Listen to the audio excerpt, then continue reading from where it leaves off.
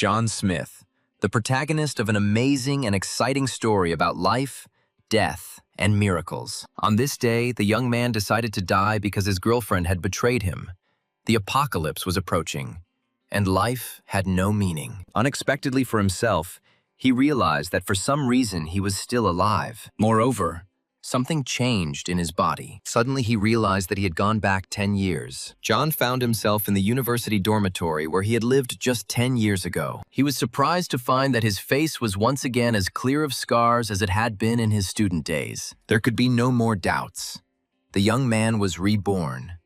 He was reborn in his former young body. The young man remembered that day very well, because he had just become a 10th rank war god in the land of dragons. That day, 2 gods of war from the neutral camp invited him to celebrate this momentous event. While the war gods were talking, the zombie emperor suddenly invaded them and quickly attacked John. The huge monster was bearing down on the young man, but his confidence and skill allowed him to move with the grace of a warrior, avoiding every attack. An unpredictable attack from behind interrupted his fight. The enemy was not where he expected. The gods of war betrayed him by attacking right during the fight. Having lost his strength, he fell to the ground, bleeding, and only a weak breath testified that life had not yet left his body. The soft female voice sounded like a mockery, congratulating him on his new title. But there was a hidden threat in this congratulation. His strength was leaving him, but rage boiled in his blood, and with a final effort he uttered the words that were the beginning of his revenge. Before him stood a monster, and next to him was the first beauty of the university, his friend Yao, whose image awakened memories like a ray of light in the darkness. The photo, a reminder of long-gone happiness, was the only reminder of those days when his heart was full of warmth and love. Each photograph contained a story he tried to forget, but the memories continued to tear him apart from within. With tears and anger in his eyes, he tore up the photographs, finally deciding to leave the past behind and move forward towards his destiny. John sat on his dorm bed, realizing that his life had begun anew, and the past, like mistakes, could be corrected. His gaze was filled with determination, and one thought was spinning in his head: to avenge the vile betrayal. He smiled, remembering that the end of the world had not yet come. He had been reborn.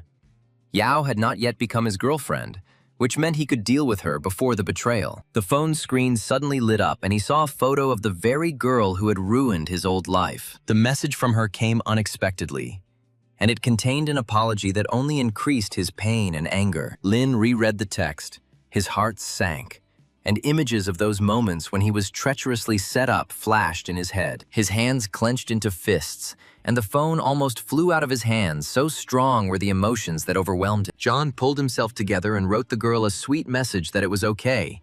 Since she had things to do, they could meet later at an abandoned warehouse behind the sports ground. The last message inspired hope that he would be able to get answers to his questions. And to interest the girl, he wrote that he had a surprise for her. The boy looked out the window, feeling that there was a struggle ahead of him. He could not understand why the Lee family hated him so much.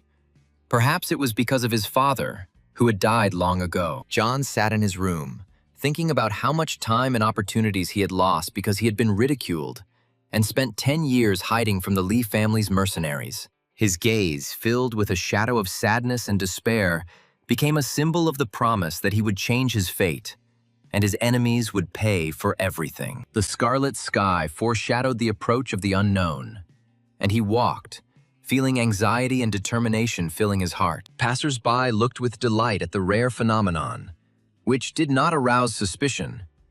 They did not know that this was a sign of imminent trouble. Lin thought about the doomsday game, realizing that once 7 o'clock came, reality would change forever, turning the entire world into a giant game. In the crowd of people walking under the sunset sky, he felt detached, knowing that only a few would be able to survive the coming events. A lonely silhouette at the warehouse gate became a symbol of the beginning of a new chapter, unknown and full of danger. John's hand confidently opened the door, behind which he would now see the beauty who was able to turn love into hate. The guy opened the doors noisily.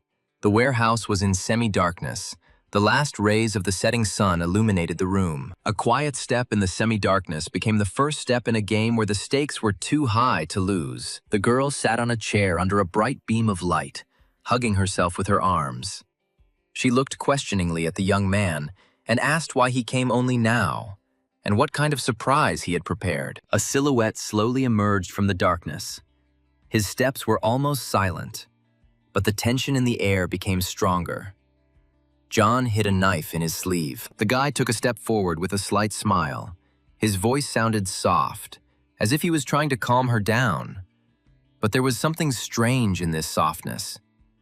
He told the girl that she would soon find out everything. Yao turned to face him, her eyes sparkling with worry and her posture betraying tension, even though she tried not to show her feelings. As he approached, she spoke sharply, her voice sounding firm, but there was a tremor in it, as if she was trying to take control of the situation.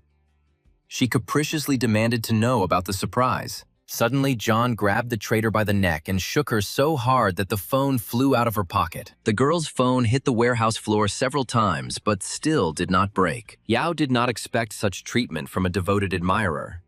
She screamed that he had gone crazy and demanded that he let her go. The young man, burning with anger, looked with hatred at the one he loved so much. He named the hotel, the date, and the amount of money. A knife flashed in John's hands. His gaze was cold. It was clear that he had already made a decision. He named another date, another hotel, and a sum of money. Yao still tried to feign bewilderment, asking what he was muttering. But her heart was fluttering and her gaze was begging for mercy. Fear was frozen on her face. She tried to say something, but the attacker had a knife shining in his hand, and he continued to list dates, hotels, and amounts of money. The girl suddenly realized that these dates and hotels seemed very familiar to her, but she still did not understand what John had to do with it. And the guy kept listing and listing, and the further he went, the more anger and contempt could be heard in his voice. And suddenly Yao realized that John was listing the dates and places where he and Li Haobo had made love. But she didn't understand how John could have found out about this. And this greatly frightened the girl. In a desperate attempt to escape the angry admirer, Yao said that she could explain everything, her voice trembling with horror, but a faint hope still glimmering in her eyes. The hero only smirked in response, his smile cold and his eyes full of frightening determination. He asked how she was going to explain everything. And then John's gaze fell on the girl's phone, which had fallen out during the first shake. He picked up the phone and immediately saw the correspondence with Li, which confirmed the insidious plans of the enemies.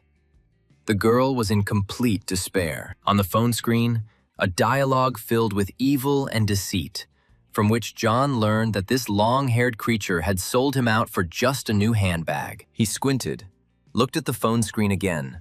The smile on his face became ominous. It did not bode well for Yao. The girl was trembling with fear. John's hand was tightly squeezing her throat.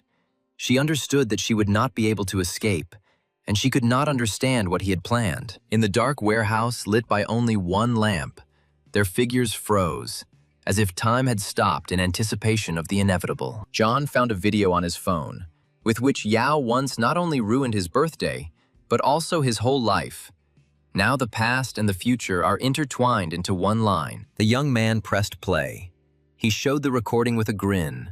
His cold eyes penetrated straight into the traitor's soul, making her tremble. And from the phone flew Yao's words that the most beautiful girl at the university doesn't need a pauper and an orphan, whose only thing is a pretty face. She shuddered. Her head was spinning. The girl did not understand how John could find out everything, and what she should do now. He brought the screen closer, showing the video with a smile, and also repeated that if John wasn't needed by Mr. Li, she wouldn't even look at him. Her eyes filled with tears, in which horror and hopelessness were mixed. Every word that should have destroyed John now destroyed her. He laughed, enjoying her helplessness, as if her fear was a triumph he was going to fix forever. The girl's hands dropped helplessly. She didn't understand what was happening, and, most importantly, how it would all end for her. John still holds the girl tightly by the neck. There is silence around, broken only by her ragged breathing.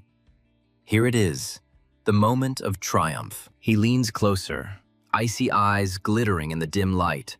and he asks her mysteriously, perhaps wondering how he knows all this. The girl presses her hand to her chest. Her eyes are full of fear. She is almost suffocating from what is happening. She is shaking violently. The young man brandished his knife, telling Yao to go to hell and think about everything there. Her dying scream echoing throughout the room. John's rage flares up like a flame. He screams for the girl to die, and in anger, he kills her. A blow from a razor-sharp knife sends blood flying in all directions. It is simply impossible to survive a blow like that. The girl falls to the floor, her body shaking, a scarlet pool of sticky blood spreading around her. The first enemy is defeated. John stood motionless, holding a bloody knife in his hands, looking at the prostrate body of his beautiful but vile girlfriend, and understood that there was no turning back for him. A storm raged inside the young man. He killed a man for the first time, and he wanted to, but he still felt uneasy. The space around him swam, and he fell on all fours. Having come to his senses a little, he repeated, as if under a spell, that because of all this he had lost 10 years. 10 years. Suddenly John laughed. It was a strange laugh, even a terrible laugh. The laugh of a man who had gone through his own death and returned to bring death to others. Tears were streaming from the young man's eyes, and a whole range of emotions was raging in his soul. But he only repeated, 10 years, 10 years, and again burst into wild laughter. Soon the attack passed. His eyes regained clarity.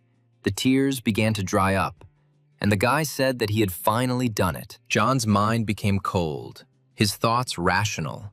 He understood that he had killed the vile Yao, but it was not enough. There is also Kabo and his Li family, who are hiding in their estate, because it was Kabo who organized the persecution of him, John.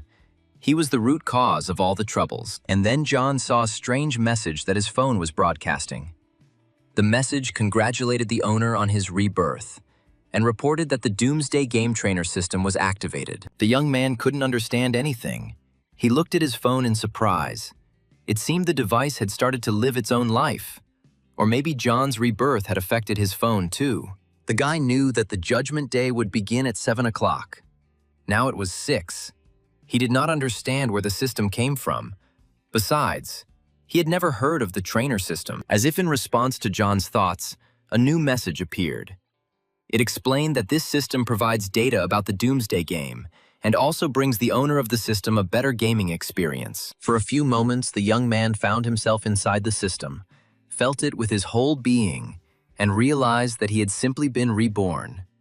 He had become a completely different person. Another message came that the introduction to the system is complete. Receive your first game reward, John said. Receive. In response to his words, a new message appeared that his reward was being downloaded. The young man's first reward is called Absolute Explosion. Its essence is that when killing any zombies, the benefit from the explosion of objects increases from 1 to 100%. This means that when you kill one zombie, you need to blow up one object, and the benefit will be greater. In the Doomsday world, 1% is synthesized during the explosion. John, having been deceived many times, was plagued with doubts. As an experienced player, he knew that killing a large number of monsters was equal to a low chance of survival. The young man asked loudly whether this system could really be trusted. There was still doubt in his eyes, but deep down the guy believed in the system, because he had already spoken boldly with it. As an answer to the question asked, a holographic screen appeared with information about the system, and with John's name, the young man studied it carefully. When he realized what kind of system he had become the owner of, he couldn't stand it any longer and screamed at the top of his lungs how cool it was. The system explained to the young man that with every 10th level increase, the owner receives a new super trainer, while when completing tasks from the system, the owner receives a regular trainer, weapons, items, and other rewards. John dared to ask the system the question that was troubling him. Would he be able to overthrow the Li family with the help of the system? The system replied that the Li family was one of the 3 major families in the Dragon Country. Their strength could not be underestimated. Not only did they have a huge number of well-trained warriors, but they also had secret body tempering techniques. So after the Day of Judgment came, They were able to reap a lot of benefits and strengthen their power. John remembered again that he never found out why Lee Habo hated him.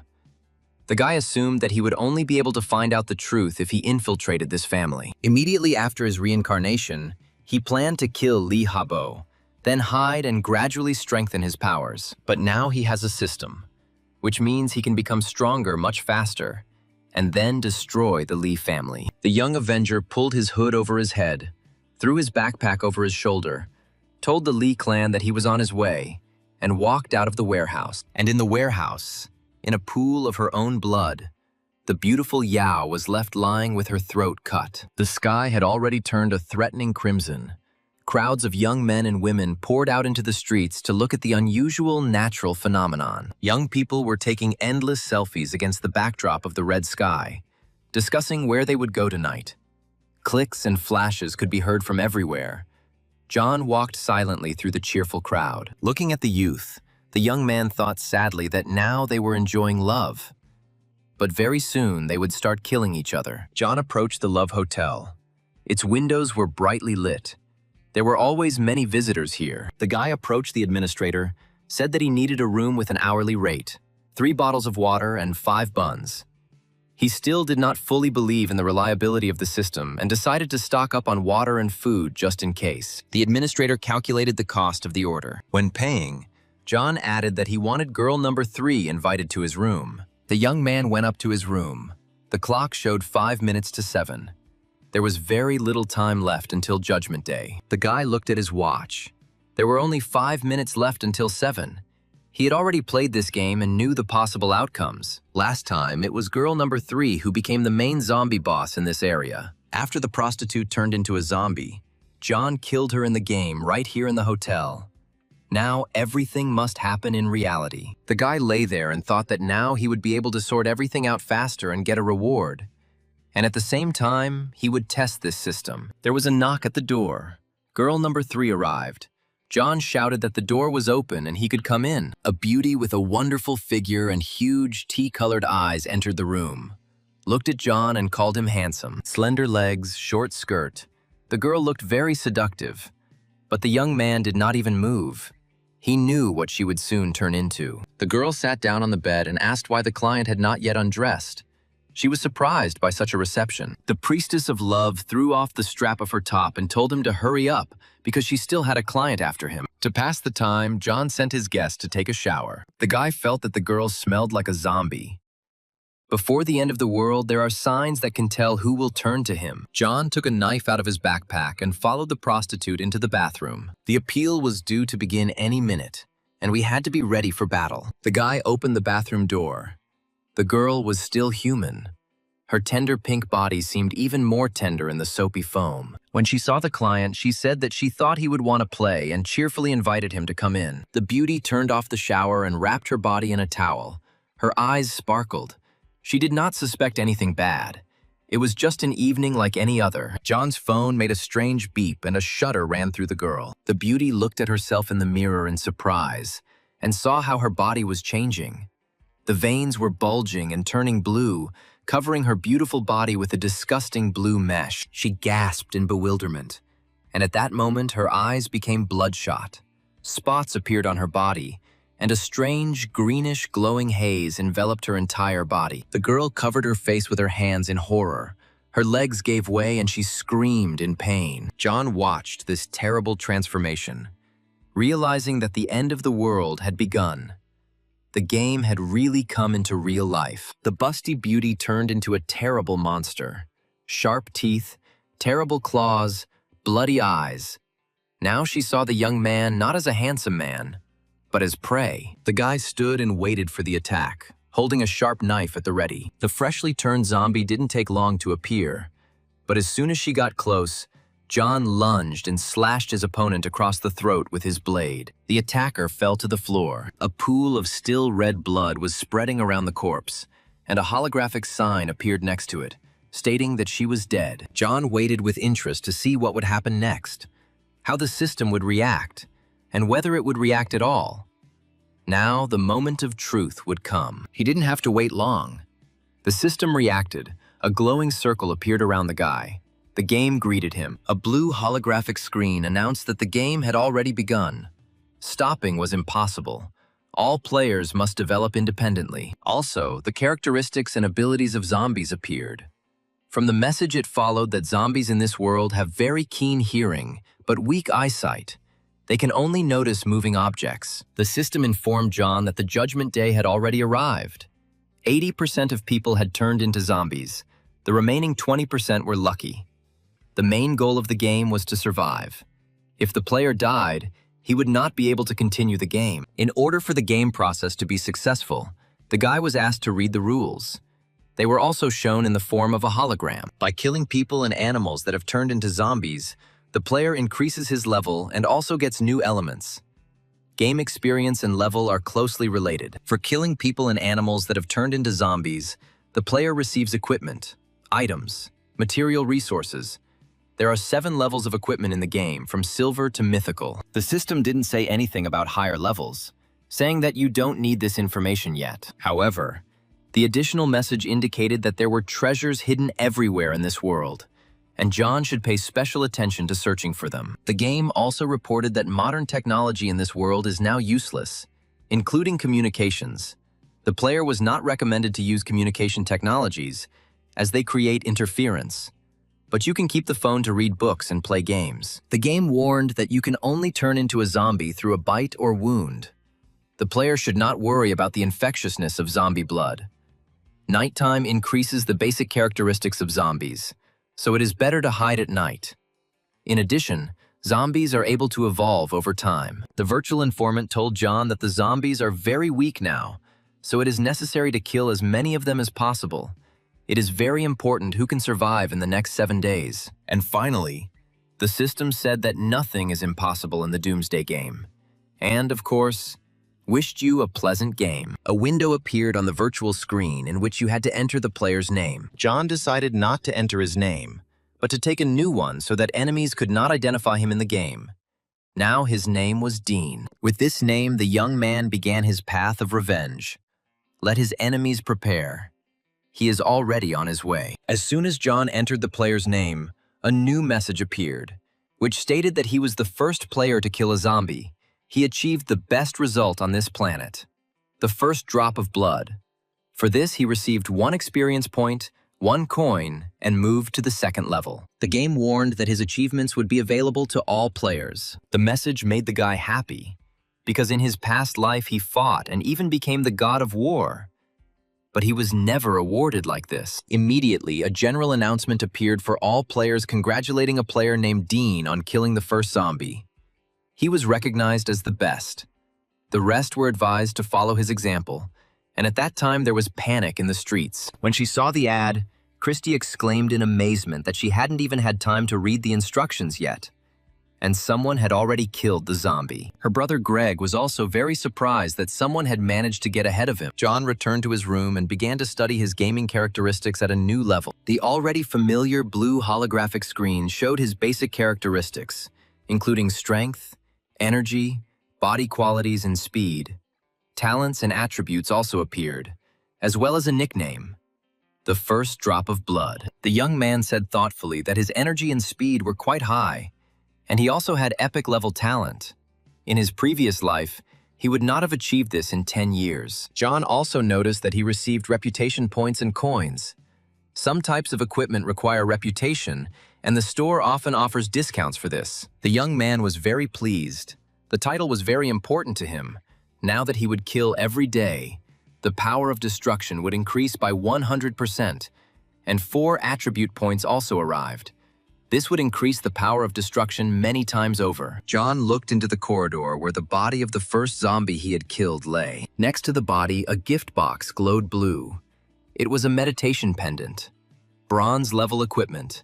When used, energy increases by 1 point, and the speed of energy recovery increases by 10%. The guy exclaimed in delight that the 100% explosion reward really worked, and he immediately won bronze equipment. The system responded to his exclamation with a new message, where it suggested using the trainer system wisely and not forgetting about its existence.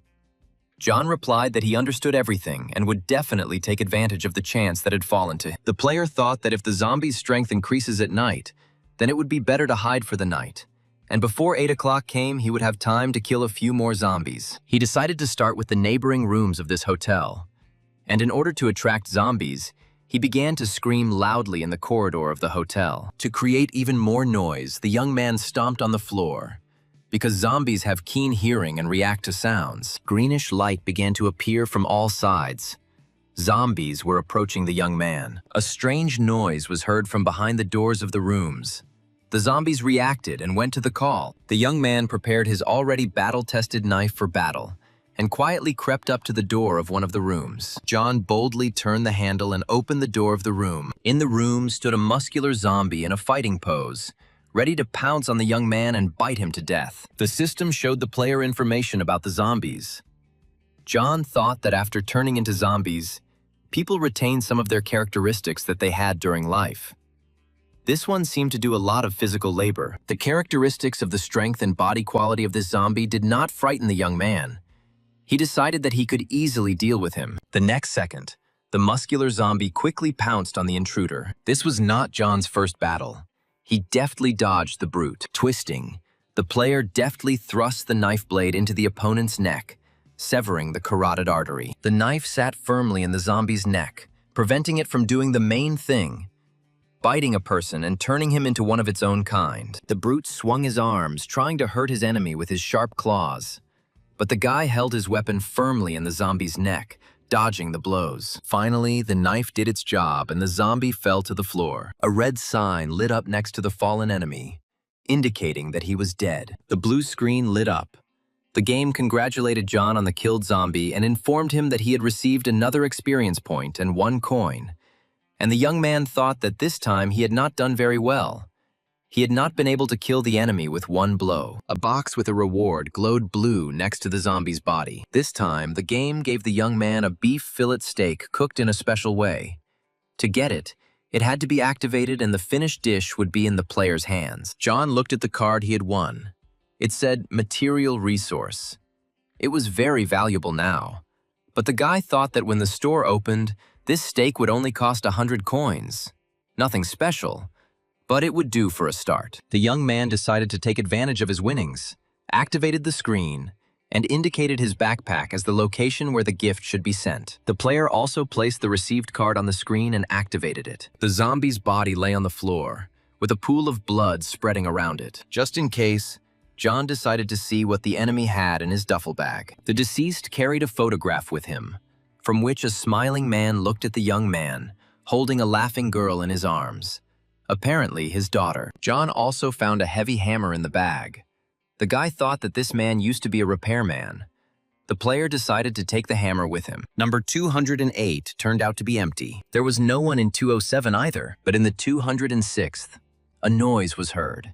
And the player happily thought that there was still some work for him. The hammer that was found easily smashed the lock that was cut into the door of the room. Shouting that this was a fight against prostitution, the young man threw open the door to the room. Looking into the room, John froze for a moment in bewilderment.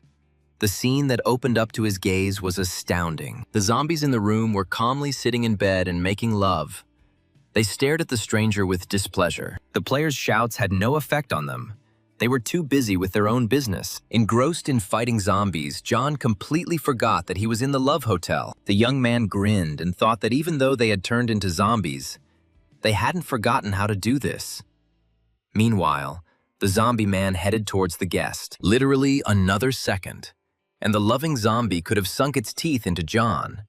With such a furious speed, he rushed at the man. The young man deftly dodged, allowing his opponent to fly past, while the player quipped, apologizing for disturbing them. The zombie did not retreat. It seemed he was determined to bite the insolent fellow to death. John looked at the enemy. This zombie had lower stats than that worker, but he was incredibly daring. The guy managed to hit the attacking zombie on the head with a hammer. The blows stopped the enemy, but did not kill him. The knife came to the rescue again, and the blow to the eye was fatal for the zombie. The defeated enemy fell to the floor. John heard the sound of footsteps behind him and instantly twirled the saving knife in his hand. The murdered man's girlfriend was running behind the young man, trying to avenge her lover. A lightning-fast knife blow to the neck killed the attacker. The blue screen appeared again. The game congratulated him on killing 2 zombies, receiving new experience points and coins. Next to the bodies of the slain zombies, 2 more chests with gifts began to glow. The player was delighted. It seemed the system was telling the truth about a 100% explosion. In his past life, after killing 100 zombies, John could only get half a bottle of water. In this life, he was much luckier. Having opened the chests he had won, the young man exclaimed that it was great to be lucky. This time, John won 2 Explorer's Eye cards, a one-time bronze-level tool that helps explore the environment within a radius of 10 meters. 1 Explorer's Eye lasts for 10 hours. The guy decided to immediately use the equipment he had won. While John was activating the researcher's eye, a swearing sound was heard on the stairs. The administrator went to find out who was making such a noise. Seeing the young man, the administrator called him a little shit, and puffing and spitting headed towards the troublemaker. The angry hotel employees shouted that some poor bastard had made such a noise and demanded that John beg for forgiveness on his knees, or else he would be thrown out of there. The young man looked angrily at the tyrant. The administrator decided not to limit himself to swearing. A decent-sized fist almost hit John in the jaw. The guy dodged the blow, and the offender flew past by inertia. A knife flashed behind the young man's back. From now on, no one dared to insult him or raise a hand against him. The evil security guard this time called John a piece of trash for dodging the fist and promised to deal with the young man. And then the administrator saw with horror a long knife in John's hands. The young man walked towards the offender, saying that it would be better, of course, to wait an hour until the zombies bit this man, and then finish him off. John came very close and said that in an hour he would have time to kill many zombies, so he would not waste time on such an insignificant little man. A short swing of the knife, and the floor of the corridor was painted the color of blood. Drops scattered. Scarlet streams flowed. Looking at the dying administrator, the young man said goodbye, that after the end of the world, the one who has the stronger blow survives. John quickly walked away, saying that a strong blow was not about the loud administrator. The player went from room to room, and at one he knocked and said that he had come to clean the sewers. In another, he knocked with the message that he had come to fix the bed. The third time, he persistently pounded on me with his fist and shouted that it was food delivery. No one answered in any of the rooms he tried. Either the zombies didn't want to fight him, or there really was no one there. Finally, a noise was heard from one of the rooms. Someone was definitely there. John was delighted. Hooray! He found a zombie again. The young man prepared his weapon and abruptly threw open the door to the room. In the room, there appeared an impressive-looking zombie, larger, scarier, and stronger than the previous ones. The mutant resolutely rushed into battle. John dodged to avoid falling into the zombie's teeth. This time, the fight was not easy. The thug was pressing on the young man. He had to use several techniques in the fight against the monster. While striking the zombie, John thought that this one, although a big one, was agile. Standing on his hands, the young man dealt his opponent a deafening kick, stunning the big guy. The player took advantage of the momentary pause and instantly struck the zombie in the neck with a knife. Blood gushed from the thug's neck like a fountain. The blow from the long, sharp knife proved fatal for him. Continuing to roar in its death throes, the monster fell to the floor dead. The chest with the winnings shone again near the defeated zombie. This time, the game presented the winner with a bottle of expensive alcohol. As he left, John turned to the dead enemy and said that the big guy had helped him a lot. As with the worker, the winner carefully examined the room of the dead big guy, but found nothing useful. John headed to his room. The young man decided that he would spend the night here. He had no other shelter, and it was dangerous to look for it at night. Besides, he needed to rest and regain his strength. John had already taken off his jacket, getting ready to have dinner and settle down to rest. And then the game sent a message that John needed to gain 6 experience points to move on to the next 3rd level. He looked at the time. It was 20 minutes to 8. The zombie's strength would increase very soon. The young man cursed when he saw that it was almost 8 o'clock. But there was nothing to be done. He had to go look for zombies. John hurried to search for monsters because he had only 20 minutes left to kill 6 zombies. Then he would be able to move on to a new level in the game. This time, young John Smith decided to hunt on the 1st floor of the hotel. And on his way, he came across an empty reception area. There was a sign at the reception desk that said that girl number 3 would be available to serve customers at any time they wished. The young man slowed down. The sign made him think about where to look for zombies. If this is girl number 3, then there are 3 prostitutes in the hotel. He killed 2, and there is 1 left. According to the game's settings, zombies come out towards sound, and John began to pound the hammer on the table, which made loud, vibrating sounds. The young man was beating so hard that the entire hotel should have come running. But the mutants were in no hurry to show up. Finally, sounds that were already familiar to Smith came from the next room. There were probably zombies there. John cautiously entered the suspicious room. The player found himself in a cozy room. Apparently, business meetings or banquets were held here before, or perhaps especially wealthy visitors were met here. But there was no one in the hall. No traces of zombies, however. The characteristic sound was heard. The mutants were somewhere close. John followed the sound and saw a hatch leading to the basement. The young man wondered how far the remaining zombie girl had gone. It turned out that the fighter had found who he was looking for. 2 mutants, a boy and a girl, were climbing up the stairs from the basement. It seemed that the prostitute, who had turned into a zombie, was fiercely pursuing her client, who was quickly climbing the stairs, desperately stretching out his hands with creepy, overgrown claws towards the exit. Here, the girl grabbed her victim, and the 2 of them, falling from the stairs, flew down. John watched these scenes from the hatch opening. Grinning wryly, he muttered, "How the zombies try, though." The next second, the player jumped into the basement, holding his deadly weapon at the ready. On the fly, the young man slashed the mutant prostitute with his blade. This time, 1 precise blow was enough for him to kill the zombie. The gnarled hands of the second zombie, a friend of the girl who had just been killed, were already reaching out to John. The blade flashed, and a crushing blow of the knife to the neck crushed the second mutant. To be sure, the young man plunged his weapon into the enemy up to the hilt. This was enough. The monster died. The game informed him through the familiar screen that he had killed 2 zombies, for which he received points and coins, and 4 more remained to be killed to move on to the next level. John looked at his knife. He noticed that the knife had become dull, and it was becoming difficult to kill with it. He hoped that as a reward, the game would give him some new weapon. The system seemed to hear his thoughts. To his left, he saw a bright flash of light. On the blue screen that appeared, the sword of Tang lay. The young man exclaimed that his thoughts were material. Smith held his new weapon in his hands and smiled. He was sure that he would have more than just steak for dinner today. The system immediately suggested that he had 2 more amaranth manto. John studied the characteristics of his new sword using the system. It was a bronze-level weapon developed in the Tang dynasty in the Land of Dragons. It is especially durable and can penetrate armor. In addition, it increases the strength of its owner and is able to weaken the enemy. After the battle, the sword's power is restored. The young man waved the sword with pleasure, getting used to it.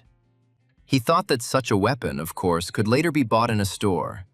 But now it was more than useful to him. The guy looked at his gifts on the screen and hurried off to look for zombies. Looking at his phone, he realized that he had only 10 minutes left until nighttime. Without delay, he hurried to the stairs and used them to leave the basement, leaving the corpses of his defeated enemies lying there. John opened the doors of the hotel. He stood on the threshold, flooded with lantern light, so that even the half-blind zombies could not help but notice him. Crowds of people turned into zombies wandered the streets. They were covered in blood and confused. To make sure he got everyone's attention, the young man loudly knocked on the hotel door with his fist. The zombies reacted to the sound. They bared their teeth and moved towards Smith from all sides, and he stood on the threshold of the open doors of the hotel and seemed to tease them, propping his hips with his hands. We didn't have to wait long. A crowd of enraged mutants burst into the Love Hotel with growls and howls. The closer the zombies got to John, the faster they moved.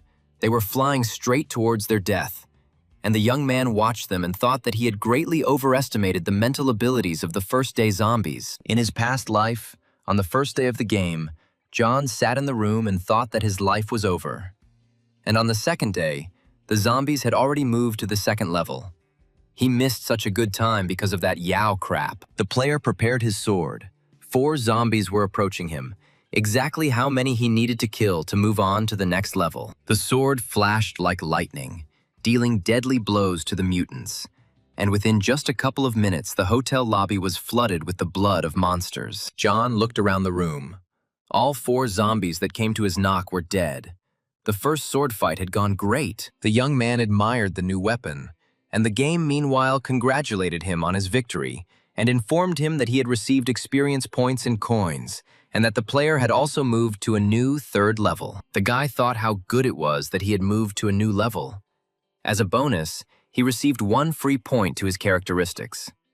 To get to the 4th level, he needed to gain another 30 points. Inspired by the successful fight, John pounded his fist on the wall again, trying to lure out any more zombies that might be in the hotel. Another mutant girl came in at the sound from the street. Smith thought that he had finally come across a zombie with at least some intelligence. She came to him herself. Slightly worried, the player dealt the guest a crushing blow to the head, killing her instantly. A chest with winnings lit up next to the prostrate body.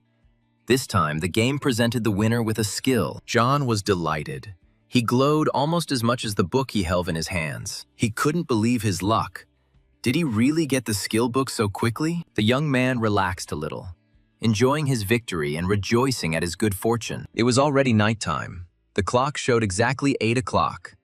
But John did not have time to hide in the shelter. After thinking for a bit, the guy decided to hurry to his room and wait out the dangerous time there. Smith ran down the corridor, but realized he was too late. There was a terrible roar ahead. Some large zombie had broken into the hotel and was looking for a meeting with John. The young man saw the enemy. He was really very strong. The system showed the player the enemy's characteristics. The monster was huge, with glowing eyes. The system reminded John that at night zombies receive more buffs. Body characteristics increase.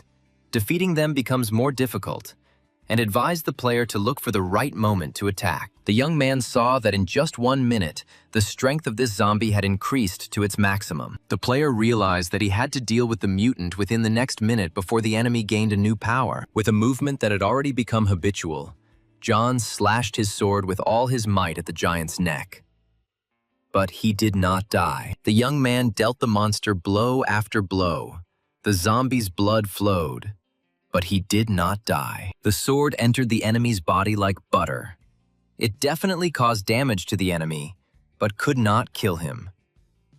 It seemed like the sword was about to cut off the zombie's head, but it seemed to be smiling, only its glowing red eyes gleaming. John took a few steps back in confusion, retreating, and then the player remembered the hammer, which he also carried with him as a weapon. Shouting "Die!" Smith launched the hammer at the surprisingly resilient foe. The hammer, spun like a frisbee, flew straight at the monster's head. The hammer hit the target and partially crushed the zombie's head. With Tang's sword already stuck in its body, the hammer stunned the giant. John took advantage of the pause and pulled his sword out of the zombie's body. The next second, the young man delivered another powerful blow with his sword to the wounded enemy. The zombie fell to his knees, covered in his own blood. His strength diminished, but he was still alive. The monster's red glowing eyes looked at the man with hatred. Gathering its last strength, the huge zombie rushed at John again. The young man pressed his back against the wall and waited, as the system advised, for a convenient moment to deliver the final blow to the terrible enemy. Something inside the player told him it was time. He unclenched like a spring and slashed with all his might at the enemy's neck. This blow proved fatal for the monster. It bared its teeth again and fell down dead. Smith surveyed the battlefield, picked up the hammer, and returned to the foyer to collect his winnings. John only now fully realized the danger he had escaped. The young man realized that the characteristics of the zombie he had just killed had reached their peak, and if it weren't for his experience, plus the fact that he had managed to prepare, the player could easily die now. In the hotel lobby, the guy collected glowing boxes with winnings. John understood that it was already 8 o'clock, which meant that the characteristics of all the zombies outside had increased by at least 50%, which meant that he needed to lock himself in tighter. The young man locked the front door of the hotel and propped it up with the bodies of the dead zombies. Smith fought the last zombie for too long.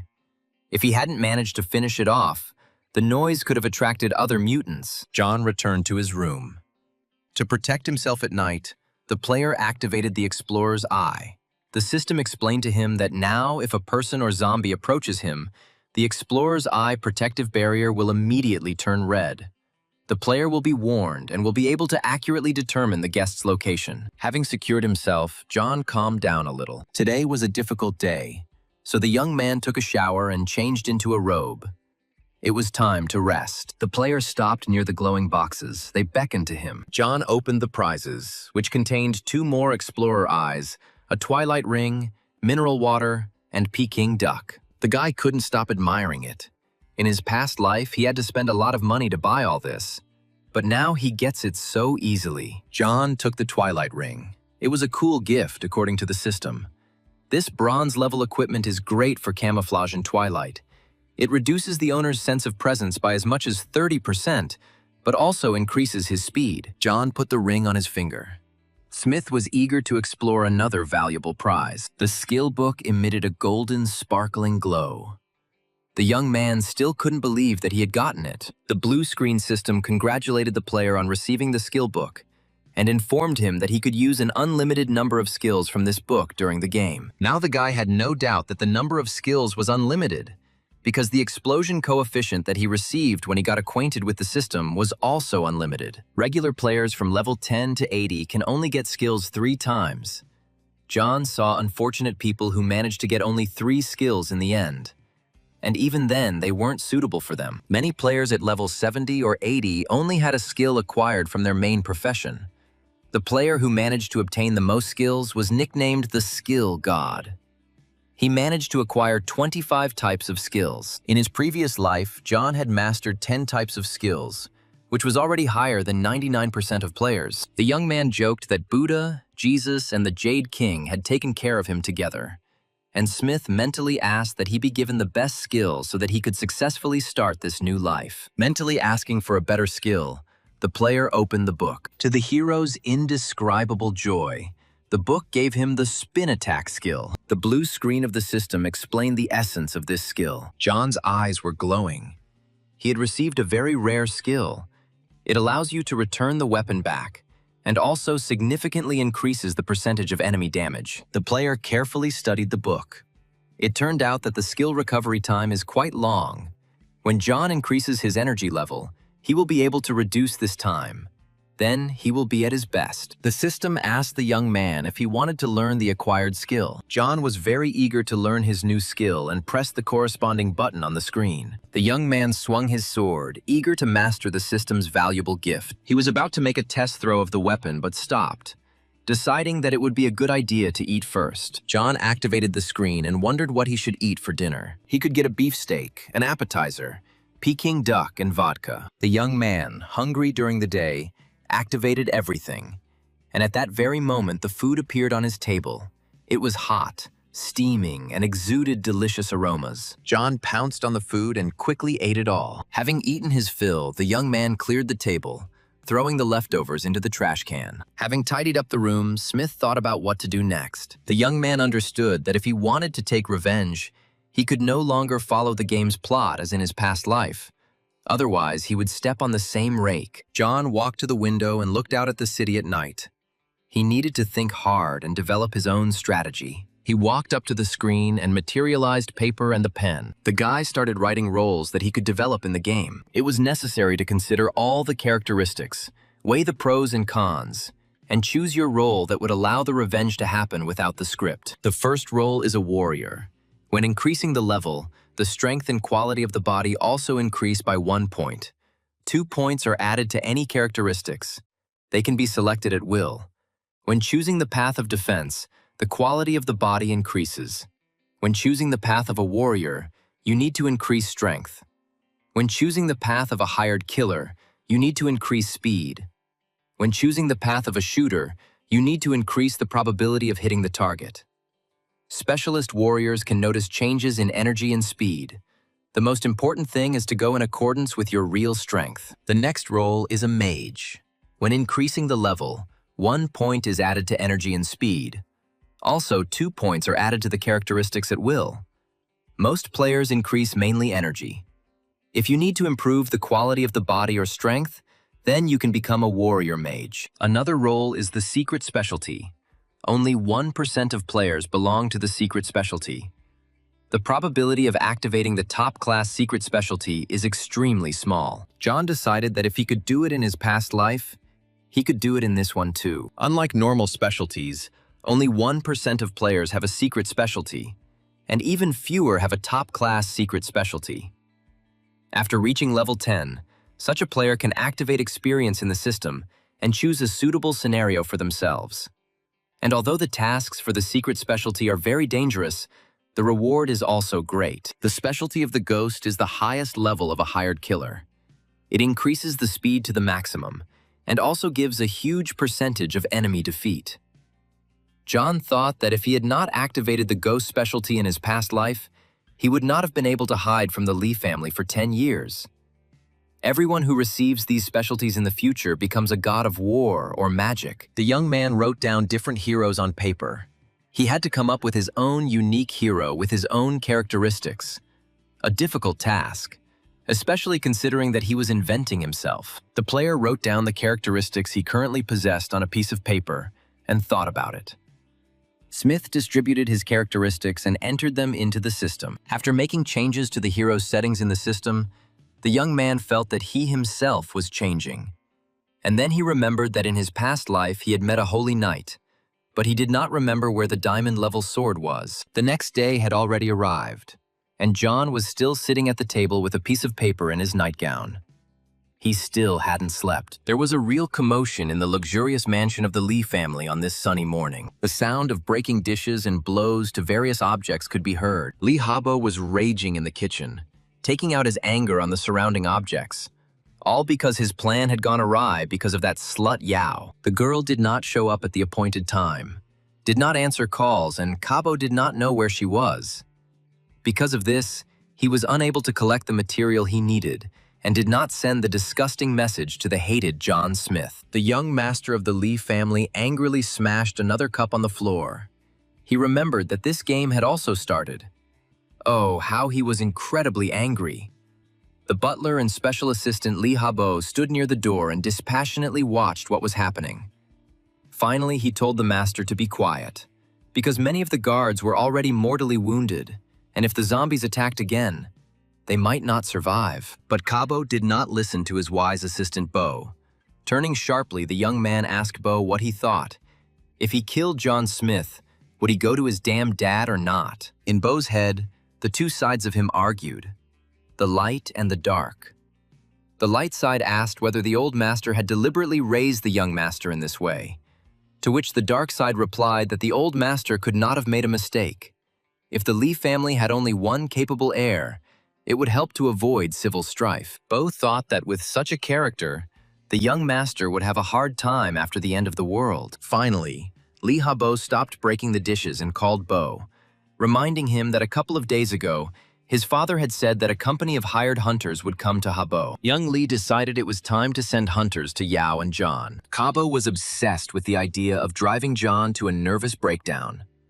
For this, he needed Yao, and he intended to find her alive or dead. Bo said that these mercenaries were specially trained for Cabo since childhood, so they will definitely cope with any task he gives them. Young Lee imagined John Smith crying over the lifeless body of his beloved Yao, and the scene amused him and he laughed. John was about to leave his shelter. He put on his tracksuit again and suddenly sneezed loudly, which was a sure sign that someone remembered him. The young man rubbed his nose in confusion and wondered who could remember him. Smith got dressed, collected his weapons, threw his backpack over his shoulder, and jumped out the window into the street. The guy landed successfully.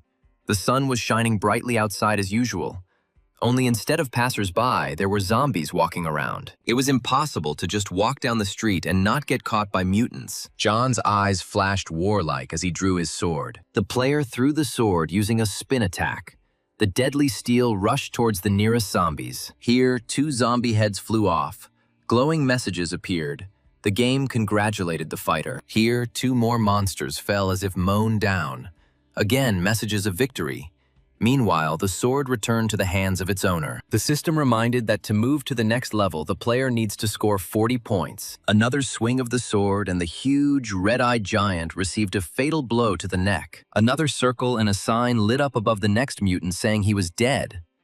With his new skill, John mowed down zombies like grass. The young man winked cheerfully at the sword and said that this spin attack was a great thing. The player looked at his reflection in the sword blade and thought that if he could just raise his energy level a bit more, he would be happy, because the recovery time for the spin attack was quite long. The guy decided that he had enough for today and went to collect boxes with prizes for killed monsters. This time, the gifts included a super accurate watch, spicy chicken with rice, a clean shirt, and other nice and useful things. John opened another chest and was stunned by surprise. The system congratulated the player on receiving a new instrument. Smith received a scroll of equipment enhancement.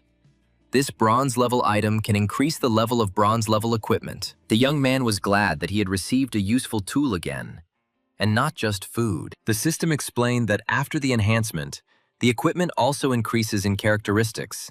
The enhancement is guaranteed upon first use. Then, the quality of the enhancement will depend on the increase or decrease in level. John decided to immediately strengthen his sword Tan. Now he could reduce the enemy's defenses not by 10, but by 15%. While there was a little time left, the player activated the blue screen and adjusted his own characteristics. It was the second day of the game, and John was already at the Special Forces level. Another system message informed the young man that he had won the Mask of Concealment. This useful item allowed the player to hide his nickname and all basic information, although it only lasted for half an hour and the mask could be used a maximum of twice a day. Smith considered the information he had received. Turning the mask over in his hands, the young man decided to immediately use the gift and applied the invisibility mask to his face. The system reported that the mask was successfully activated. Leaning on his backpack, the guy lay down to rest a bit before continuing on his way. Basking in the sun's rays, the hero thought that if he reached level 5 today, he would be able to immediately go into battle, rather than waste time on quests. The system immediately responded to his thoughts, telling him that the guy was wrong.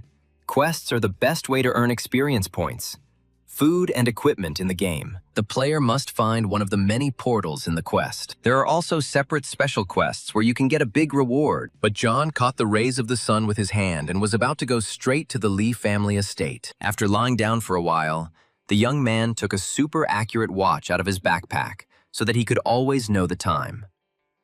The guy always dreamed of such a watch, and here it is on his hand. Who would have thought that everything would turn out exactly like this? John walked along an empty road, where not a single car drove anymore. Here and there lay the corpses of zombies. This road led to the house of his sworn enemies. Having drawn his sword, the young man walked through the vast farmyard. It was completely empty. On the wide doors of the rich house hung a lock of impressive size. But Tan's sword was capable of piercing armor, so John cut the lock's shackles with a light movement. With his heart beating fast, the young man opened the doors leading into the house. The rich house seemed to be empty. Furniture and dishes were scattered. It looked like people had left in a hurry, and yet the young man kept his sword at the ready. Zombies could appear at any moment, and Lee's minions were no better than mutants. John walked through the house. Here and there, pools of blood were visible. There were bloody stains on the walls. Apparently, the house was attacked by zombies, and the guards were fighting them off. In the midst of the frightening silence, the guy heard a familiar sound. He carefully opened the door of the room from which the sound was coming. It seemed like a zombie lived here. The hero was not mistaken. A paw with terrible claws darted out towards him and tried to grab the young man. Smith swung his sword with lightning speed and cut off the paws reaching out to him. Blood filled the room. John looked at the huge limbs that lay at his feet. The young man sneezed again. The second time today. This is not a good sign, he thought. The guy heard a noise coming from somewhere else, as if a door was being knocked down. He followed the sound and saw that the zombie had already damaged the door, sticking its clawed paws, which had recently been hands, into the holes. The next moment, the door shattered into pieces, and a large zombie rushed at John. The hero was ready to attack. The steel of the sword flashed coldly, and the attacker fell on the threshold of his own door. He was dead. Apparently, in life, the man was a simple person. His room was small and furnished very modestly. John stopped his gaze on the table. There was a photograph there. There were 3 people looking at the young man from the photograph. 2 guys and a girl in round glasses. All of them were doomsday players. It looked like someone had fled the room in a hurry. Books and things were scattered across the floor and the balcony door was open. A wave of sadness and sympathy washed over Smith, but he quickly pulled himself together and walked on with a firm step, thinking that a lot of people had turned into zombies, and he couldn't sympathize with everyone. The young man decided to have a snack and looked at what food he had. It turned out that he had won so many things, it was difficult to choose, so he had to take the first thing that came his way. John activated 4 juicy aromatic dishes, and in that moment, they appeared on the table in the room he occupied. The hero ate his fill with great appetite. Everything was very tasty. Soon, all the plates were empty. The guy lay down on the sofa to rest a little and think about where he would go next. John opened a city map on his phone, found the street he was on, and after lunch decided to go east. He still needed to gain a few points to reach level 5, and he would kill a couple of zombies along the way, and that would be enough. The young man stretched sweetly on the sofa. He was drowsy after sleep, but he needed to get up and move on. John took a few steps around the room and suddenly clearly heard someone's footsteps. He realized that these were probably the 3 from the photograph. He was in such a hurry to fill his belly that he completely forgot about them. The hero crept up to the window and listened. Indeed, these 3 were near the house. They were quietly talking to each other. The guys discussed him, wondering if he had left or was still in the house. The boys and the girl were sitting in the bushes next to the house and looking sadly at their windows. They smelled the food and literally swallowed their saliva. One of the young men said that the guy apparently had a lot of food cards. John quietly jumped out of the window and moved closer to his interlocutors. Christy stammered that it was wrong to take it by force. Her brother Greg chuckled at his sister's fastidiousness and said that they would simply threaten him with a knife and he would give it all up himself. Smith stood behind his friends and listened attentively to their conversation. Finally, John whispered that it was 3 rats. Greg continued to convince his sister. He said that this guy broke down their door, which meant it was a burglary. Christy hesitantly agreed. The girls said that their dad became a zombie. She and her brother immediately ran out of the room, didn't even have time to take anything with them, hadn't eaten anything since yesterday, and this guy has food. Christy clenched her little fists and screamed that she really needed to take the stranger's food away. And then blood started flying at Christy. It was running down her big glasses.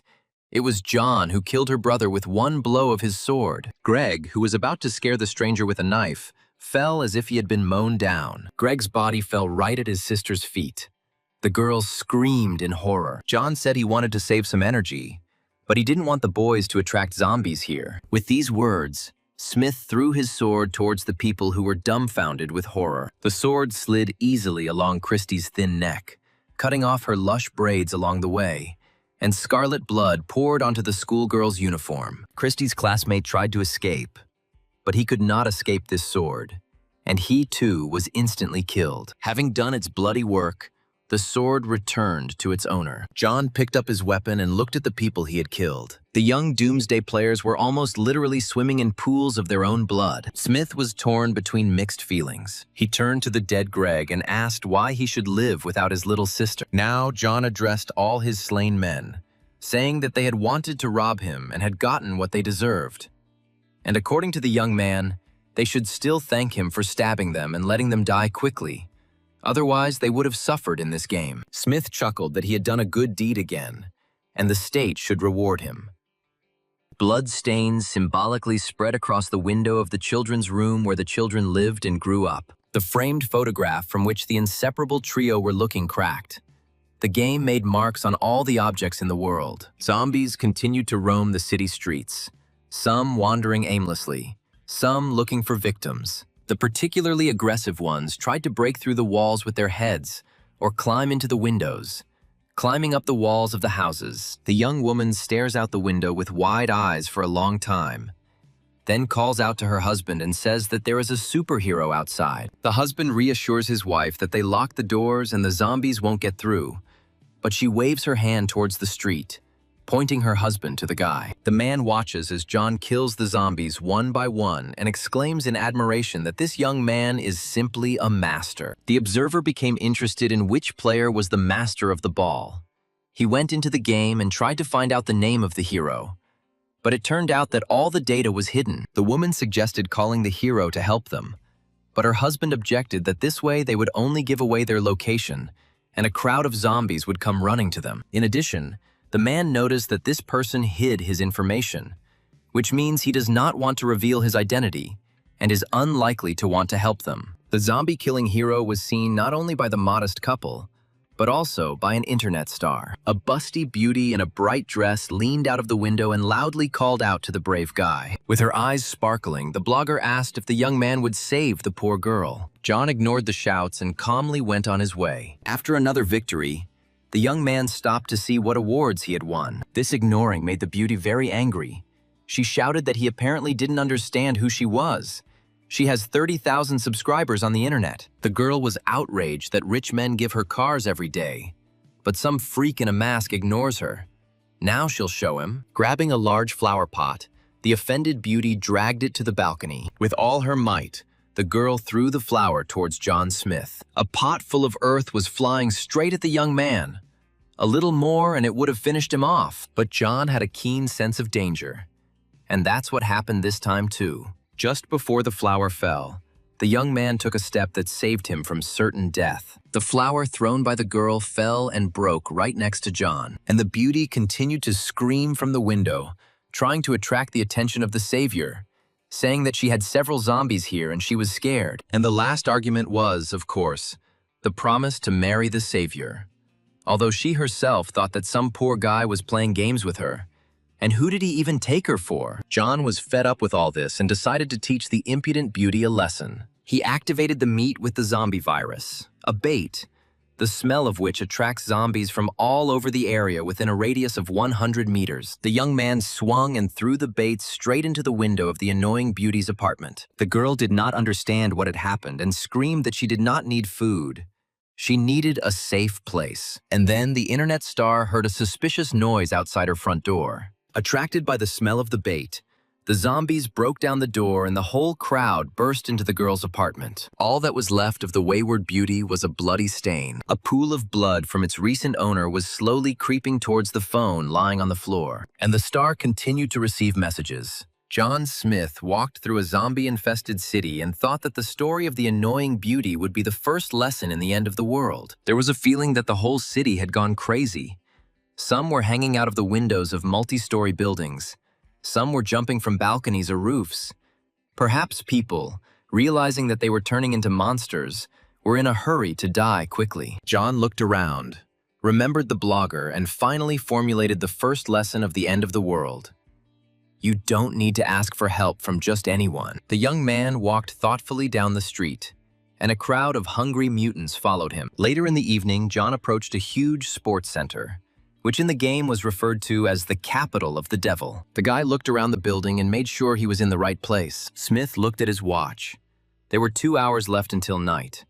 The hero decided that this time would be enough for him. There was supposed to be a special silver-level treasure chest hidden in this sports center, and John was determined to find it. The young man knew that according to the game settings, various quests, robot merchants, or treasure chests would appear in significant places in the city. Treasure chests fall right to the ground and anyone can open them. To get a boss chest, you need to kill the main boss.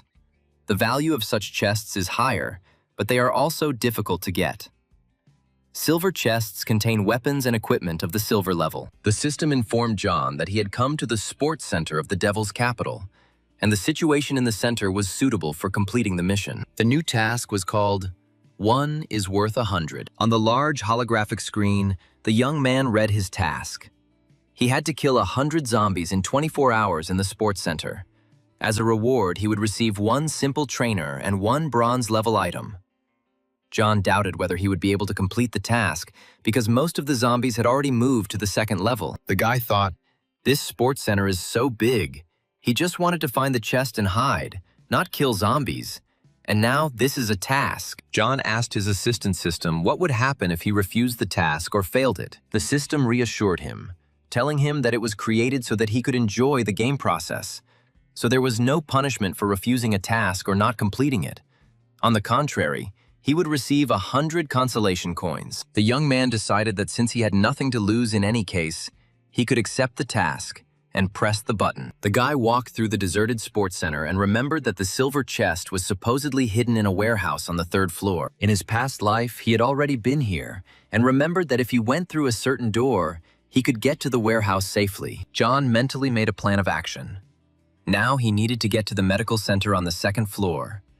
When he got there, it would already be 8 in the evening. There was a bed there, and he could spend the night and continue on his way. Tomorrow, by lunchtime, he would get to the warehouse on the 3rd floor. Smith decided that when he found the chest, he would escape with it by jumping out of the window. Approaching the right door, the young man saw a padlock on it. But he had a sword. Tan easily cut the lock, and the door was open. Behind the door was a zombie athlete with a basketball. John looked at the muscular, red-eyed mutant, who was aggressively baring his sharp teeth, and thought that here was the first one. The player quickly entered the gym. Time was running out. Night would soon fall. The young man was confident in his weapon and struck the big guy straight in the head with his sword, piercing him right through. But this was not enough. The zombie athlete was wounded, but did not die. Then, yesterday's drilling hammer came to the rescue. The fighter hit the monster on the head with the hammer with all his might. The enemies staggered and fell. A basketball lying very close to the scene of the fight was stained with blood. A red sign lit up above the athlete, indicating that the opponent had been defeated. John thought sadly that maybe this man just came here to play basketball and didn't think that he would turn into a zombie. The guy didn't know where to go next. The old path turned out to be not so safe, and then a chest with winnings lit up next to the killed enemy. It had to be taken. The young man walked up to the dead basketball player, pushed him aside with his foot to make it easier to take the box, at which point a key fell out from somewhere. The chest contained a flashbang grenade that used light to blind enemies. John exclaimed that this was a great thing, and that he intended to try this group control tool at the Lee estate tomorrow. For now, the fighter put the flashbang grenade in his backpack so that he could get it out at any moment. The key that fell from the zombie also turned out to be very useful. It was the key to all the rooms of the center. With such a key, traveling through the sports center seemed to become easier, because the less John would break into doors, the less zombies he would attract. The young man carefully opened one of the many doors. He didn't remember what was behind it and decided to take a look. The hero looked inside through a small crack. It was a locker room for tennis players, and what he saw did not please him. A huge crowd of zombies in tracksuits was already moving towards John, but as it turned out, the zombies simply moved towards the door, and they had not yet noticed the young man who slipped inside. The guy quietly sat down under the tennis table and watched his opponent. From his hiding place, John counted the tennis players. There were 17 of them. After observing, the hero came to the conclusion that these zombies were almost at the same level in characteristics as himself. An ordinary person would need all his strength to cope with one such monster, and he, if he worked hard, could cope with all 17. The door to the tennis hall was closed, so if John didn't make too much noise, the other zombies wouldn't come. The player decided that he first needed to kill 2 zombies to reach level 5. Then he would be able to show off his martial arts to the remaining 15 in full glory. The young man selected his first victim, prepared his sword, and waited for the mutant to come closer. Waiting for the right moment, John dealt the zombie a fatal blow. A red sign lit up above the fallen tennis player, confirming that the enemy was dead. The death of one of the zombie athletes caused uncontrollable anger among the others. The young man revealed himself, which meant that 16 pairs of glittering red eyes stared angrily at him. The zombies now all turned towards John and moved towards their enemy. They growled, whistled, pushed each other. With their clawed paws outstretched, the mutant tennis players rushed towards the player, hoping to bite him and tear him to pieces. John calmly waited for the zombie to approach, his eyes glowing with a cold fire that could be compared to the shine of his blade. The zombies were inevitably approaching. The first 3 were already very close. Perhaps we could begin. The young man's blows were exquisitely precise. Each swing of the sword was accompanied by fountains of enemy blood. The fighter also thought about the flanks. He moved, not allowing the zombies to surround him. The first mutants that approached fell, bleeding, and others quickly approached. Still, there were too many zombies. John needed to quickly move to the next level to improve his stats. The guy managed to get the hang of it and, with a precise blow, cut off the head of one particularly persistent zombie. Now, a new level awaited the player. The game congratulated the fighter for killing a level 2 zombie and receiving experience points and coins. The game's blue screen announced that the young man had reached level 5 and had received 1 point to his choice of stats.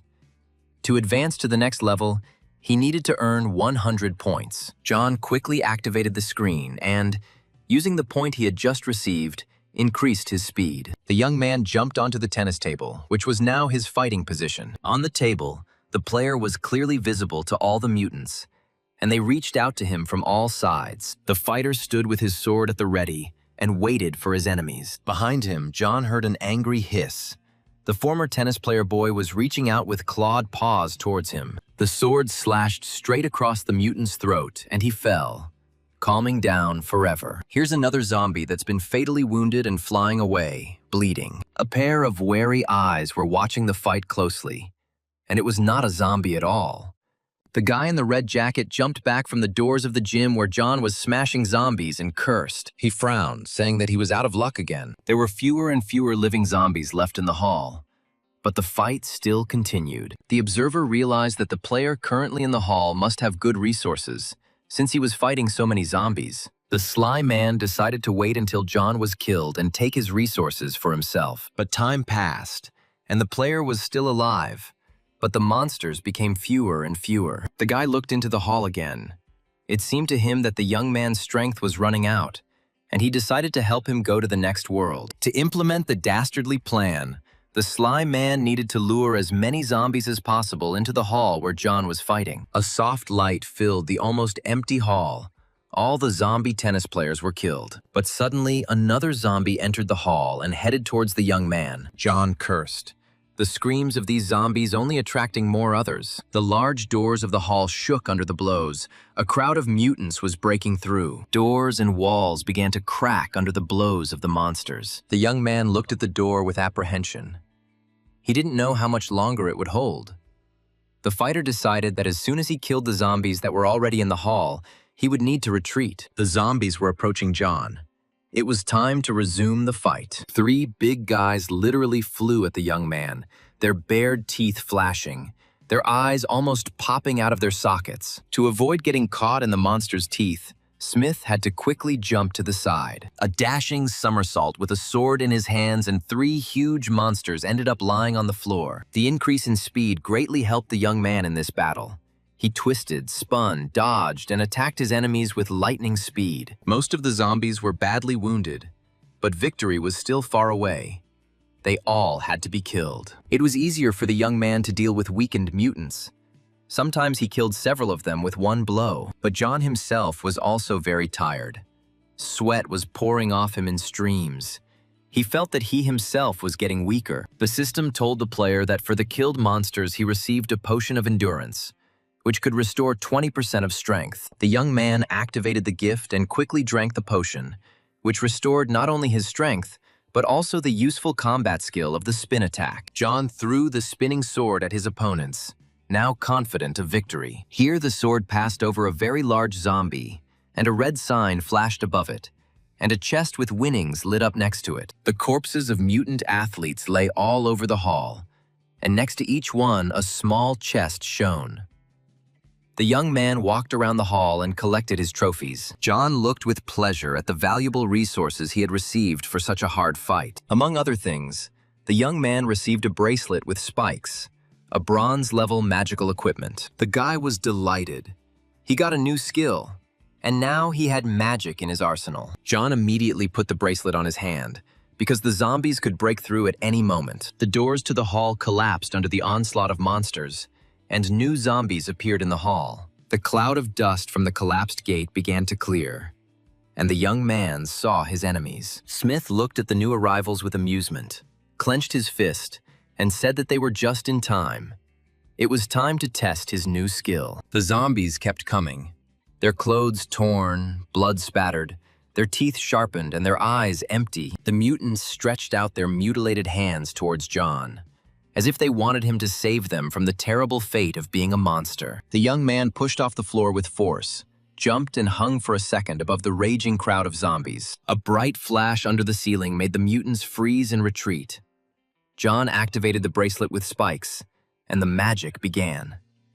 At that very second, giant spikes began to grow from the floor, hunting zombies. The young man, who had already landed, watched the growing thorns and said that, "Now the fun begins." Thorns, summoned by magic from the earth, grow amazingly fast and strong, piercing everything in their path. The spikes that appeared in the tennis hall entwined, pierced, and strangled the zombies.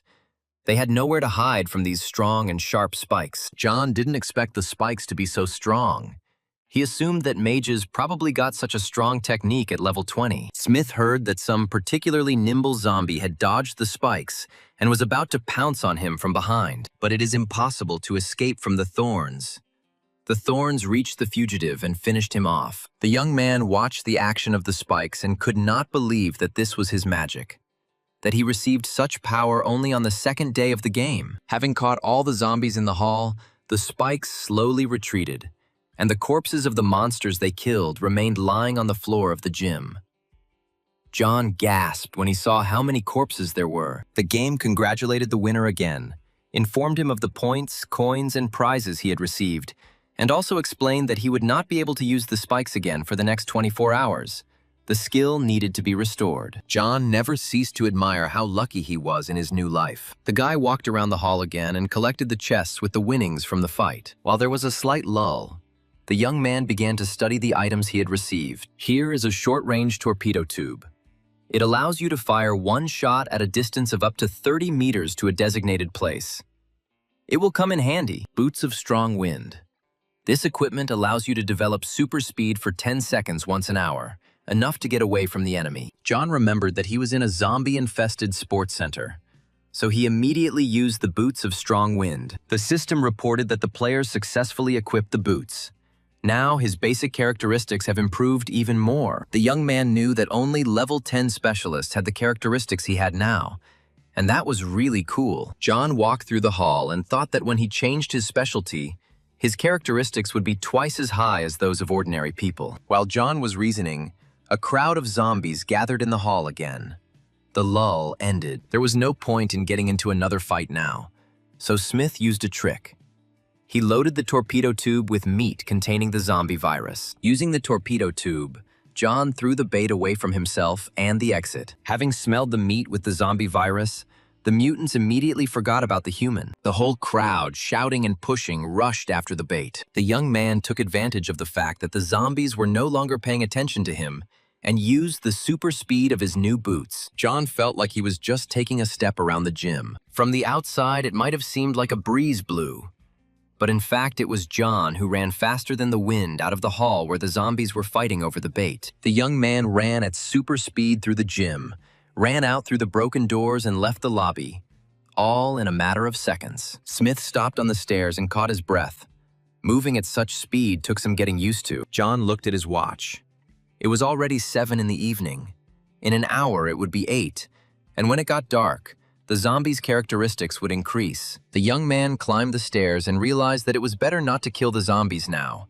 He needed to find a place to rest, and tomorrow it would be clear what to do next. On the second floor, the hero found a medical office. I pulled the handle. The door was locked. Smith remembered the master key to all the offices, which he had obtained thanks to the zombie basketball player. John tried to unlock the door with the master key, but the lock wouldn't budge. The young man was puzzled why the universal key did not work. When the end of the world came, it was 7 o'clock in the evening. The sports center was not yet closed, and the doctor's office is usually locked after closing. This means that this door was locked after the end of the world. To open the door to the medical center and hide from the bloodthirsty zombies, John Smith had to use a master key. John opened the door to the infirmary and stepped through the threshold. He sincerely hoped that whoever was inside would be honest with him. When the young man entered the medical office, it was quiet and dark. John took a few cautious steps into the office. The young man understood that there was someone inside the office, but he didn't know whether it was a friend or an enemy. Suddenly a knife flashed near John's neck, and a male voice asked who he was and where he got the key to the medical office. John smiled and said it was very nice when a guy was so alert. The young man squeezed the hand holding the knife to his throat, and with a sharp movement twisted it away. The knife fell out of the attacker's hand, and John added that the guy had messed with the wrong guy. The cold weapon fell with a clang at Smith's feet. The young man picked up the knife and twisted the arm of its owner. The guy in the red jacket screamed in pain. To prevent the boy from attracting zombies with his screams, John gagged him. The young man, with a movement that was already habitual, activated his rather well-filled warehouse. In the warehouse, he found a camouflage curtain, which is very useful during the end of the world. Press the button, and now the camouflage device is already in John's hands. Smith closed all the windows tightly and told them to turn on the lights. A timid female voice replied that if they turned on the light, they would attract zombies. But John objected that he had tightly closed all the windows and the light could be safely turned on. The girl hesitated a little and clicked the switch, and the office was filled with light. In the light, the young man saw a girl standing near the switch, apparently a doctor, a guy in a red jacket tied up by him lying on the floor, a worker standing nearby and belligerently clutching a pipe in his hands. Next to John, a nurse and another worker were shaking with fear. The tied-up guy looked angrily at John and muttered discontentedly that so many zombies had attacked the young man and he hadn't died, that the guy wanted to wait until he died and take advantage of the opportunity. Smith looked at the angrily muttering boy, a look he had seen many times before. John sat down next to the guy and said that when the end of the world comes, you should never look at other people with hatred. The young man continued that if you now look at other people with hatred, then you will be killed. And he immediately cut the guy's throat. The dead man drooped, his head hanging unnaturally, and the other inhabitants of the medical office looked in horror at John and the bloody knife. Smith looked closely at the dead man, and his eyes flashed unkindly. A thin and sharp knife was sticking out of the sleeve of the guy's red jacket. It seemed like this guy was well prepared, and if John hadn't killed him, he would have killed John. Seeing the people's faces frozen in horror, the young man told them not to think anything bad. He was actually a good person. Someone from the infirmary quietly responded to John's tirade by saying that if he was good, then they were saints. The workers and medical staff still looked at the young man with horror. John insisted that the guy had provoked him himself. They had seen it themselves, and that if they treated Smith normally, nothing bad would happen. He was for common sense first and foremost. Slender legs in elegant shoes quietly but firmly stepped forward. A pretty, long-haired female doctor stepped forward and looked at John carefully. The girl turned to her colleagues and said that they had seen everything.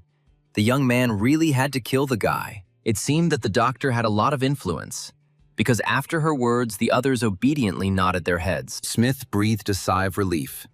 He was uncomfortable with the tension that reigned in the office. John walked around the office and remembered today's battle in the tennis hall. It went awry.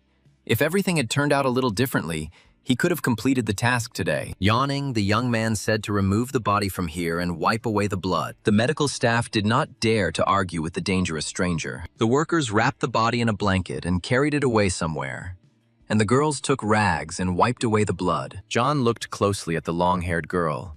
It seemed to him that he had seen her somewhere before. The young man entered the game and looked at the doctor's nickname. By the nickname, Smith immediately remembered the girl. In his past life, after the end of the world, John had already seen her.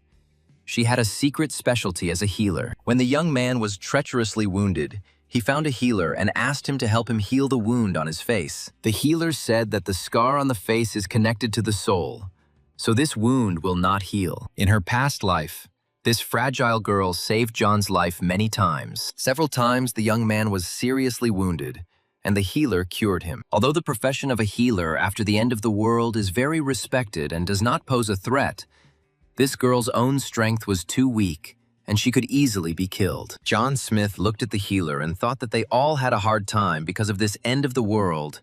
This girl now looks completely different. But what a coincidence that, having been reborn, he met her again on the second day of the end of the world. The young man dozed off slightly, and in his head he was thinking that there was a doctor in the sports center, as well as a nurse and repairman. Soft light from the lamps poured from the ceiling. Apparently the guy's screams still attracted the zombies' attention. Noise was heard outside the door of the medical office. People were trembling with fear. But nevertheless, the repairmen armed themselves with heavy hammers, the healer took a crowbar, and the nurse a syringe. They stood in front of the door and were ready to meet their death with a fight. Under the blows of the zombies, the door began to break. covered with a web of cracks. Each new blow made the center's employees, who had retained their human appearance, shudder. John Smith, who had dozed off slightly, opened his eyes and looked at his watch. It was 8:30. John decided it was time for dinner and looked at the dishes available to him and chose 4 that he liked. As soon as the young man pressed the activation button, 4 hot, delicious-smelling dishes appeared on the table in the medical office. The player, hungry during the day, ate all the selected dishes very quickly. The staff at the sports center watched with wide eyes and envy as John devoured the aromatic food. Their stomachs were already sinking from hunger, and there were no food supplies in the medical office. The healer even felt dizzy. She hadn't eaten for the longest time. The girl asked John where he got all this food. Maybe they could get some too. The young man looked slyly at everyone and whispered that they were caught. Smith said out loud that if they were hungry, it was simple. He was ready to help them if they helped him with something. Hearing that food was available, the nurse quickly rushed forward. The girls looked at John with fear. They were very hungry, but they did not know what he would ask of them. Finally, the doctor decisively asked what he needed. Although the healer tried to look very determined and brave, terrible assumptions were spinning in her thoughts. The young man took out a piece of paper and said that it was a list of the medications he needed, and that the nurse needed to bring it all for him. The doctor was stunned by surprise, so he wants them to help him find medicine. Now John was surprised, of course. The medicine? And what's surprising about that? The healer thought that this guy was very strange. The girl laughed and said that everything was fine. They would help him. Approaching the workers, John showed a list of items he needed, told them to make them for him tonight. The guy was going to leave tomorrow morning. The guys would have time to make as many items as they could, and they would get as much food, especially since all their tools were right there. To make the workers' work easier, John suggested using the tools he had in stock. And for this, he gave them the appropriate cards. Having given everyone their assignments, the guy said that he was going to bed, and that tomorrow at 6 in the morning he told them to come for food. And so that the zombies wouldn't disturb his sleep, he went to a distant office with a bed. Walking further away, John activated the explorer's eye just in case, thinking it was better to be careful. The guy opened his warehouse and was surprised at how much stuff he already had. The system informed John that he needed 22 experience points to reach level 6, and he had not yet completed the one's worth 100 quest. Yawning, John thought that tomorrow he would have another 6 hours to complete the task. He would have time to do everything. With this thought, the young man fell into a sweet sleep. In the morning, he went into the general office to see how the others were feeling. The 4 inhabitants of the medical office stayed up all night carrying out his tasks. Looking at the result, John Smith exclaimed that they had done a good job. The nurse looked at the young man with fear. The guy came up and gave everyone a food card. He said that 1 card would be enough to last a day. Everyone thanked John unanimously. The healer was surprised by his behavior. She was sure that the young man would kill them and take all their things. But it turned out that she was wrong.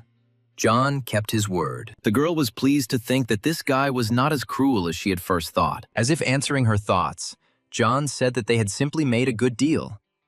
But it turned out that the girl did not know how to use the cards. John looked at the healer in surprise. The young man completely forgot that this game doesn't even have an introductory tutorial, and that in his past life, he himself spent several days learning how to open his own warehouse. Smith smiled and showed how to activate the cards. He took his card and pressed the button in the system to use the card. At the same moment, Coca-Cola, a steak and fried potatoes appeared on the table. Everyone watched attentively, learned, and the healer, on behalf of everyone else, thanked their savior. The hungry people quickly used their cards. For the next few minutes, the only sounds heard in the medical room were the sounds of food being eaten and the clatter of instruments. John sipped his cola, watching the people, and thought that he should warn the healer. In his past life, she had helped him out so many times, and if in this life he could establish a relationship with her, then the game would be much easier. After waiting until everyone was full, the guy said that they would have to leave here at about 12 o'clock in the afternoon. The young man turned off the light in the room. He then took down the camouflage cloaks he had placed on the windows the night before to hide from the zombies, saying that by then he would have finished off all the zombies in the sports center. Having put all his things in the warehouse, the young man got ready to leave. Before leaving, he repeated once again that they needed to leave and that they should not waste time. The healer was surprised that he was leaving.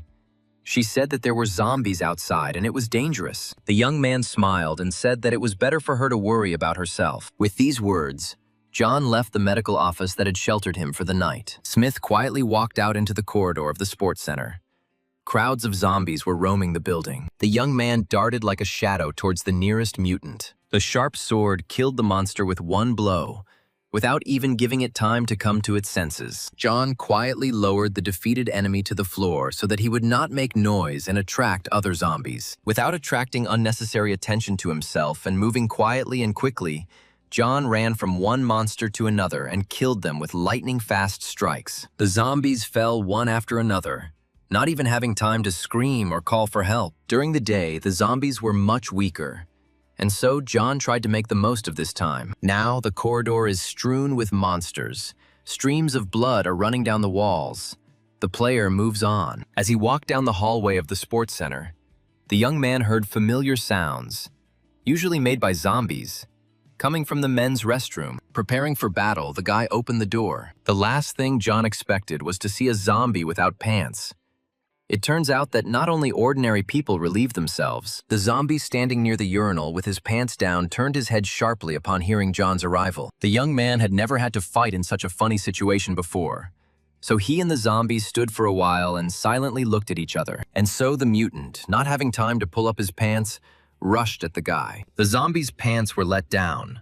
He got tangled in them and fell to the floor with a crash. The unfortunate zombie lay on the floor, his hands raised helplessly, waiting to die. This picture made John laugh a lot, and he was in no hurry to kill the pathetic monster. Finally, the young man suggested that the zombie lying on the floor fight as usual. Otherwise, killing him like that was too easy and uninteresting. But the zombie didn't get up, and John, with a familiar movement, pierced his neck. The guy noticed that the zombie he had just killed had been mutilated by someone. On the toilet table, John found a torn-out human eye. In this sports center, very few people survived. Those who came to the center had so-so characteristics, and the zombies, after turning, had their characteristics increased. So, for ordinary players, it was a real nightmare. As John walked out into the corridor, he heard characteristic familiar sounds coming from the women's restroom. The young man approached the toilet door and stopped. He really didn't want to go in there. He convinced himself that there were zombies there too, and it was unlikely that there were any living people there. But this is a women's room, okay, thought John. It's the end of the world anyway. For the sake of the mission, he shouldn't worry about such trifles. Overcoming his disgust, the guy cautiously entered the women's restroom. He looked around carefully, but it seemed like there was no one in sight. With his sword at the ready, John went around the booths. A characteristic growl was heard from one of them, and it was clearly not just one mutant. It seemed that the young man had found two zombies. Now he had to get them out of there. I wonder why they hid in the women's toilet. Sharp as a shaved sword, it smashed the cabin door into splinters. There really were two zombies hiding in the unusual shelter. In life, they were a young man and a girl. It seems they loved each other and, hiding in the toilet, indulged in this love. John thought the game was getting more and more interesting. The monsters, disturbed by the guy, rushed at him with a hiss. These zombies were fast, strong, and agile. John managed to dodge the blow of the clawed hands. The guy was saved by chance. One of the zombies accidentally stepped on a lying beer can, slipped and fell, knocking down the second one. John took advantage of the situation and attacked his opponents before they had time to jump up and call their relatives with a shout. This time, John was able to kill both monsters with one blow. The game immediately congratulated John, informing him that he had killed two zombies and received 4 experience points and 5 coins. The young man took out his phone and took a photo of the strange couple, just in case. John photographed a dead couple of zombies and thought that, it turns out, they look like ordinary people. Except for the brain, nothing changes. And these ones, in complete chaos, do not forget to indulge in human passions. The young man looked at the photograph he had taken. The couple seemed vaguely familiar to him, and then it dawned on him that this was a very famous couple. In his past life, this zombie couple was first seen in a sports complex. They were inseparable and understood each other without words. Their strength was inferior only to the power of the zombie king. Together, they could even fight the god of war or the zombie king. The guy scratched his head in confusion. He didn't think that he would finish off such a famous couple on the third day. Next to the slain monsters, as always, the young man found his winnings. This time, the game presented the young man with a fusion stone. This one-time use bronze tier item allows you to fuse 2 bronze tier items of the same type together, resulting in a new item with a higher tier, up to silver tier. John looked at the winning characteristics and chuckled. In this life, the game was much more generous with him. Having collected the gifts, the guy was about to leave the toilet and headed towards the exit, but then his attention was drawn to a strange glow. It definitely wasn't there when he walked around the room the first time. Having prepared his trusty sword just in case, the guy moved towards the place where the glow was coming from. The sight he saw surprised and delighted him greatly. Today was definitely a very successful day. This time, John was lucky enough to find a bronze-level chest. The system congratulated the young man, informing him that he had found a bronze-level treasure chest, for which he received an additional 10 reward points. If he wants to open the chest, it will take 30 seconds. The lucky player, of course, wanted to open this chest, and therefore was ready to wait the required time. After the young man activated the opening of the chest, the system began a countdown. The player was looking forward to being inside. He was already used to pleasant surprises in this game. After the treasure chest opened, the young man found an apple in his hands. The young man took the card with the apple. He hoped that it would add strength and speed. The system informed the player that he had found the fruit of characteristics, also called the fruit of immortality. When the young man reaches the 6th level, he will be able to use this fruit and add 2 points to his characteristics. And these points will remain with him forever. John Smith looked at this unusual apple with interest. So this fruit permanently increases characteristics, he thought well. Out of habit, the boy went to the tap and washed the apple before eating it. In order not to put off the fruit of immortality for a long time, John began to eat it. After the first bite, the guy felt an amazing taste. He was delighted. This fruit clearly changed something inside the player. Energy literally began to splash out of the guy. John exclaimed that this fruit was the tastiest thing he had ever tasted. And the guy was so overcome with emotion that tears even gushed out. As soon as John Smith finished eating the apple, the game announced that he had used the fruit and 2 points were added to his characteristics. Another prize that the fighter received for destroying the zombies was called a large carpet. But the young man did not study the second gift. He needed to complete the task in time. Coming out of the toilet, John thought that there were so many surprises in this sports center. He wanted to kill the last zombies already. To complete the task faster, John Smith entered the hall, which was filled with zombies. Seeing a lonely man, the monsters rushed towards him as fast as they could. Some of the mutants ran in shoes, while others, quickly growing claws, had already torn them, and they were running barefoot. Seeing how many zombies were running towards John, he thought that this way he wouldn't bother the zombies in other places.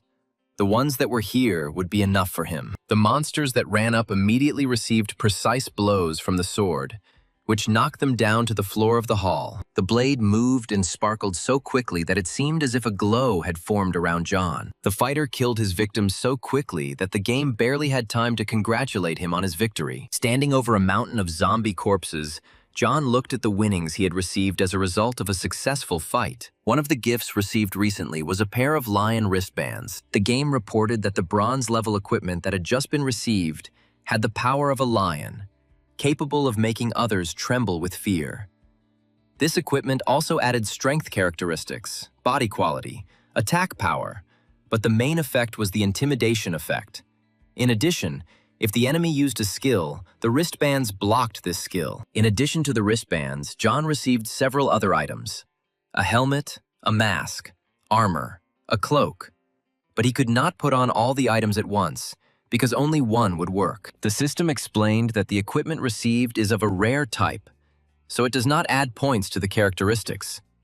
Each piece of equipment has different properties, and the player can put on equipment depending on his needs. John chose the wristbands, and they gave him strength. The guy went in search of the remaining zombies in order to complete the task in time. To restore his strength a little after the battle, John activated the drink and, sucking it through the tube, he quietly opened the door to an unfamiliar room. A terrible picture opened up before the player's eyes. The entire lobby was strewn with human corpses and covered in blood. People were brutally torn to pieces. The guy knew that ordinary zombies did not have such strength. Regular zombies can, at most, bite a person and turn him into one of their own kind. Of course, if the zombie is in a bad mood, they can also eat a person's brain. Only 2 people could have caused such a massacre. The first of them being the zombie boss. The zombie boss is at a higher level than normal zombies. It has tremendous strength. Zombie bosses love to eat people. If there are no people around, the boss can eat its own kind to get full. The second thing that could have caused such a massacre was zombie animals. Stronger animals turn into zombies more easily. Weaker ones, such as mosquitoes, rarely turn into zombies. Out of 1 million mosquitoes, only 1 becomes a zombie. Zombie animals have a particular weakness for people. They love to eat brains. But they won't miss out on zombie people either. To understand what had happened here, John crouched down and began to examine the wounds of the dead. One of the bodies was scratched by huge claws, and the player realized that it was a zombie cat. The young man hated zombie cats. They have high sensitivity and excellent hearing. This cat knows for sure that he is already here. John walked carefully around the room, trying to determine where the zombie cat was. The player took a comfortable position and tried to determine whether the cat wanted to attack stealthily or directly. The young man used his skills to figure out where she was. He had to determine her location in order to attack first. The zombie animal was sitting in ambush and did not want to show itself, waiting for the right moment. John was an experienced player, and he was finally able to see where the zombie cat was hiding. Realizing that she had been discovered, the cunning cat tried to kill the man in one fell swoop. The young man expected an attack and so threw a spinning sword at the cat. The system informed the player that in front of him was a zombie cat with sharp claws, a bronze-level boss, whose basic characteristics significantly exceeded the player's basic characteristics. John looked at the information and realized that this cat was a boss because it had additional properties. The game warned John that he was facing a very serious opponent, that the cat's eye was capable of terrifying people with just one look. As a result, the enemy's main characteristics were reduced by 20%. The cat could also affect combat abilities, and from the talents, there were sharp claws that could cause a lacerated wound. After reading all these warnings, John realized that this boss has excellent abilities and surpasses him in speed and strength. The player understood that he is the boss of the end of the world game. The speed of wound healing decreases, and the bleeding time, on the contrary, increases. So it is impossible to give the cat the opportunity to hurt him, because even if the cat scratches his hand, he will not recover soon, the fighter thought. He needed to plan the attack well. Finally, the young man exclaimed that he would kill the zombie cat with his rich combat experience. And then the cat came out of its hiding place. They stood opposite each other and studied each other carefully. A thin young man and a terrible, strong, mutant cat. And then the system gave the young man a new task: to kill the zombie cat. The game told John that cats with special talents were frequent guests on the 3rd floor of the sports center, and people came there every day who loved to feed the furry creatures. After the end of the world, cats infected with the zombie virus immediately began to kill people. Sharp claws pierced the skin of people and they died in agony. The requirement of the task was to kill a zombie cat. This time, the game did not allow the player to refuse the task, but the reward for completing it was 100 points to reputation, 200 coins, 100 experience points, and a bronze-level item. The time given was 8 hours. A penalty for failure was a decrease by 1 level, and a decrease in all characteristics by 1 point. John was surprised why a task within a task appeared. The system responded that it was optimizing related questions related to the task. The system also confirmed that it understands the player 100%. Despite the toughness of the game, the young man had a trainer system that helped him. It optimized the task, and now the time to complete the task increased to 24 hours. The reward also increased, and the penalty for failure to complete it went away. This optimization surprised John greatly. He wondered if this was the whole game he knew. Optimization meant that he could perform tasks an infinite number of times. In John's past life, all the tasks he completed were of a high level of difficulty. No matter whether he lost or refused, the game penalized him very severely. Only for 1% of players the tasks seemed easy. But when players encountered a bronze-tier boss, Only a few could win. The reward for completing such a difficult task was only 50 coins. John chuckled at the memory and thought it would have been better if there had been no such award at all. The young man once again looked at the conditions for completing the task, Revenge on Zombie Cats, and thought that this stupid task now brings him a big reward, and there is no penalty for failure to complete it.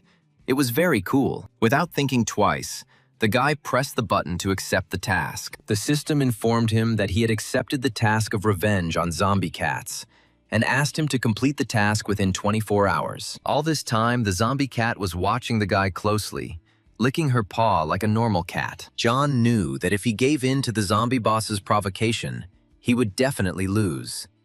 So he waited for the cat to attack first. The young man demonstratively sat down on the floor opposite the cat, and the zombie looked questioningly at such an impudent fellow. The young man took the phone and started reading funny stories. The loud laughter of the impudent man made the zombie cat incredibly angry. The boss cat stood up and gave a menacing voice, her eyes flashing. The zombie cat gained great speed to instantly attack its human enemy. With saber-like claws extended and eyes flashing red fire, the cat flew at John. The zombie was sure that the player was armed only with a phone, so she angrily screamed for the man to die. The young man expected the blow and was therefore able to dodge the cat's deadly claws. Unnoticed by the enemy, John pulled his hand back and summoned his sharp sword from the warehouse.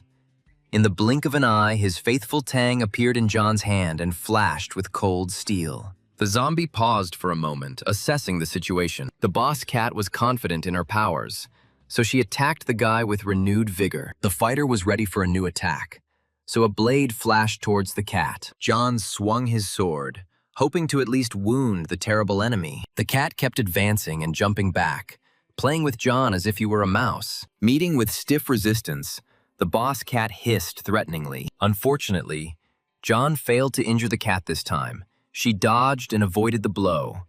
The zombie angrily said that the insidious man apparently did not expect that she knew everything in advance. But the guy was not discouraged. He had already decided what he needed to do. The next time the cat swung her fearsome paws, John cut off her claws with a deft blow. The zombie cat certainly didn't expect this turn of events. Leaving claws as sharp as sabers and bloody traces on the floor, the cat hissed threateningly that the man had wounded her, and now he should not expect mercy. John grinned and suggested that she try to attack without her claws now. The boss cat understood that the boy was right. He had deprived her of her most terrible combat weapon. The cat's fighting abilities were no longer available, so she decided to use magic and summon the cat's eye ability. From the fiery eyes of the boss cat came terrible waves that were capable of putting anyone to flight. John realized that the zombie was creating hallucinations. The player began to feel as if rivers of blood were flowing from the scary eyes of the zombie cat and zombie people were crawling out. These scary pictures could scare anyone, but not John. He played this game for 10 years, and it was impossible to scare him with ghostly zombies. He told the cat that he was far from her. The cat didn't expect such an answer. She meowed questioningly. The swing of the sword instantly destroyed the illusion created by the cat, and she meowed in confusion like a normal cat. The zombie boss was unusually angry at such a stubborn fighter, she growled. Having assessed the situation, the cat decided that it was better for her to get away from the battlefield while she was still alive. John had no intention of letting go of this bloodthirsty creature. He remembered the hall littered with human corpses. The player launched a spinning sword after the fleeing enemy. Hearing the whistle of steel, the cat froze for a moment, wondering what to do. But the zombie didn't have time to do anything. The sword that caught up with the enemy cut off her head, and the red sign above the cat said that she was dead. The game congratulated John on his victory, informed him that he had completed the Revenge of the Zombie Cat task and had moved on to the next, 7th level, and he had also received many different rewards. The game announced that the young man became the first player to kill a bronze-level zombie and received a new title, Bronze Fighter. This information will be published for all players. Players reacted differently to the message about the feat of John, who registered in the game under the nickname Dean. The guy grumbled that again this Dean. And who is he anyway? Information about him was published again. The girl, on the contrary, was delighted, shouting that this Dean was cool. When would he come and take her as his wife? The man, who had just dealt with several zombies, chuckled and thought that Dean was just chasing fame. so he didn't give a damn about these ads. The head of the Lee clan also heard the news of John's feat. Sipping the expensive wine from his glass, Mr. Lee thought that this man Ding was definitely from their dragon state. Life went on as usual at the Lee family estate. Habo Lee, as always, was having fun and drinking alcohol. Young Master Lee dreamed of having a strong player like Ding join them. And then the power of their clan would increase exponentially. The system informed John that it had published an announcement that he had defeated the boss. The young man chuckled to himself and thought that this time he would probably make a big splash and then come to hide his beautiful face from his fans. But the player needed to think. And to do this, he pulled out a chair from the warehouse. A moment later, the chair was already standing in front of John. The young man sat down tiredly on the seat and thought. All the stats of the cat he had just killed were higher than his, although he had to spend a lot of energy and resources to defeat it. But still, the fact that he managed to kill a bronze-level boss was a great achievement. But the guy knew that if the next time he met a boss stronger than this cat, he might lose. As if in response to the player's thoughts, the system reported that his bronze fighter title had been published to the entire world, and that he would also receive a reward of 1,000 reputation points, 1,000 coins, 3 points to the characteristics of his choice, and 1 square meter had been added to his storage. Before the next battles, John decided to look through his supplies. From the bonuses, he had 2,000 reputation points, 500 coins, and 2 points to the characteristics of his choice. His storage, which was in the backpack, was expanded to almost 2.5 meters. He also had a potion of reserve strength. Sitting on a chair in the middle of the room, John thought and weighed how best to use the bonuses he had received. He also learned that the bronze fighter title gives additional points to all stats and reduces the power of bosses or simple creatures below the bronze level by 5%. The young man decided that this was a great ability and used it. The game asked John if he wanted to change the title of the first drop of blood to a bronze fighter. John confirmed that he needed to change the title. The game reported that John's rank is changing to bronze fighter. His new rank will take effect within an hour. With the application of the bronze fighter rank, John's characteristics will change. They will all increase. John smiled and thought that with such characteristics, even if this cat lives, he will cope with it in no time. I wonder what his characteristics will become when he changes his specialty. After resting for half an hour, John decided to return to the corpse of the zombie cat. Right above the body of the killed zombie boss, a small chest was shining. The young man opened the chest and was surprised to see that he had received the forge of zombie cats. The system explained to John that the zombie cat horn could summon a zombie cat with sharp claws. The player could control the cat in battle for 30 minutes. The zombie cat could take on up to 60% of the player's characteristics. The cat's kill experience and coins would go to the player. And if the cat was killed, the resources would not be lost in any case. John was delighted. Wow, he got an item that could summon a zombie cat, which meant he now had an eternal assistant. John picked up the dead cat by the scruff of the neck and said that she was a real treasure from her ears to the tip of her tail, because she still had fur, meat, and claws, which could be turned into gloves, food, or a weapon. Just in case, John sent the zombie cat's body to the warehouse. John Smith remembered that he had come to the sports center with the aim of finding the silver chest, and decided to continue searching for it. The young man remembered that the silver chest was in the warehouse on the 3rd floor. Finally, the player found the coveted door and pushed it. The sight that met Smith's eyes was horrific. Everything was covered in blood. Skulls and a great many human eyeballs were scattered on and around the altar. Looking around at the terrible sight, John thought that these cats had very unusual taste. Holding his sword at the ready, the young man thought that such a picture would make anyone's hair stand on end. But this was the end of the world, and if a cat had collected so many eyeballs in normal times, it would have been strange. The guy started searching the warehouse. He was sure that something valuable was hidden there. Well, and if he didn't find it, then he came in vain. A large dumbbell was tied to one of the exercise machines with a strong rope. Apparently, it was a toy of the zombie cat. The player imagined how the cat he killed was swinging this dumbbell, training its muscles. John smiled. This cat teaser looked pretty unusual, but the rest was just trash. He kept looking, because the hope of finding treasure had not yet left him. The guy had to see it through to the end to find something worthwhile. He just had to see if the treasure was hidden under the white sheet. John resolutely pulled the white cover away with his hand. A silver chest began to shine on the pyramid of boxes, and the young man was surprised that it was so simple. The game informed him that John had found a silver chest, and that his reward was 20 reputation points. The player wanted to open the chest, but to do so, he had to wait 60 seconds. The silver treasure chest was full of various pleasant surprises. These were coins, experience points, and storage increase. But the most valuable was the skill book and the winged cape. The young man opened a skill book at random and received an ability called Explosive Swords. It allowed him to carry out 2 attacks at the same time.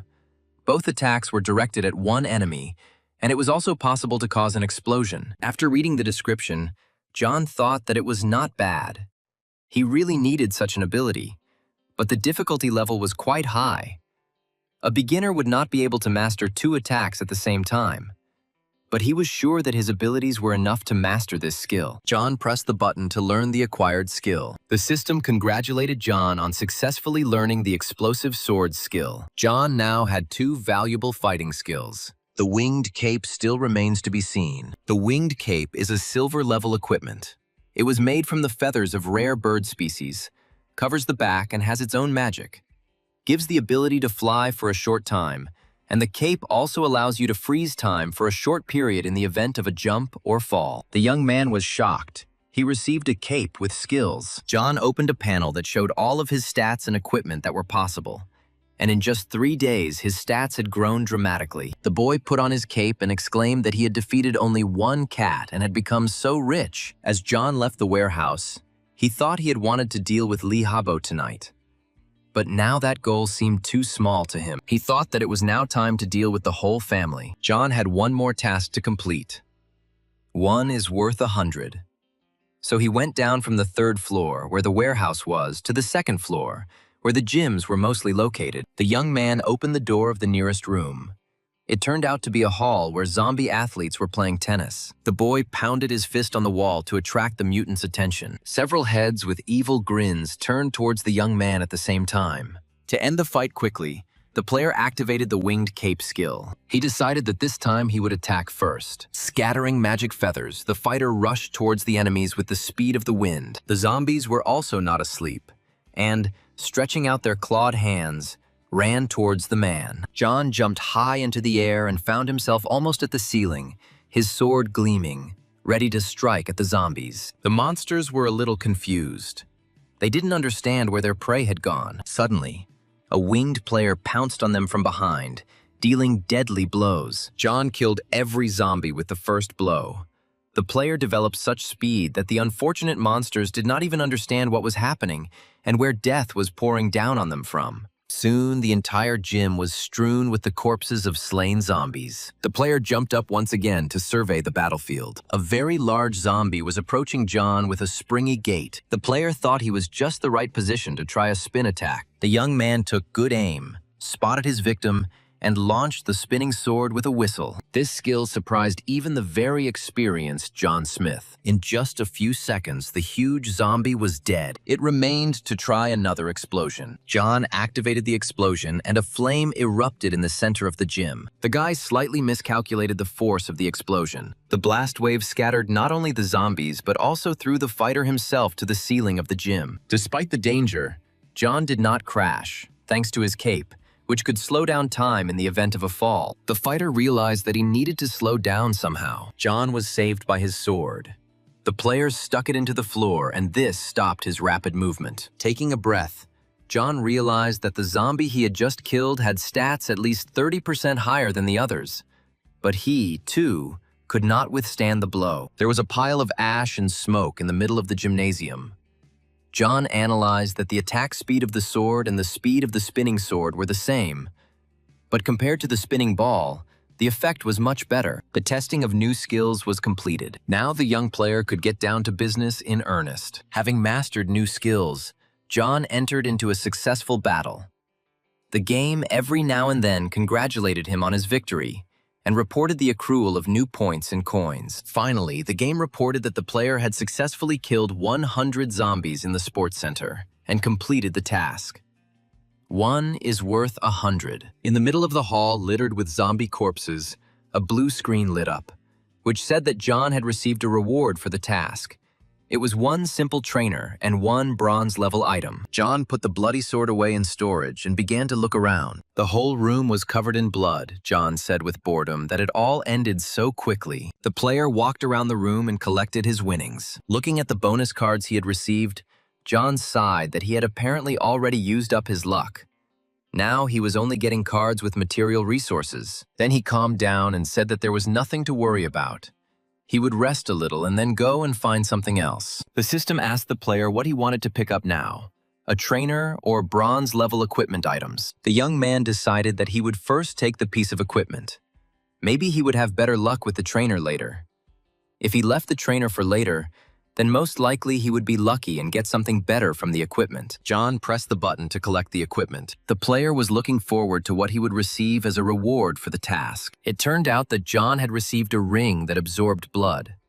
This equipment was capable of taking away the enemy's strength during battle. John looked at the ring with interest. It could transform the enemy's damage into power and transfer it to him. John didn't know that such cool abilities existed. The valuable ring migrated to John's warehouse. The young man thought that if the equipment turned out to be so cool, then the coach might not be so great. Responding to his thoughts, the system reported that all simple trainers have a practical effect and will be useful to the owner. The guy smiled and said that then he wanted to take the trainer. At that very second, the system reported that he had received his simple trainer. The trainer's properties surprised John even more than the equipment he received. A simple trainer allowed collecting items from killed zombies, which were then placed in storage. The collection radius was 0.5 meter. But if there was not enough space in the storage, then the collection stopped. The surprised player looked at the blue screen. The young man exclaimed that now he would not only receive a 100% explosion coefficient from killing zombies, but he would also be able to automatically collect items. To use the trainer, the guy hurried to the hall where he had just finished the fight. John was afraid that there would be a lot of problems due to the high explosion coefficient.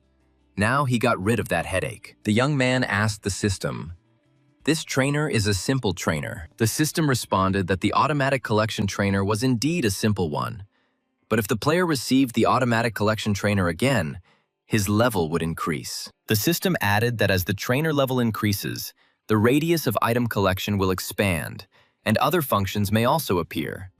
Tasks from the trainer will appear in accordance with the situation and the player's condition. John was curious about what features other trainers had and what he could get next time. The guy entered the hall where the zombies he had killed were lying. He decided to try out the trainer he had received in practice. The player walked slowly through the hall, and cards collected by the trainer flew towards him from all sides. The system found that the quality of collecting items is poor, so the quality of the collection has been optimized. Now the player will receive a message about collecting, equipment, and items, and the cards will be automatically moved to the storage. After John finished collecting the cards, he opened the warehouse to see what he had in stock. The optimized system pleased him. Now all the collected cards were divided into categories. The young man realized that it had probably been a very long time, because first he fought with the cat, then he got the trainer, and today he was planning to get to the Lee estate. John looked at his super accurate watch. Time flew by very quickly, and it was already 20 minutes to 3. The young man thought that he would not have time to have dinner. He needed to run to the Lee estate. John quickly left the sports center and used his new talents to move around the city as quickly as possible. In the estate of the wealthy Lee family, everything seemed to be as before. Habo Lee was lounging on the sofa in the company of beautiful girls. Young Master Lee glanced at his watch with concern. It was already past noon, and he still had not received the news he had been waiting for. Frowning, Cabo rose from the sofa. In order to vent his anger on someone, the guy hit one of the girls in the face. Clenching his fists, Habo asked the butler why the hunters hadn't returned yet. Was he feeding them in vain? Why couldn't they find a couple of people for so long? Butler Bo explained to his master that the mercenaries had left for the university at 7 in the morning, but there were too many zombies there. The situation was quite dangerous, so the search was delayed. The zombies irritated young Master Lee. He did not understand why he killed the zombies and did not receive experience points. Habo thought that promotion in the game could strengthen his body. The guards almost killed the zombies, but he dealt the final blow. And yet, he received very little experience. Bo turned away to hide his disappointment with the young master. The Lee family's top mercenary appeared at the threshold of the estate. The butler looked at the man who entered with relief. Habo Lee hurried to meet the mercenary and, with his brows furrowed, asked Uncle Rong if he had found the orphan boy and the girl of easy virtue. The man threw a large, heavy bag at Mr. Lee's feet. The mercenary said that he found the girl, but the guy disappeared somewhere. Enraged, Cabo clenched his fists and shouted for the girl to come to him right now. How dare she hide from him? But the mercenary replied that the girl had been killed and was in the bag. The guy stared at the bag with frightened eyes. The hunter said that according to the gentleman's instructions, they found the girl's roommate, and then found Yao herself in the university warehouse. The man unzipped the bag, and there indeed lay Yao's body. The mercenary said that the girl was killed and put into a barrel, and inside the barrel they also found men's clothing soaked in blood. The mercenary's story frightened Cabo greatly, and Uncle Rong continued to tell that before her death the girl was severely tortured. The blows were inflicted on painful points. Rong said that the killer seemed to be well versed in acupuncture points. He stabbed the knife with a special technique into the most sensitive places, grinding the girl's muscles into mincemeat. The mercenary assumed that this man was simply a master of torture. Even the most brutal killer could not have done it so perfectly. Jun believed that Yao was killed out of revenge, and he was sure that the killer had a grudge against Mr. Lee. The frightened Cabo exclaimed that this was the most beautiful girl at the university. How could she really date such trash? And then it dawned on Habo that it really was John Smith. Habo Lee was at a loss. He didn't believe that it could be John Smith, certainly not him, because he was an orphan. No father, no mother. Where could he have such skills? Habo remembered that he had not managed to send John the video he had prepared, and Smith could not have known that Yao had set him up. The mercenary asked Mr. Lee if he was talking about Leonardo Smith's son. Cabo confirmed that he was talking about him. Then the mercenary suggested that John could have been helped. If he could do what even the most brutal killer of this world is not capable of, then he poses a great threat. Rong told Mr. Lee that even 100 warriors would not be enough to confront such a person, so they needed more security personnel. Habo was surprised because Uncle Rong is one of the top 10 mercenaries in the Dragon State. Moreover, he has an excellent team of mercenaries. Li Habo was very scared, so he told Uncle Rong to go and recruit more people, even those who had just started training. He did not want to die, the mercenary reassured him, saying that he would protect him even if he died. Rong was indeed very loyal to the Li family and was willing to die to protect his master and the entire family. It was getting close to sunset, and the sky was once again turning crimson. On the way to the Li family estate, John managed to kill a few more zombies and moved to the 8th level. He thought that he would only reach it on the 4th day, but he saved half a day due to successful attack. The young man walked and thought that since he was leveling up so quickly, he wouldn't have to fight in quests. To get some food, the guy had dinner on the way, and here John Smith stands on the hill, from which the estate is clearly visible. Let Habo get ready. He has come to him. Now Li Habo will have to pay the bills. The Li family's luxurious castle-like home was very beautiful in the rays of the setting sun. Armed squads of mercenaries roamed throughout the estate. John Smith crept into the area unnoticed, climbed a tree and watched the troops closely. The young man climbed down from the tree and waited for the right moment. In short dashes, he slowly moved from tree to tree closer to the house. Hiding behind the bushes, John got closer to the treasured button he was looking for. The mechanism was hidden under the turf, and it was very difficult for an unknowing person to see it. John pressed the button to check if he was mistaken. The guy was convinced that his memory was good, and the button was exactly where he thought. The system reported that the secret passage was open. After making sure that the mechanism worked, John returned the button to its original position. The young man said that he would leave Li Habo a way to retreat, and then catch him when he hoped to escape. This was a favorite technique of one of the great warriors of the Dragon State. This time, Li Habo prepared well. He still hoped to defeat John. John stood in cover and watched as armed men moved back and forth. This group of mercenaries had been John's worst enemy in a past life. Li Habo trusted these people the most. But over the course of 10 years, John had studied them, and now he knew them inside and out. But Lee John never managed to find out about the family's plans in life. The young man assumed that if he went along this road, there shouldn't be any problems. And then John saw Mr. Wrong. The famous mercenary walked around the posts and checked the combat readiness of the soldiers. Smith watched the famous hunter and killer. Mr. Wrong was one of the war gods of the Dragon State, a hired killer. Before the end of the world, he was a military man, was the leader of the mercenary army during the time of military turmoil, was directly subordinate to the Lee family, skilled in various types of hand-to-hand combat, army command, and also pursuit of the target. In his past life, after the game started, he began to pursue John under the orders of Lee Habo. After several attempts to catch John failed, Wrong decided to kill the guy. The mercenary has driven John into a dead end several times. One could say that he is his strongest enemy, but each time the young man somehow miraculously managed to escape. John Smith became Mr. Wrong's greatest disgrace. In his past life, Wrong hated John Smith almost as much as Lee Habo, because John had slipped right under his nose several times, and he had lost his reputation as an invincible mercenary.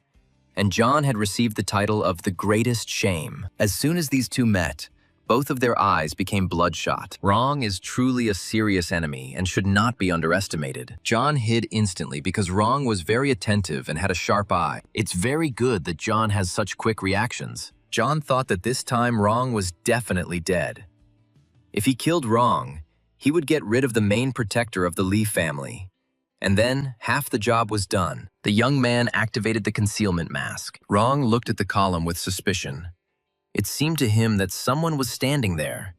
John really was standing there. But the mask hid him. One of the guards came up and said that the young master was looking for Mr. Wrong. The young man realized that this was his chance and followed them. In order to catch Zun's eye for the time being, the young man quietly moved to another place. The mercenary seemed to sense him. He looked in surprise at the place where John had just stood and said that he felt that there was someone there. The head of the mercenaries said that it was necessary to strengthen the patrol and protection of the estate. Whoever wished evil on the Lee family, Wrong promised that that person would not leave alive. It was midnight, and everyone in Lee Castle was still awake. Habo was being capricious. He wanted to sleep. He said that it was already 12 o'clock. The zombies were now in an active stage, and it was unlikely that anyone would be able to come to them. But Mr. Wrong insisted that it was better to wait a little longer. His intuition told him that they were being watched. A nervous Habo screamed that he didn't want to sit here all night because of some bastard. The butler approached Mr. Lee and said that if he was bored, he could think of some entertainment. Habo liked the idea and said that yes, he wanted to have some fun. The boy asked Uncle Wrong if he had caught a zombie that afternoon, and he replied that yes, indeed, he wanted to test it to invent a better anti-zombie weapon for the master. Habo asked to give this zombie to him so that he could play with it. Wrong agreed, but expressed concern that the zombie could harm the master. Although calming the gentleman down with the help of zombies is not a bad idea, Habo reassured Zun that he would be fine, and that he wasn't afraid of zombies with so many guards in the estate. Wrong commanded that today's zombie be brought to the master. 2 guards brought in a very large and strong zombie, chained in chains. The mutant's eyes flashed. He growled very loudly and tried to throw off his bonds. Cabo liked the prisoner very much, and he ordered a large cage to be brought. They brought a cage, and in it sat 6 beautiful girls chained up. The beauties were shackled, and when Cabo wanted to have some fun, he would take one of them or give them to his subordinates. To attract the zombies' attention to the girls, Cabo rang a loud bell. The monster threw this bell into the cage with the girls shaking with fear. The frightened girls rushed around the cage in horror, but the chains attached to their collars held them back. Cabo said that he was too bored with these girls. He had been playing with them for several months. He was tired of them. If it weren't for this end of the world, he would have found new ones. The capricious Mr. Lee said that it was always more interesting to have fun with new toys. But never mind. He would still need these. He had fed and watered them for so long that now it was their turn to pay. Cruel Cabo got up from the sofa and walked over to the cage. He ordered the guards to remove the zombie's shackles and throw him into the cage. Habo wanted to watch the zombie eat the girls. The new guards, observing this terrible picture, talked among themselves, perplexed that there were such perverts in the world. But there were also those who supported the young gentleman. One small, puny man volunteered to do this. Kabo gave him the key and told him to open it. The cruel guard inserted the key into the lock and opened the cage. Two mercenaries dragged the zombie closer to the cage. The proactive security guard removed the zombie's metal muzzle. The mutant was very angry and almost bit the guard who approached him. Kabo commanded from afar who would hold the zombies until the shackles were removed, and then they would be released into the cage. And suddenly one of the guards said that this was somehow very cruel. Maybe it would be better to let these girls go. Kabo was furious. The unit commander knelt down in front of Mr. Lee and asked for forgiveness. He explained that this guard's name was Wang. He was new. He was sent to replace the guard who died yesterday. And although he was very strong, he was quite stupid, and asked the master not to be angry with him. Kabo frowned and exclaimed that some guard would teach him. But the guy stubbornly repeated that the gentleman should let the girls go. The poor unit leader was shaking, bowing and asking for forgiveness from Kabo. But this even amused young Master Lee. It had been a long time since anyone had tried to argue with him. To teach the impudent guy a lesson, Kabo called the strongest of his old guards and told him to teach the new guy a lesson. Two strong men came up and took hold of the guy. It seemed as if a huge fist was about to smash his skull into pieces. But unexpectedly for everyone, the young man intercepted this blow and was able to reflect it. Rong watched in amazement as this young man was able to stop the strongest fist in the country. The mercenary commanders were interested in this. The brute dealt the guy blow after blow, but none of them hit the target. Everyone in the hall watched the fight with interest. Finally, the strong man admitted that he was inferior to the guy in strength. The previously considered invincible athlete said that the guy had disgraced him and would pay for it with his life. The guard shouted to his friends to help him teach the impudent fellow a lesson. The two friends laughed at the big guy, saying that he probably had too much fun with girls. And since when could some inexperienced guard defeat him? But they themselves thought that the strength of this fan should not be underestimated, and he should not be trusted either. The guards who came up overpowered the guy. Now Wang was defenseless, and the strong man began to beat him mercilessly with his huge fists. The boys started bleeding from the terrible blows. The blows rained down one after another. Lee Habo, who was watching the beating, stopped them, telling them not to kill him. The monster decided that he needed to give the guy the opportunity to see the death of the girls he wanted to protect so much. The guards dragged Van to the cage so that he could see everything clearly. At the same time, the cells failed the huge zombie. The cage door swung open and 3 guards used poles to push the zombie into the cage. The monster saw what kind of dinner they had prepared for him, and his bloodthirsty eyes fell on the unfortunate girls. The exhausted beauties did not resist, but obediently awaited their death. The monster grabbed the nearest girl and bit through her neck. The girls screamed quietly and went limp, and blood gushed from the zombie's terrible mouth. Good Van watched this terrible scene, and tears streamed from his eyes. One of the guards covered the guy's mouth with his hand so that his screams would not distract the zombies from the girls. When the massacre was over, the boy was released. He sat on his knees near the cage and cried bitterly. The boy's grief genuinely amused the cruel-hearted Kabo. The owner of the estate decided that the show must go on, so he told the guards to put Van in the cage. The guy was so strong. Mr. Lee wanted to see who was stronger, he or the zombie. The old guards were delighted. Mr. Lee knows a lot about fun. They would never have thought of such a thing. But the newcomers didn't like this. They believed that even though it was the end of the world, they couldn't disregard human lives so much. Van was grabbed and dragged towards the cage. Having opened the door of the cage, the guy was shoved inside to the monster. The monster had already torn the bodies of the unfortunate girls to pieces. Seeing another living person, the zombie turned to Van. The monster had already gotten into the swing of things and was growling, anticipating a new feast. The guy looked at the monster with horror. The terrible monster headed towards Van. The boy remembered that his mother asked him to be careful, that she was waiting for his return. The boy whispered that his mother would forgive him. He would not be able to return home and take care of her. But suddenly Van's eyes flashed with anger. He exclaimed that he would not die because his mother was waiting for him. Wang clenched his strong fist to meet the terrible opponent with dignity. As soon as the zombie approached, the guy hit him with all his might. The mutant did not expect resistance. From the strong blow, he flew into the corner of the cage. The guy grabbed the monster and a fierce fight ensued. A man and a zombie fought each other with their bare hands. Not for life, but to the death. The guy was very strong, but the zombie was also very large and strong, and at night, his strength increased. Van's mouth began to bleed from the wounds he received. The monster sank its terrible claws into Van's body. The boy felt like he was dying, but he wanted to kill the monster that had eaten 6 beautiful girls. The man and the mutant were locked in mortal combat, both of them badly wounded. A huge pool of blood spreading around them. Lee Habo stood near the cage and watched the fight. He really enjoyed this spectacle. He egged on the fighters, bleeding.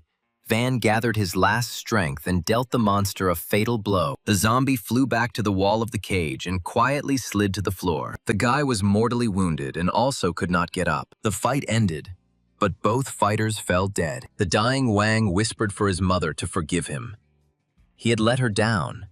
He had not listened to her. Rong, who was watching the fight, whispered that he was very sorry, and the guards discussed the fight. Many were surprised that the guy killed the monster with his bare hands, and Cabo was disappointed that everyone died so quickly. While they were talking, no one noticed that Van had begun to turn into a zombie. Now his strong body was covered with a characteristic mesh. His eyes were bloodshot, and his teeth were sharpened. John Smith, who had been watching closely what was happening in the estate, realized that his chance had come. The boy quietly descended from his observation post in the tree and crept up to the house. In front of him was a young security guard who looked like John, like 2 peas in a pod. Smith quietly killed the young guard and took his clothes. Disguised as a mercenary, John headed to the Lee family's house. One of the guards on duty at the entrance called out to John, calling him Addy, and asked what he was doing there. John replied that he noticed one guy falling asleep and wanted to wake him up.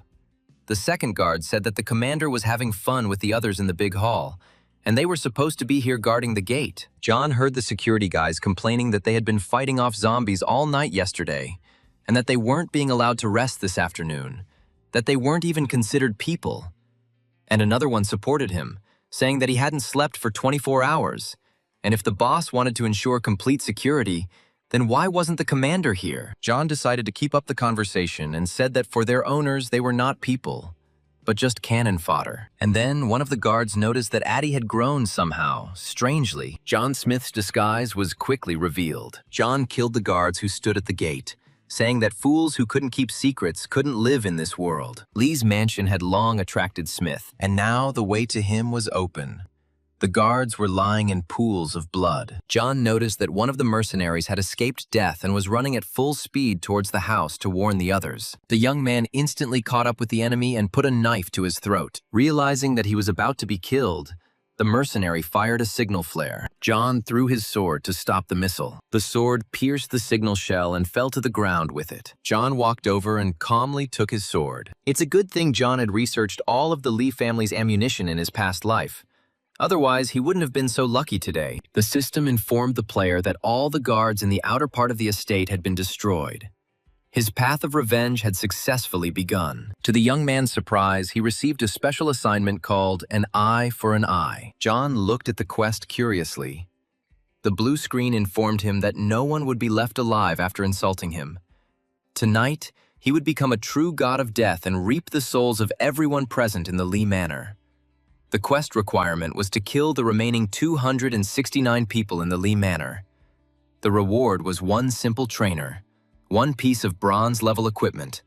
The completion time was 12 hours. The boy happily accepted the task, exclaiming that Lee Habo now had another reason to die. The system reported that the player accepted the Eye for an Eye quest and entered the magical barrier of revenge. As soon as 269 people in the Lee estate died, one person would get out, in which case John would be able to use the equipment to search for the target. John decided to see what kind of magical barrier of revenge this was, and what its characteristics were. John remembered that when he first encountered the revenge barrier in his past life, it was used in the war between the Dragon State and Japan. It was a high-level tool. It placed people in a special magical barrier. If someone went outside the barrier, the owner of the barrier could track down the location of that person. The minimum duration of the barrier was 1 month. John remembered well that the Dragon State in a past life had set up a barrier of revenge in the capital of Japan, and those who escaped from this barrier were killed within a few days. so they were able to destroy the whole of Japan. And today, John was going to use this thing and see how useful it was. The system wished the player successful completion of the task, and then John started receiving messages that he had killed several people. He was very surprised because he had done nothing. Why did people start dying? The guy ran to the estate to see what was going on there. In the big hall were Lee Habo, Rong, and a guard. There were several dead girls lying around. Habo scolded the guard for giving him a girl to have fun, and he killed her. The big guy justified himself by saying that he overdid it and broke her spine. Now because of him, there was one less toy. But Habo exclaimed that now they had no toys left at all. And what should they do now? At that moment, John appeared, covered with a mask, and asked if they could play with him. The gentlemen present in the hall were very frightened. Waves of anger poured from John's eyes at the sight of Kabo. The Avenger moved like a ghost throughout the hall and constantly repeated his question whether they would play with him. Only Rong sat quietly on the sofa and watched. Finally, Rong stood up and prepared to repel the attack. Rong concentrated to sense his opponent. With all his experience, he had never seen a person who could create such a strong death aura. And Rong thought that compared to this person, he was just a little boy. Kabo screamed hysterically that the stranger had come to kill him. The butler raised his master and asked him to calm down, saying that Master Rong and his army of mercenaries were here and nothing would happen to Kabo. The head of the mercenaries came out to the center of the hall and offered to talk to the invisible guest, while Rong himself thought that if the man was able to enter the house, then he had already dealt with all the guards outside. Rong knew that although those guys at the gate were not well trained, each of them was worth dozens of soldiers. The head of the mercenaries was racking his brains. How could this man kill them so easily? And maybe he was not a man, but a god. Or maybe there was a whole army of them. Suddenly, a boyish voice answered from the void that although he was a man, for them now, he was the god of death. Rong stopped his men, trying to figure out where the uninvited guest was. With their weapons at the ready, the mercenaries spread out throughout the hall and looked around carefully. Suddenly, a flashbang grenade appeared in the center of the hall. The explosion scattered the guards in different directions. A bright flash of light blinded everyone in the room. And from here and there, one could hear that one was blind. Another could not see anything. The magical equipment helped John avoid injury and leave unnoticed. While the guards, blinded by the grenade, were screaming and cursing everything under the sun, the young man went into another room. In another room, there were also many guards and servants. Here, John activated the attack with spikes. Magical spikes caught and killed the enemy. The guy used spinning swords against the next group of mercenaries. Finally, John found his old enemy, Mr. Rong, and he also prepared a grenade for him. Rong looked at the grenade and was at a loss to guess what kind of powerful enemy was pursuing the Lee family. There was a powerful explosion, and another group of mercenaries was destroyed. Rong tried to make out the enemy's face and understand who was opposing him, but the mask hid John. Uncle Rong didn't understand what was happening. He didn't even have time to see the enemy's face, and his entire team had already fallen. The commander walked from hall to hall. There were pools of blood everywhere, and his best fighters were lying in them. One of the surviving mercenaries ran up to Jun and said that the unknown person had used magic spikes, and almost all of the master's servants and guards had died. And those rotating swords had even killed the crocodile, bear, and wolf. Rong abruptly interrupted the guy and told him to report how many people were left. The subordinate said that besides the master, Rong, Bo, and himself, there were still 66 guys left. Among them, 10 were seriously injured, and several still had not recovered their vision. Habo, as always, was furious. He asked who did all this. The unknown person was ruining all his plans, ruining all his fun. And Uncle Rong had to take revenge. Mr. Lee wanted to see the corpse of this impudent fellow. Lee Habo demanded to find the uninvited guest. He did not believe that one person could cope with so many people. Rong asked the butler Bo to take the master and the skinny man to the secret tunnel, and they and the remaining mercenaries planned to detain the killer outside. Bo agreed, but added that it seemed to him that the killer had not left, but was sitting behind them. The mercenary commanders silently patted Bo on the shoulder. The elderly butler was overcome by heavy forebodings. John Smith, who was watching this scene, was surprised.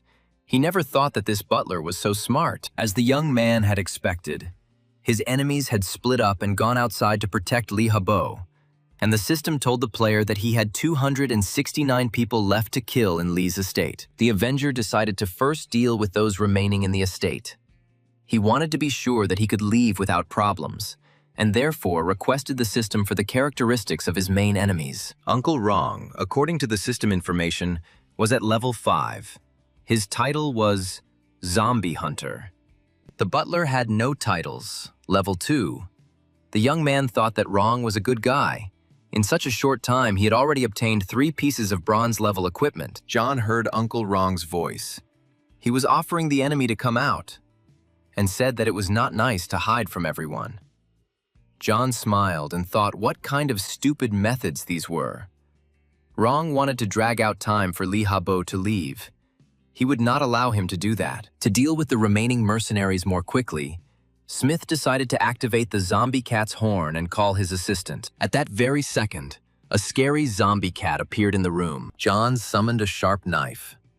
To show his presence, the young man threw a knife towards the chandelier. The razor-sharp knife easily cut the wire that held the huge chandelier hanging in the center of the room. The massive lamp fell to the floor with a crash, frightening everyone present. Crystal shards flew at the mercenaries, injuring everyone in their path. The soldiers were demoralized, shaking and screaming in fear. And then a terrible zombie cat rushed at them. John Smith did not sit idle either. This time he used not a sword but a knife, destroying his enemies. The young man remembered how much trouble these people had caused him in his past life, and he took bitter revenge on them. Now he had the opportunity to do everything so that they would not persecute him in the future. All the mercenaries except Wrong were killed. John and his assistant Kat dealt with them quickly. Wrong queried the system about the enemy, but he couldn't see his name, rank, or level. The mercenary commander couldn't understand why the game wasn't showing information about his enemy. Finally, the always calm June exploded, screaming, asking who it was. The last remaining mercenaries stood next to Wrong. Wrong shouted that the stranger was impudent, and John looked at the young guys and was overcome with regret. Their equipment was weak, their characteristics were low, even their personal qualities were useless. They would reach a good level only in a few years. John had not killed any of them yet, but he already regretted it. The stronger the hope, the greater the disappointment. Smith realized that he now knew what disappointment was. The task had to be completed, and John moved towards his opponents. Killing ordinary mercenaries along the way, Smith was heading towards his worst enemy, Jong. Compared to Smith, the mercenaries were weak and fell one after another, and so June and John found themselves face to face. The formidable mercenary commander was shaking with fear. Suddenly, Wrong fell to his knees in front of the formidable enemy. Smith commanded the cat and the zombie to track down Lee Ha-bo and the others. The young man looked at the magical barrier of revenge on the screen. Judging by it, no one had yet left the estate. The guy pressed his foot on June's shoulder and asked what was wrong with the commander of the mercenary group. The former military man was silent, and the guy said that almost all of his men had died, so how could he still be called a commander? John looked at Wrong and understood that he had killed all his mercenaries before his eyes, destroyed all his work, and practically strangled his will to resist. Here was the magical barrier of revenge. Wrong screamed in despair for the boy to tell him who he was. Otherwise, Wrong would not close his eyes even after death. Smith was amused by this. He decided that he would not sleep a wink after death. It sounded very cool. The young man took out a dagger, intending to kill his old enemy. Without removing his mask, John slashed the mercenary commander across the neck. The formidable Uncle Wrong, one of the best warriors of the Dragon Country, fell to the floor, dead. The boy pushed away his worst enemy's head with disdain. He remembered the day when Wrong called him a small insect and trampled him into the ground. Said that he was an orphan, just trash. How dare he challenge the Lee family? The young man recalled that it was Wrong who taught him one important thing. Don't talk idle talk before you're about to kill someone. It's better to act. Now the best mercenary lies at the feet of the Avenger.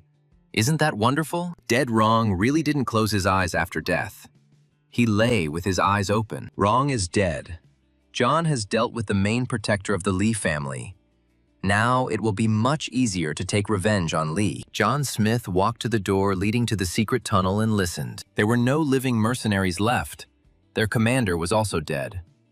Now John could calmly go after Cabo. The guy calmly left behind the hated estate, strewn with the corpses of his enemies. John had no trouble finding the door that led to his enemy's last refuge. In the secret hall sat a frightened Habo. He asked his butler if enemies would come here. Bo tried to calm the master as best he could, saying that Wrong would deal with those people who came to the estate. And then a terrible knock was heard on the secret door. The zombie cat completed the task and found John's enemies. In a frightened voice, Habo shouted that this man was probably sent by John Smith. First he killed Yao, and now he came for him. Bo tried to calm him down, saying that they went through a secret passage, and the stranger would not guess that they were here. But Cabo didn't calm down. He asked how John found out about his relationship with Yao, and where this scum found such a strong mercenary. Bo suggested that maybe Leonard Smith left his son an assistant, but Habo countered that this couldn't be true. When Leonard Smith was killed, they destroyed everything the Smith family had. There couldn't have been any assistant left. If the head of the Lee family hadn't ordered that at least one person be left alive, then this John wouldn't exist. The boy listened with interest to what Lee Habo was saying. John was puzzled. It turns out that Cabo had been following John for a long time. Meanwhile, Habo was raging outside the door. Young Master Lee was sure that he had definitely heard John's voice. But how could he come here? How did he find this secret place? Smith thought about the information he had heard and realized that there were many more stories behind him. When John entered the secret hall, Cabo recognized him and said that Smith must die by his hand. It was Cabo who had to kill John. The Avenger asked who Leonard Smith was and why they destroyed everything the Smith family had. Habo laughed mockingly. He said that this insignificant John doesn't even know his own father's name. It serves him right. Habo told the boy that Leonard Smith was going to inform on his father when he was about to get a promotion. Leonard was going to destroy everything that the Lee family had been working towards for many years. That was why the Smith family was turned to ashes. If it weren't for the head of the Lee family, then little John wouldn't have been the only survivor of his family either. But Cabo was wondering who helped him. If he was alone, the guards would have dealt with him long ago. John replied that all of Cabo's words made no sense. No matter what he said, John would still destroy the entire Lee family. Cabo laughed. Did John really overestimate himself so much that he thought he could destroy such a strong family? Meanwhile, the door to the secret shelter was slowly beginning to collapse. One last strong blow and John Smith and his zombie cat appeared on the doorstep. Butler Bo stood up to defend his master, and a blow of amazing force whistled right past John's face. A zombie cat rushed to the boy's aid, hissing as it jumped on Bo. But the butler did not lose his composure and hit the cat in the stomach with terrible force. Just at this time, the 30 minutes given for calling the zombie cat ended, and she disappeared. To satisfy the curiosity of those present, John removed his mask. Bo and Lee Habo looked at the young man in surprise. Bo was very surprised that John Smith was the same killer who destroyed all the guards and all the staff of the estate. Lee Habo exclaimed in horror that it really was John Smith. It really was him. Bo couldn't believe his eyes. He said it was impossible. How could some orphan kill Mr. Wrong, enter the Lee estate? It couldn't be just one person. John smirked and said that the old school people wouldn't survive the Doomsday game. Once the first 7 days of the game passed, their well-trained soldiers wouldn't be able to handle even one zombie on the street. Lee Habo didn't listen to him. He shouted that it couldn't be just one person. How could John Smith become so strong? John laughed and said that he could easily handle them alone. The conversations were over. John prepared to kill the last inhabitants of the Lee estate. The butler stood up to defend the young gentleman and worthily repelled John Smith's powerful blow. The young man was surprised that this butler was so strong. From this blow, even Wrong fell face down.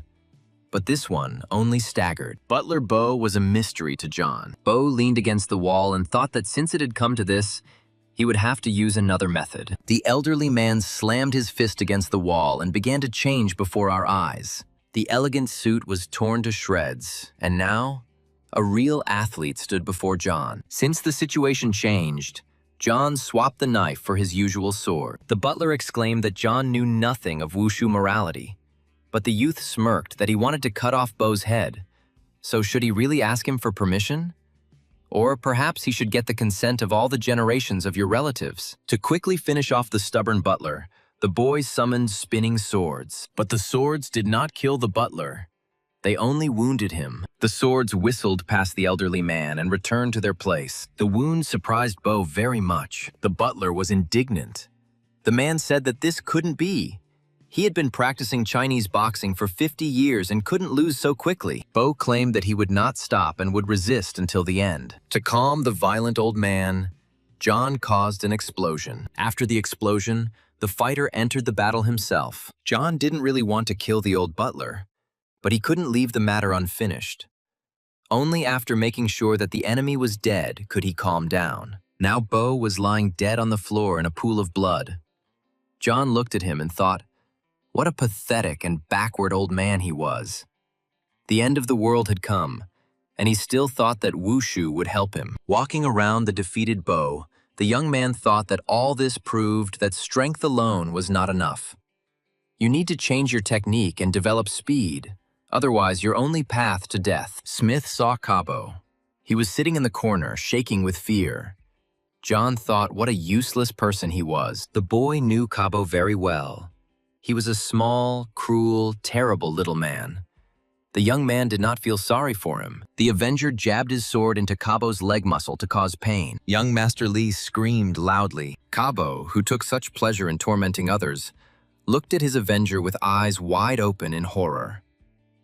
John poked him with his sword again and asked if his master was awake or if he was pretending to be dead. To enhance the effect, John began to poke Li Habo's muscle, causing him terrible pain. Li Habo, out of habit, shouted for help and threatened John that Senior Master Li would deal with him. These screams only brought a smile to John's face as he continued to torment Kabo, poking him with his sword. Blood was oozing from the wounds that John had inflicted. Kabo was shaking. He asked his tormentor to kill him quickly. John grinned, said that of course he would kill him. To prolong his enemy's torment, John pulled out a dull knife from the warehouse, and so, in the hands of the Avenger, there was a dull, convulsive knife. The duller the blade, the more difficult it is to cut something with it. Now John was poking Kabo's body with a blunt knife, and he was screaming in pain. John laughed mockingly and told Kabo to forgive him. This knife is so dull it is impossible to stick it inside. Kabo looked at his tormentor's knife and shook. Finally, John swung the blunt knife into his enemy's forearm. Kabo screamed again, and the young man said that this knife reflected his, John's, essence. Brandishing the knife, John said that this knife reflected his path, which he had walked for 10 years, risking his life. And what a pity that Kabo's suffering did not make up even 1% of John's suffering. But Habo did not understand what 10 years John Smith was talking about. Kabo, clutching his wounded hand, told John in surprise that he had only started thinking of ways to get him wet 3 years ago, when he found out about everything. The Avenger remained silent. Smith looked at his recent persecutor and smiled. The young man cut Kabo's second forearm and said that this was for his suffering. The young man inflicted another painful wound on Kabo, saying that it was because he was having fun. With a trembling voice, the former ruler Li asked the young man to stop. Another painful blow was dealt to Habo for the entire Smith family. Although John had never seen his relatives, but he had to avenge his ancestors. The guy no longer knew who to strike for, but he didn't care. Torturing his tormentor gave him pleasure. He struck blow after blow, enjoying the effect. To continue the torture, the young man activated the crucible tongs. Seeing the torture device, Habo shook even more and asked what John was going to do. The guy put the scissors in Kabo's mouth and said that he should thank him, because Kabo came up with the most cruel methods of torture. How many people he sent to the next world? John literally admired him. In terms of torture, Kabo is just a genius. Mr. Li thought with horror that he had actually used such torture once. But how could Smith have known about it? John pulled back young Master Li's head and pulled out his teeth. In the secret hall, only screams, groans, and cries could be heard. And so, just recently, the smug and cruel young Master Li was now sitting covered in sweat and blood, almost without teeth. John looked at him and wondered if he had suffered enough. In his past life, Kabo had learned so many new ways of punishment, had hurt so many people, that John had not done even 1% to him of what this monster had done to the others. The young man thought that Cabo was almost dead. It was no longer interesting to torture him. It was a pity that John could not now use on Cabo those things that he was researching. Smith swung his knife and asked if Cabo was pretending. The young man overestimated the acting skills of young Lee. Cabo could not have played like that. John killed him mentally, which meant his body was no longer able to withstand it. To make sure that all the enemies were finished off, the young man activated the rotating swords. Flying towards Cabo's body, the swords cut off his head. To avoid being splashed with blood, John opened his umbrella. The spinning swords literally turned those who remained in the hall into mincemeat. Smith left, covering himself with an umbrella, and a bloody rain was pouring down from the umbrella. The clock struck 3 o'clock in the morning. John Smith stepped out onto the balcony and thought that the Lee estate looked quite nice under the night sky. The system informed Smith that changes had been detected in his mental state, and he had received the talent Thirst for Vengeance. The young man did not expect this. John decided to see what kind of talent for revenge he had received. The young man asked the system to give him an explanation. The system explained that gifted talents and skills in the Doomsday game are different concepts. Skills can be acquired through training. Talents can be activated under certain circumstances. Mental state, personal experience, personal characteristics. Skills can be activated using a skill book. Talents can be activated using luck and real strength. Regarding the talent Thirst for Vengeance, the system explained that John has carried out his revenge. Now his strength against enemies has increased. Now, after he considers someone an enemy, he can increase his skills according to the degree of hatred towards that person. The higher the degree of hatred, the more his characteristics increase. John read and thought that he did not expect that this thirst for revenge would be so useful. You can increase your characteristics by 20%. This means that the higher John's stats are in the game, the more he can increase them with this talent. The system reported that the player completed the Eye for an Eye quest and could receive equipment and a simple trainer for it. John decided to pick up the equipment first. The system confirmed that they had received the equipment. For this task, John received a magic wand, a bronze-level piece of equipment for the mage specialty. The wand allows you to increase your magical abilities as well as the speed of activating magic. John didn't know how he could use this thing. He thought it was a great thing for magicians. Then he can sell it if necessary. But for now, he moved it to his backpack. John went to his warehouse and saw that it had been greatly replenished.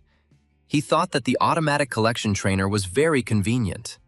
No need to worry about missing something. But it must be said that the tools for killing people in this game are simply barbaric. When you kill a person in the Doomsday game, the dead person's storage disappears and you can't get things from there. You can only loot the corpse and find something interesting. When players learn how to kill people, it's a life or death struggle. And Doomsday does not encourage killing people. John saw Mr. Wrong's valuables. Among the things there was a cleansing pendant. John decided to take it. It was bronze-level equipment. This pendant added energy, gave additional skills, eliminated negative conditions of the body such as numbness, dizziness, loss of vision. This pendant can save lives during a battle. John moved the rest of the things to the storage. Now it was time to get the trainer. Smith told the system that he wanted to get his trainer. The system responded that a simple trainer was loading. And here is the trainer received. Another simple trainer was called Absolute Slave. It allowed to get one zombie into slavery. While the zombie's strength cannot exceed the master's strength, the zombie slave will obey all the master's orders. He will protect the master even under the threat of his own life. This zombie will have a part of the master's panel. The master can develop together with the zombie. If the zombie dies, the trainer will lose strength. John couldn't believe it. He would now have a zombie slave. The young man pinched his cheek to make sure he wasn't dreaming. He had never seen anything like it. John wondered if this zombie would really obey him completely. Then he wouldn't have to do the dirty work. Ever since John found out that Yao betrayed him, he could no longer trust anyone and was going to be alone for the rest of his life. But if he now has a hard-working zombie to accompany him, maybe he can heal John's heartache. The young man asked the system if the absolute slave trainer's efficiency would increase if John's level increased. The system responded that with each new level, he could get another zombie slave in the absolute slave trainer. John could already imagine a whole crowd of zombie slaves following him. The young man's head was spinning. He thought that this was simply unrealistic. Smith walked through the corridors of the Lee estate and thought about how much he should level up to achieve this result. This can be researched, but which zombies are best suited for slavery?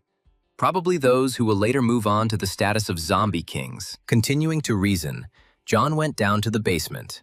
He thought that all zombies had potential, but it seemed to him that after they became his slaves, they would no longer be able to achieve the same level of progress as before. John went down to the basement and decided that he would think about it later.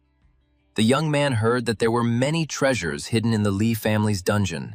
He decided to look around to see if there was anything useful there. A massive door blocked the entrance to the Lee family's treasury. John broke down the door and entered the Holy of Holies of the richest family.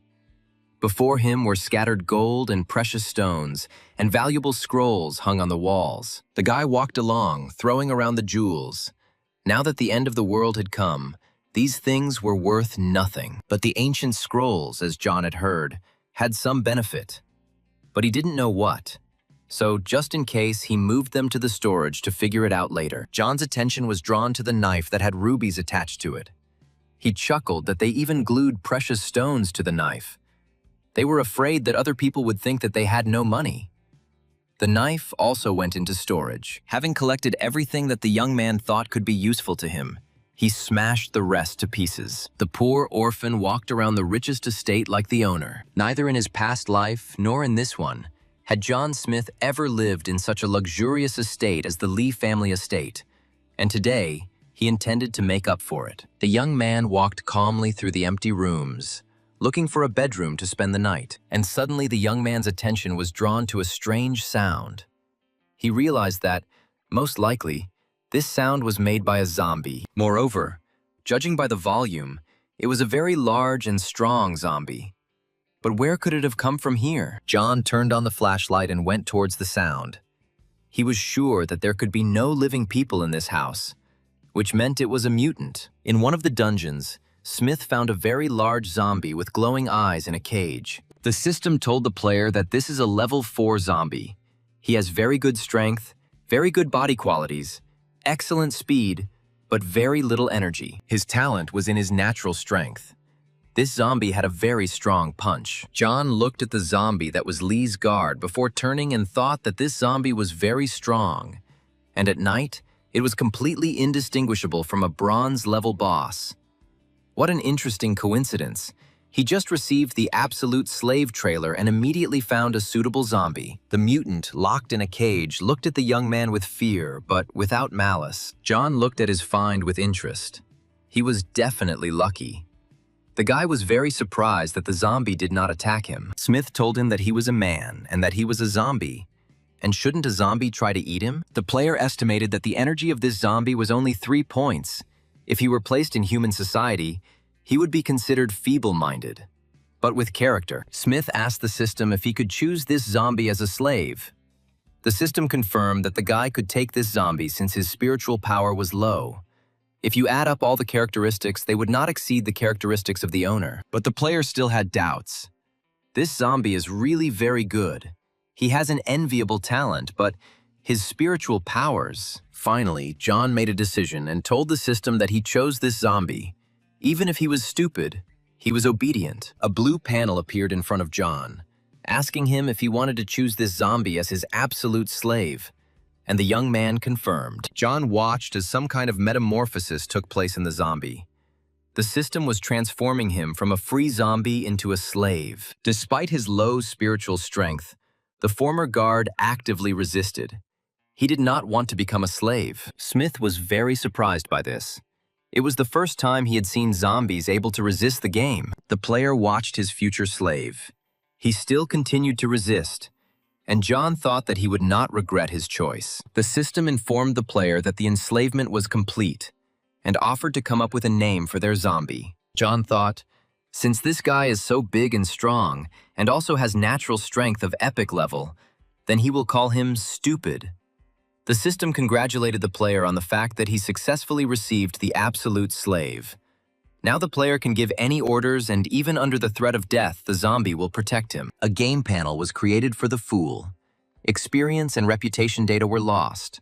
Only talents, skills, and level remained. The new player, nicknamed Gloopish, had to gain equipment, experience, and points all over again. The system told John that Stupid would develop in the same way as a normal zombie.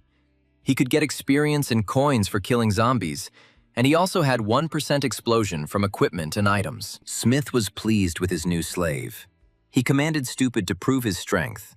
The player does not believe that this cage is capable of holding a zombie with such characteristics. The new slave obediently took hold of the bars of the cage and pressed on them. Mr. Lee's cage, which was considered very reliable, gave in under the pressure of the fool. John turned and walked away from the storage facility to continue looking for a place to stay for the night. Smith's new slave came out of the cage and followed him. The huge, silly thing stomped after John, scratched itself with its overgrown claws, and glanced at its owner.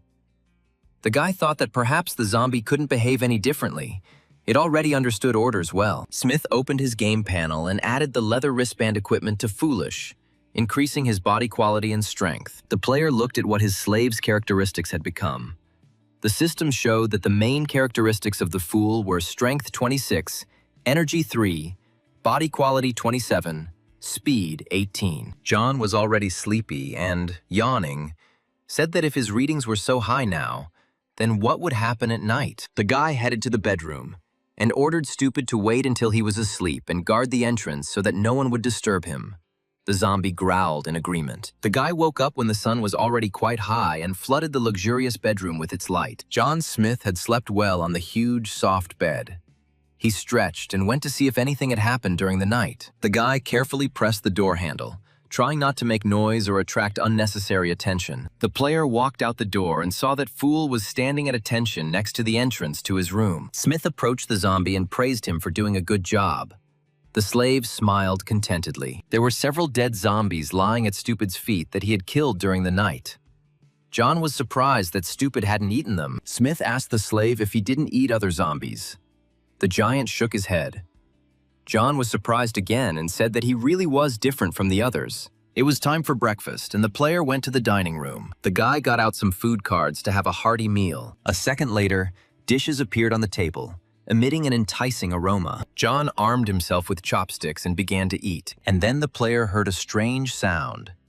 Something was dripping on the floor. John turned to see what was happening. Poor Silly looked at the food with greed, and from hunger, saliva literally dripped from his mouth and dripped onto the floor. Puzzled, John asked Silly if he wanted to eat too, and he shook his head affirmatively. The surprised young man invited the zombie slave to eat with him. He had never seen such a strange zombie, who does not eat other zombies or people, but loves regular food. John activated a few more food cards. Now the entire table was covered with food. Smith called the silly boy to join him. The player watched with what appetite the fool devoured the food, and, propping up his head, thought that he didn't know what to do with all those food cards. But now the fool would help him. After eating, John Smith went deep into his thoughts. He originally wanted to take revenge on Lee Habo at level 5 or 6, but now it's all over. He's at level 8. So there's no point in going on quests and leveling up. The player turned to his panel and called up a map of the city. Holding the map in his hands, John thought that with all his gear and the help of Silly, maybe he should try to change his specialty. The player's next goal was the Museum of the Capital Mo, where he had to find a scroll to transition to another specialty. From his past life experience, John remembered that there was a scroll hidden in the museum that allowed him to change his specialty. In order to change a specialty, it was necessary to activate the scroll and enter the specialty change space. The system warned the player that after activating the specialty change space, he must pass 3 tests. Then John will be able to receive the scroll. But if he cannot complete the tasks within the set time, the transition will not take place, and the player will be killed. Smith once again mentally thanked Lee Habo for the experience and motivation. In his past life, he and his roommates learned that there was treasure hidden in the museum, so they wanted to go and find out if it was true. But on the way there, John received a message that Yao was cheating on him with Lee Habo. Smith wanted to take revenge on Cabo, but he did not expect that he would bribe his comrades as well. John was dragged into a change of major by his roommates. One of the tests involved scary monsters. The guys wanted John to fail the tests and die, but they didn't think the guy would pass them. The scar Smith received during these trials stayed with him for 10 years. It was the 8th day after the start of the Doomsday Game. It was now the 4th day of the game, and it was unlikely that there were any people left in the museum. John was sure that without Lee Habo, he would have better luck. The boy looked at Foolish, who was eating the food with gusto, and thought that he was attracting too much attention. And then an idea struck John on how to disguise a zombie as a human. The two of them left the Lee family estate, John Smith in his usual clothes, and next to him, wearing a guard's uniform, a cap, and sunglasses, stomped the huge fool. The zombie had a huge, jagged sword on his shoulders, making him look very menacing. Soon the players approached the museum of the capital Mo. Numerous crowds of mutants roamed inside the museum. Entering the museum hall, John was surprised to see that there were a lot of dead zombie bodies lying on the floor. The player realized that someone had already been here, which meant he needed to be more careful. In order to get into the museum, it was necessary to kill the zombies that were there. So the player pulled out his sword and quickened his pace. John struck blow after blow with his deadly sword. The zombies fell as if mown down, and soon there were almost no aggressive mutants left in the hall. The system congratulated the player on receiving a one-time bronze-level item. John looked at the reward. It was a scroll of fireballs. When activated, fireballs appear, with which you can attack the enemy, and you can also cause an explosion. And then the player's attention was drawn to his slave. The fool stood surrounded by zombie girls. They were making eyes at him and purring sweetly. No aggression. For zombies, this was very strange behavior. The player put on a winged cape and secretly watched his slave. It turned out that Stupid does not attack zombies of his own free will. Other monsters do not touch him either, which means he can approach mutants and attack them unexpectedly, and can also open treasure chests. The guy realized that with such an assistant, he could avoid a lot of problems. But after thinking for a bit, John realized that if Foolish opened the chest, he would not gain any experience or reputation, and would not be able to expand the storage. So it was a waste of time and effort. The young man decided that he would look at the situation. Smith remembered that in his past life, on the 8th day after the end of the world, most of the zombies had already been killed by players. Now it will be difficult for the two of them, together with Stupid, to deal with all the zombies in the museum. John Smith approached a building that was located near the museum. On the balcony, John saw a group of armed people. The guy knew that the scroll for changing specialties couldn't be moved to another place. Otherwise, he would have simply sent Foolish for it, which meant he needed to get to the museum. One of the guys, apparently the leader, was telling the others that they needed to kill all these zombies and enter the museum. But they didn't have enough people to do it right now. John watched the people through binoculars, but unfortunately he couldn't hear what they were saying. He realized he needed to practice lip reading more. It turned out they were the ones who left traces of the fight in the museum. The young man thought that if he could join this group and go to the museum with them, he could avoid many problems. There were several zombies lying in the courtyard of the building where the group of people was based, which meant that the people were successfully defending themselves. Inside the building, there were offices, as well as warehouses and garages. In one of the warehouses, there was a crowd of people standing, climbing onto a container. The leader, his name was Gao Dong, was leading the meeting. The speaker said that when they had 200 people, they would set out on their journey, and they would have to prepare their weapons themselves. But among those gathered there were also some who were dissatisfied. One of the guys exclaimed that he could not wait any longer, while another supported him, saying that they were already strong and could move forward right now. The crowd began to make noise. Someone shouted that he wanted to eat roast lamb. Someone shouted that the food cards would soon run out. Some reproached the leader that he wanted them to die right there and then he would take their resources. There was a fight, and the fair-haired guy received a resounding slap. The red-haired girl with the pipe on her shoulder screamed at the asshole to take his hands off. The guy, who had gotten a slap on the wrist, was lying at the feet of the red-haired beauty. The beaten young man finally stood up and, scratching his neck, turned to the girl.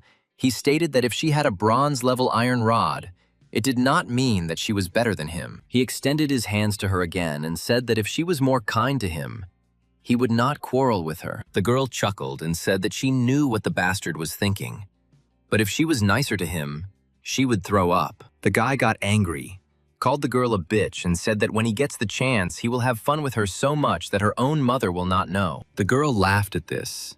She advised him to roll up his lip and take care of his cock. The guy was angry, especially since those around him were laughing watching this scene.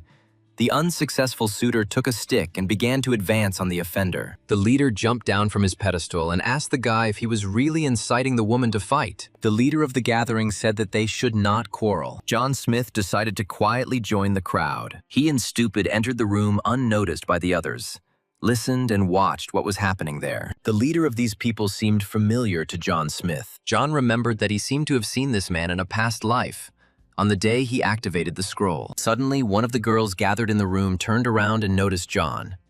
She asked anxiously who he was and why he had come. The people gathered in the warehouse turned to the new arrivals and looked at them carefully. Their leaders stepped forward and asked their names and why they had come to the Death God Club. Under the mask of concealment, neither John's nickname nor his characteristics were visible.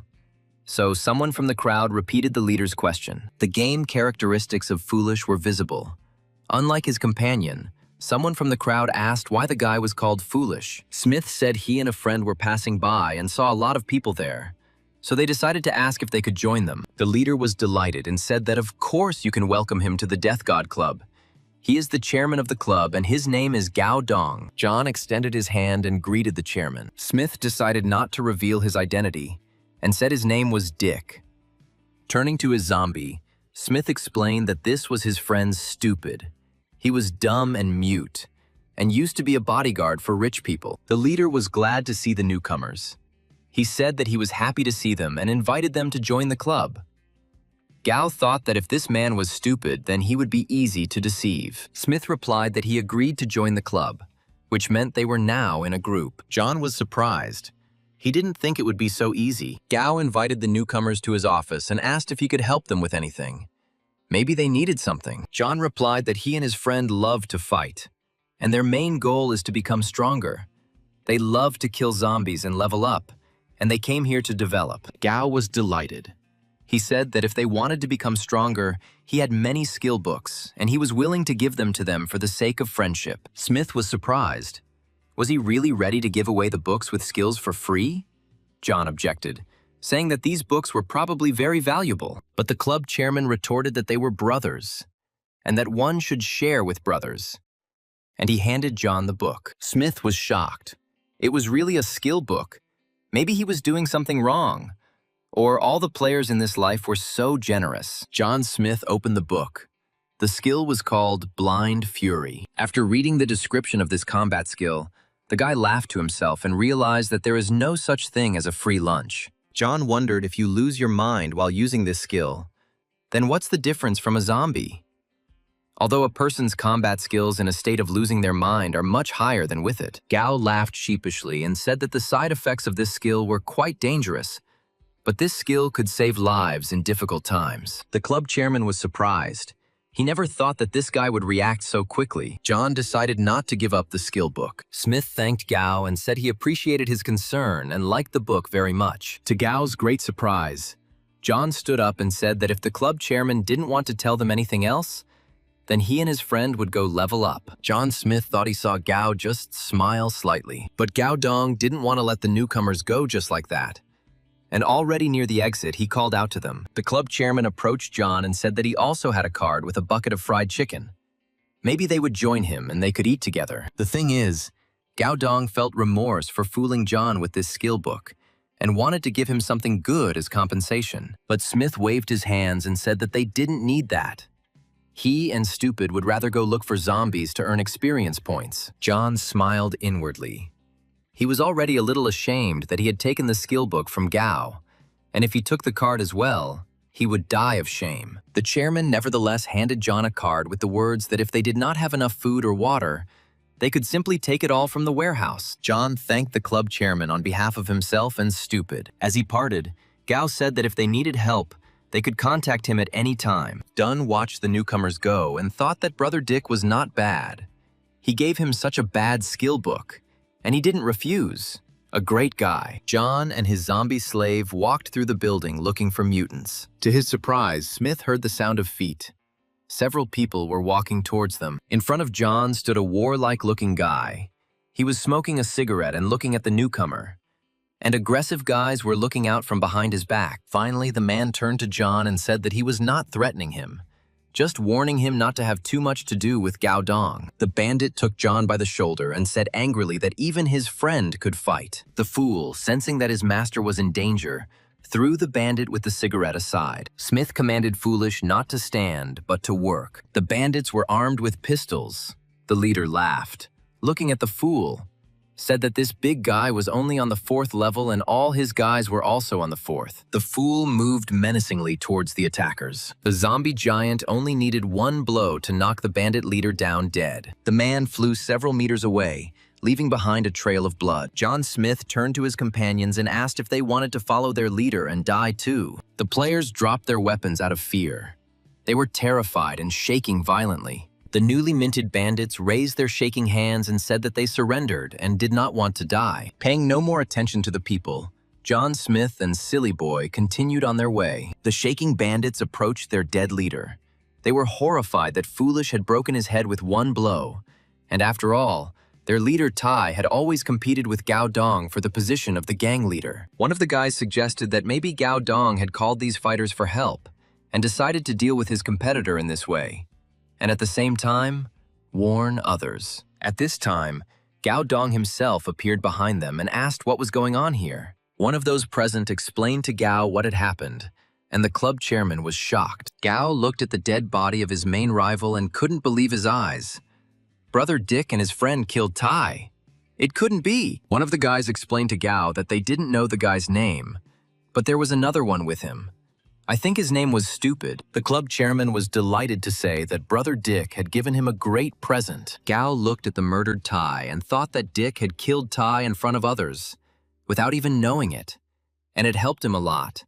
And now it was unlikely that anyone would be able to claim the position of head of the club in the near future. Gao told the boys that they needed to find people and bury Tai's body, that it needed to be done with dignity, and that all the valuables that were with him should be divided among the boys. Gao Dong was extremely happy, and when he was left alone, he ran down the corridor dancing and singing. John Smith sat Fool down to dinner while he carefully studied the skill he had received from Gao. John asked the system if Fool could attack him, if he could do something evil to him. The system responded to the player that in any situation, the Fool will protect the owner.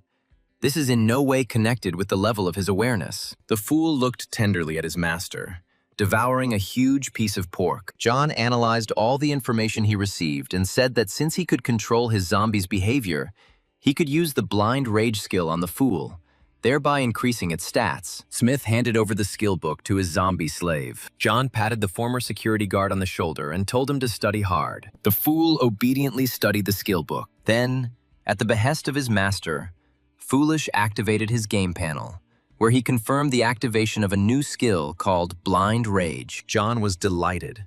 How good it was to have a brainless zombie under his command. He himself should try to move to the 10th level.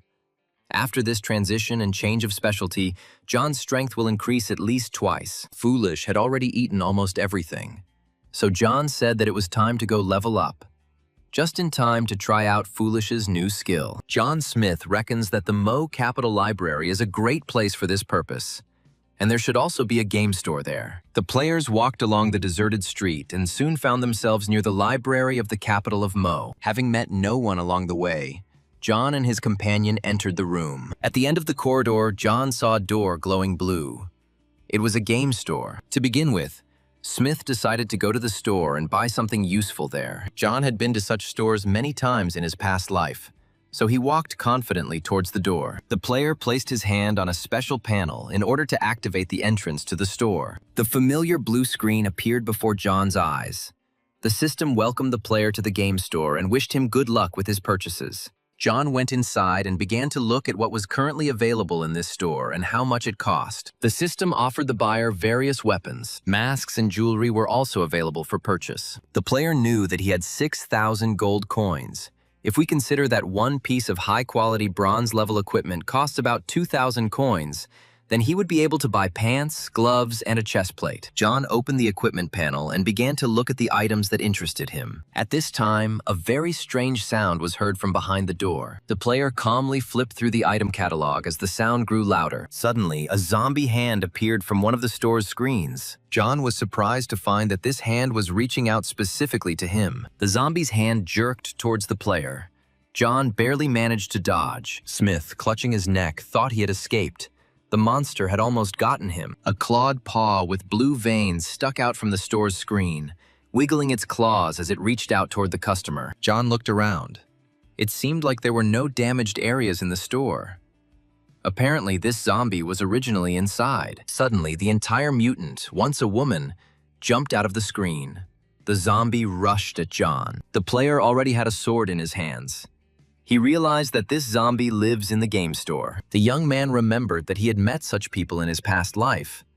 But shouldn't the game deal with such zombies? The zombie woman, grinning angrily, walked towards John. The mutant's eyes sparkled, and, drooling, she rushed at her human enemy. Smith swung his sword and cut off the monster's head. The dead zombie fell to the floor of the store. John commanded the system to activate automatic collection. The player found himself in the hands of a chest with a prize.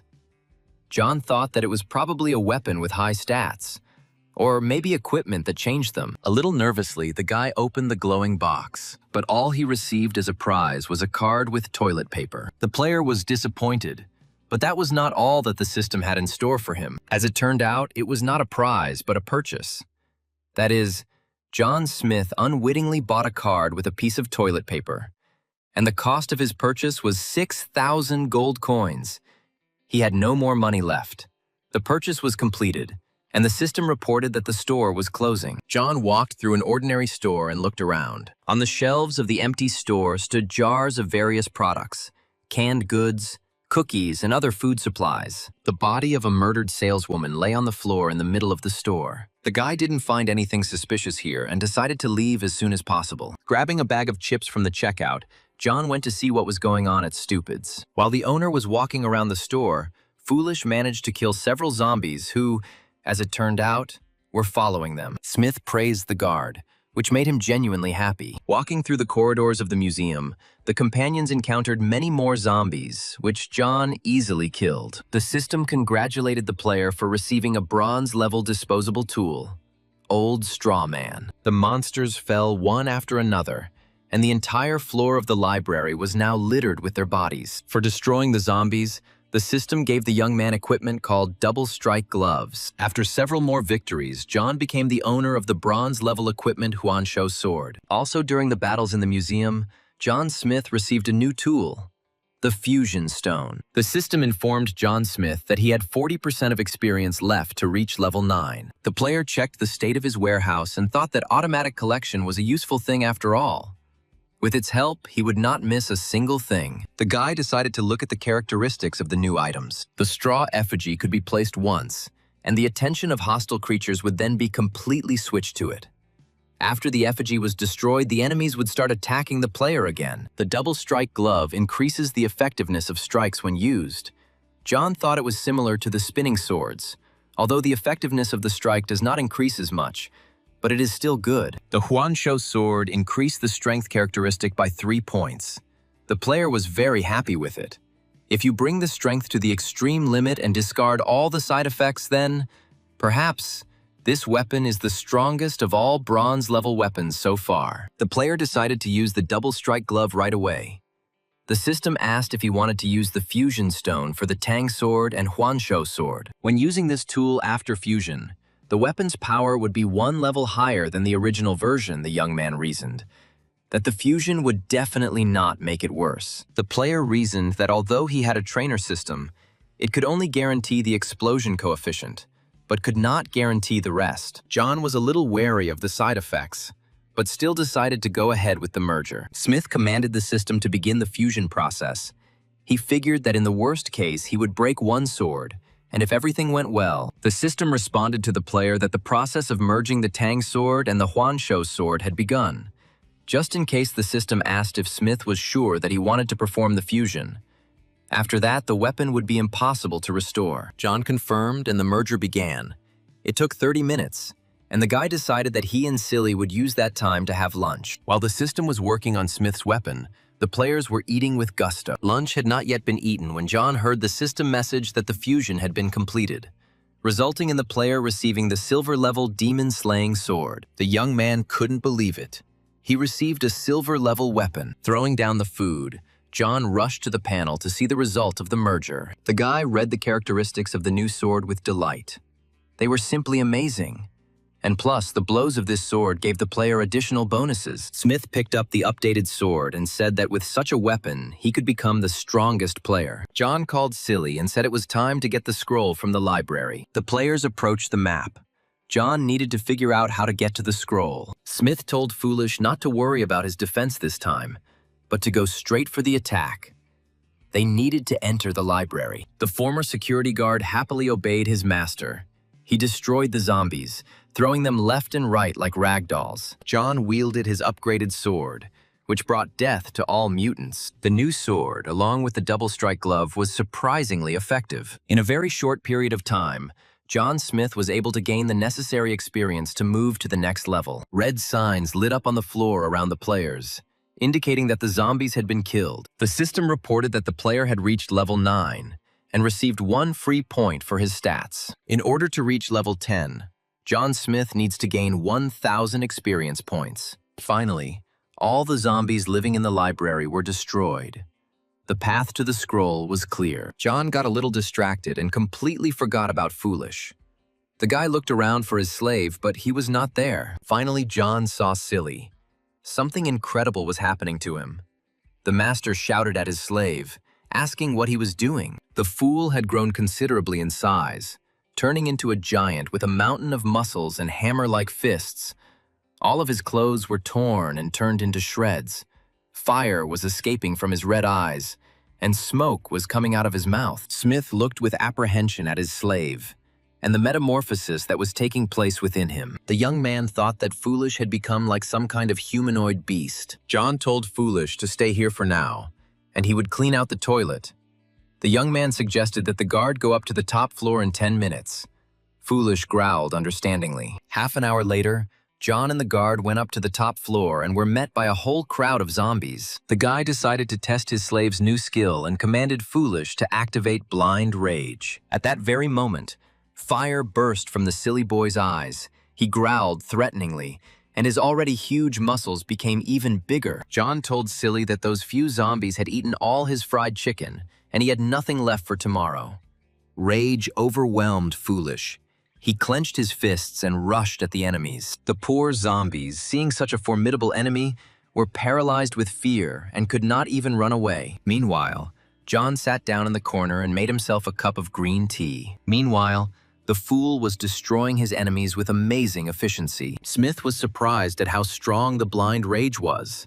When the skill was activated, the characteristics of the foolish man doubled, and it was simply impossible for the zombies to escape from him. The former security guard's fighting strength was amazing. That's what real natural power means. A few minutes later, the system reported that Blind Rage had entered a frozen state. The fool immediately decreased in size and became much quieter. The guard felt weak and collapsed to the floor. During the fight, he was scratched by a zombie, but in a state of Blind Rage, he did not notice it. Now, Stupid looked like a deflated balloon. Air was coming out of his wounds, as if his strength was leaving him through the wounds. John approached Silly, to whom he had already become attached, and thought that this was crazy. Could something like this really happen in the Doomsday game? Smith looked at the game panel and learned that when Blind Rage was activated, the speed of feeding increased significantly. The speed of food absorption corresponded to the severity of the wounds. The young man commanded the system to activate automatic collection, and to help his guard a little, John gave him an elixir to restore energy. Smith walked across the battlefield, and the system only had time to congratulate him on receiving new useful prizes. Among the newly acquired items, John singled out a protective chest plate that could protect him from enemy attacks and improve his personal characteristics. Also very useful was the energy elixir, which could immediately restore 10%. John Smith looked with pleasure at his new equipment, which he had received as a result of his last battle. Using the Scroll of Empowerment, John decided to empower the blood-absorbing ring. hoping that after empowering the ring, it would be able to match the power of the losses he incurs during battle. Of course, by strengthening the ring, Smith took a risk, but he was sure that he had become lucky. The manipulation of the ring was successful, and John activated the tool. John Smith waited impatiently for the ring strengthening process to be completed. Finally, the system notified him that the enhancement was complete, and he received an updated ring. Now, it increased its owner's characteristics in strength and body quality by 2 points. The young man was happy. He succeeded, and he decided to try out this equipment right away. Smith rushed into battle, killing several zombies. The ring worked. The enemy's forces passed into the player's body. A pleased John looked at his stats. They had increased significantly. The boy called foolish, saying that it was enough to rest. It was time to go upstairs. John found the door he was interested in and opened it. The players saw complete devastation before their eyes. It felt like a bomb had exploded there. Some of the bookcases were lying on the floor. Pages were torn out of the books. The doors were torn off and everything was cracked. The guy looked around and thought that only a boss could do something like that, and also possess such power. Smith remembered that when he came here in his past life, all the bosses had already been destroyed. But this time, they made it. John wanted to see what kind of boss this was. A sign lit up in front of the young man, informing him that he had approached the capital's store Mo. The guy pressed the handle of the front door and opened it. The system congratulated the player on finding the capital Mo's store, for which he received 10 reputation points. The game warned that each player could only be in the store for 30 minutes a day, and if he exceeded the allotted time, he would receive a fine. John was also warned that if he refused to pay the fine, the system would destroy him. It turns out that Smith is the first player to visit the Capital Mo store, and for this he receives a one-time discount of 50%. To avoid further trouble, John told Silly to guard him. The zombie growled affirmatively. Smith entered the hospitable shop, and Foolish remained outside to guard the entrance. The guy entering the store first of all decided to get acquainted with the assortment. The system greeted the first buyer and offered to look at the product catalog. John Smith agreed and pressed the key to activate the directory. But before redirecting him to the catalog page, the system showed a buyer's memo, which stated that the store does not prohibit the use of force, but in the event of damage, the buyer is obliged to pay compensation. The guy thought that everything here was like in his past life. He hoped that while he was shopping, no one would break into the store and he would not have to pay compensation. First, John decided to look at the tools. The store offered the buyer a light ball, a short-range bow, an ice spike technique scroll, and amphetamine. These were very expensive instruments. John wondered why such offers. Was he really too rich? The player closed this catalog because these tools did not suit him. The system responded immediately, saying that they understood that the buyer was unhappy with the products presented, and that hidden products would be revealed to him. The young man did not quite understand what the system meant. It turned out that each store has specialized hidden goods. They are available only to those who have made a great contribution to the city. John has the right to buy hidden goods. Smith scratched his head thoughtfully and asked what contribution he had made to the city. But you can't look a gift horse in the mouth. And John decided to see what kind of hidden goods were in the store in the capital of Mo. The guy was overcome with curiosity. He had never been a privileged customer before. The big screen lit up with a greeting for the respected and devoted citizen. The young man was overcome with doubts, and he asked the system if it was sure it had not made a mistake. In response, he was asked to go to the main page of the store and make sure. John opened the main page and saw among the offered goods the badge of honor of the capital of Mo, the costume of the Guardian of Order, and the imprint of the Defender of the capital of Mo. Smith looked at his balance and realized he had enough for the last 2 items. The guy decided that since there was a discount now, he needed to buy something expensive, and decided to buy a costume of a law enforcement officer of the capital of Mo. John confirmed the purchase and thought that next time he would buy the imprint of the Defender of the capital of Mo. The system asked what other product he wanted to buy, but John replied that he didn't need anything else. Smith opened the door and left the store. The system said goodbye to him, thanked him for visiting, and invited him to come again. The faithful fool was waiting for the owner near the door. John decided to examine the purchase better. The acquired suit belonged to special equipment of the diamond level. The suit also had many functions, for example, the function of metamorphosis. The suit also had the function of self-cleaning, temperature regulation, self-healing, and blood isolation. Another interesting function was the greatness and order function. The person in the suit can establish order in the capital of Mo and publish tasks approved by the system every day. The guy decided to immediately use the purchase to see what this suit was capable of in reality. He took off his clothes and commanded to put on all the equipment. A game panel appeared. John pressed the button to activate and put on the costume of the Guardian of Order of the capital of Mo. At that very second, the suit appeared on the young man. He decided to try the metamorphosis function. Smith found a protective chest plate. The system asked him if he wanted to use the Law Enforcer suit effect on the protective chest plate. John confirmed. And at that moment, the breastplate appeared on the player. The young man pressed the put-on button, and immediately the protective breastplate appeared on him.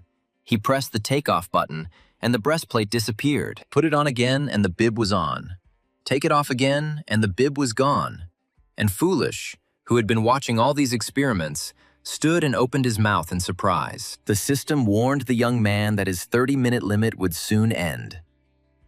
John thought that now he only had to put on the suit, and his activity, mobility, and stealth would immediately increase to the maximum. The guy was in a hurry to kill the library boss, and so he hurried Foolish so that he would go faster. Smith decided to test the various functions of the suit on his zombie first. The guy thought that if he used the order function on the fool, he could destroy the whole world. John's imagination conjured up a docile and trembling Silly, but any task had to be checked by the system. And the system did not allow everything. John commanded to kill a legendary level boss, but the system did not pass this task. Destroy the library with one blow. The system rejected. Spy on a girl changing clothes. This task passed, and the system asked if John wanted to publish it. Smith rushed to the game panel and shouted that he was joking and that it should not be published. Silly looked questioningly at the owner. He did not understand anything, and then a lucky thought struck John Smith. He turned to the game panel and offered the task of killing the library boss. The system responded that the task had been checked. Did he want to publish it? John clicked yes. Smith thought that this feature could be used to determine if there was a boss nearby. The system published a task and a reward for completing it. John called his zombie and said that they needed to deal with the boss, and Stupid growled approvingly. Meanwhile, it was already night outside. The stars came out, and the zombie's strength increased. In one of the library offices, two teenagers were sitting and shaking with fear. The girl asked her brother with tears in her eyes if their boss would find a zombie.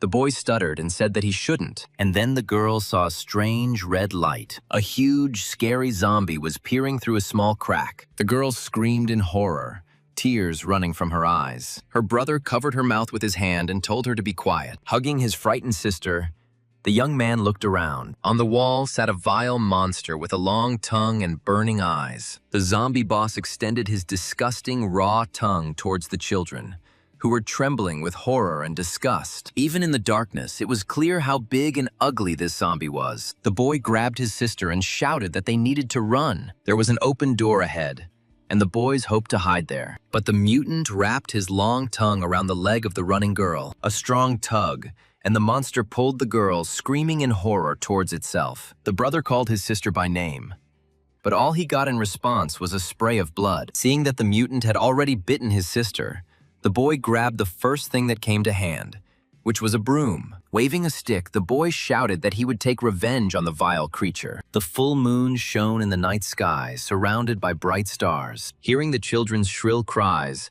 John and Silly rushed to help, but it was already too late. The ugly monster had already dealt with the boys. Entering the room, John and Stupid saw the murdered teenagers and the zombie boss. Looking at the teenagers, Smith said that such people do not live long. Even after completing the survival instructions in the game, one can consider that they have suffered enough. John turned to the mutant. He said that if it weren't for the screams of the teenagers, he wouldn't have known that the boss was hiding here. The system congratulated the player for finding a special zombie. Special zombies go through the same process as human specialists.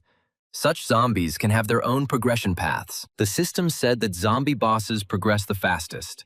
Zombie killers have high mobility and the ability to attack strongly, feed on human brains, thus enhancing their intellectual abilities. Now John encountered a bronze-level climbing zombie boss. He has great strength, great speed, He can climb walls and other non-slip surfaces. The system warned the player that this zombie had the ability to inflict huge wounds with its claws, and it also had the talent of an illusionary attack.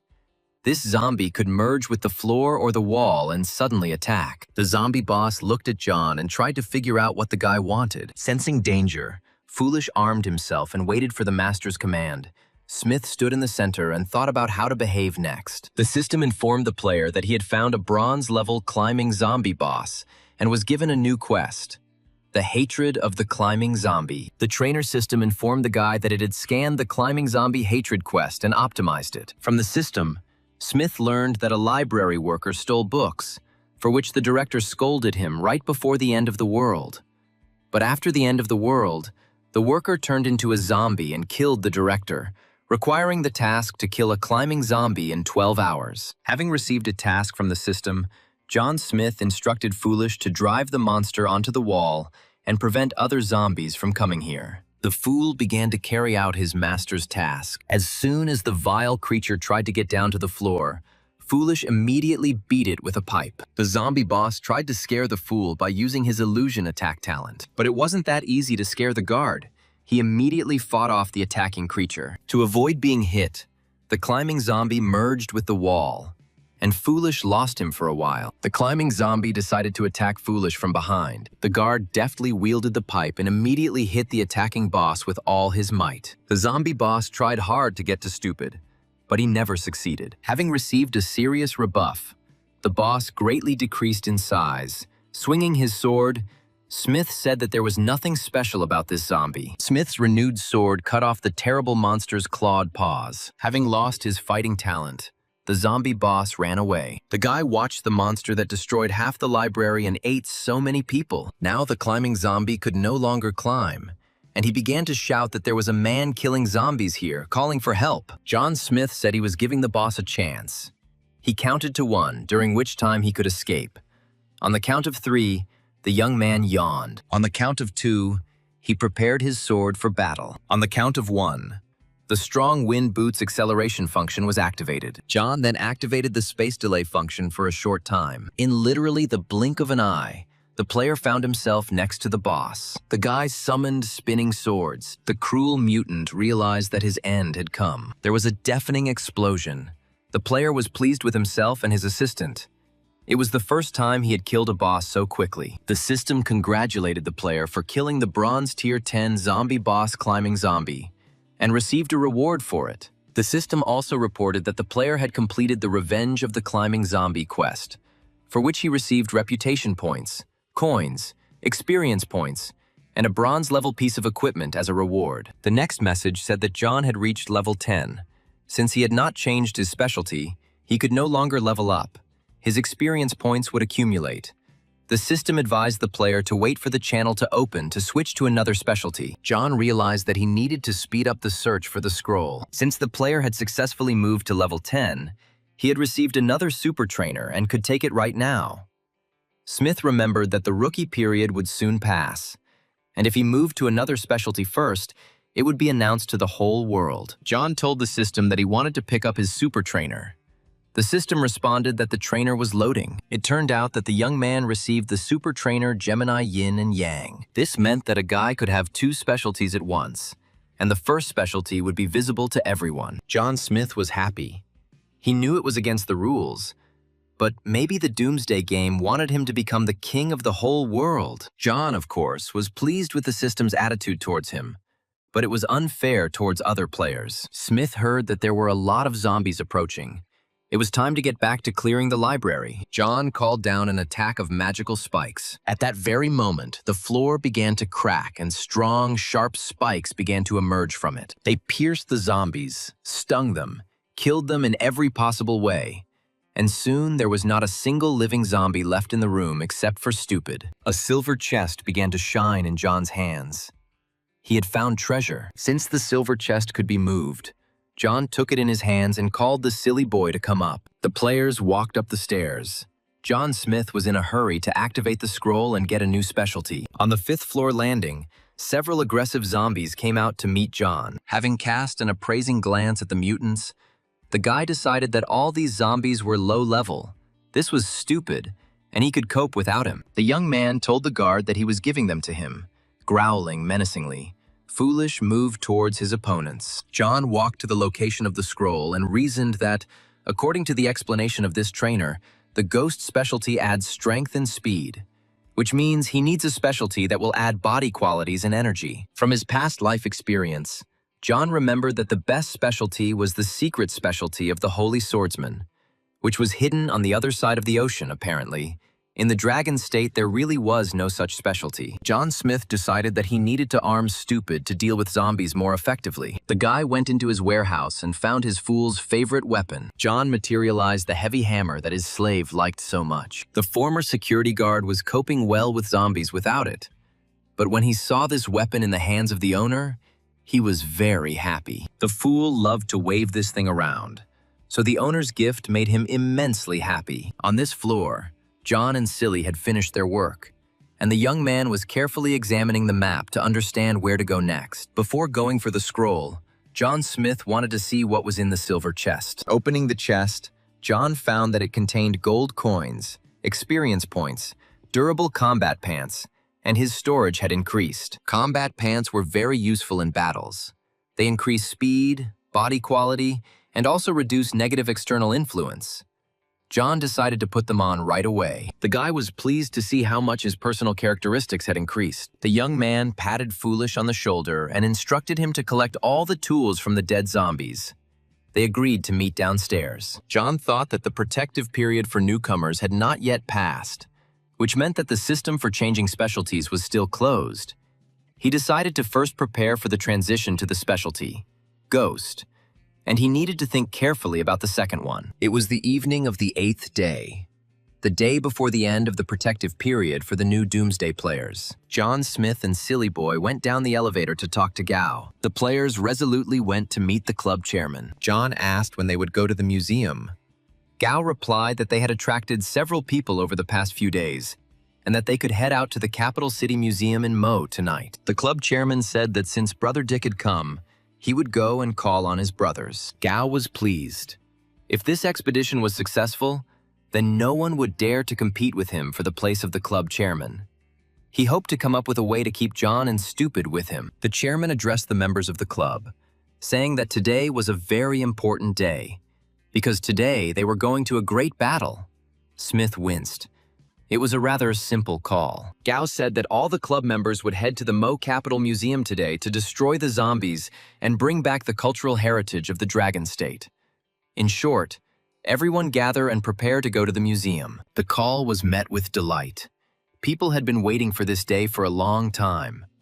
Some were going to get rich, some to find bronze-level equipment, some to rise to the next level, and some just to kill zombies. John watched the people and thought that they were taking the Doomsday game as an easy battle. Killed the monster, got a boost in the game. When the protective period for newbies ends, many of them will die. After the chairman's call, an unimaginable fuss began. Crowds of zombies of varying strength and size roamed around the museum building. The club members turned out to be not such good fighters. Gao Dong watched his men through binoculars from the side. He asked John if he was confident in his fighting abilities, because there were quite a lot of zombies in the museum. John told the chairman that if he organized the people so that they acted quickly, then there would be no casualties. Smith took Gao by the shoulder and said that it was almost 7 o'clock, and if they missed this opportunity, there would be no other. John reminded the chairman that everyone had approved the plan, so it was okay to proceed, and Gao agreed. The club members were eager to fight, with Smith's faithful Silly by his side. John said that his speed was the highest in this club, so he asked permission to attack the zombies first.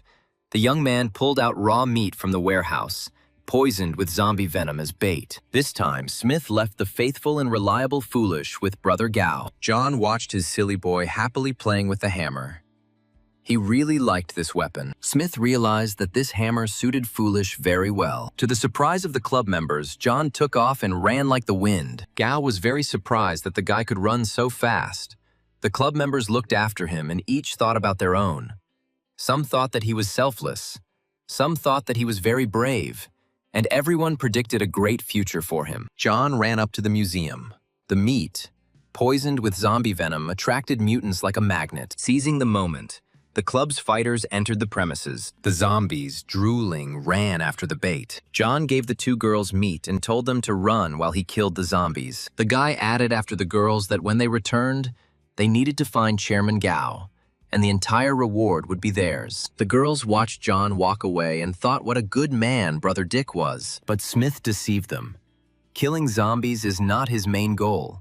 He must find the scroll before someone else finds it. Seeing how quickly John Smith was making his way through the zombies, the girls exclaimed how fast he was. Smith walked through the familiar sliding doors. The guy stood at the threshold of the room and thought that the scroll for changing specialty was now his. The player approached the transparent display case behind which the scroll was hidden and thought, well, this thing that makes many people chase after itself, sacrificing their lives, it looks more like a deception. The guy walked up to the glass display case, flexing his fists. He had to get this scroll. The young man hit the glass with all his might, but the glass didn't even budge. Getting this scroll was not that easy. The guy concentrated and started pounding his fists on the display case. Finally, a crack appeared in the protective glass. Another strong blow and the glass shattered into pieces. The young man blew on his bruised hand. Smith picked up the scroll. The system gave him a message that he had discovered a strange scroll. It seemed that it contained a big secret. For finding the scroll, the player received 500 reputation points. The system informed John that the scroll was calling him. Whether the player wished to answer its call, the young man answered positively. After John agreed, the scroll began to glow, enveloping him in golden rays. The system wrote that the young man answered the call of the scroll, and now he will be moved inside. A portal opened and the young man was sucked into the scroll. The game panel reported that the program for moving to the scroll has completed. John was not surprised by all this, because he had already been through this once. Smith sank smoothly onto the stone floor. The young man found himself in a huge stone hall, with fires burning around him. The guy needed to find the test activation panel. After a short search, John found the necessary tool. Similar actions came to mind in the young man's mind, and he realized that he was not mistaken. It was definitely here. Smith found another portal, and the system congratulated him for activating the test. The game panel reported that the guy had to complete 3 tasks, while the player could not use equipment and skills. If the player failed the test, he would be killed. John thought that everything was as tough as in his past life, but then the player's trainer system came to his aid. It informed him that even if he failed the test, there would be no punishment. The system would ensure his safe exit from the testing space. The quest was called the Ancient Trial, so John was to receive a legacy that had existed for several thousand years, which was waiting for a strong player who could inherit it. Smith was puzzled. What, several thousand years? Although the ghost specialization is a top reward for him, but this description did not fit it. The ghost specialization comes from the ancient legends of the Dragon State's assassins, but they only existed 1,000 years ago, and a level 50 ghost assassin and a level 80 ghost spirit don't fit the description. John asked the system what this meant, but the system was silent, usually responding even to thoughts. This time, she didn't want to prompt the player with anything. The young man realized that in this case, he would have to make a decision on his own. John decided to accept the task. Although it was very risky, he was already walking an untrodden path. Steps appeared in front of the player. The first level of the test began. John entered the cave. The system told him to put his hand on Lee's pearl. The young man obediently placed his hand on the shining golden pearl. Something was happening in the golden ball. Different colors were shimmering there, as if the ball was alive. And then the pearl of Lee seemed to be engulfed in fire, and red flashes appeared around it. John looked at the pearl and realized that it had all begun. The space around the guy began to spin, and it seemed as if he himself was engulfed in fire and light. A flash of bright light blinded the guy. John narrowed his eyes and covered them with his hands. The flash of light disappeared. The guy found himself in a huge scarlet ocean, as if he was standing on a stone and red waves were splashing around him. The scarlet space was huge. At first, the young man thought that he was in the middle of lava. There was no heat, so John bent down and scooped up the red liquid with his hands. It turned out to be blood. The young man clenched his fist with the bloody mass, and it seemed to him that the space around him began to sway. But he had to endure this test, not be afraid, and not fail. The bloody space began to spin again, and another portal opened. Smith was horrified by this ocean of blood. A scream burst from his chest. The guy remembered that all the trials of changing professions were very difficult and scary. In his previous life, he had gone through this level relying on his hatred for Yao, and had gone through it terribly. Then he was simply horrified by the blood that splashed around and flew at him, soaking him with a terrible liquid. John was sure that in this life everything would be different. He had to pass the tests with dignity. The portal above John opened, and it caused the bloody sea to splash even more. Almost all of John's suit was already soaked in blood, but he stood calmly in his place. Almost all of his clothes were already splashed with waves of blood. But the young man remembered that this suit had the property of self-cleaning and was not worried about this. The sea of blood was advancing, but John's excitement faded into the background.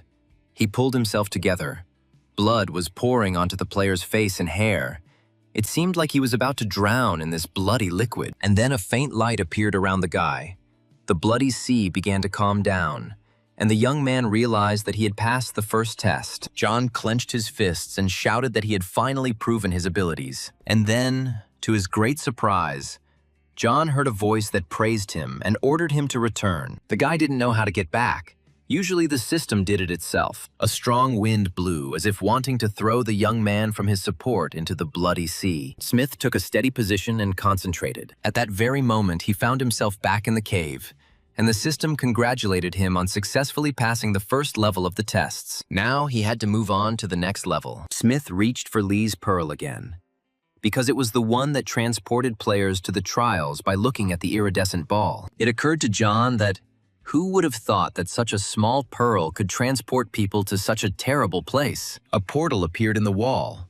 The system reported that the second level of the test was activated, inviting the player to go forward. The guy remembered that in his past life he had gone to the second level in exactly the same way, filled with anger. Last time, at the very end, John couldn't take it anymore and simply fainted. When Smith woke up, he found himself on the third level.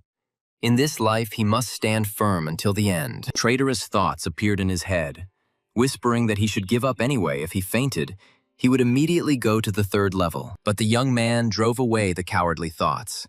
He could not think like that under any circumstances. Why should he give up when he went through this in his past life? John gritted his teeth and thought that in this life he would endure to the end. He had an opportunity for revenge, and he could not lose. The guy closed his eyes, lowered his head slightly, and sank into himself. Smith remembered what he was like in his past life. He was driven only by anger, only by the thirst for revenge. But he was not confident in himself. In this life, he is different. He believes in himself and understands that he can do anything. The guy clenched his fists and took a confident step forward. There was a wall in front of him, and from a crack in this wall, a strange and very bright light was coming out. The guy seemed to be in zero gravity. There was darkness around him, and only somewhere in the distance the saving sunlight was shining. John Smith looked around. It seemed like he was in space, but then the young man saw a doorway, from which a calm golden glow emanated. The young man realized that this was the end of his difficult path. John whispered with relief that he had indeed held out until the end. The player was overwhelmed with joy. He was finally able to do it. He showed what he was capable of. With a firm step, John Smith walked into the shining reception. This was now, in the full, true sense of the word, his new life. Passing through the light opening, John again found himself in a stone hall illuminated by lights. The system congratulated the player on successfully completing the second level of the tests and offered to move on to the next level. The guy became serious. There was the last level left, and only that monster remained. Images of the last time he completed this level appeared in John's mind. He remembered how he fought with the monster and how it wounded him. The guy tried to prepare for the battle, and for this, he needed to calm down. Because John intended to take revenge on the monster for the scar he had carried for 10 years. Smith approached the portal to activate the third level of the test. The player's excitement left him. Now he felt like a real warrior. The system reported that the third level of testing has been activated. The most difficult part remains. The game panel warned the player that he had to kill the guardian beast. John prepared his super effective sword. Holding the weapon at the ready, John walked into the cave that was already familiar to him from his past life. The young man knew that he was about to meet a beast, cunning and insidious. A portal appeared on the cave wall, from which a guardian beast was supposed to emerge. John waited impatiently for his enemy. A black cat flew out of the portal at lightning speed. The beast landed not far from John and looked at the player appraisingly. The guardian beast was small in size and looked like an ordinary cat. But the player knew better than to delude himself. The young man thought that he had waited so long and had finally waited for this psycho. The beast did not understand this thought. He saw this man for the first time, but John remembered his first battle with the cat guard. He didn't even have time to renew his sword, but he was already wounded. Then, bleeding, John was forced to fight the cat with a spear. The beast could not kill him, but he also managed to kill the beast with difficulty. The cat then ripped his face open, leaving an ugly scar on his cheek. The system informed the player that it had analyzed the conditions of the ability breakthrough and found that John had an epic-level talent for comprehending omnipotence, as well as omniscience, which is a legendary-level combat talent. This message from the system gave John confidence in his own strength. Now he knew for sure that he would defeat the guardian beast. John saw the path he had to take and boldly rushed forward. The light in the cave flashed again, and the player realized that his time had come. This time, John did not wait for the beast to attack him, but rushed at it first. To begin with, John wanted to inflict the same wound on the cat's face that she had once inflicted on him. This time, the young man succeeded. The wound that was once on his face now appeared on the monster's face. The desire to defeat this particular beast was so great that the guy did not need any skills to win. He managed only with the help of his sword and martial arts. The beast was defeated. John Smith defeated the guardian beast. The system congratulated the player on killing the guardian beast and passing the third level of the test. The trainer system congratulated John on completing the Mystic Trial and receiving a reward in the form of a 1-level increase and a Ghost Specialty Scroll. But since he has not completed the transition to the specialty, when he completes it, the reward for leveling up is cumulative. John Smith had the treasured scroll in his hands, but for some reason the young man still remained in the cave where he was being tested. He asked the system why he was still here. The young man remembered that in his previous life, after he killed the cat, he immediately came out of the test. Why was nothing happening this time? Was he stuck inside the test? The player methodically examined the cave and tried to find a way out, but nothing worked. The guy suggested that it might not have been the Doomsday game that locked him here. He asked the trainer system about it. The trainer replied that the requirements of the task were not only to pass the tests, take the scroll, but also to receive the scroll's legacy. And it was this part that was not completed. John was shocked, meaning he still hadn't received the scroll's legacy. The player commanded the system that he needed to get a scroll and change his specialty. It dawned on the guy that getting the scroll was only the first step, and the second was activating the scroll, and then he would be able to inherit its power. He needed to try. The system informed the player that he had successfully completed the tests and advised him to continue moving forward and obtain the scroll's power. But where he had to go, John Smith did not know. He asked the system about this. Despite the voiced question, the system remained silent. John was surprised. What kind of scroll was it? If it made the trainer system silent, or the system and the scroll at the same time? Maybe the system knows about everything that happened to him in his past life and is deliberately silent. The player decided that he needed to do what he was told and move forward. The young man couldn't understand anything. The system told him to go forward, but there was no way to get through here. There was a wall ahead, and then John noticed that there were cracks on the wall. He had the feeling that they formed some kind of pattern. Smith ran his finger along the wall, and it seemed to him that the outlines of these cracks were vaguely familiar to him. As soon as the player ran his hand along the wall, a glow began to emanate from the place where the cracks were. And then John realized that these cracks formed a pattern that was depicted on the scroll. As soon as the player voiced his guess, the drawing on the wall appeared very clearly. At that very moment, a rockfall began in the cave, and a door began to rise from the ground. The door that suddenly appeared in the cave had drawings from the scroll on it. The young man pressed hard on the door. It gave way, releasing him from the cave. And now John found himself again in the stone hall. On the ancient table next to Lee's pearl, a scroll was shining. This time, the system did not give the player any hints on what to do next. He had to figure it out himself. John walked up to the ancient stone table.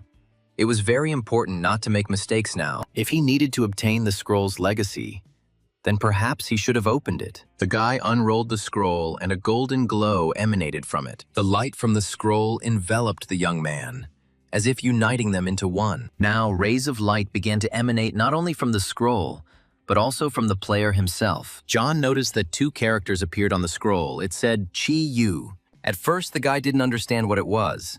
The scroll only said Chi Yu, and the bird and the bull that were depicted on the scroll were the totems of the Jiuli tribe. The young man knew that Chi Yu was killed by Emperor Huang Di.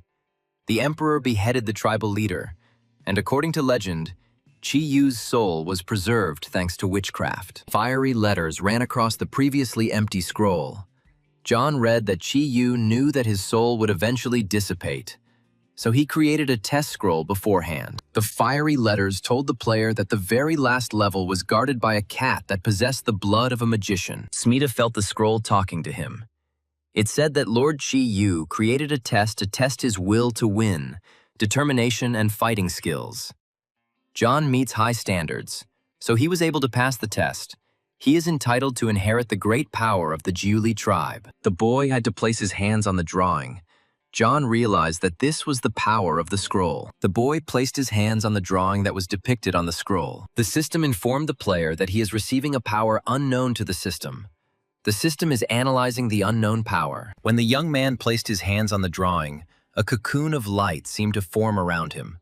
Tongues of fiery energy pierced him and swirled around him.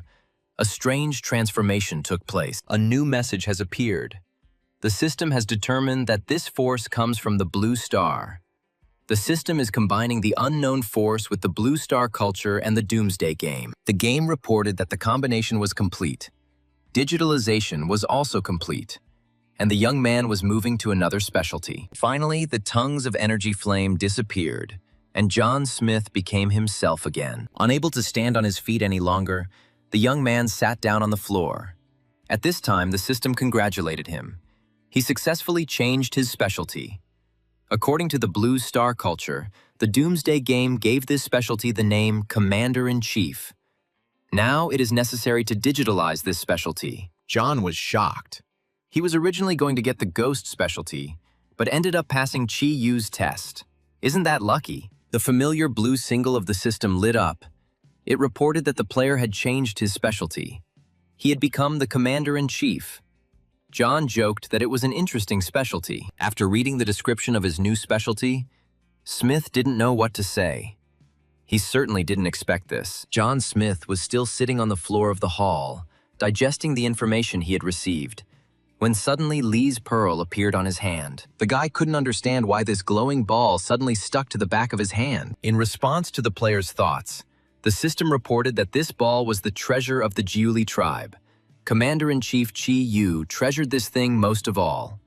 Through Chi Yu's trial after inheriting the power of the scroll, the ball is attached to the player and then exists in his mind. The ball has several functions. It can change shape at the player's will and also give him special abilities, absorb power, increasing the power of equipment and characteristics. Smith looked at the pearl and thought that it turned out that this thing could grow without limit. Suddenly, the ball flew out of John's hand and ended up in his head. The guy felt dizzy and propped his head up with his hand. John thought that it was no wonder that this thing was Chi Yu's weapon.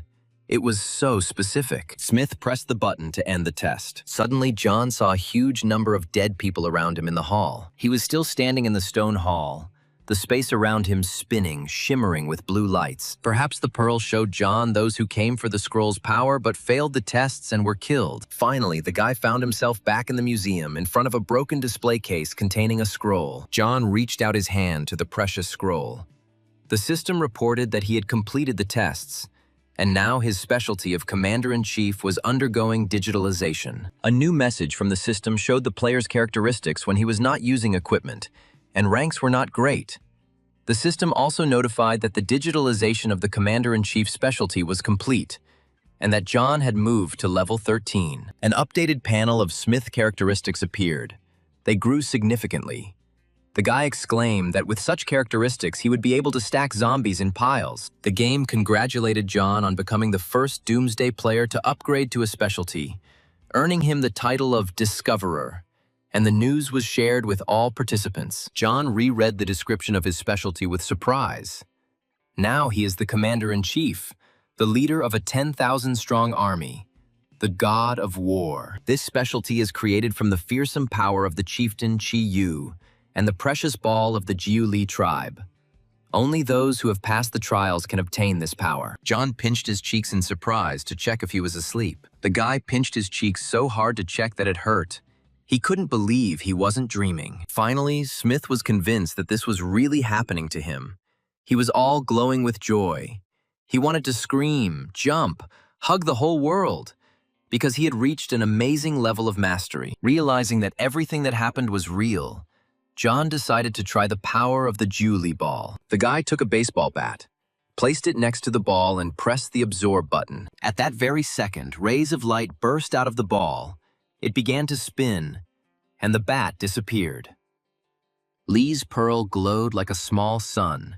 It added energy to itself. John carefully studied the qualities of the commander-in-chief's weapon, and then the system gave a message that the Jiu Li ball had absorbed enough power and had become a silver-level tool. John looked at this already slightly grown ball. Inside the pearl, tongues of flame were moving and vortices of energy were swirling. The guy decided that he needed to try using Li's pearl a little differently. According to the instructions, this ball could not only absorb power itself, but also increase the characteristics of the player's equipment. John took his deadly sword and combined it with the ball. Immediately a message appeared that now this sword had changed its characteristics. It was called the Jiu Li sword. This sword significantly increased the attack power and could even pierce armor. The upgraded sword could not only deal more damage but also cause terrible pain. But the system noticed that the player could not gain skills through specialization. These skills could only change with the ball. John was absolutely delighted. Having strengthened his sword, he decided that he should do the same with the bow and arrows. The player summoned his bow and arrows from the warehouse. Now the bow and arrows were combined with the ball. The weapon changed before John's astonished eyes. Now it was already the Jiu Li bow, a silver-level equipment. Its speed had increased, and it had the ability to collect energy and transform it into arrows. In addition, this bow now has two types of arrows, flame arrows and ice arrows. Using the ball's ability to transform into any object, Smith turned it into a dagger. Then, at the player's command, the ball transformed into a shield. Obeying the will of the young man, the ball turned into a formidable sword. John commanded the ball to transform into Jiu Li's bow. But this time, the trick didn't work. Instead of a bow and arrows, a golden puddle spread across the floor. John grabbed his head. The transformation of the Jiu Li ball takes a lot of energy. That's why he felt dizzy. The system warned John that his energy was depleted, and if he continued to change the state of the instrument, he would feel dizzy. John took the magic ball in his hand and decided that he needed to rest. While the newly minted commander-in-chief was heading off to rest, the world announcement was heard everywhere that player Ding had become the first Doomsday player to reach level 10 and advance to a specialty. The game reported that this player's speed was simply amazing. He was the only one in the world to achieve such a result. The title of Discoverer and a huge reward. Other players should work harder. Not everyone liked this news, and some found it irritating. Some raised eyebrows and were surprised that this Dean had distinguished himself again. The young player thought he really needed to try harder. To restore his strength, John drank the elixir. Smith sat down on the floor and thought how great it was that he had an energy restoration elixir. This dizziness was just terrible. To maintain his energy level, John put on the necklace of meditation and took out the magic staff. The system congratulated the player that he was now known throughout the world as the Discoverer, and an impressive reward was added to this title. The guy decided to look at the description of the title of Discoverer. After reading the description, the player realized that this rank was of no use. But he himself was first in line. He had just switched to a specialty, and also beaten a bronze-level boss. Yawning, the tired youth told the system to show him his silver-level equipment that he had received as a reward. While the gear was being loaded, John took out his backpack, and now in front of the player there was a box with brand new equipment. The system congratulated the player on receiving the evil ghost mask. The new equipment is capable of adding energy and has the power of a magical evil ghost. The system warned the player not to become a servant of darkness under any circumstances. The new mask had interesting functions. Firstly, it could be used to hide information about oneself. Secondly, it had a demonic look. That is, players looking at the mask fell into a state of horror. Now John was wearing a mask of concealment. He decided to change it to a mask of an evil ghost. His suit allowed him to activate the metamorphosis effect. But John decided not to do so. The young man put on a mask. Smith still had to pick up the trainer he received when he moved up to the next level. John walked through the corridors of the library. He decided to return to the club members and see how Stupid was doing. The system sent a new message to the player. The equipment restrictions were now lifted, and John could equip 2 rings instead of 1 at a time. This message made Smith happy. It meant that now he could wear 2 rings at the same time and use them. He would have 1 more piece of equipment than others. Closing the message, John thought that he would wait until he got a new good ring and then wear it. The system reminded the young man that he had 12 free points for his characteristics, and he wondered how he could use them. The guy called up a panel with his personal characteristics and gradually added points on various indicators. Now John's strength and body quality had grown greatly, but his speed and energy were not inferior to them either. The young man decided that he would finish with this for now. To John's great surprise, he walked out of the library without encountering any zombies or people, but on the street there was a real celebration. The members of the Death God Club were celebrating their victory. A proud Gao walked up to the podium, followed by the huge Foolish, clutching a fried chicken in his hands. The chairman enthusiastically declared that today's battle between the Death God Club members and the museum zombies would go down in history. Gao extended his hand towards Foolish and exclaimed for the people to meet the leader. The fool was immensely happy. No one had ever praised him like that before. Gao extended his hand to Foolish, but he decided that the man wanted to take the chicken from him. The fool turned away sharply and growled menacingly. Gao chuckled that the leader couldn't live without chicken legs. At this time, John appeared and Gao greeted him enthusiastically. The chairman exclaimed that the young man had finally returned. They had been looking for him for half a day, and those suckers thought that something had happened to him. John asked Gao how the situation was. The chairman replied that everything was fine. They had destroyed 1,500 zombies, and also gained quite a few people as allies and received many new material resources. Foolish alone killed over 100 zombies today. That's a great job. Gao invited John to follow him. The chairman took the young man and Foolish to the warehouse, showing how many resources they had obtained today. Gao told Smith that they had a lot of new guys, and it was all thanks to him. If John had some free time, could he say a few words to the guys? The chairman whispered to John that the more people they had, the more power they had, and now they would be able to achieve greater results. Smith thought that if there were more people, then more equipment could be found, and the Jiuli ball could upgrade to the diamond level. The young man reasoned that the more people in the club, the more sources, and he had more than enough resource cards. Perhaps John could exchange the cards for coins from new people, or even for equipment and tools. These items were exactly what were needed to increase the level of the Jiuli ball. John Smith approached Gao to discuss a deal. The club chairman was taken aback for a few seconds, but then he patted John on the shoulder in a friendly manner. Gao said that there was no deal. He and Foolish had helped them so much in this battle, so Gao was willing to give him whatever he needed. Just ask. Smith said he needed equipment. The chairman said that he had prepared a surprise for John. Gao placed the ring on Smith's palm. The club chairman was sure that it was just what he needed. Gao told Smith that if he needed anything else, he could just say. They had so many people in the club, they could probably find everything they needed. John thanked Brother Gao, took the ring, and said that he would come see him again at 8 o'clock in the evening. The chairman was confident that with this ring, John would be on his side. Gao was surprised why John was going to visit him at 8 o'clock in the evening.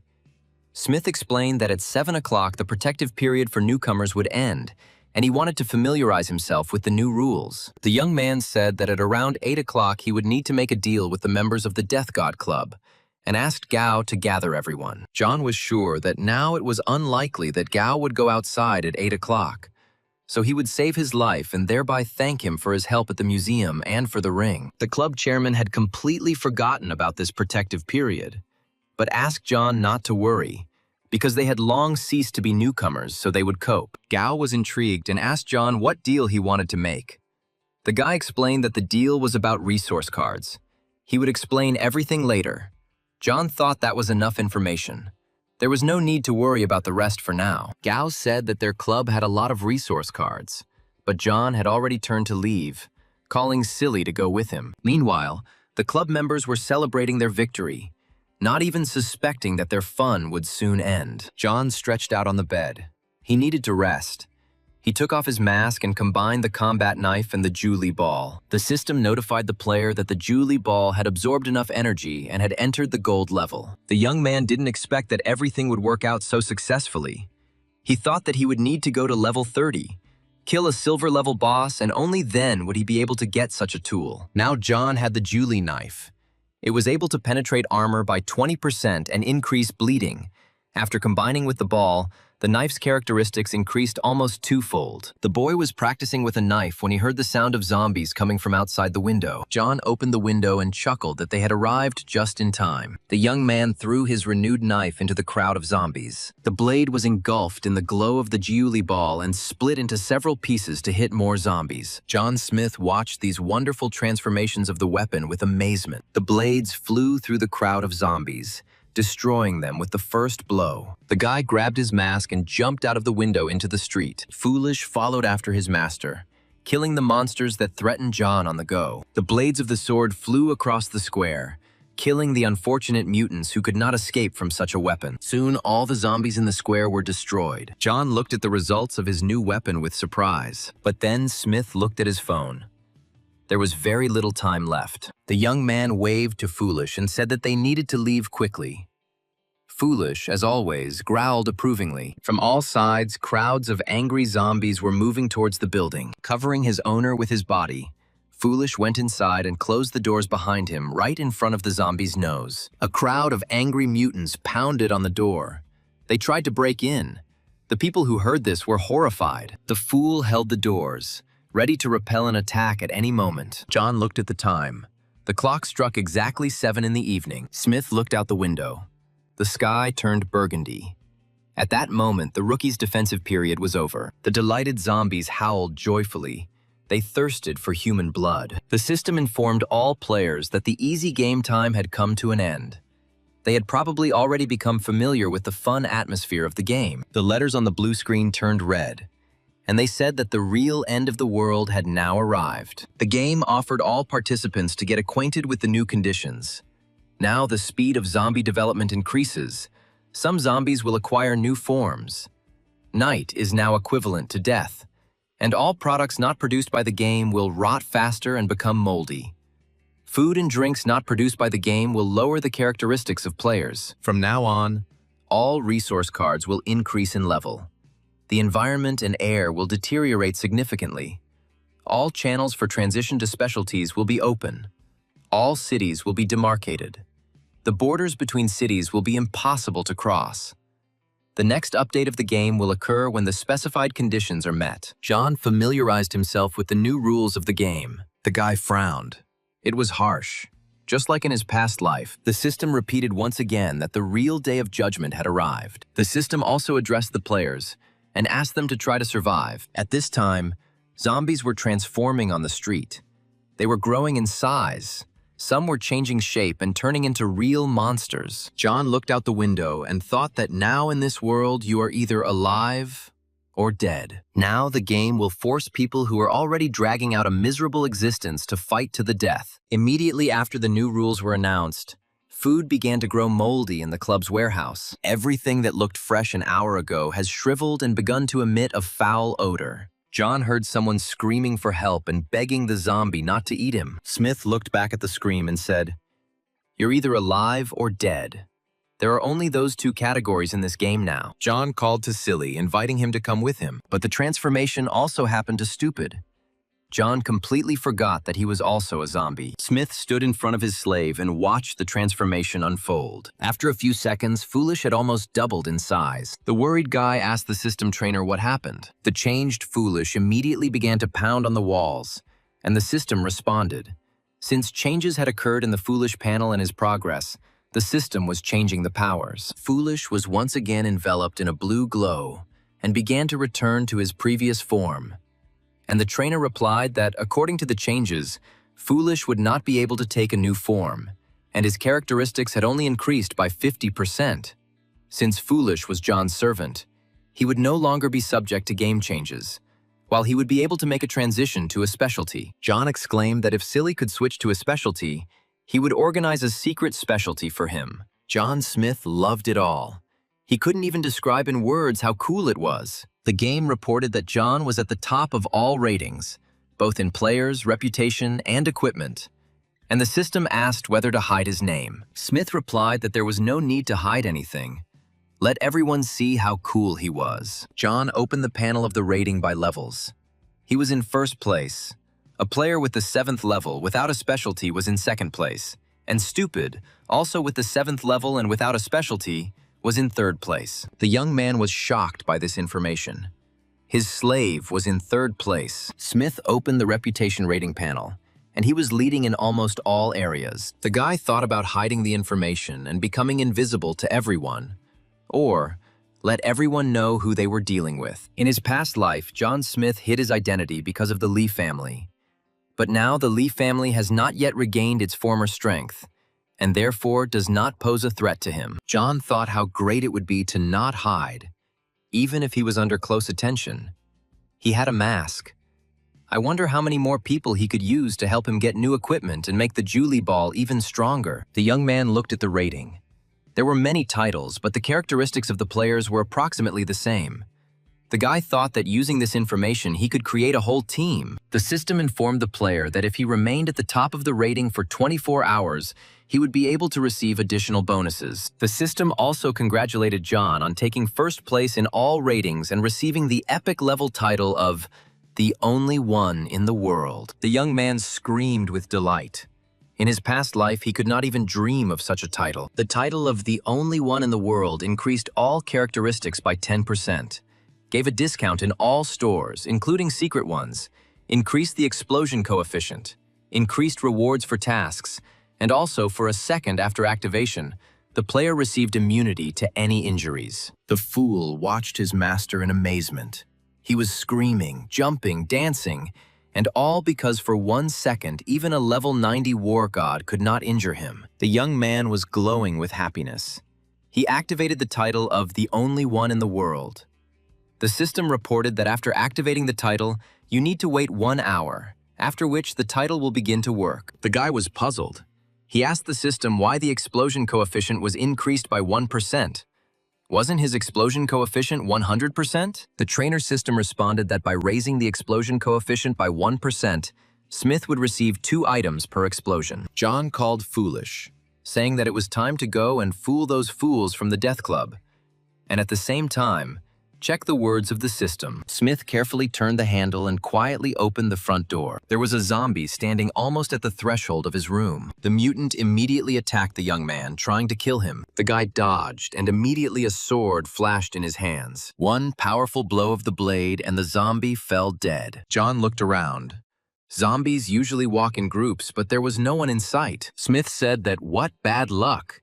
They just went out and immediately ran into a zombie hunter. The sky above the city turned crimson, as if human blood had spilled across it. Carefully peering out from around the corner of the building, John saw a group of zombies with greenish smoke coming from them. Smith said that these were highly toxic zombies and ordered Stupid to run. The young man thought that he didn't have the strength to fight them now. Even these creatures' saliva was toxic, but there was no point in simply running away either. John decided that he needed to get rid of these degenerates. After freezing for a moment, The guy immediately came up with a solution. The young man ordered Foolish not to lag behind and rushed towards the intended goal. John watched from the second-floor balcony as the transformed zombies wandered around the building and tried to get inside. The guy began to carefully descend from the balcony to attract the attention of the mutants. Cries for help were heard from the building where the Death God Club was based. Zombie giants were walking around the building. They had already managed to bite someone to death. When John went inside, he saw several dead bodies of people. The club members were in despair. Some said that there was no point in trying anymore. One of the club's fighters said that they had been working hard for half a day, and now they can't kill zombies at any time. And zombies can kill them at any time. The girl, clutching her head in her hands, screamed that in a few days they would run out of resources and they would all die. Some woman said that she had food and suggested that they eat quickly, because they wouldn't be able to do it later. Smith looked at this sad picture and thought, here is an opportunity. John climbed onto the container from which Gao usually broadcast. The boy stood up to his full height and told the crowd that he was here to help them survive, to give them hope for the future. John Smith said that for coins, equipment, or tools, they could buy food from him for the whole day. The club members responded very emotionally to the call, each shouting that he was ready to buy so that John would pay attention to him. The young man summed up the deal. As a result of the sales, he received 10,000 coins. People were happy that they could eat, and their mood immediately improved. As he left, the young man turned to the rest and told them to try to be quiet. If they made noise, they would attract zombies. And then they should not be offended if he ordered Stupid to crush them with a hammer. Until recently, such warlike members of the club were trembling with fear. They were afraid of the mysterious guy almost as much as they were afraid of zombies. John Smith and Silly Boy entered the hall where Gao Dong usually resided. The club chairman peered timidly around the corner. John, wearing a mask, approached the chairman and, smiling, asked if Brother Gao didn't recognize him. The frightened chairman said he did not recognize him, but should call him brother. Gao begged Smith to take him with him, promising that he would do whatever he was ordered. John leaned towards the chairman's ear and whispered an order. Gao Dong said that he understood everything and would do everything. Smith patted the ambitious chairman on the shoulder and told him to go. The head of the club rushed off as fast as he could. John hoped that Gao Dong was a smart guy. If the deal failed, it would be his fault. In any case, it would not affect John in any way. John Smith and Silly Boy approached their room. The young man turned the handle and entered his home. The guy took off his mask and looked out the window. And a day had passed since the end of the protective period for newcomers. Tomorrow they will go hunting for new zombies. They need to earn more coins and equipment. The day will show how Gao Dong will cope, whether he will come to exchange equipment for cards. In the morning, John and Stupid went out to hunt zombies. They stood in the middle of the square and waited for the mutants to gather around. Seeing the people, the monsters moved towards them from all sides, hissing and growling. Within minutes, hordes of zombies were rushing towards the players. The fool, always ready to defend his master, prepared his favorite weapon, the hammer. When a large number of mutants had gathered, John launched the spinning swords. Soon, John Smith and Stupid were surrounded by mountains of zombies they had killed. The young man called Foolish to deal with a couple more zombies. At the same time, they will give the other players a chance to catch their breath. Entering the library building, John was surprised to hear people's voices. It seems that some of the club members broke away from Gao and thought they would sit near the store. The unknown said that there was a store here, and they would charge an entrance fee, get rich and have no worries besides. All the zombies here were already dead and there was no danger. Another voice suggested taking resource cards as payment. The unknown people were at a loss as to who could have killed all the local zombies. It must have been some very powerful group. John opened the door and he and Silly went into the hall where people were talking. The aggressive bearded man, clenching his fists, told John that there were already people here, but the girl whispered to the bearded man to stop, because Silly was standing behind John. Someone from the crowd said that Stupid was in second place in the ranking by levels. John looked at his servant in surprise. He had already risen to second place, and then John realized what was going on. Foolish had increased his experience by killing new zombies. Just a minute ago, the aggressive people were smiling and saying, "Welcome to the guests." But the fool sensed aggression and rushed at the people with a hammer at the ready. Gao's former comrades were seriously scared. John stopped the guard by patting him on the shoulder and said that they needed to buy some things, so we would leave them alone today. Smith and Stupid headed towards the capital's Mo store. The club's fighters discussed how this Foolish immediately showed that he was an influential person. But although Foolish was strong, there were more of them. The bearded man objected that an ordinary person could not become second in the ranking of the entire Dragon State. The fool had killed more zombies than they had seen in all this time. He only did not touch them out of pity. John, entering the store, admired the honorary badge of the city of Mo. He really liked this thing. The guy's attention was also attracted by the sign of the Defender of the City of Mo. The title of the only one in the world gave him a 10% discount. After standing for a while, Smith decided to buy the sign of the Defender of the City of Mo. The store announced that the Mo City Defender's sign has been moved to the map, and the player can pick up the card to activate it. The guy decided to immediately activate the acquired sign. The system informed the player that the token he had purchased was a special type of diamond-level tool, and that once activated, the player could use it with equipment. John activated the acquired sign. The system responded that the sign of the Protector of the City of Mo was activated. Smith was surprised to read the description of this tool. In addition to various protective functions, this sign gave the opportunity to summon a robot defender once a day for 10 minutes to help in battle. The characteristics of the robot changed depending on the player. The system warned John that one player can only buy one sign. He cannot buy a similar thing. The guy thought with regret that he had thought that if he had enough coins, he would be able to buy whatever he wanted. As he left the store, the boy regretted that he wouldn't be able to summon an entire army of robot guards. Having attached a new sign to the suit of the Defender of the City of Mo, John left the library together with Foolish. As the game promised, the situation in the city worsened. There was a feeling of heaviness and tension in the air. Everything around was filled with scarlet light. The city's pools emptied and everything around slowly began to crack. The walls and buildings slowly collapsed. Strange signs appeared against the backdrop of a web of cracks on some buildings. A portal for transitioning to a specialty has appeared in one of the city's districts. A group of teenagers carefully made their way through the city. One of them, armed with a sword, climbed up on a hill and informed the others that it seemed that all the zombies in this place had already been killed and it was safe. The guy pointed to the portal. He said that this was a platform for transitioning to the specialty that was mentioned in yesterday's announcement. I wonder what it is for. The slender young man suggested splitting up to find something useful, and his companion supported him, saying that they might come across a weapon. The blonde girl touched the ball and asked what this crystal was for. It looked so special. Her friend yelled at her not to touch the ball, but it was already too late. Blue and black flashes were swirling around the naive girl. She was sucked into the portal. The ball was activated. A blue whirlwind picked up the girl and carried her away in an unknown direction. The same whirlwind caught up her friends, and the whole group went to undergo the tests. A minute later, no one was visible on the site near the ball. Caught up in a blue whirlwind, the young people were all transported together to some place unknown to them. One of the guys was very loudly indignant, scolding the girl who constantly touches everything that catches her eye. This had been repeated many times already. The pretty blonde made excuses that she didn't know it was a portal and promised to be more careful next time. The guy armed with a sword stopped his friends, asking them to stop arguing.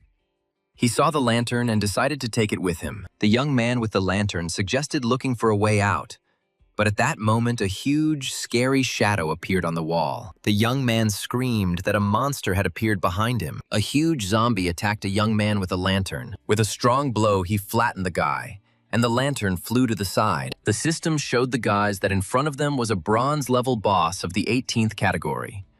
But the characteristics, talents, and skills were hidden by the system. Fresh blood from the guy he had just killed was dripping from the boss's huge fist. The shaking young people looked at the monster in horror.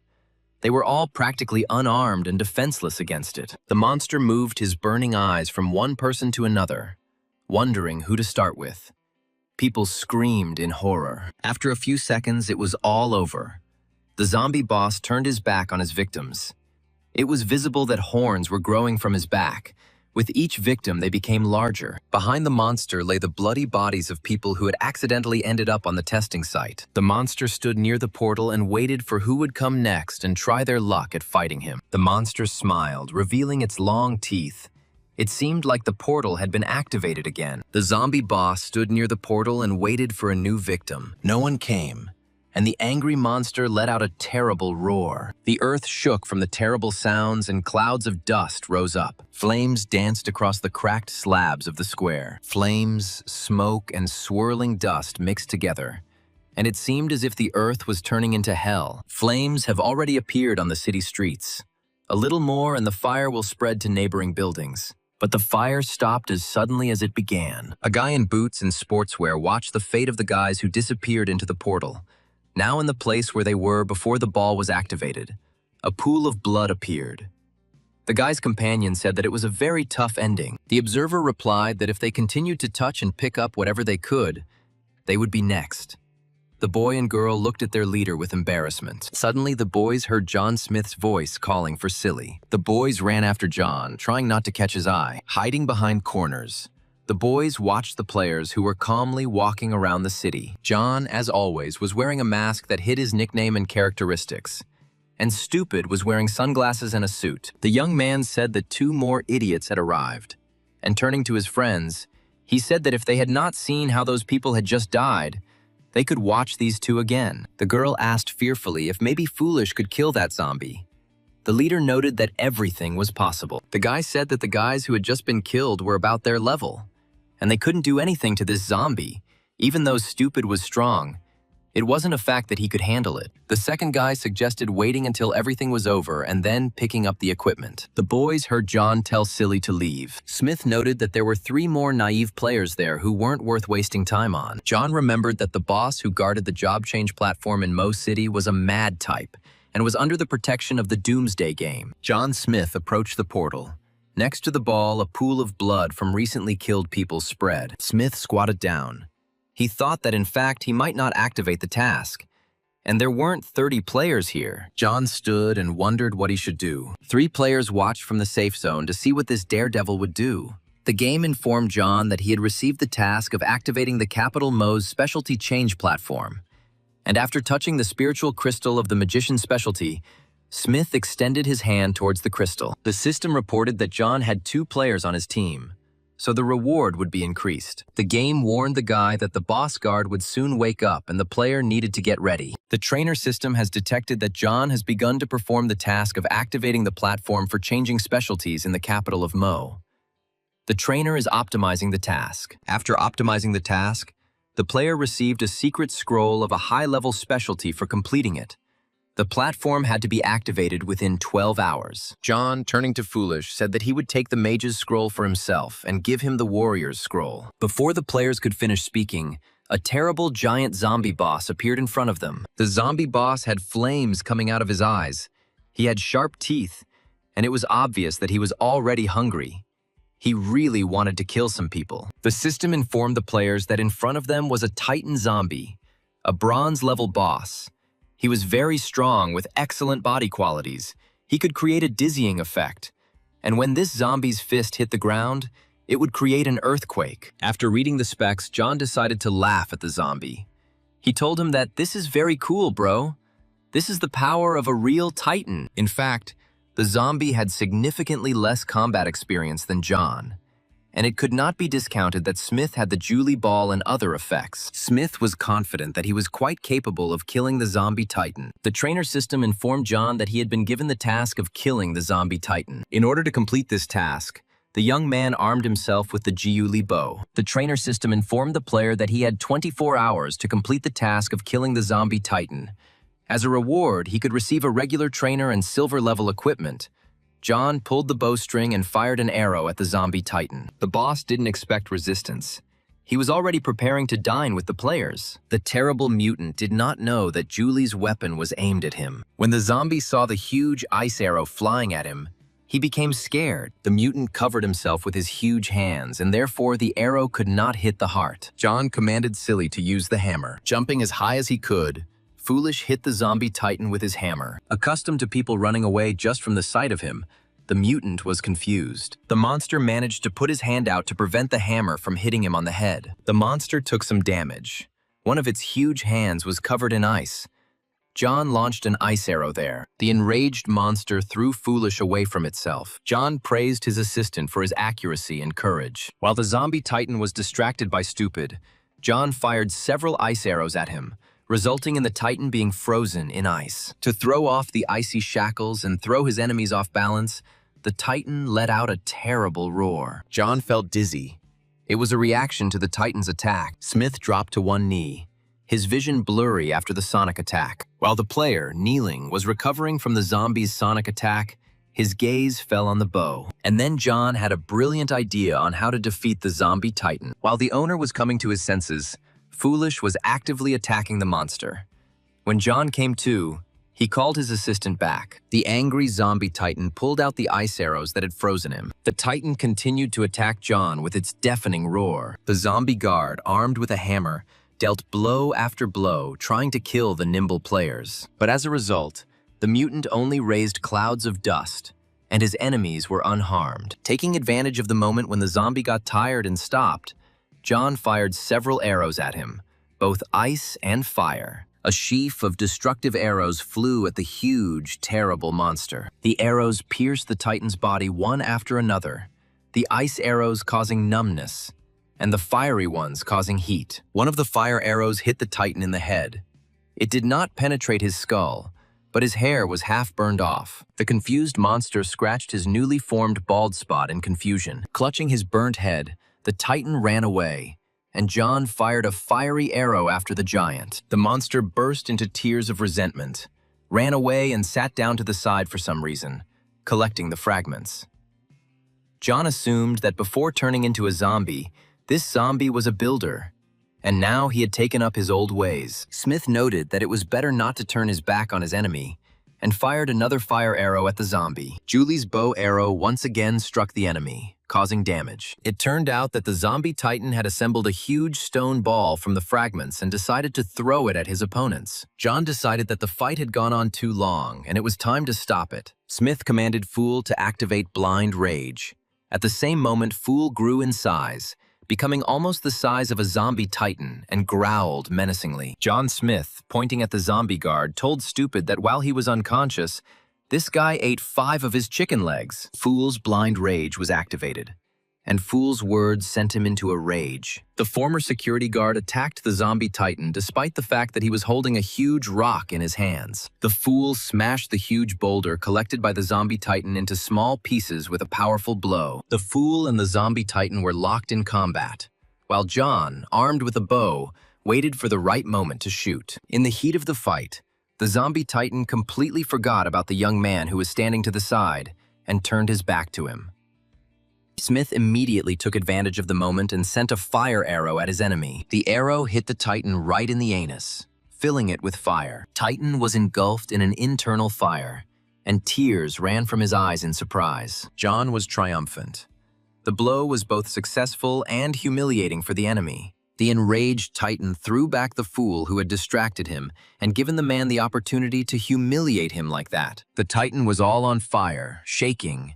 He examined his wound. Pulling the arrow out of his anus, the titan growled at John that he had dishonored his honor as well.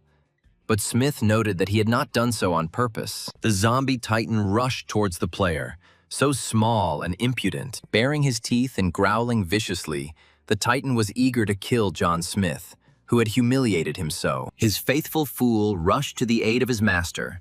He jumped on the titan's shoulders and grabbed him by the head. The Fool squeezed the titan's throat with his strong hands, and together they fell to the ground. The enraged zombie titan roared and broke free from the Fool's clutches. The two zombies clashed again, but now the advantage was clearly on Titan's side. This time, John came to the aid of his Fool, sending another fire arrow towards the titan. The arrow again pierced the titan's anus, which was already wounded, and caused a torrent of tears from the monster. The player pretended that it happened completely by accident. The wounded titan dropped Foolish and turned to face the player, shaking with both pain and anger. The zombie titan pulled the arrow out of his burning, painful ass, and then the blind rage of the Fool entered a state of freezing, at which time he not only could not help John, but he himself was very vulnerable. Smith loaded his magic bow with 7 arrows at once and commanded Foolish to move away from the line of attack. Hearing the master's command, the servant quickly rushed to the side. All 7 arrows hit the wounded zombie titan at once, causing him terrible pain. John sighed in relief and wiped the sweat from his forehead. He was sure that the zombie titan was defeated. It was a very difficult fight for Smith, and if it weren't for the help of Foolish and a cool weapon, he wouldn't have won this fight. But then the game gave the guy an unpleasant surprise. It said that since his method of fighting was too offensive to the zombie titan, the zombie titan becomes a silver-level boss. This meant that the titan was not defeated. Not only was he very angry, he also evolved literally on the threshold of death. The reborn titan flashed his bloody eyes and growled menacingly at Smith. The updated zombie boss had very good characteristics, especially strength and body quality. The weakest was energy. The revived zombie boss retained all of his talents, but they were greatly increased. All of the boss's attacks now created a dizziness effect, and his recovery ability was also greatly increased. After reading the enemy's characteristics, John thought that this boss was not far from being golden. The zombie boss was eager to fight, and without giving the young man time to collect his thoughts, he rushed at him. John Smith was a little confused. He had not yet figured out how to defeat the monster. The guy didn't even have time to finish reading what reward he would receive for the victory. But now it wasn't so important, because first he had to deal with the terrible enemy. John quickly jumped up to avoid colliding with the boss. Jumping back to a safe distance, Smith sent several fire arrows towards the enemy. The arrows, of course, caused concern to the updated zombie. But not as much as before. Wincing, he pulled them out of his huge body. Smith was surprised to see that the arrow wounds on the titan's body were healing immediately. But the guy still had the sword Julie, which never let him down and always brought death to his enemies. John jumped up and quickly rushed into battle, inflicting several wounds on his enemy. The titan did not expect such a quick and brazen attack from the little player, and staggering, he began to retreat. The wounds inflicted by Julie's sword weakened the titan considerably, but did not kill it. At this time, Smith saw with a smile that Foolish, having come out of the freezer, was looking lovingly at the fried chicken leg. The guy thought that it seemed that there was no point in hoping for Foolish now. And then the player remembered that he had not only Foolish, but also other helpers. To begin with, the young man called a robot defender who could help him in battles every day for 10 minutes. He also remembered another effective defender of his, who had already been tested in battles, and he took out a horn for summoning a zombie cat. The next second, both of John Smith's assistants were already standing next to each other. The zombie cat, the bronze-level boss, and the mechanical warrior defender were ready to rush into battle. The player raised his legendary sword and declared a Julie attack. John Smith suddenly felt a surge of strength, as if he and the Julie sword had become one. The youth quickly rushed into battle.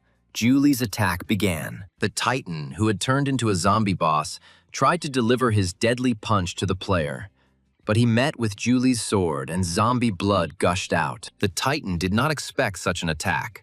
The power of the sword and its extraordinary energy knocked the huge titan off his feet. And then suddenly, the game announced that the player had entered a state of freezing for 2 seconds, which threatened John with death. But then the player's assistants came to his aid.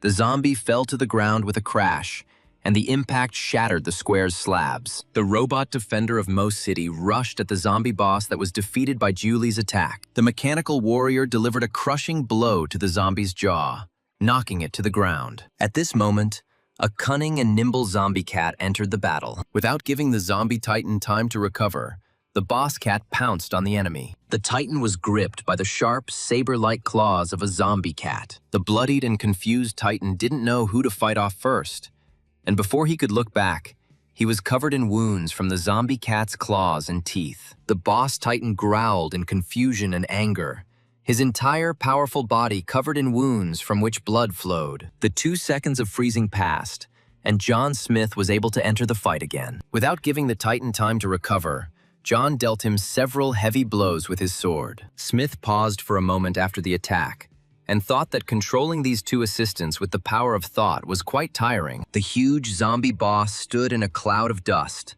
all wounded, in front of his opponent. Titan knew he was losing, so he decided to resort to his most powerful weapon. John froze for a moment, realizing that the Titan was up to something. The fool also froze. He had already fully come to his senses and saw that his master was in danger. The Titan emitted energy that affected all participants in the battle. It was a multiplier of the Titan's talent to cause dizziness with its attacks. Everything was swimming before Glupish's eyes, and the same thing happened to the other participants. John dropped to one knee to keep from falling, and the cat raised her front paw in surprise. Smith realized that the zombie boss had decided to activate the Titan's wrath. From the description, John knew that the zombie Titan's blows would become stronger and stronger, and soon the player might not be able to withstand it. But it was also impossible to run away from this enemy, because then the Titan's speed would increase greatly, and it would be very difficult to hide. After examining his enemy, the young man saw that one of his arms was badly injured, so he would not be able to reach maximum strike speed. The player quickly realized that his only salvation was a swift attack and victory on the very edge. The Titan tried to hit the young man with his terrible fist, but missed. Smith did a somersault in the air and attacked the enemy with all the strength he had. John understood that staying in one place even for a short time was mortally dangerous for him. After all, the Titan understood that his only chance to save himself was to kill this annoying young man as quickly as possible and deal with his assistance. John Smith took his time, determined the trajectory of the blow, and rushed forward. It seemed like he was flying around the zombie boss, and then the monster's head shook. Blood gushed from its neck. The zombie was mortally wounded. Clutching the wound with his huge hand, the Titan tried to save himself. And then the game announced that new members had appeared on the player's team, so the reward for the task would be reduced. John decided to ignore the uninvited guests for now. He needed to finish off his enemy before he evolved again. Smith once again rushed at the zombie Titan together with the robot defender of the city of Mo. The terrible enemy is finally killed. The difficult battle is over. And then John saw that a group of guys were slowly descending onto the square, wanting to join his victory. The initiator of the idea to get a piece of John's victory had already gone down to the square and was encouraging his friends to also come in to receive a reward for the task. The guys went down and reasoned that they could certainly become famous throughout the world for opening the first platform. The girl who was watching them was outraged that it was not easy for this guy to defeat a huge zombie, and how they could so shamelessly tangle with him. But one of the guys rudely shouted at her that he had been putting up with her for a long time.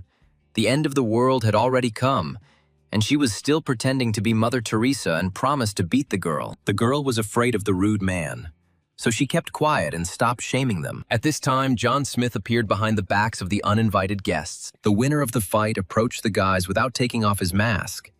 He assumed why they came here, but still wanted to hear their version. The young man, who had just rudely cursed the girl, smiled broadly and said that he was John's biggest fan. Smiling flatteringly, the young man said that they saw John fighting and decided to come to his aid. Smith asked doubtfully if they had decided to come to help and if they were really fans. The boys shifted from foot to foot under the fighter's piercing gaze.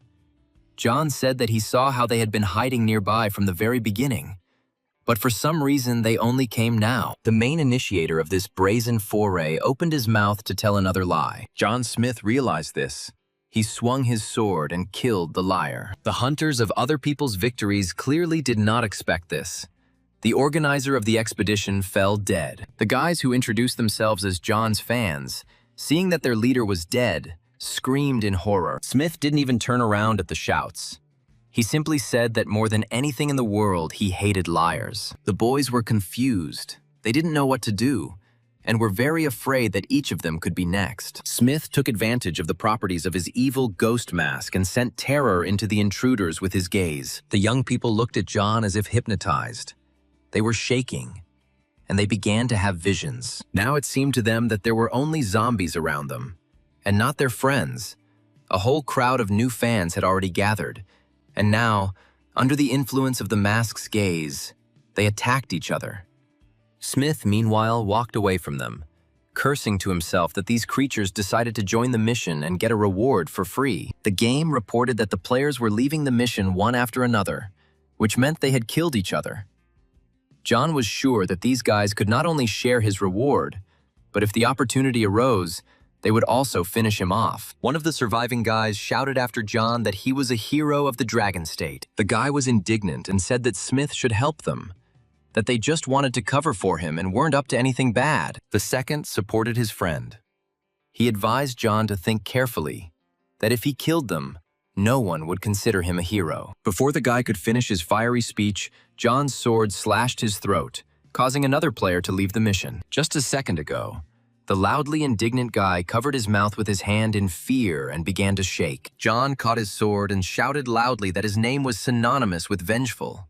He was no hero and was not going to help anyone. The boys ran away in fear, and Smith shouted after him that he wouldn't save the world either, that he lived only for himself. John Smith loudly proclaimed that anyone who angered him, interfered with him, or did anything bad to him would die. The game reported that all players who had previously joined the mission have left the mission. John returned to the dead zombie titan, grumbling that these guys were useless trash, and they even dared to teach him. They should have thought first if they could fight him. Smith remembered that when the Lee family persecuted him, none of those cowardly yes-men lectured them about right and wrong. Meanwhile, the game informed John that he had completed the task, killed the zombie titan, and received many different rewards for this. Smith has received another title, and information about him and his achievements in the game will be published to the whole world. Only now the guy found out that the reward for the task has increased. He gets 2 simple trainers and silver-level equipment items. After the system announced the reward, a shining chest appeared in front of John. Smith was still young, and rewards always brought him childish joy. He happily picked up the treasured chest. The guy approached the pedestal in the place where the first platform in the city of Mo was to be activated. To the young man's surprise, there were 2 shining objects lying in front of him, a scroll and a pen. John picked up the scroll, sparkling and shimmering with different colors. The guy unfolded it. It was an agreement to activate the platform. The guy learned that the next day a sculpture of him would be erected on this platform, and he would be revered in the city of Mo. All John had to do was sign the agreement and receive the reward. The agreement was very honorable, so the young man took a pen and wrote his name, and the agreement indicated his real name, and not the nickname Dean, which he took in the game. The game congratulated the guy on completing the task of activating the platform for changing the specialty of the city of Mo. The system also informed the player that his level had been increased. He had received additional points, and that he was only a short distance away from the next level. The game continued to congratulate John. He became the first player to activate the platform on the blue star. This message was published. The young man was happy. It seemed that the trainer system had tried and greatly increased his reward. And then Smith heard some strange sounds. Someone was hiding near the battle site. John completely forgot about the unfortunate observers, but he needed to find a quiet place and count the reward.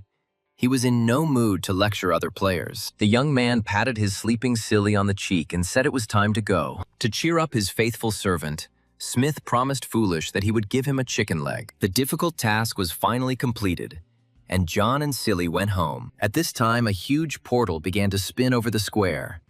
The guys who were watching John's fight were confused.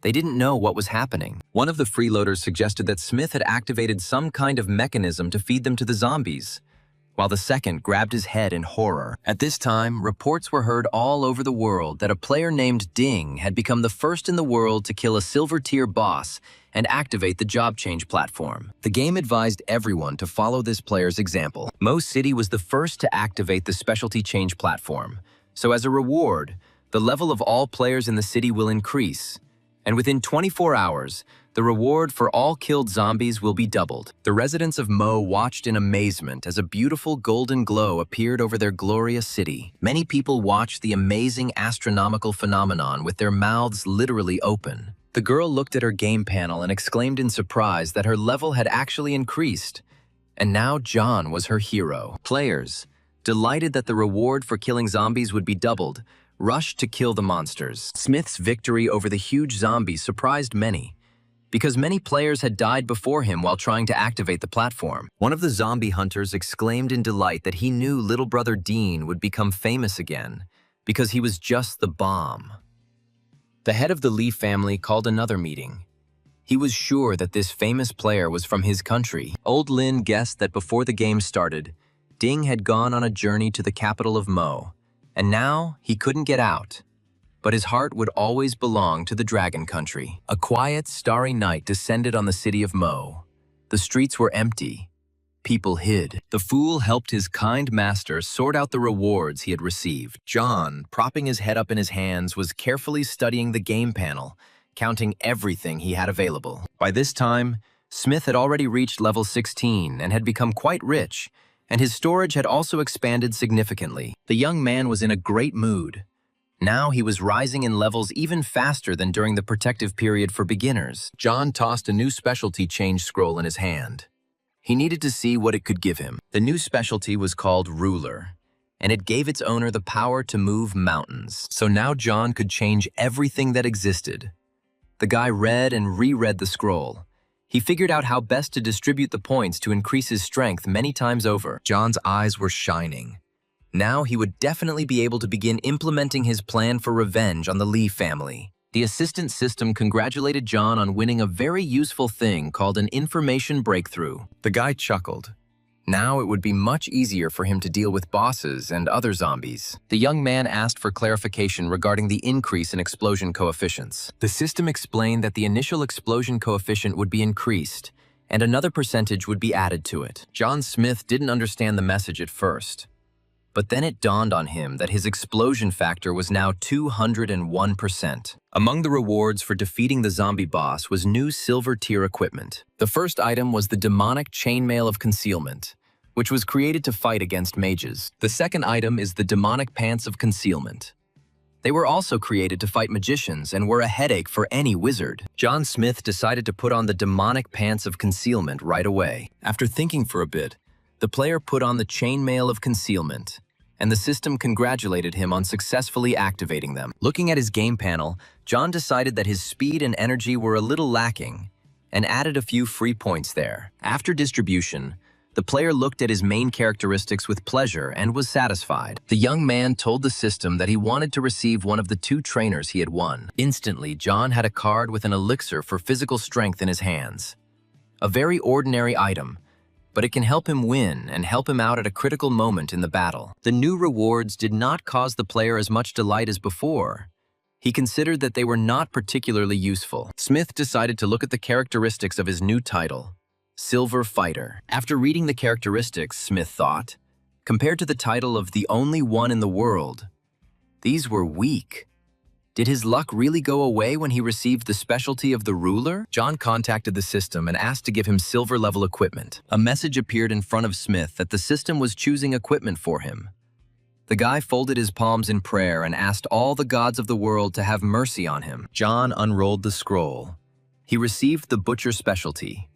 This improved his strength and body quality characteristics. John looked at the scroll. It was again a normal reward. It was useless for him and stupid. But the player decided to keep the scroll for now. The young man opened the panel of his warehouse and happily looked through the valuables he had. Here in John's hands was a golden chest, received for activating the specialty change platform. He had not opened it yet. The guy opened the lid of the chest, and the system reported that he had activated a golden chest in which he had found a treasure. Smith looked at the treasures.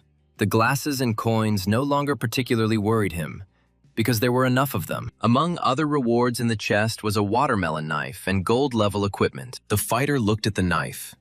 It created a great intimidation effect during the battle. The guy decided to feed it to the ball of Julie. John remembered that thanks to his victory, the reward for killed zombies would double within 24 hours, and the guy decided to take advantage of this. There was no time to rest, so to enhance the effect, John activated the elixir for physical strength. The young man drank the magic liquid and felt as if a volcano of energy had exploded inside him. The fool was literally thrown away from his master by an energy wave. The servant was puzzled. He had never seen anything like this before. Foolish had already fully recovered from the battle with the Titan, so John said it was time to work. Today he told Silly not to finish off the zombies to death, but to leave them for him to stimulate the servant. John promised him an extra chicken leg for every 20th zombie. Dreams of fried chicken inspired Silly Boy very much, and he happily followed after his master. The sword of Julie literally burned in John Smith's hands. The young man rushed through the empty streets of the city, searching for and killing all the mutants he came across on the go. And then the fighter heard an unusually loud and menacing growl behind him. Somewhere nearby there was a very large zombie. When the player finally saw the giant, John had a caustic thought that this mutant had probably eaten too much plant. Smith rushed at the enemy. Literally with every step, his strength increased many times over. The player attacked the mutant with fury, and in his head he was thinking that he wanted three pieces of equipment. The game congratulated John, but it wasn't enough for him. He demanded that Stupid attract more zombies. For this, he ordered to hit the ground with a hammer and create an earthquake. The fool obediently fulfilled his master's will and began to hit the ground with a hammer. Soon, a whole crowd of mutants of different levels gathered around the noisy fool. That was all John needed. He rushed at the monsters, killing them one by one. John had already lost count of how many messages about zombie deaths he had received. It didn't matter anymore. The main thing was to kill more. Smith stood in the center of a huge crowd of zombies. They kept coming and coming. The young man was drunk with blood. He cut, stabbed, chopped without stopping. The guy stopped only when there was not a single living mutant left around him. The fighter smiled. He was pleased with the result. Now, in the equipment ranking, all the top places were occupied by John's equipment. None of the players could compare with him. The heads of the country's 3 richest families gathered for a meeting, with Smith on the top topic. Family representatives looked at the ratings and were surprised. Luck and fame were slipping away from under the noses of the heads of families. But the most important question that worried them was who this player Dean was. No one knew him. There was no agreement among the heads of families, especially since one of the representatives was a young man whose father had turned into a zombie, and the other 2 old men believed that he did not belong there. But the boys snapped back. He remarked to the elder Lee that it was not worth lecturing him. The young man apparently did not particularly like the head of the Lee family. But the 3rd representative decided to calm the disputants and reminded them that their topic today was the player Dean, and that they should not discuss family issues here. Senior Lee remarked that he had never heard of this person in the Dragon Country before, and could not believe that a common citizen could reach such a level in a few days. Chief Lee was confident that they should find this guy. With his current fame and ranking, he would help them a lot if he joined. The young council member noted that the end of the world was a great opportunity for them. The guy stretched and said that everything in this world had turned upside down. So why don't they take over this world completely? The head of the Yoon family thoughtfully said that if Ding couldn't be of use to them, then they would just take away his equipment. And then the young representative of the An family eloquently ran his hand across his own throat, indicating that he was ready to kill this player. Only the elder Lee did not participate in this discussion.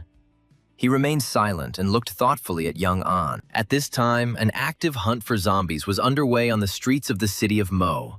Residents, inspired by the double reward, were catching mutants in every nook and cranny. The townspeople counted their income and thought that they needed to kill a few more zombies. Even the girls were splashed with zombie blood and happily participated in the battles. The sky above the city turned dark crimson, as if it too had drunk blood. John Smith, in the hotel room where he lived, fed the ball of Julie with the equipment he had obtained, which made the ball stronger. Smith went to the window, and among the city's fighters he saw General Zhang. The young man thought that Zhang, who had previously been behind him on the list, was now working hard to catch up with the leader. John remembered that in his past life, by this time the general was at level 8, but he had not received the reward and would develop more slowly. The guy yawned. Judging by the situation at the moment, his rebirth had a very strong impact on this world. John Smith was confident that even if everything went the other way, it was worth trying, and he would be able to withstand anything. In order for the discussions not to remain just discussions,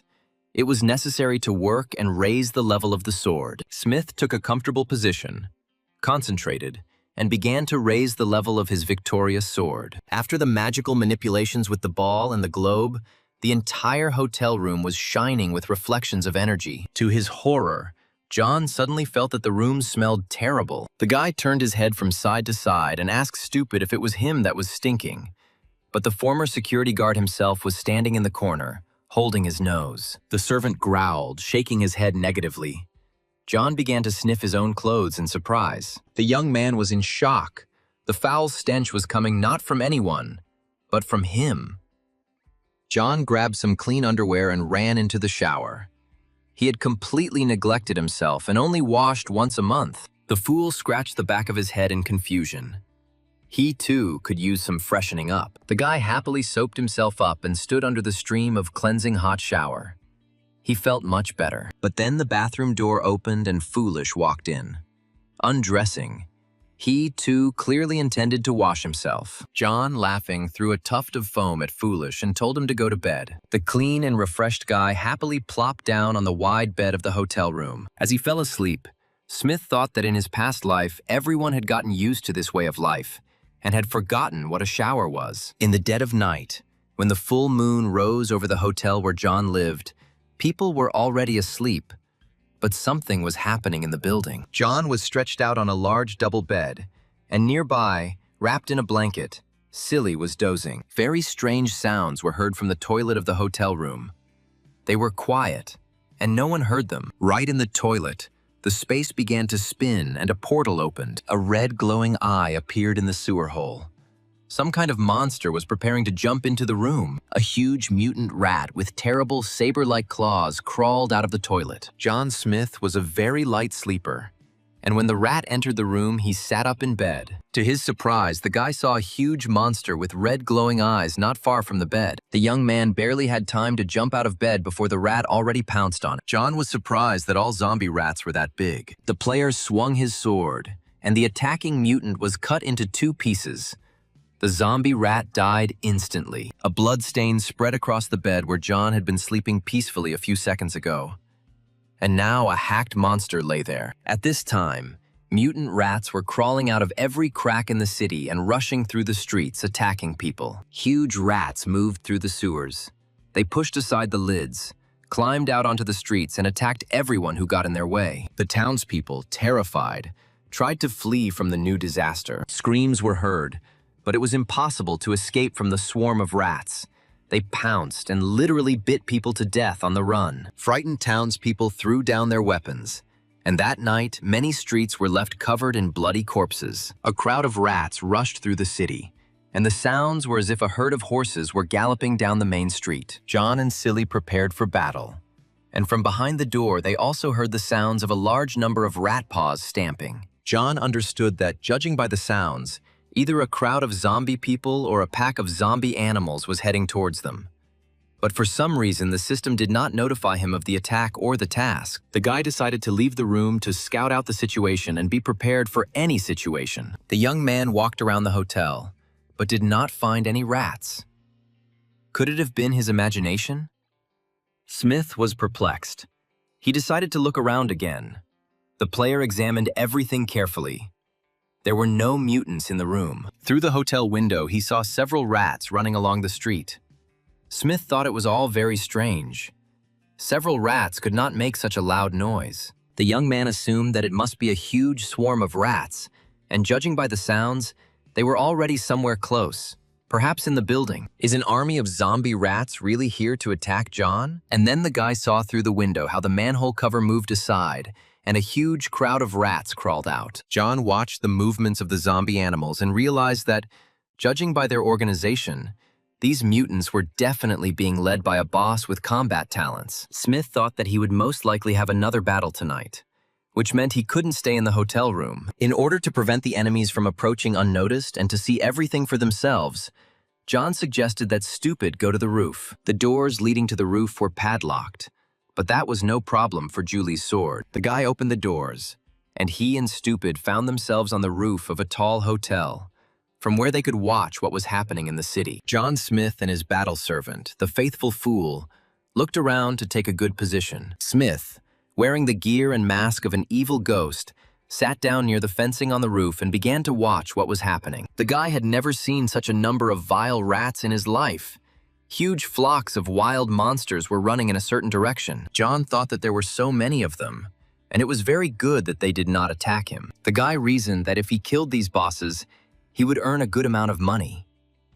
Foolish listened to the owner's reasoning in surprise. After watching for a while, the young man decided that there were too many of these rats, and he did not know for what purpose these rats had gathered here, so it was better not to risk it. Smith was going to make a reconnaissance sortie.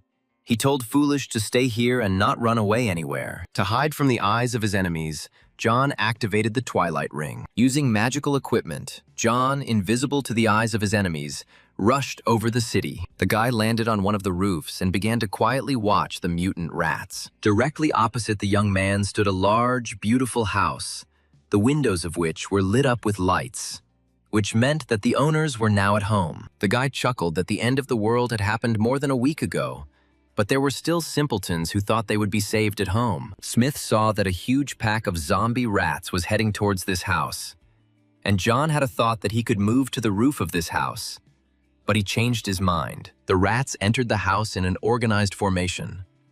The young man decided to see what would happen next and only then act. The guy settled on the roof of the building opposite and watched the movement of a real gray army of mutant rats. In order not to attract unnecessary attention, John froze and made absolutely no movements. To the guy's surprise, the rats entered the house, but nothing happened. And then the player had a flash of thought that a hidden quest had appeared. Smith was delighted. He could not even imagine that he would be so lucky today. The young man mentally called to Foolish, telling him that it was time to work. The faithful servant, armed with a hammer, immediately rushed to the call of his master. Soon Foolish landed on the same rooftop where John was standing. The youth drew his sword and prepared to attack. At this moment, Smith's attention was drawn to another strange sound. This time it came not from below, but from above. The boy raised his head and saw a huge flock of crows rushing rapidly towards the same house as the rats. These birds were also zombies, and John had already learned to identify them over the course of 10 years. Huge crows with bloody eyes flew whistling over the players' heads. John Smith and Silly Boy watched the diving crows in amazement, as if someone was calling them. John warned Silly not to move. There were too many of these zombie birds for the two of them to handle. The black flock, flapping its wings, landed next to the rats and went to the same house. The birds stood up on their paws. They did not conflict with the rats at all. Moreover, it seemed that they were talking to each other. John didn't understand what was going on here. Birds and rats could enter the estate in an organized manner. What was there? John secured the rope, and he and Silly began to slowly descend to the ground. Smith and Silly left their observation post on the roof and landed on the pavement. They were about to find out what strange phenomenon was happening before their eyes. Trying not to make any unnecessary noise, the players slowly moved after the gray-black army, which was entering the mansion illuminated by bright lights. Almost all the animals have already entered there. A few more steps and John and Silly will also enter the mysterious house. An unpleasant surprise awaited the players near the mansion. It turned out that not only rats and crows, but also larger monsters were heading to this building. John and Silly Boy saw a lion, a tiger, a puma, a wolf, a boar, and a huge bear entering the mansion. The zombie predators bared their huge teeth, raised clouds of dust, and entered the mansion in an orderly formation. John thought that sooner or later this bear might crush him. Smith and Silly carefully looked into the house. In one of the rooms, a huge golden portal was spinning, and all the animals were heading straight towards it. The arriving mutants obediently walked to the portal, jumped in, and disappeared there forever. It seemed like there would be no end to the flow of animals. A zombie fox appeared, followed obediently by a zombie ram, geese, ducks, and hawks. The sun had already appeared over the city. The last mutant animals were running through the city streets, heading towards the strange portal. The entire time the zombie animals were jumping into the portal, the players sat in the house without moving. Finally, John breathed a sigh of relief. It seemed like it was all over. Smith went outside to make sure all the mutants were gone. He looked around, looked into the bushes. There was no one. The guy was happy. Despite his courage, such a number of zombie animals scared him. Now, John had to figure out what kind of portal this was. So he called Silly. The guy entered the house again and approached the portal. It still hadn't disappeared. The game reported that John had discovered an unknown quest. There was no information about this quest. From his past life experience, Smith knew that the quests in the Doomsday game were divided into two categories. The first being competitions between players. The second type of quests transported the player to some place, and there he received tasks.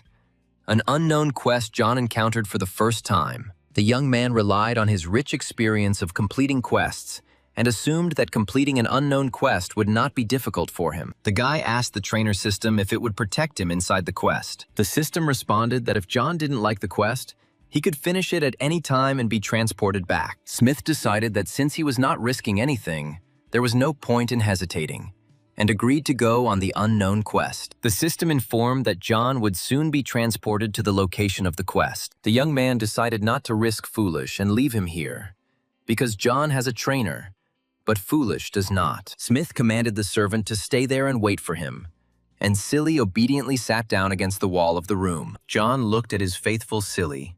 He looked so naive. The guy felt a stir of worry in his soul. But there was no time to think.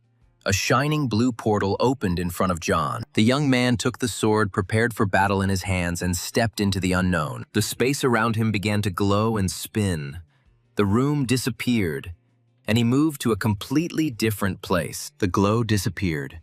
John looked around.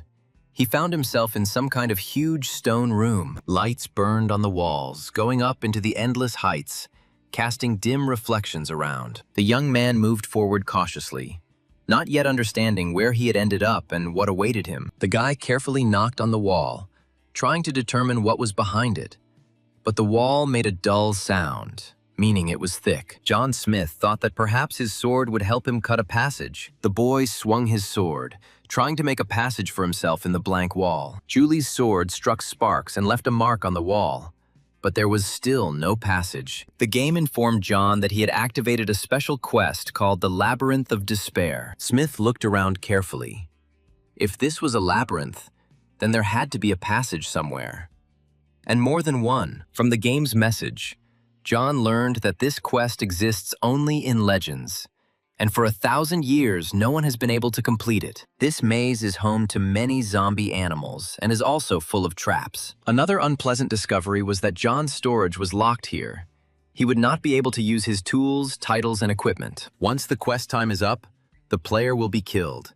And Smith is surprised to learn that he entered the yet-to-be-discovered quest in a special way. John was puzzled as to how one could get into an undiscovered quest, and this special method was apparently that very portal. The hint screens were empty.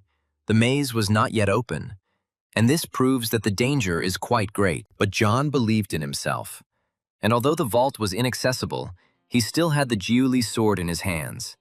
And he also had the Jiuli ball, which he was spiritually connected to. Everything else was unimportant. The trainer system reported that the data optimization was complete. The quest was adapted according to John's strength. The guy raised his head up and saw the starry sky and vortices of unknown energy above him. John felt much more cheerful. The wall next to him was still unimaginably high, but not endless. Red flashes slowly descended from the sky closer to John. The space around became much lighter. The guy smiled.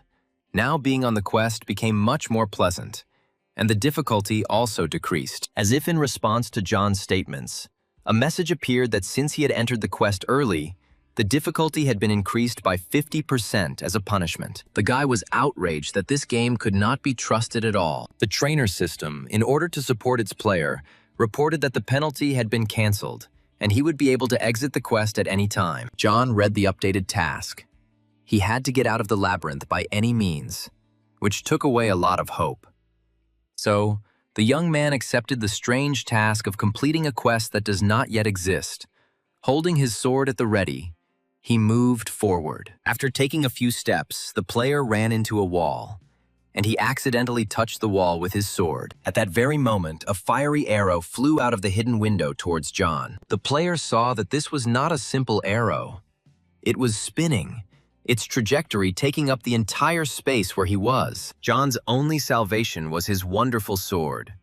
The guy took aim and put Julie's sword under the arrow's point. Smith's blade withstood the fire arrow's impact, although the youth was knocked back several meters by the impact. Finally, the arrow's power ran out, and it fell with a ringing sound onto the stone floor. The young man staggered to a stop. He thought, "It's no wonder this quest was closed." But this is only the beginning. But Smith had completed a lot of quests in his past life and could predict what surprise the game would give him. The guy was on guard. He knew that a more difficult task would appear any minute. The main thing was not to miss where a new danger would appear, many times greater than the first. The player heard a quiet whistle. Now, not one arrow was flying towards John, but several. The arrows were coming closer and closer. All of John's instincts were heightened. He knew that salvation must be very close. And so it was. To the right of Smith, there was an inconspicuous niche, into which the guy dived with the speed of a weasel, dodging a hail of arrows. Speed and instant reaction saved the player from certain death. Smith took a deep breath. He was a little scared, and he was still thinking about taking a couple of arrows for defense. To check if the attack was over, the young man waved his sword from around the corner, but no more arrows flew. Then the guy looked out himself. It seemed that this test was over. Keeping his sword at the ready, John moved on. There were no clues to be found in this quest, which meant that the player would have to rely only on feelings and memory. John felt a strange inner excitement. The player approached the fork. After thinking a bit, Smith decided to go right. The young man already knew that attacks could be expected not only from all sides, but also from above and below, so he constantly turned his head. Suddenly, something crunched under John's feet. Right in front of Smith lay a human skeleton. The bones were completely bare, meaning this man had died a very long time ago. Just in case, the guy examined the bones. Suddenly, they contained some kind of clue, but there were no clues as to why this skeleton was lying here at all. It just scared people. Deeply impressed, Smith moved on, perhaps having just passed a fellow player. Walking through the corridors of the labyrinth, the young man saw a door with the number 1. The player knocked on the wooden door with his fist. In response, a menacing growl was heard. Clearly, a zombie animal was waiting in the player's room. Smith opened the door slightly, and a mutant rat lay on the stone floor, its eyes gleaming angrily. John opened the door, and at that very second a rat rushed at him. But the guy was already familiar with such animals. One swing of the sword and the terrible mutant rat is killed. The game congratulated the young man for killing the zombie rat and receiving a reward. The maze walk made John hungry, so he took out a card and wished for beef fried rice. A second later, a bowl with a hot, aromatic dish and chopsticks appeared next to John Smith. The player was so hungry that he started eating right there, next to the dead zombie rat. In a matter of minutes, the player swallowed the hot lunch, cleaning the entire bowl. And although John didn't really like this dish, it satisfied his hunger perfectly. Smith snorted that it was disgusting, but it was good that there were at least napkins to wipe his mouth. Continuing his walk through the labyrinth, John thought how good it was that he had gone through the training of the Commander-in-Chief specialty. Otherwise, he definitely would not have survived. At the next fork, Smith decided, as before, to go right. The labyrinth was well lit, but the young man sometimes had the impression that the walls were moving. This time, John's choice led him to a dead end. He made a mark on the wall with his sword and turned back. Walking through the corridors of the labyrinth, the young man tried to pay attention to all the details, although the walls were the same everywhere. The player wandered around the junctions, leaving marks here and there with his sword so that they could be used as a guide. The game seemed to be testing his endurance. The next choice again led him to a dead end. Another crossroad, another choice, and another dead end, John cursed. After several intersections, Smith came to another door with the number 2 written on it. John entered the room. There were 2 zombie rats, which he killed without difficulty. A few more intersections and another door with the sign 001. Behind this door, John met a zombie boss. Smith was surprised that after 10 doors, he only met 1 boss. The fight was short. Combat experience and Julie's sword helped the young man kill the monster very quickly. The trainer system informed John that thanks to this victory, Julie's ball had evolved from gold to diamond level. John sat down on the floor. He needed to think. All the intersections here were similar. The guy dipped his finger in the zombie's blood and drew a diagram. Out of 3 paths, 2 paths lead to death. Among these 2, one is filled with traps, and the other is empty. If you reach the end, you will definitely come across a door behind which there will be zombie animals, for which you can get resources or weapons. Experience walking through the maze suggested that the number of animals behind the door was equal to the room number, and the 11th room was numbered 001, and the boss was behind it. Then, logically, there should be 2 bosses behind door 002. Perhaps there will be more bosses, which is why this labyrinth deprives players of hope. Leaving the room with the dead boss, John realized that the animals will only get stronger, and you never know what kind of trap awaits you. You need to be careful. Smith opened the door numbered 002, and in the room, 2 bronze-level boss zombie cats were waiting for him. Just as he thought, John was familiar with such bosses, so he boldly rushed into battle. And this time, Julie's sword did not fail its owner. After a few seconds, the fight was over. The game congratulated John on his victory and informed him that he had reached level 18. For defeating 2 bosses, the player received the Fruit of Speed as a gift. Since the player's storage was locked, he immediately ate the fruit he had won and activated the trap card he had received. The game reported that the trap was activated and a chasm appeared right in front of John. To avoid fighting 3 zombie bosses, the player lured them into a trap. According to the player's calculations, he had been in the labyrinth for the 3rd day already. Another day passed in the mysterious labyrinth. Thanks to victories, John was able to increase the level of the Julie ball. Now John's victorious sword became a diamond-level piece of equipment, increasing the effect of bleeding and destruction. As the level increased, the sword began to inflict greater pain on the enemy and could also inflict repeated blows. The characteristics of John's other weapons, which he could not currently use, also increased. With the upgraded sword, John could kill zombie animals much faster. The young man opened any door he came across in the labyrinth without fear, because he knew the sword would not fail. The bronze-level bosses that John had feared so much at the beginning of the game now fell to his sword like the most simple mutants. John Smith, armed with his deadly sword, triumphantly advanced through the complex labyrinth. Meanwhile, in the capital of Mo, players were leveling up and changing specialties. Those who constantly followed the game levels were surprised that the player Dean seemed to have disappeared. There was no information about him. Fans and supporters made all sorts of assumptions, but John still topped the rankings by level, which meant he was alive. Smith fought his way through the labyrinth of despair with exemplary tenacity, and with each battle, his opponents became stronger and more dangerous. And so, in one of the halls, John met the animals he was so afraid of. They were mutant predators. John had Julie's youth, experience, and strength on his side, so any bosses were no longer so scary to him. The blow of his sword had already killed a scary zombie buffalo, a zombie puma, and a rat. The guy entered the next room and was surprised to find that there were more bosses. Well, that's better for him. He'll get more rewards. The young man fought mutants like a man possessed. It seemed that this had become his usual way of life. He could no longer do otherwise. The more bosses Smith killed, the stronger his sword became, as if it was absorbing the power of the monsters he killed. Some of the players' victories were accompanied by explosions of energy, as the zombie animals reacted to the power of Julie's sword. The game congratulated John on his victory over and over again, and informed him of the reward he had received. After killing another fat rat zombie boss, Smith saw a chest next to the corpse. John approached the gift. It turned out to be a bronze-level chest. The player, without disassembling it, sent it to the storage. In the corridors of the quest, John encountered a saber-toothed cheetah, which he easily killed. But most often, the young man encountered rats. Huge, disgusting, greedy rats. Step by step, John moved through the labyrinth and hoped that he would soon find the exit. The young man had already lost count of how many doors he had opened and how many mutants and zombie bosses had fallen to his sword. There, on the floor of the hall, lies the bloody body of a giant rat. It was a formidable opponent with huge teeth, claws, and a strong tail. It was not easy to deal with the mutant bull.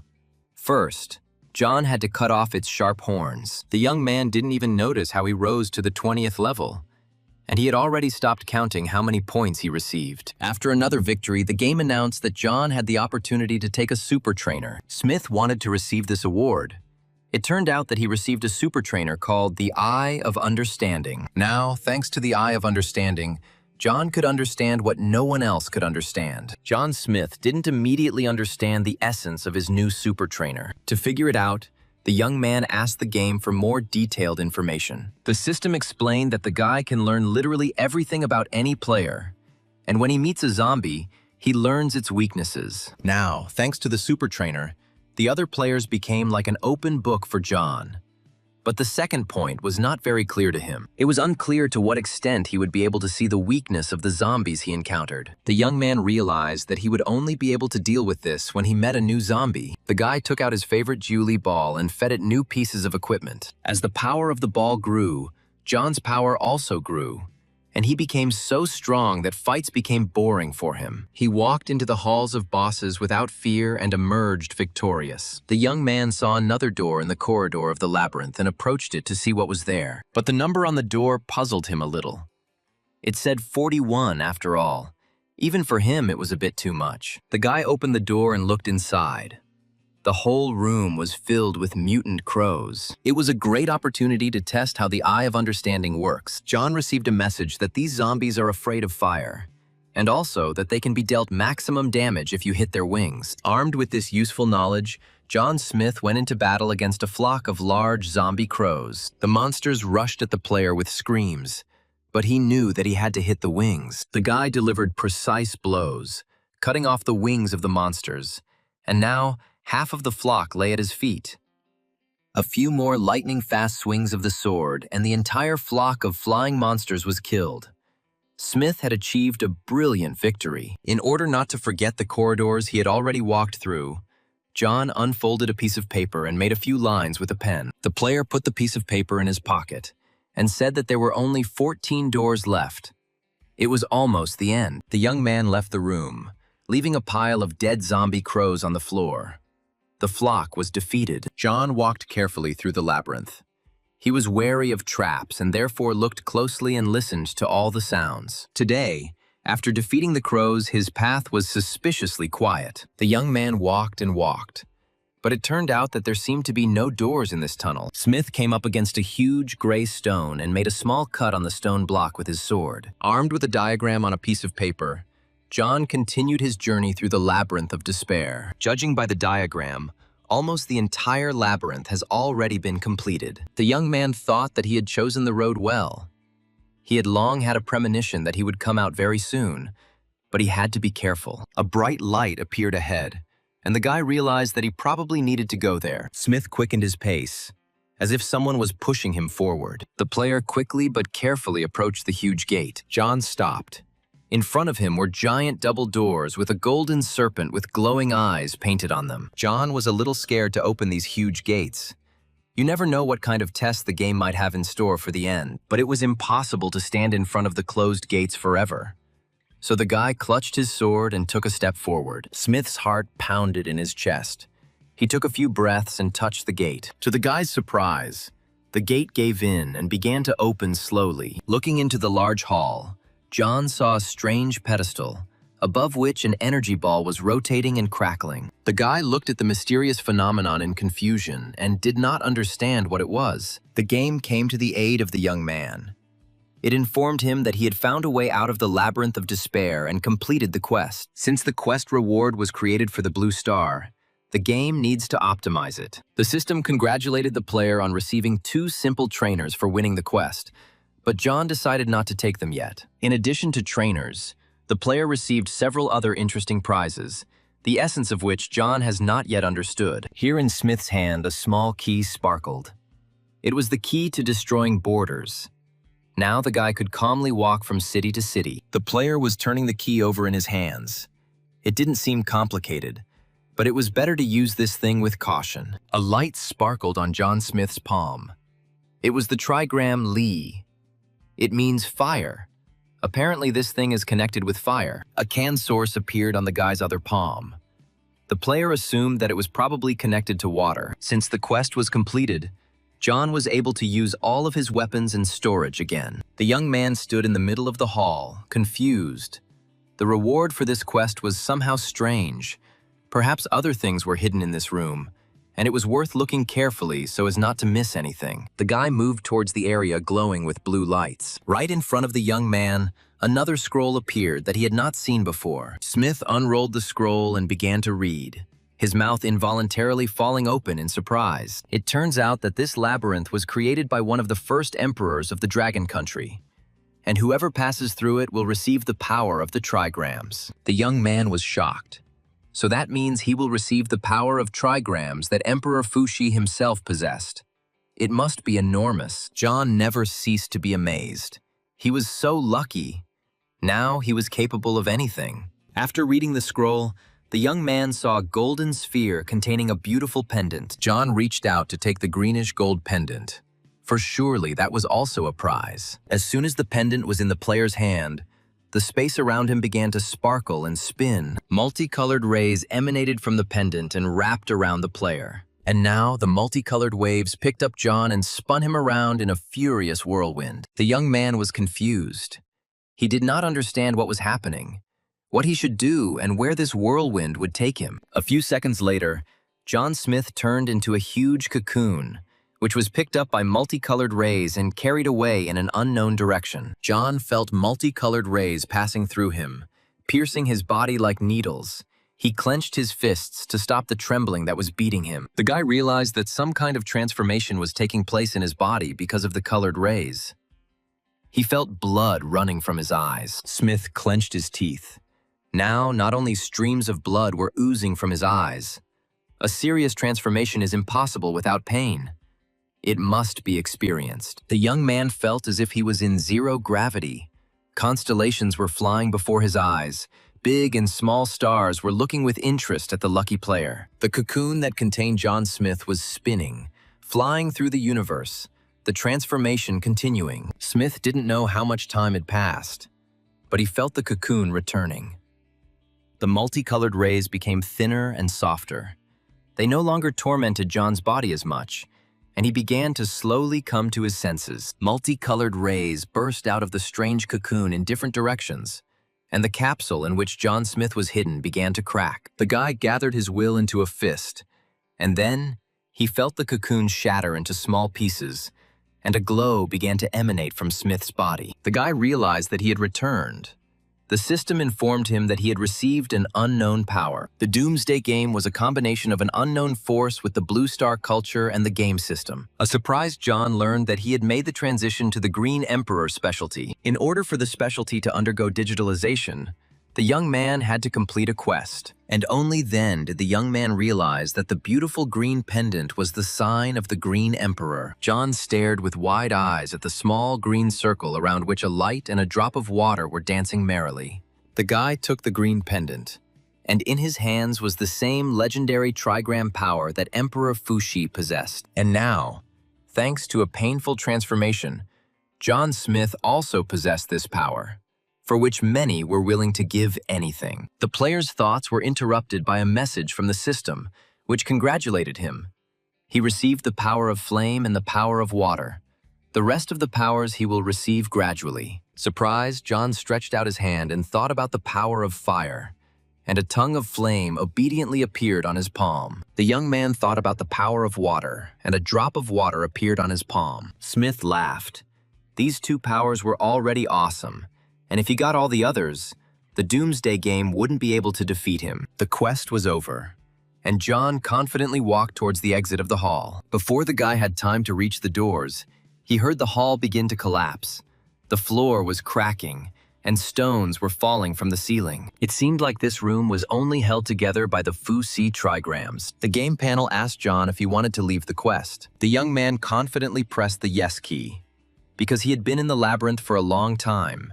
And there, in the game, Foolish was waiting for him. At that very moment, John Smith found himself in the room of the mansion where he had left his faithful servant. The young man sighed with relief. He was finally back. The guy picked up the phone and looked at the date. He was horrified by what he saw. It turned out that John Smith had been on the quest for 2 weeks and hadn't even noticed it. The guy remembered about Stupid, who probably hadn't moved from his place for the past 2 weeks.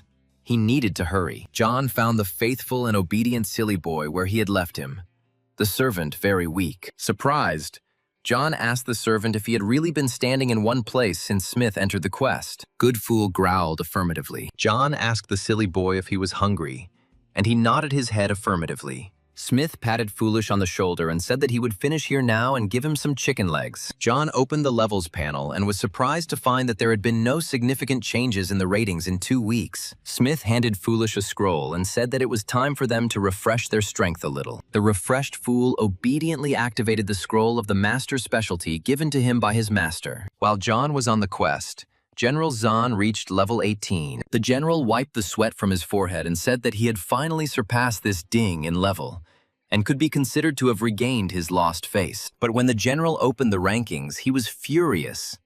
Dean was again in first place, jumping from 17th to 20th level. Seeing the updated level rating, the young townswomen happily chirped that their beloved dean had finally returned. The young player, looking at the rating, fell into despair. He did not know how Foolish could reach level 20 so quickly. Fans all over the world were discussing how in just 1 minute the ranking table had changed so significantly, with the Fool reappearing there. But John Smith and Silly Boy were not worried.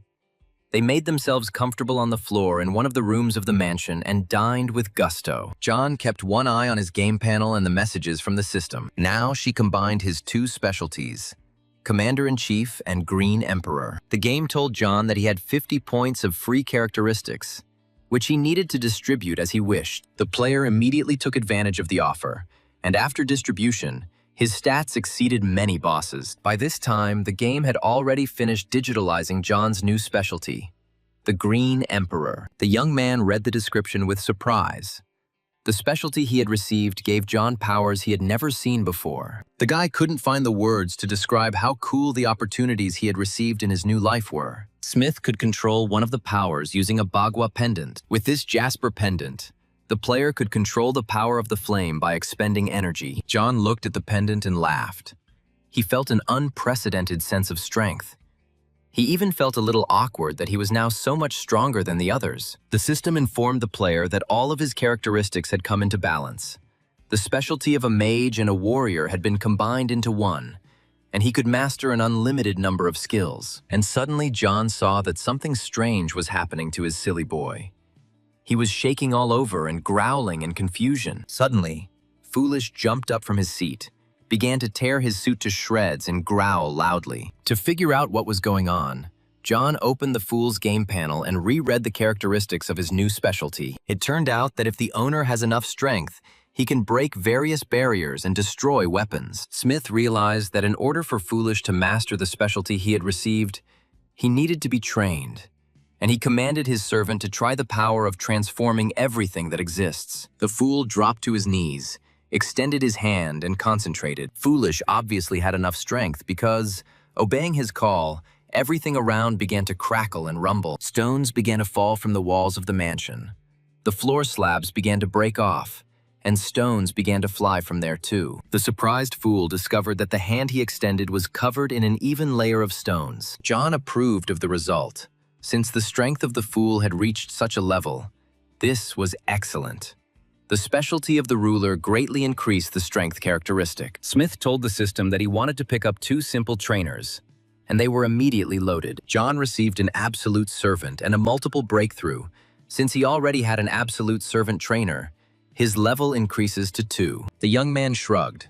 It seems that coaches have their own rules. John Smith and Silly Boy left the mysterious mansion and returned to the city streets. The game has warned most city players to be careful.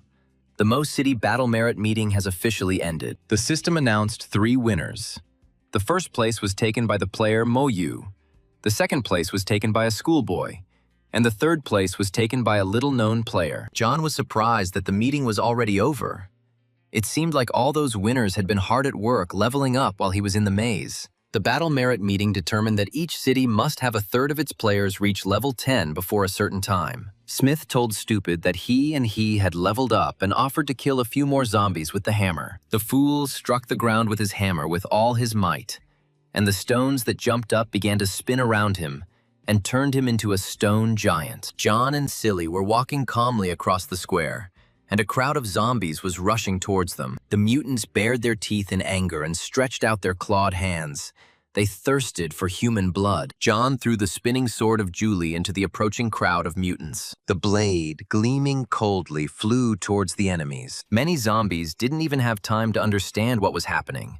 The sword, flying at great speed, mowed them down like dry grass. And right behind the sword, the Fool, covered in stone armor, rushed with a hammer at the ready. The former guard jumped high into the air and, swinging his hammer, fell upon the confused zombies from above. The mutants looked at the stone giant spellbound as he crushed them with a huge hammer. Almost the entire crowd was now lying on the square amid clouds of dust. The Fool walked around the square and finished off the remaining survivors. Some of the unfortunates managed to escape, but John paid no attention to them. The guy sat comfortably right on the pavement and carefully studied the game panel. The young man had a scroll of fireball mastery in his hands, and he decided that now he needed to learn how to use this gift. John Smith studied the technique of fireball mastery carefully. The guy thought how good it was that he didn't feed it to Julie's ball. He didn't even think that he would try this technique now. The young man concentrated and small fires flared up in each of his hands. John closed his eyes and surrendered completely to the power of the fire. He merged with it. And now the fire was not only on his palms, it engulfed his entire body. John was fire himself. The young man looked at his palms with sparkling eyes. Surprisingly, he could now hold fire with his bare hands. Smith began studying the technique of creating flying fireballs. Concentrating, he created a huge fire cloud with the power of thought, after which the young man tried to direct it in a certain direction. The player didn't succeed right away. Sometimes the fireballs flew in the wrong direction and exploded. After each unsuccessful attempt, John persistently analyzed his mistakes and tried again. The day was already drawing to a close. Smoke was rising around Smith.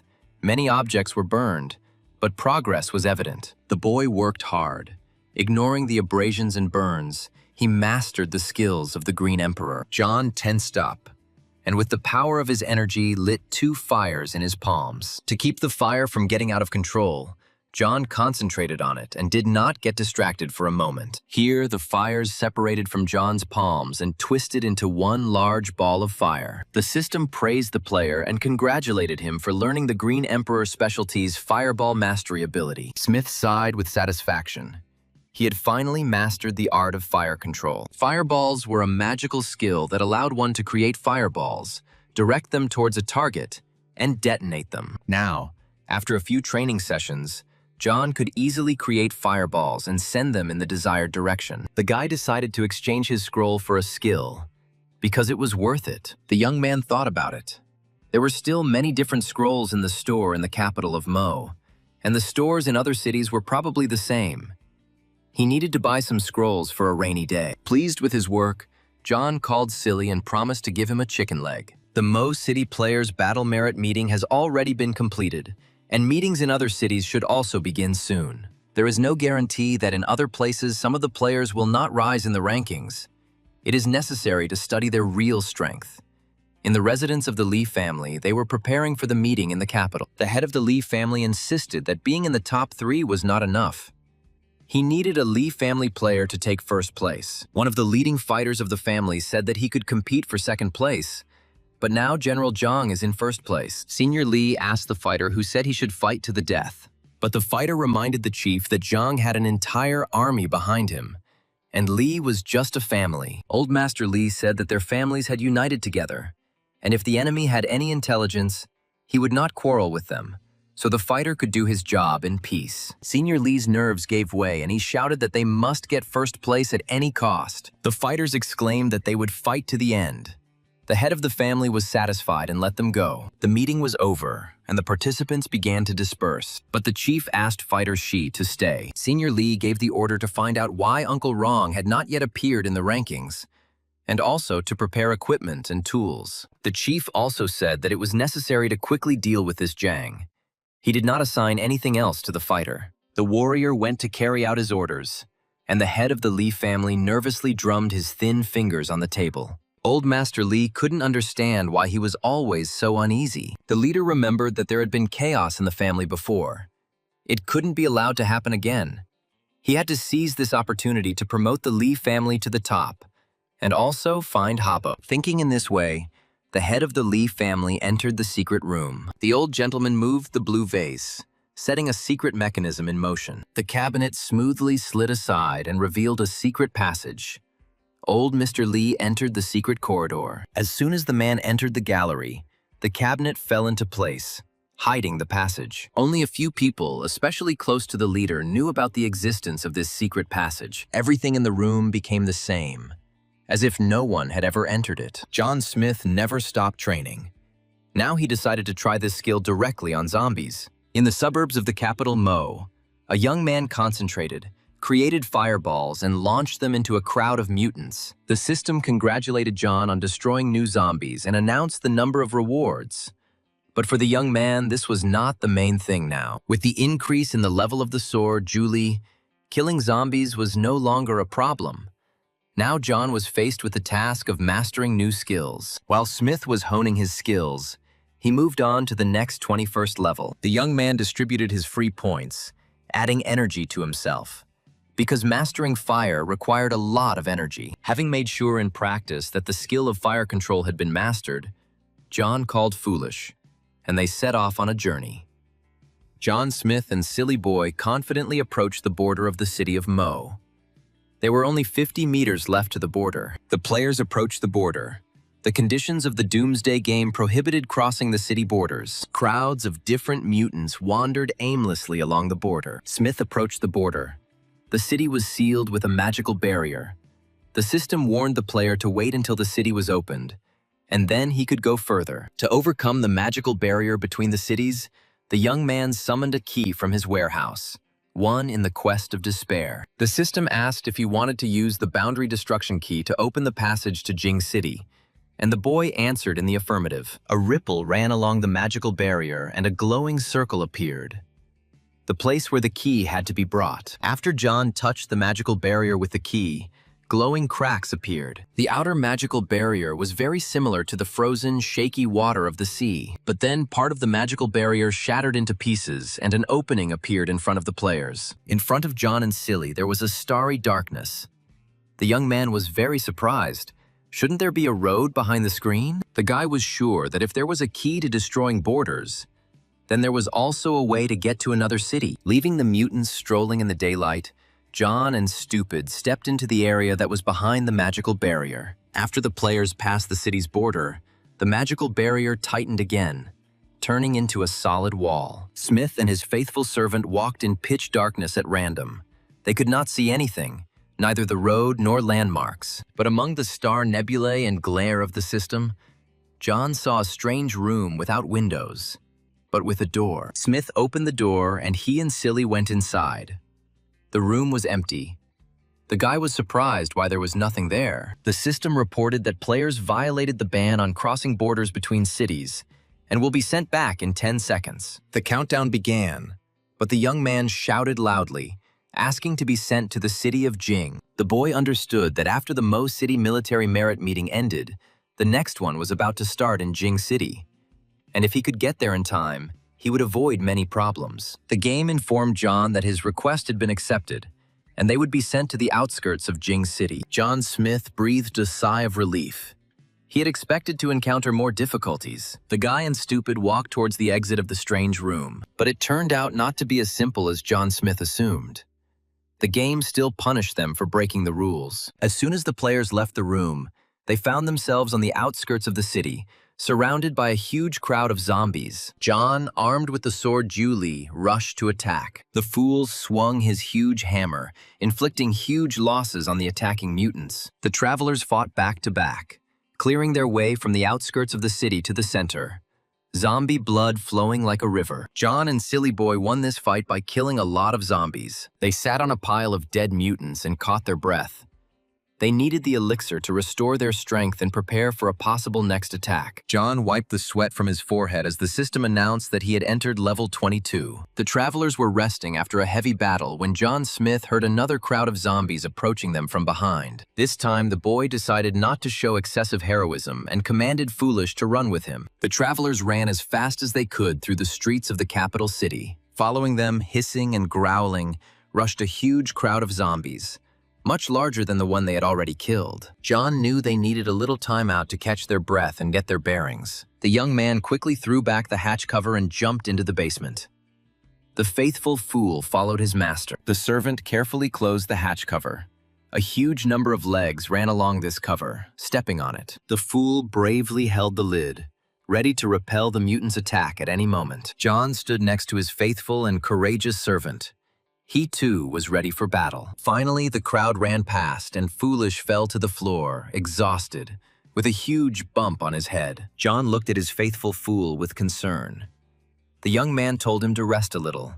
Then they would go on. Smith settled down next to Stupid. He realized that if they were sent to a pack of zombies, they definitely wanted to scare them. It seems that things won't be easy for them in Jing City. The young man opened the panel with his characteristics. After looking at them, he believed in himself more. While Silly was resting, John looked over his new acquisitions after the battle. The automatic collection trainer collected everything for him. The player was interested in the bracelet with wolf fangs and the bloody ring. Also, as a result of the fight, he received a glove with claws. John decided that it looked good, and he would use it. The guy also liked the small ring of space, and he decided to give this thing to Foolish. Thanks to this ring, Foolish will now have his own storage. Although it is small, it can be used to store food cards. John told the servant about this. The noise of the chase died down. It seemed that the zombies had lost the travelers. The players caught their breath and decided that it was time to move on. John and Silly walked shoulder to shoulder through the city streets, Smith believing that strong players like them could handle anything. And then John heard a voice behind him. Some guy called out to Foolish. An unfamiliar young man timidly approached the players. He asked again if it was Foolish. John confirmed. The young man smiled. They were probably also going to the Jing Sports Complex to participate in the military merit meeting. Smith smiled and nodded. He unexpectedly got something that you can't find with fire during the day without any effort. The stranger was clearly pleased. He didn't think he would be able to meet the two of them here. John suggested going together. The unknown townsman doubted. He asked if it was possible. Because Foolish was silent, John explained that Foolish could not speak. If he did not react, then he agreed. Smith said they were asleep and didn't hear the message from the system, and were just trying to find someone who knew about the meeting. The unknown player waved his hands mysteriously. He clearly knew something and was bursting to tell. The boy was afraid of being overheard, so he carefully turned his head from side to side before telling John the information. Finally, he leaned towards Smith's ear and said that there were rumors that this meeting would determine the structure of Jing City. John asked who said that. It turned out that the guy's friend works as a security guard in one of the three families. They met him yesterday, and he advised them to come to the meeting, Smith thought. So the rating can give the right to vote. Really, the state, the three families, and the other organizations have achieved peace. The young man remembered that in his previous life, Jing City was the first to stabilize the situation. While in other cities, players were fighting to the death. In the city of Jing, they were already thinking about how best to organize a zombie hunt. And this rating as a way of determining power was formed thanks to the unification of three families and other groups. The time has almost come. It seems that the situation in Jing City is the same as in the previous life. Since this is so, it is not without reason. John replied that a simple security guard could not know secret information. There must be some kind of catch here. Looking at the stranger's confused face, John decided to thank him. Because the young man shared useful information with him. Smith pulled out a resource card and offered to buy it from the stranger for 90 coins. The young man literally beamed. He could not believe his happiness. The young man quickly took out the coins, saying that the store now only had cards for 100 coins. The stranger, embarrassed, said that he had 270 coins, and could he have 3 cards? John agreed. The players made a fair exchange. The young man gave John the coins, and he gave him 3 resource cards. And then Smith discovered that they were not alone. Other townspeople were watching their exchange. All those gathered folded their hands in supplication and looked at John Smith with hope. The girl, her eyes wide open, timidly approached John and asked if she could buy a card, or better yet, several. Smith stammered that the guy had answered his question, so he gave him a discount. The townspeople sighed heavily. They also really wanted to buy discount cards. Smith didn't know what to do. He had never had such a huge number of buyers wanting to buy cards. John said that if the guy who helped him agreed, he was ready to give the cards to everyone gathered for 95 coins. The eyes of all those gathered turned to the friendly stranger, who sheepishly told John that he agreed to his conditions. Smith called the cards from the storage room and placed them in a large basket. The young man said that he would sell cards for 95 coins apiece within an hour, and the number of cards was unlimited. The happy townspeople lined up to see John, and the stranger looked on and thought what a kind guy he had met. And Smith thought that in Mo City, he did not receive a badge of honor due to a lack of coins. But now, in Jing City, he would definitely receive one. After a successful trade, John Smith and Silly headed towards the sports complex to make it to the meeting. One of the players commented that it seemed like the guy selling the cards was going to be in trouble, but the interlocutor in the long coat replied that next to the guy was a player who was in 5th place in the ranking. Who would dare to create problems for him? The guy said that Leopard sent people for these two. Those 3 people can handle even 20 to 30 top-level masters. The player offered the mysterious interlocutor to help John and earn a tidy sum. Even though Foolish is strong, he can't handle it alone. Suddenly, a dagger flashed in the hand of the mysterious interlocutor in the cloak. He jumped up to the talkative player and, saying that he was disappointed, quickly stabbed him with a knife. The killer wiped his bloody knife and asked how many fools had joined the Leopard this time. The mysterious interlocutor seemed to be a scout. His face was almost completely covered by a large hood. He had been following the travelers since their arrival, wondering who this man was who had forced Foolish to follow him. John and Silly Boy were walking slowly towards the city center when suddenly John heard footsteps behind him. It turned out that a young man they already knew was running after them and asked him to wait. The guy, having caught his breath a little, asked Smith if he was really going to go downtown at night. John looked questioningly at the guy, who said that although the zombies on this road had already been dealt with, there were still a lot of them in other places. The young man tugged at John's clothes and said that he knew a place in the suburbs where they could relax and invited them to go with him. While the young man was calling the travelers to shelter, John heard that they were surrounded by several people. The player looked around cautiously and loudly said for everyone to come out and not hide. Smith stretched, loosening his joints, and once again loudly suggested that everyone come out. He would deal with them quickly. Players with gangster faces began to appear from all sides, and Smith demonstratively counted them. At the head stood the bearded Leopard. John figured that he was surrounded by 32 players with a specialty. He could make good money. The Leopard stepped forward and told John that this was his territory, and that he couldn't do business without permission, even if he had a strong player like Foolish next to him. John pretended not to hear the bandit, and the latter decided that the young man was scared and offered to give him half of today's takings. Then they would let him go. The Leopard, grinning insolently, offered the young man to give him half of the cards he had left. They would divide them and pretend that nothing had happened. The bandit standing behind Leopard began to roar approvingly, suggesting that the boy agree, because Foolish couldn't handle them alone. But John already had a blade flashing in his hands, and he asked sarcastically if there really was nothing. Smith said that they had already wasted too much of his time, so he would introduce them to the Dagger of Decay. The fool standing nearby was engulfed in a fire of anger. Being a human, he hated bandits. The former security guard was eager to fight. He wanted to kill all these impudent people who were robbing their own people. John allowed the servant to beat up the bandits, and Foolish, swinging his hammer, rushed into battle. The brazen criminals did not expect resistance, and the heavy hammer that flew at their heads met almost no resistance. The Leopard clenched his fists in anger. He thought that these aliens had become completely insolent. The bearded man commanded the fighters to attack the players, but not to kill them, but to maim them. He wanted them to know what real pain was. John smirked.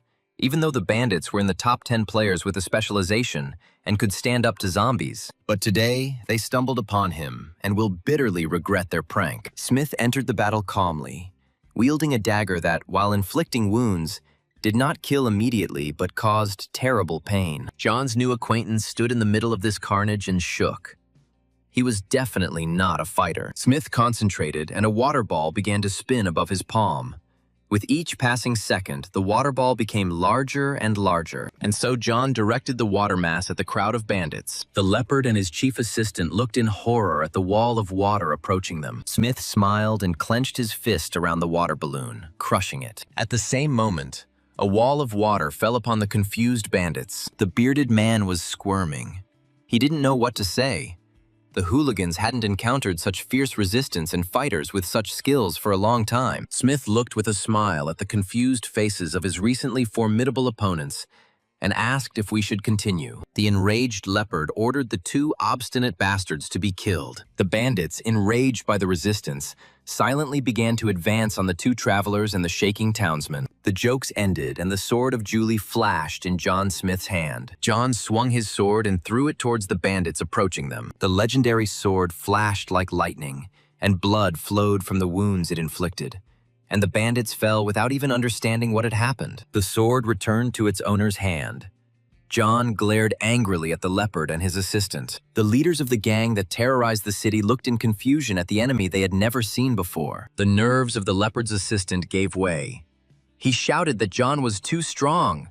How was it possible that he killed everyone with one blow? The bespectacled man ran away, trying to save his life, but Julie's sword flew after the criminal, easily cutting him down. The dumbfounded leopard watched the death of his assistant. The sword returned to John again. He was ready to continue the fight he had not started. The frightened and enraged leopard understood that his gang was finished, and most likely he would be next. A smile lit up John's face. He saw the fear on the faces of his enemies, which meant he had to continue. The surviving members of the gang threw themselves at Smith's feet, begging for mercy. They appealed to mercy, saying that they needed to take care of their children and parents. A cunning thought flashed through John's mind.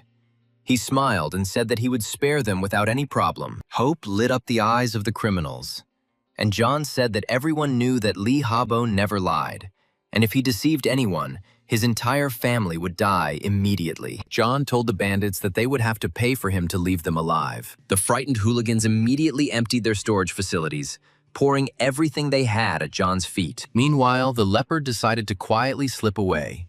But John asked that, apparently, the leader of the gang wants to die. The shaking bandit fell to his knees before Smith, ready to give everything he had. John quickly moved what the frightened criminals had dumped at his feet into his storage. Smith told Leopard to get out everything he had on him, but the Leopard was too cunning and greedy to give the loot to some random player. Smith commanded Foolish to kill them all. The dying bandits shouted after John that his entire family would die in agony. The streets of Jing City were littered with the bloody bodies of bandits who had terrorized the city for a long time. From all sides, townspeople began to approach the dead, whom these people had kept in fear for many years, robbed, tortured, and killed. Some people had their fathers killed by bandits. Others had their cards taken away and their children starved to death. Some were beaten, some were killed, and not a single city dweller regretted their deaths. All this time, a mysterious man in a hooded cloak watched what was happening from the roof of a nearby house. The man said that it seemed like there would soon be significant changes in the structure of Jing City. The scout took a pistol out of his pocket. He needed to notify his hosts of the appearance of a strong player. Stepping a little to the side, the scout fired a rocket into the sky from a small rocket launcher. John heard the shot and saw the flare. He knew that this was the kind of signal weapon the Lee family used. The boy realized that he seemed to have disturbed someone who shouldn't have been disturbed yet. The Jing City players' meeting was held in a safe area, but it wasn't that easy to get in. The area was very well protected from zombies, but one could only enter it after passing a check and identification. At the checkpoint, a polite guard asked all players to present their game panel and carried out personal identification. The townspeople, who had nothing to hide, of course, gladly entered the safe area. John watched this from afar and thought, this is what a capital means. They built a safe area in a month. To get inside, they had to show their ID. Then they would be exposed. But until Smith knew the real strength of the Lee family, it was better not to expose themselves. In an area that was built in a hurry, there were bound to be some flaws. John knew this and was looking for a loophole. After an hour of searching, Smith and Foolish found the door to the service entrance to the safe zone. No one guarded this door in the hope that no one knew about it. The young man was sure that this door was their key to the safe zone. Armed with a needle, John very quickly opened the simple lock, and the door swung open in front of them. The young man put on the mask of an evil ghost.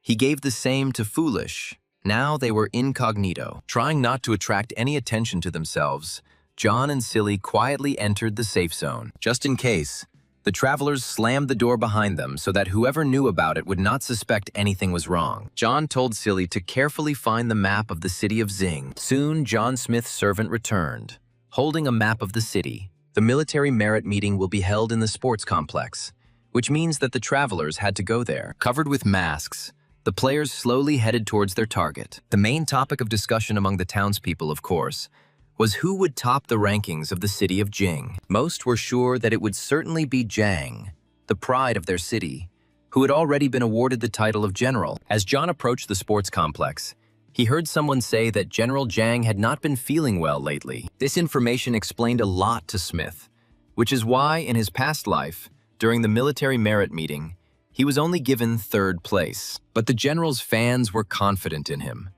They said that these were all rumors, spread by those who collect bets. Many townspeople placed their bets on General Zhang. They were confident in their idol. John approached a group of fans and politely asked where they could place a bet and who was accepting them. One of the guys told Smith that he could place his bet in that red building right in front of the sports complex. It was a gambling house, opened by 3 families, but perhaps not only them. Smith thanked the guys and waved goodbye. John and Silly quickly moved towards the gambling house. There was very little time left before the meeting. The large, beautiful building of the gambling house sparkled with glass and concrete. People were coming in and out of it. The townspeople were placing bets. John smiled. There were still 3 hours before the meeting started, and he would have time to make his bet. There was a long line at the cash desks that accepted bets on top players, and John and Silly stood at the end. The huge fool attracted everyone's attention. The fans' eyes were fixed on him. The townspeople whispered, pointing at Glopish. Everyone was sure that he was some famous player. Finally, the traveler's turn came, and the polite operator asked who he would like to bet on. Smith asked what the odds were for General Zhang to win. The cameraman looked at the recordings and said that the odds on Zhang taking first place were 1-2. John understood that the more people believed in Zhang's victory, the greater the winnings he could receive. To the cameraman's surprise, Smith revealed that he thought Zhang would only finish third. The guy said he was betting on General Zhang to come in third. The operator couldn't believe it.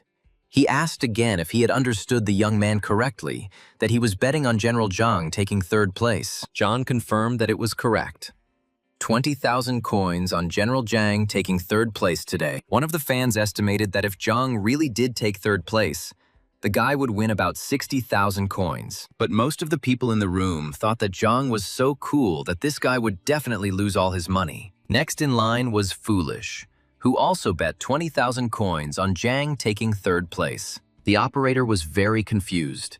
He stuttered and asked again if they were sure about their bet, because it was 40,000 coins. But John cut the operator off, saying that he had enough of the whining and needed to start taking bets. The young man reminded that a meeting on military merits would soon begin.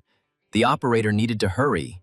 Foolish leaned threateningly towards the operator. With trembling hands, the operator handed out the players their betting tickets. At this time, the sports complex had already begun to fill up with people. There were participants and fans. John and Silly Boy hurried to join the participants. The system warned the players that they had come to the Jing City Military Merit Meeting Place. The entrance fee was 10 coins. The entrances for spectators and participants were different. After some thought, John decided that he and Silly would use the members' entrance. The system determined that both John and Foolish met the requirement of being at least level 10 and could take part in the battle merit meeting. Smith and Silly went to the stands. John wondered where they could sit best so as not to be an eyesore, but at the same time to see everything. John Smith knew many of those present at this meeting from his past life, but no one recognized him under the mask. Here, the public's and young townswomen's favorite, the formidable General Zhang, was warming up before the fights. The system notified everyone that the time in Jing City was 14 hours, 0 minutes. The Jing City Military Merit Meeting was officially opened. The game introduced those gathered to the rules of the Military Merit Meeting. The competition is divided into 2 stages, the initial and final. At the initial stage, 32 players will be determined who will advance to the final stage. There are 32 arenas on the site. A participant can either attack or defend. The duration of the fight is 5 minutes, after which the attacker loses. The loser is eliminated from the competition. The defender must hold out for an hour, after which the arena is blocked, and the player moves on to the final. If there is no participant on the platform who meets the requirements, then the last player on the platform moves on to the final. During the competition, the player controls his own condition. If he wants to admit defeat, he must press the button and leave the competition. All arenas are made of special material, so players do not need to worry about safety. And now everyone who wants to can go to the site. John watched what was happening and thought that this was going to be some kind of mess. The players ran as fast as they could onto the court, trying to take over the arenas. The system reminded John that he had to get to the court within 5 minutes. Otherwise, he would be disqualified. John and Silly were forced to join the participants in order not to be eliminated from the competition. The stands were completely filled with fans, and the townspeople watched the beginning of the competition with bated breath. 32 arenas were ready to host players ready to fight each other for the title of the best and the strongest. The trainer system told John that during the competition he could gain the status of an attacker through the control panel. The system warned that if he did not enter the arena, he would not be able to strike, and if he attacked later, he would move to the audience. The competition began, and John had to choose between an attacker or a defender. In front of Smith on the game panel, there was a diagram of the arenas. Only 2 buttons were glowing red. The system explained that during the arena battle, the button would be red. The rest of the time, the button would be white. John was interested in who had managed to occupy these very arenas. One of them was literally red for a few seconds and then turned white again. General Zhang stood at the nearest arena, and it seemed like he was the only one who managed to get into the arena first. The opponents of the famous Zhang hesitated. Everyone was sure that they simply had no chance. Among the players, John recognized Shi, one of the leading fighters of the Li family, who taught techniques to the kids for free so that they could stand up for themselves. John knew this fighter very well in his past life. He was one of the 3 war gods of the Li family. Smith never thought he would see Shi here, but John was lucky. General Zhang finally had an opponent. The muscular player cursed that no one dared to go against the general. The strongman jumped into the arena and told Zhang that he would be his first opponent. The fans started making noise. The fight had finally begun. Some were shouting at the general to kill the impudent guy. Others that everyone was a coward and no one could stand up to Zhang. Only a few seconds passed, and the general managed to wound his impudent opponent. The boy lowered his sword and said that it was an honor for him to take a blow from General Zhang. General Zhang's fans chanted that he was cool. Fans watched the action through game panels. The squares representing the arenas periodically lit up red and then went out. Mysterious figures in long cloaks and hoods walked back and forth around the competition venue. John recognized these mysterious figures. It was a group of death gods of the Li family. But what were they doing here? Smith quickly covered the Mo City Defender's badge on his suit with his hand. John's attention was drawn to the 18th arena, where 2 fighters stood opposite each other. The defender was the special fighter Xin Bao. The one who attacked him was one of the Li family's war gods, whose name was Li 76-4. And in the group of war gods, this guy was ranked 76th. Smith noticed that Li's equipment 76-4 was much better than Xin Bao's. Apparently, Li had already taken a lot of things from the other participants. The fight began. Xin Bao dealt a strong blow to the boy from the Li family, trying to throw him out of the arena. The guy flew a considerable distance, but still remained in the arena. John knew that Xin Bao would lose, even though he was playing by all the rules.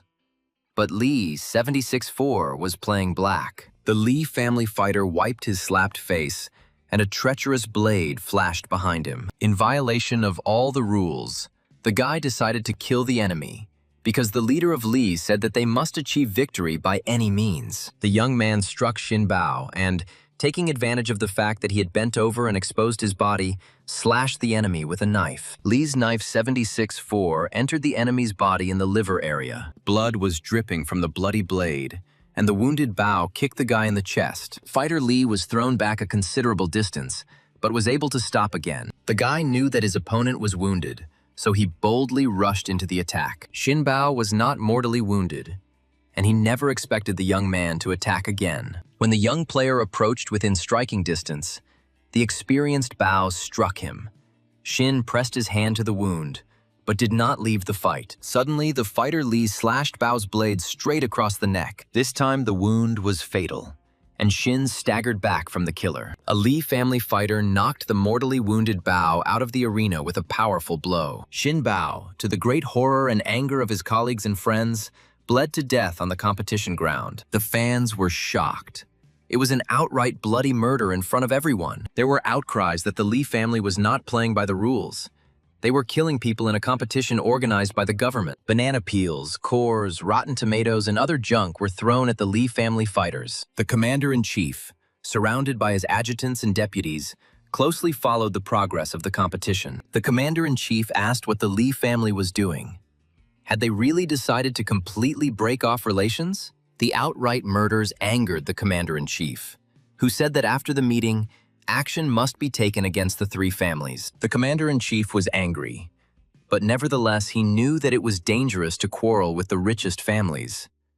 They could kill him too. At this time, a scandal broke out in the Lee family's office, and furniture and interior items were scattered on the floor. Representatives from other families came to the office and shouted at the head of Lee, saying that he had crossed all boundaries and did not know what he was doing. But old Master Lee only laughed in response, sipping tea from a cup. He asked if they really thought they could hide or run away. Lee, 76-4, openly mockingly, declared that his hand slipped and he accidentally killed his comrade, admitting defeat. Opposite the brazen killer, blazing with anger, stood the murdered man's colleague, Shin Bao. It was the elder of Shin Bao's group.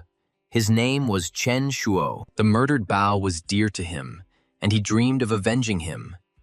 But then another, stronger fighter from the Li family, the fighter Shi, appeared in the arena. He told the elder Chen to calm down. Shi informed the angered avenger that he would be his opponent. Good-natured Foolish clenched his fists in anger. He really wanted to teach these impudent people from the Li family a lesson. John watched silently. Finally, Smith calmed his servant down, saying that he would kill the man himself.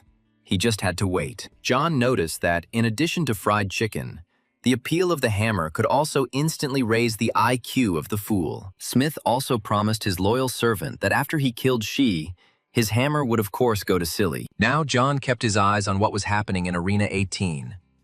As soon as they finished, he would immediately go up to the arena. The fans were delighted. Commander Chen from the Shin Bao squad entered the arena, and the second Shi from the Li family. He is also very strong. Smith was amused by the fans' behavior. These spectators switch their attention so quickly and forget about everything else. The Li family fighter looked very formidable.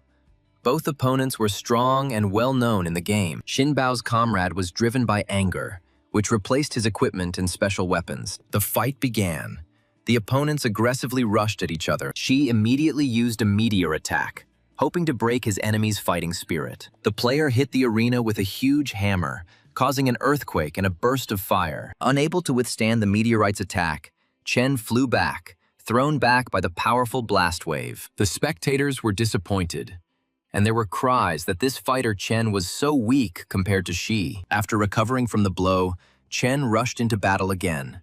Shi knew that he must not lose, so he activated the war demon body. Bao's comrade rushed at Shi, hoping to wound him with his sword, or better yet, kill him and avenge his friend. The war demon's talent awakened an unprecedented bloodthirstiness in Shi. He swung his hammer, trying to kill the enemy. Chen knew he couldn't get hit by the hammer, but his strong point was his sword. After somersaulting in the air, Senior Chen delivered several sword strikes to Shi's body. But the Li family fighter was not asleep either. He missed several times, but once he still hit his enemy. Chen was shocked. He struck several blows with his strong sword, but there was not a single scratch on Shi. The talent of the war demon body protected Shi from injury, but the longer Shi remained in this state, the more bloodthirsty he became. Taking advantage of the momentary pause, Shi delivered a crushing blow with his hammer to his opponent. Chen dropped his sword and fell, blood gushing from the fighter's numerous wounds. The hammer blow was so terrible that those watching the fight thought that Chen would die immediately. The player flipped over several times in the air, spraying his own blood. Chen lay helplessly on the ground, in death throes, with a pool of his blood spreading around him. Shi took the enemy's sword and swung his hammer. Another second, and he would flatten the wounded man, finishing him off. Commander Chenya shouted at the top of his lungs that enough was enough. He didn't want to lose another valuable fighter. The commander ordered Chen to surrender immediately. This was the only way to protect him from death at the hands of a Li family fighter. Obeying the commander's order, Chen said in a weak voice that he surrendered. The system recorded the player's message, but it was unlikely to save him. A weak stream of blood flowed from Chen's mouth. Several people had gathered around the arena of 18, some helping the wounded Chen, and some supporting the Li family fighter. Shi casually threw Chen's sword out of the arena and asked if there were any others who weren't afraid to come up to his arena and avenge the idiot Bao. John Smith waited for his moment. He pressed button 18, signaling the system that he wanted to fight Shi. To the astonished murmurs of the spectators, John Smith entered the arena. Shi, drunk with blood, looked at him in confusion. The fans were puzzled. Did this guy really decide to fight Shi himself? Perhaps he was tired of living or decided to show off. Someone present remembered that this was the guy who had bet 20,000 coins that Zan would come in third. John intended to kill Shi because he was one of the main protectors of the Li family and their loyal and strong slave who could kill anyone the head pointed at. Shi mockingly said that he would have to break all the guy's bones to stop him from showing off. To the Li family's war god's surprise, his opponent remained silent and looked at him with hatred through the mask's eyes. Fighter Li was surprised that he couldn't read the information about him. Maybe this was the mysterious leader player. First, John activated the evil ghost mask's intimidation talent, and the shadow of the devil looked at the stunned Shi. The Li family fighter began to realize that he was possibly facing a very dangerous opponent, as he was acting too confidently. John knew that the main thing was to break the fighting spirit of the god of war. But Shi understood this too, because he was a very experienced fighter. Chief Li would not forgive Shi if he lost to this young man, so he had nowhere to retreat any further. He could not lose. The Li family's war. God gritted his teeth and rallied, commanding himself to fight. Shi summoned up maximum aggression, clutched his bloody hammer and rushed at John. Smith prepared the sword Ju Li for battle and calmly waited for his opponent. He was confident that he would win. Shi swung his blood hammer, shouting that it was a weapon of blood, and hovered over the boy. All the spectators leaned forward. Everyone was sure that now Shi would flatten the daredevil, and in his place there would be only a bloody mess. But to the great surprise of the fans, the young man easily stopped the huge hammer with his sword. Smith swung his blade and knocked the huge hammer out of Shi's hands. Everyone froze. The bloody hammer flew to the side. The young man was unharmed. Shi watched in shock as the weapon that no fighter could resist flew off to the side like a piece of wood. Humiliated and enraged, Shi clenched his fists and, screaming, "Die!" rushed at his enemy. But Shi was unable to strike with his huge fist. John slashed at him 3 times with his sword, cutting the famous fighter into 4 pieces. Shi was still standing in the arena, but his entire body was covered in blood. The fighter was killed, and the Li family had one less war god. The hall literally exploded. No one expected this. The famous fighter of the Li family, one of the gods of war, lay in the arena in a pool of blood. Shouts came from the stands that it was impossible. How could the guy kill such a strong opponent in a second? Some of those who constantly followed the game ratings realized that most likely the leader of the game, nicknamed Dean, was in the arena. The Li family supporters were especially furious, as they had just now lost one of their best fighters. John removed his mask, and his main characteristics became visible to everyone. The guesses turned out to be correct.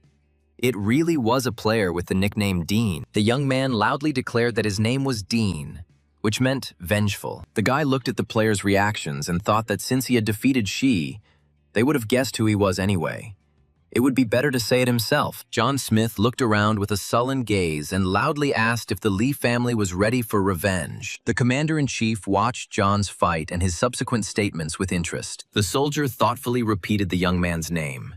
It seemed he had found a comrade in the fight against the 3 families. The players discussed Ding's statement that he was going to take revenge on the Li family, and some of the men who were going to join them changed their minds. One of the girls even said that Dean was now her god and asked him to help her, to give her more equipment today. At the Li family residence, they were also discussing the latest events and Ding's statements about his intention to take revenge on the family. Young Anne was literally on a rampage, kicking and breaking furniture in Li's office. Anne asked Chief Li, "This is the surprise he spoke of.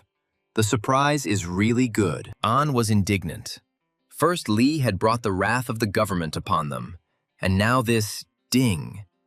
And yet they had discussed options on how to win him over to their side. The head of the Yun family added that indeed, now the head of the Li family had forced Ding to become their common enemy. Senior Li tried to calm everyone down, convincing them not to worry. Dean was alone now and would not cause any problems. The main thing now was to resist the government. Old Master Li didn't know why Ding decided to take revenge on the Li family. Perhaps Habo had made enemies of himself. Li said he had already organized a group of people outside the sports ground to create chaos, and that once the first stage of the meeting was over, they would begin to take action. The head of the An family tiredly picked up the chair he had abandoned, put it back in place, and sat down in it. Young An sighed and said that he would trust Lee once more. Let him deal with Ding himself. The family, An would not interfere. Yoon didn't want any trouble either. He put his family's future on the line by trusting Lee. So Mr. Lee had to figure it out on his own. Meanwhile, John, as the winner, remained in his arena, taking up the hammer that remained from his defeated opponent. The trophy Smith received improved his strength and body stats, and John decided that this equipment would suit Foolish perfectly. John also received a bracelet with demonic powers. It could constantly charge and replenish the player's energy. To avoid standing in the arena until the end of the first round, John called a chair from the warehouse. Smith sat in the arena, surrounded by fans and envious people who were constantly discussing the latest events. And then John Smith's attention was drawn to another fight, where the fighter was a strong warrior of the Lee family, nicknamed Lee. This fighter was the second-ranked god in the Lee family's death group. He was trained since childhood. He is a beast trainer and can call upon them to help in battle. Lee was a very strong fighter, and John thought that the Lee family had decided to pit strong warriors against weaker members. Sitting in the arena and watching the fights, John Smith tried to figure out what the Lee family was up to. At this time, Lee activated the portal to call the beast for help. He fought against one of the soldiers. The uniformed fighter who was Lee's opponent was quite skilled with a sword. But Lee was the god of death, which meant he had the skills of not only a fighter, but also a magician. The Lee family fighter successfully repelled his opponent's attacks, but for the time being, he did not fully demonstrate his skill. Lee tried to throw his opponent out of the arena, but he successfully resisted, repelling the attacks. Finally, Lee got tired of this game and pushed his opponent straight into the mouth of the wolf he had summoned. A huge wolf grabbed the soldier's shoulder, and blood gushed from the lacerated wound. But the officer was not so easily intimidated. He threw the beast back, slashing at it with a broadsword. In response, Lee used another of his well-practiced magical techniques against the military man. The Lee family's death god summoned a black fog which blinded the officer and rendered him completely helpless. The soldier saw nothing around him and waved his sword at random, trying to hit the treacherous Lee. The Lee family's death god approached his opponent from behind and treacherously slit his throat. The bleeding officer fell dead on the arena. Lee kicked the dead body out of the arena and said with disdain, "It's a pity that he only managed to kill one." Looking at the dead enemy, Lee added that this was all because Ding killed Shi. Viewers were shocked by the disdain Lee's fighters showed for the government and its army, which protected them from the zombies. General Zhang gritted his teeth in anger. He had lost another officer and a fine fighter. Zhang dreamed of fighting Lee and avenging the death of his subordinate. But the general was too late. The Lee family's war god had another opponent. In the arena opposite Lee stood the masked fool. The crowd rejoiced. There was a daredevil who decided to challenge the Lee family fighter. Lee chuckled and said that Ding had sent his bodyguard to kill him. The Lee family warrior was confident in his strength and declared that he would kill Foolish first and summoned another bear ward. Next to the fighter Lee stood two animals. Stupid was under the control of John. The owner promised him 2 chicken legs for this victory. The Lee family's trained bear easily tossed Silly into the air as if he were a rag doll. The Lee family warrior was almost celebrating his victory, telling Ding that his bodyguard was weak. But this was part of John Smith's plans. He wanted to relax the god of death of the Lee family. Unexpectedly for everyone, Foolish turned over in the air and landed safely in the arena between 2 animals. Now the wolf entered the battle. Baring his huge teeth, he rushed at Foolish. But Foolish was not so easy to intimidate. He remembered that if he won, 2 fried chicken legs awaited him. The former bodyguard jumped back to get into a better position. The fool leaned on the arena and, using a clever wrestling move, hooked his foot onto the huge wolf and sent him flying. To the surprise of the delighted spectators, the Lee family's magical animal flew into the air and landed outside the arena. Now it was the bear's turn.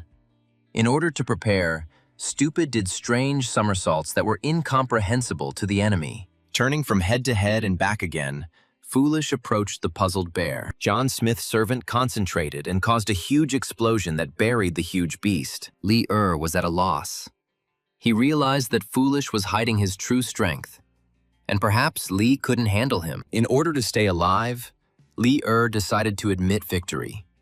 But Foolish did not give him such an opportunity. He delivered a crushing kick to the death god's face. Li fell to the ground, blood pouring out of his nose and mouth. The Li family fighter frantically called up the game panel that gave him the opportunity to admit defeat. But this time, too, Foolish arrived in time and pinned Li-er's hand with his heavy hammer. The fool slashed the Li family's death god with his sword, taking his life, and the officer was avenged. John stopped controlling the mind of the fool, and the fighter's victory was met with thunderous applause. The fool took off his mask and everyone saw his characteristics. The former security guard was bathed in recognition. The fans were delightedly shouting that this was Dean's partner, Stupid, the 5th in the Dragon Country rankings, which is why he was so strong. John Smith watched the action in the arena with pleasure, and he enjoyed depriving the Li family of their protectors. First, Uncle Rong. Today, also Shi. The Li family has already lost 2 future gods of war. There is still one left, but he is not in Jing City. John stretched and thought that the Li family was probably blaming their soldiers now, so the future was still unclear. Meanwhile, the meeting continued, with players fighting for the right to advance to the finals. The strongest fighters have already made peace with each other. Now it's up to the rest. There were no more murders. Some players inflicted wounds on each other, but they were not fatal. Even some of the girls tried to measure their strength against each other, but it looked more like a comedy than a fight. The system announced that the first stage of the Jing City Military Merit Meeting had been completed. Based on the results of the competition, 32 winners were identified, with the winners ranking General Zhang, Ding, and Foolish. All winners must complete the preparation and save information about the first stage of the competition. John opened the panel. Among the winners were 14 military men, 10 representatives of the An and Yun families, and 6 representatives of unknown groups. Smith remembered what results the Li family had achieved in the martial skills meeting in their past life, and what their influence had been. At that moment, his faithful Foolish approached John and asked where his new hammer was. Smith remembered that he had promised Silly the hammer of Shi, and was happy to give his faithful servant the new equipment. Despite the fact that the bloody hammer caused cruelty, Foolish was so kind that he could not become a villain under the influence of the hammer. The fool lovingly hugged his new hammer. The big guy was surprisingly attached to such a weapon. The game reminded all players to go to the save room. John headed towards the door with the others. The players went through the mysterious room one by one, and John followed their example. Entering the room, Smith saw a large blue crystal that sparkled with energy. Following the instructions, John placed his right hand on the crystal to store the information. The system informed the player that the battle information had been saved and would be used as a base during the finale. The trainer system discovered that John had successfully completed the final stage and gave him a new task to become the first in Jing City. John was very surprised by this task. He had no desire to become first, but the coach's system thought otherwise. The trainer system made John laugh by telling him that the difficulty of this task was very low, so the reward would be small. As John walked out of the registration room, he was greatly surprised to see General Zhang waiting for him. The general greeted and introduced himself to John, but Smith said he didn't have to introduce himself. The young man said that he knew much more about him than he could imagine, and if he needed anything, he should speak directly. The general had 2 things to do with the player. After the start of the Doomsday game, their state really needs strong players like him. The general also told the young man that if he agreed to work for them, they were ready to pay him a reward. But the guy interrupted him, saying that there was no point in wasting time on empty talk. It would be better for everyone. The general told John that the commander-in-chief saw how talented he was and wanted to meet him. This changed the matter. It turned out that the commander-in-chief himself wanted to meet with the young man. Leaning toward John, the general said in a low voice that they would like to cooperate with John in the fight against the 3 families. The offer was tempting, and John went with General Zhang. They walked through the corridors of the sports complex, the general looking for a quiet place to talk with John. Finally, the young man told the general that it was possible to cooperate in the fight against the 3 families. But in what way? Zhang replied that the management had long wanted to deal with the 3 families, but after the end of the world, their power had increased, and they controlled many influential people. The general feared that if families were displaced, it would lead to instability in the ruling circles. the state, and society. John understood this. The general said that many members of the government had turned into zombies. The situation was very unstable. The government is building a safe zone in Jing City. But everything the Li family did today has made the government and the army very angry. The general hoped that John, with his reputation, would attract the players to the government's side. And if the Li family decides to go against the government with weapons, then John will help them. And the government, in turn, will help him take revenge. John shook his head thoughtfully and said that the government was too slow. General Zhang was disappointed. The young man saw the general's sincere intentions and said that he would give the government a quarter of the time it would take them to deal with the Li family. In addition, John asked to know what reward he would have if their losses were reduced to a minimum. The general was stunned. John said he would wait for word from the general. And as he left, Smith remarked that he only gave one chance to those he trusted. General Zhang was puzzled, and John called silly and went about his business. Smith went out into the street. Townspeople ran past him, raising clouds of dust. Something happened. One of the players shouted on the move that the southeastern corner of the wall in the safe zone had collapsed. People were needed for defense. A crowd of zombies was coming. Players were told that if they killed one zombie with each hit, they could get an extra 50% in coins. Someone shouted to John that everyone who could should go to the defense.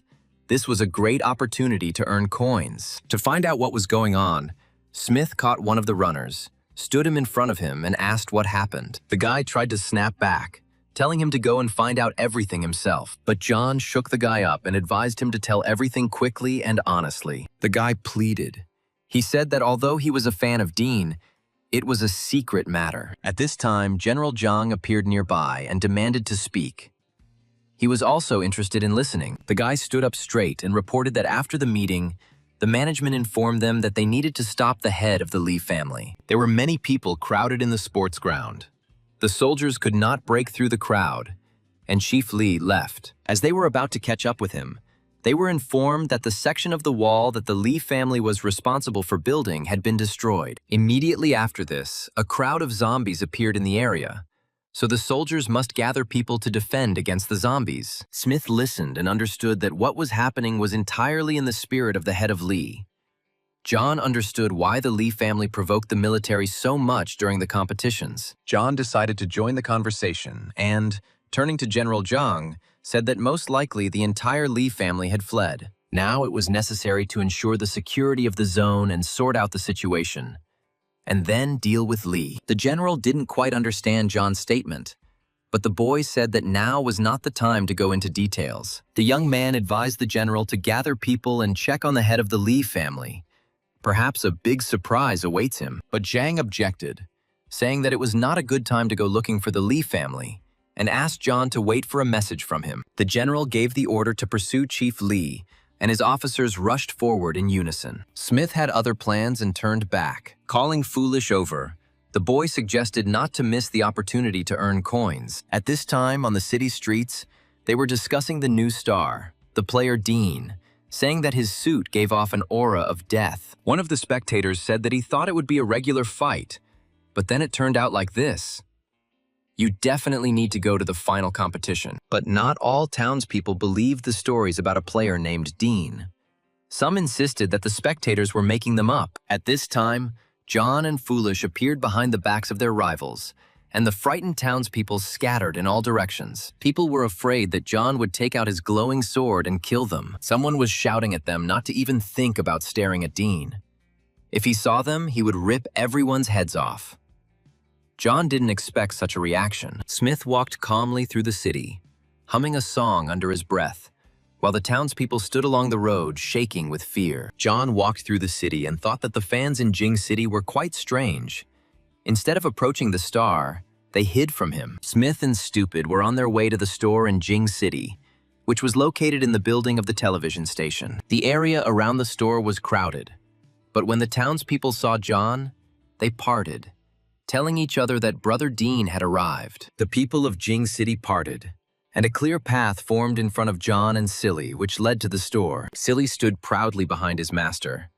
John looked at him and thought that Silly would need to be taught good manners. Smith politely thanked the townspeople for letting him out of line. John went into the shop, leaving Silly Boy near the door to guard the entrance. The system greeted the player who entered the store in Jing City. Smith was interested in the honorary badge of the city of Jing, the uniform of the Guardian of Order, and the emblem of the Protector. All this equipment was available in the store, but it cost significantly more than in the city of Mo. The surprised player asked why everything was more expensive here than in the city of Mo. The system explained that this was due to differences in the city's area, population, zombie strength, and other reasons. John thought that if he had known earlier, he would have saved up the coins. Anyway, the money would be provided by the government and 3 families. The guy decided to buy himself a new suit and emblem and give the old things to Foolish. This time, John bought scrolls of the Oath of Flame, Waves of Water, Poison Trap, and others. After transferring his purchases to the activation cards, Smith left the store. It was already late, and they needed to think about a place to stay for him and Foolish. This day went wonderfully for John. He stretched quite a bit. It was time to go to bed. And then the young man discovered with surprise that it was already late evening. The phone showed 10 o'clock. John invited Silly to follow him, saying that it was time to feed him some fried chicken. The players were walking along deserted streets when they came across a military patrol. One of the patrolmen made a remark to the players, saying that they can't go out at night. He will write them a fine or take them to the police station, so they are in big trouble. John and Silly turned to look at the soldier in surprise. They didn't know the local customs, but the second patrolman, for some reason, hissed at his active colleague and told him to shut up. To John's surprise, the second patrolman hit the first one and said he hadn't seen anything. The soldier shook his colleague, saying that he was crazy, pestering Dean.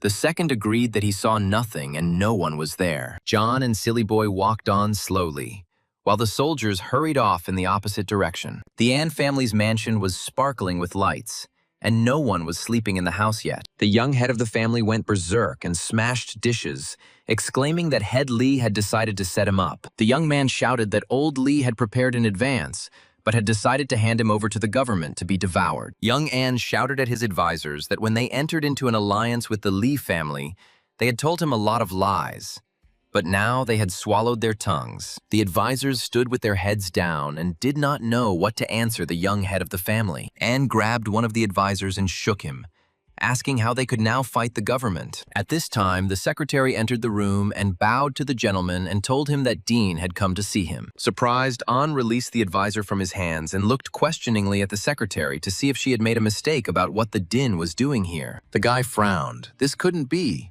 He had a score to settle with the Lee family, not An. Why did he come? The secretary lowered her head and said that Ding said that the An family will soon be gone. Do you want to continue to support it? The young head of the An family thought about it. It was quite a risky statement. An decided to meet with the guest. He ordered to bring him and clean the conference room.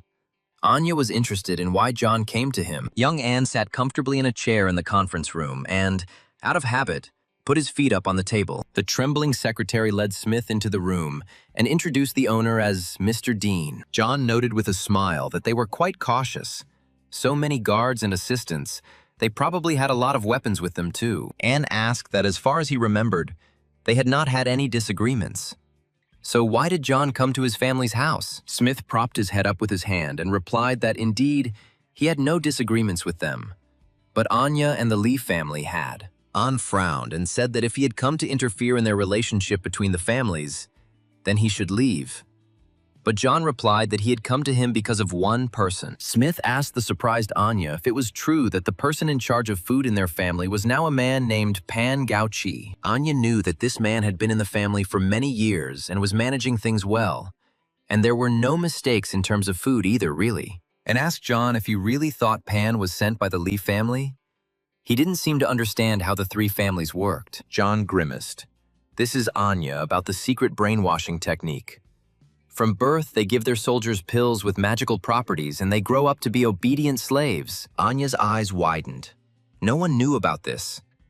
John continued that the main thing is not the technology itself, but its origin, and thought that only 3 families knew this secret. He shouted at the guest that why should he talk to him about this? John chuckled that he didn't have to say anything, and suggested that Anya press on her stomach and then hit her in the heart area. The young head of the An family was very surprised and decided to conduct an experiment on Ding's advice. The guy pressed on his stomach, feeling a slight pain. Then Anne very lightly hit himself in the heart area, to young Anya's surprise. At that very second, blood began to gush from his mouth, eyes, and nose. Anya looked at his blood, which was all over his hand, shook and said that this was simply impossible. This couldn't be. John said that they bought the equipment from the Lee family. They have another secret technique that allows them to control those who have been brainwashed. Is there a problem with it? Anne shouted that it was impossible. They've been using this technique for centuries without any problems. What was happening now? In his past life, young An became the god of magic of the entire world. His body was reborn, and only then was he able to get rid of the threat of the Lee family's technique. But it was too late. All the power and capital were in the hands of the Lee family. In addition, young Anya's wife and child became hostages of the Lee family, and he continued to work for them. Smith really hoped that in this life he would not allow this to happen, because An was a very talented magician and could be useful to him. Anne wiped the blood from his face and asked John how much longer he could live. Smith replied that this should be asked of the Lee family. How long An would live depended on how quickly he received the antidote. Anya suggested that John leave because his business was none of Smith's business. But John was in no hurry to leave. He said that he had a profitable offer. An didn't think that the Lee family only controlled Pangao-chi, so An asked John, puzzled, what he meant. Smith put a piece of paper on the table. He said that this was not a complete list of people controlled by the Lee family, but everything written on it was true. Anya looked at the piece of paper as if enchanted. He was very interested in reading the list. The owner of the house asked the guest what he wanted. John said the price was 200,000 gold coins. Anya was shocked. 200,000 coins. That was just robbery. John quietly whistled a song. After waiting a while, he asked Anya how much he could give him and replied that 80,000 coins, no more. John laughed, surprised by this answer. The guest said that Anya's greed would lead to losses far exceeding 80,000 coins, and thought for a moment and said that 100,000 coins was the most he could offer. John agreed, moved the piece of paper closer to Anya, and offered to transfer the money. The deal was made. John left the piece of paper and walked away, leaving young Anya to ponder. The An family's manor was plunged into darkness. Everyone was asleep except for the young head of the family. John and Silly went to the hotel room they had chosen to stay in the city. Smith unrolled the scroll with the Oath of Flames and decided to study it in detail. This scroll gave the ability to give the weapon the skill of a fire attack, after which the weapon began to have the effect of incineration. The young man trained tirelessly, mastering a new skill. He wanted to give the effect of incineration to his victorious sword. John meditated in the air, summoning flames from his palms until he mastered all the lessons of the scroll. By midday the next day, the skill was mastered and the flame obeyed Smith. John was tired. Working with fire took a lot of energy. The system informed the boy that he had obtained the Flame Oath skill through the Green Emperor specialty. The system reminded him that he could use the flame seal on his weapon, allowing him to use a fire attack. Smith decided to experiment and mix the Oath of Flames with other properties of his sword, Julie. At that moment, the sword burst into flames. John was pleased. His experiment with the sword was a success. Now the young man could use his sword not only to wound or kill his opponents, but even to incinerate them. John was eager to test the power of his upgraded weapon, and was looking for an opportunity to test it. And then the young man's eye caught sight of a stool. John lightly touched the corner of the stool with his sword. At that very moment, the furniture, starting from the corner that the sword touched, began to turn to ashes. John admired the new power. The young man called foolish and said that it was time for them to take part in the final of the competition. Spectators gathering for the final discussed whether the player Ding would be in the final. Someone told how he cut Shi with one blow. The system asked all participants to go into the room to read the characteristics from the initial stage of the competition. John was already heading into the room, but the general called out to him from behind. Zhang said he told his superiors about John's demands, and they want to meet him after the competition is over. John agreed and thought it was a great opportunity to meet with the government. The young man approached the crystal, near which he had already been in the semifinals. The guy put his hand on the crystal, and the system reported that the information was being loaded. The system gave the player information about him and the conditions of the final competition. The player read and spoke the command for teleportation. The space around John began to spin. The game was preparing to teleport him to the office of the other players. John found himself in the participants' restroom, where General Jang and his faithful Silly were already sitting. The game informed John that his participant number was 001, and he could choose an opponent. Smith looked at the list of participants and selected opponent number 13. John Smith clicked on the card where the arenas were marked to find himself on the battlefield. The space around John began to spin again, the system preparing to teleport him to the arena. John and his opponent found themselves in the battle arena at almost the same time, and they had to fight first. With the help of the Eye of Understanding, John learned that his rival had laced the knife with poison and intended to poison Smith. John snatched the knife from the vile fighter and made a small cut on the poisoner's face. To avoid death, John's opponent very quickly admitted defeat and rushed for the antidote. The system congratulated John Smith on his victory and reported the number of points he had earned. The fans in the stands argued among themselves about who was louder or who shouted greetings to Dean longer. One of the weird fans said that he used up all his lung air sacs when he screamed, and now all the girls are making eyes at him. Having defeated his opponent, John froze in his arena. Smith had nothing special to do and could not leave the arena,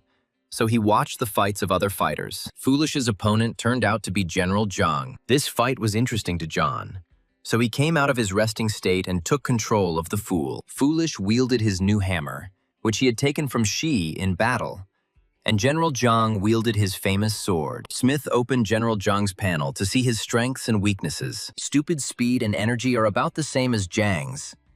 It's good that they don't have too many characteristics in common. The fighters fought almost on equal terms. John thought that if some medicine had not been used in Li's past life, then Shi and Li would hardly have been able to defeat General Zhang. The general actively attacked Glopish, and he very skillfully repelled his attacks. The opponents advanced and retreated. None of them gave in or took the lead. Zhang decided to use his talent, a sword that splits the earth, against which almost no one could resist. The general struck the arena with his fiery sword. The Fool flew away, very puzzled, but soon rose. The general thought that it was not for nothing that Foolish was Dean's assistant. He was 2 levels lower than him, but he was able to withstand the split of the earth. Zhang sympathized with Foolish, but he knew that he couldn't lose to him. Otherwise, his reputation in combat would fall. To his surprise, Zhang saw that the Fool froze for a moment. While John passed information to the servant, Smith told Foolish that if he didn't defeat Zhang, he wouldn't eat fried chicken or pork for 3 days. This was the most terrible punishment for Foolish. Having learned of such a prospect, he became mega aggressive and rushed at the general. Swinging his bloody hammer, Foolish continually attacked his opponent. Zhang defended himself, but he understood that with such active attacks he would soon have a hard time. The new hammer of the Foolish inflicted very strong wounds, so Zhang had to defend himself very actively or dodge it. The general activated the talent of the Blessing of the God of War. This talent gave the body immunity from injuries, as well as increased recovery speed. Energized and immune to injury, General Zhang attacked Foolish. A strong and experienced warrior, the general did not want to kill Zhang's assistant. He only planned to wound him, but unexpectedly for the general, Stupid swung and hit him with his bloody hammer right in the center of the body. Zhang was thrown back, but remained in the arena with the help of his sword. The general summoned the talent of immortality in order to counter his aggressive and fast opponent. After activating the talent in front of the astonished public, the spirit of an immortal warrior began to enter the general's body. Now the general's entire body was covered in fiery armor, and instead of Zhang, an ancient Eastern warrior stood before the astonished Fool. The general's several talents combined together posed a serious threat.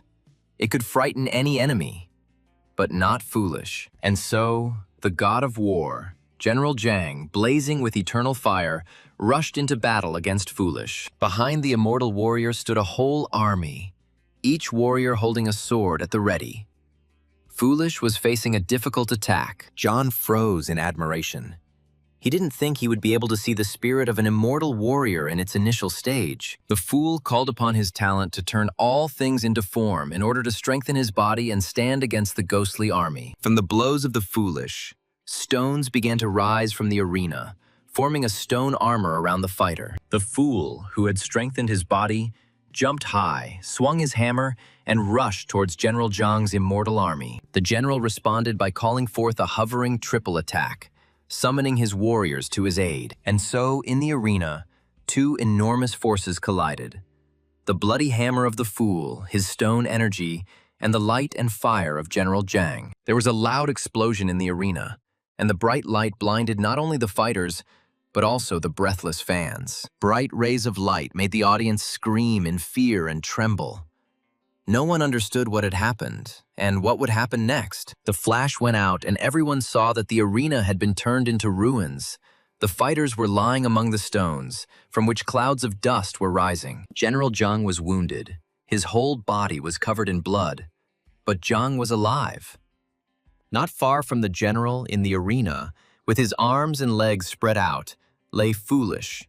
He was also wounded, but also alive. Foolish's suit was in tatters. He was shaking with chills, and blood was oozing from his mouth, eyes, and other wounds. Ignoring his wounds, Foolish stood up and swayed towards General Zhang. The game announced that the winner of this competition was a player nicknamed Gludish. General Zhang, leaning on his sword, rose to his feet with difficulty.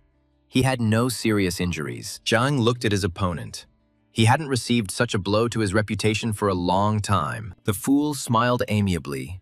For him, it was just a battle, the reward for which was fried chicken and pork knuckles. The opponents walked towards each other without expressing any hostility, which caused a storm of applause in the stands. People were shouting that this was a real battle, a clash of the strongest, and that the rest were just weaklings compared to these fighters. One of the fans shouted that the hardest thing is to defeat the opponent with all your strength, and not to choose a weak enemy. John admired these wars and thought that General Zhang was just awesome. And stupid was also cool. In the restroom where the soldiers had moved, a doctor came up to examine the general's wounds, but Zhang brushed the doctor off, telling him to examine Stupid first and not to worry about him. John thanked the general and said that there was no point in doing this, that Stupid was fine. The general insisted. Smith said that they had enough medicine, and besides, Stupid had a special skill. He just needed to be fed. Zhang was very surprised and said that if they needed anything, they should definitely let him know. John understood perfectly well that if Stupid was subjected to medical treatment, then everyone would know the truth, that Stupid was not a human being. The doctor bandaged and treated General Zhang's wounds, and Foolish happily devoured the fried chicken and visibly recovered. At this time, the system announced the winners. In the competition, the first in the ranking was the player Ding, the second was Stupid, and the third was Zhang. For the viewers, the news that Ding was in first place was not a surprise, but that Stupid would be second was not expected by anyone, and many felt sorry for General Zhang. The townspeople were discussing that the gold-level equipment had gone to Dean. The conversations of the townspeople praising Dean and Stupid were overheard by a strange character, who was difficult to recognize because of his cap and mask. The stranger, who was clearly hiding his identity, was emitting dark energy. The man was angry. The masked stranger scolded Dean and Silly, asking where these two came from. Everyone only talks about them. The man narrowed his eyes angrily and said that it was their Lee family that should enjoy fame and respect. One of the fans heard the words of the strange man. They began to pay attention to him and ask who it was and what he was saying. The man didn't want to be recognized, so he pulled his cap down lower and hurried away from the audience. The townspeople, seeing that the grumbler had retreated, laughed cheerfully after him, which further increased the irritation of the head of the Lee family. Meanwhile, John had arranged a celebratory dinner for himself and Silly, since they had both won today's competition. While devouring his dinner, Smith loaded up the gold-tier equipment he had received as a reward for his victory. The system informed John that he had received shimmering boots, experience points, coins, and had reached level 23. The young man was surprised that he was given such a generous reward for first place in the skills meeting. John studied the characteristics of the gift. These boots had a spatial skill. The Doomsday game gave this equipment a quality label. John looked at his stats after reaching level 23. Even without equipment, the stats were very impressive. The trainer system congratulated John on completing the quest and announced that he would receive a simple trainer and silver-level equipment. John decided to immediately take the equipment. It turned out to be demonic gloves that protected him from magicians. The guy thought he had gotten something demonic again, and he had a kit. It seems the system doesn't like magicians, since it tries in every way to protect him from them. John immediately activated the received equipment, the demonic gloves. He learned to trust the trainer system. To John Smith's surprise, the 3 pieces of equipment he received together increased spatial powers, and he will probably need them soon. Meanwhile, the fool was attacking the food. He looked at the chicken legs with love and devoured them, as long as there were no fights. John looked tenderly at his servant. The simplicity and naivety of the fool very often caused a kind and heartfelt smile in him. While John was sorting out the equipment and characteristics, Foolish ate everything that was on the table, leaving only empty plates with sauce. Smith decided to see what Foolish got for second place in the competition. It turned out to be silver armor, soft gloves. In John's opinion, it was just trash for second place. John fed all this equipment to the ball of Julie to energize it and raise its level. After the injuries he received in the fight with the general, Stupid's head was spinning, and he felt like he needed more chicken legs. But dinner had already been eaten, and Foolish was afraid to ask his master for more food. Suddenly, John called Silly and said that he would give him a bigger leg. They bet on John to take third place, and this time they would earn 120,000 coins. John and Silly walked to the gambling house, and the boy thought, again, 3 families rule everything. But now Smith will be able to buy the badge of honor of Jing City with the Lee family's money. As the players left the hotel, they saw many of the townspeople sobbing. They had bet on General Zhang's victory and were now mourning the money they had lost. John saw a soldier running towards them as fast as he could. He called out to John to wait for him. Apparently, something had happened. A messenger reported that the heads of the safe zone were in an emergency meeting, and General Zhang sent a soldier for John. After the meeting, the discussion of tactics towards the Li family will begin. These scumbags took advantage of the fact that everyone was watching the competition. The soldier reported that Li had sent several hundred suicide bombers with chunks of raw meat and had lured several thousand zombies into the safe zone. All the strong players were in the city, including the army fighters were in the arena. They did not receive any information from outside. No one left the city. John understood that the townspeople were now in a hopeless situation. They had not yet finished building a wall to protect against zombies. The only way to protect the safe area is with a human shield. They will stop the zombies from entering the safe zone, but almost 1,000 people will die. Smith wondered if Lee could have sent people to attract zombies with meat, but they wouldn't have had time to attract thousands of zombies in that amount of time. John asked the soldier to take him to the meeting. Smith was puzzled. Was there someone else behind the Lee family? Or was he missing something? Representatives of the government and the military gathered in the meeting room, and they were not united in their attitude towards the Lee family. The commander asked what else was there to discuss. Lee had long since ruined relations with them, and what they had done today was war. The Minister of Defense asked the commander-in-chief not to get worked up, since they were discussing a plan, and the Lee family's proposals made sense. The minister continued that the most important thing now was to complete the construction of the safe zone, and if they focused on dealing with Lee, they would suffer huge losses. A government official suggested that the Lee family's deeds be made public in order to destroy their reputation. One of the ministers told the commander that they should focus on the main thing. If they built a safe zone, then they would have a rear. The commander-in-chief turned his back to the jury. He was shaking, and the minister's arguments in defense of Lee were flying at his back. General Zhang slammed his fist on the table and exclaimed, "Do they really think the Lees will calmly watch them build a safe zone?" Zhang shouted that they would all pay for this with their lives and the lives of the soldiers. The general's eyes flashed with anger, and he said that he wondered how much benefit the Lee family had brought them since they were so concerned about it. The Minister of Defense jumped up and, turning to the general, said that they also cared about the state, and there was no point in talking like that. The officials told the general that he spends a lot of time on the battlefield and does not know their financial situation. Their situation is not so rosy. And then an unfamiliar voice said that he agreed with General Zhang. All eyes turned to the door, where John Smith stood, accompanied by the general's messenger. A young man in a law enforcement uniform and mask looked around at those gathered. The rulers did not know who had come. The Minister of Defense was outraged at why an outsider was allowed into such an important meeting and what the security was doing. The Prime Minister told the minister that this was Ding, the winner of the martial skills meeting, and he had a good reputation. But the minister shouted that he should be removed from here immediately.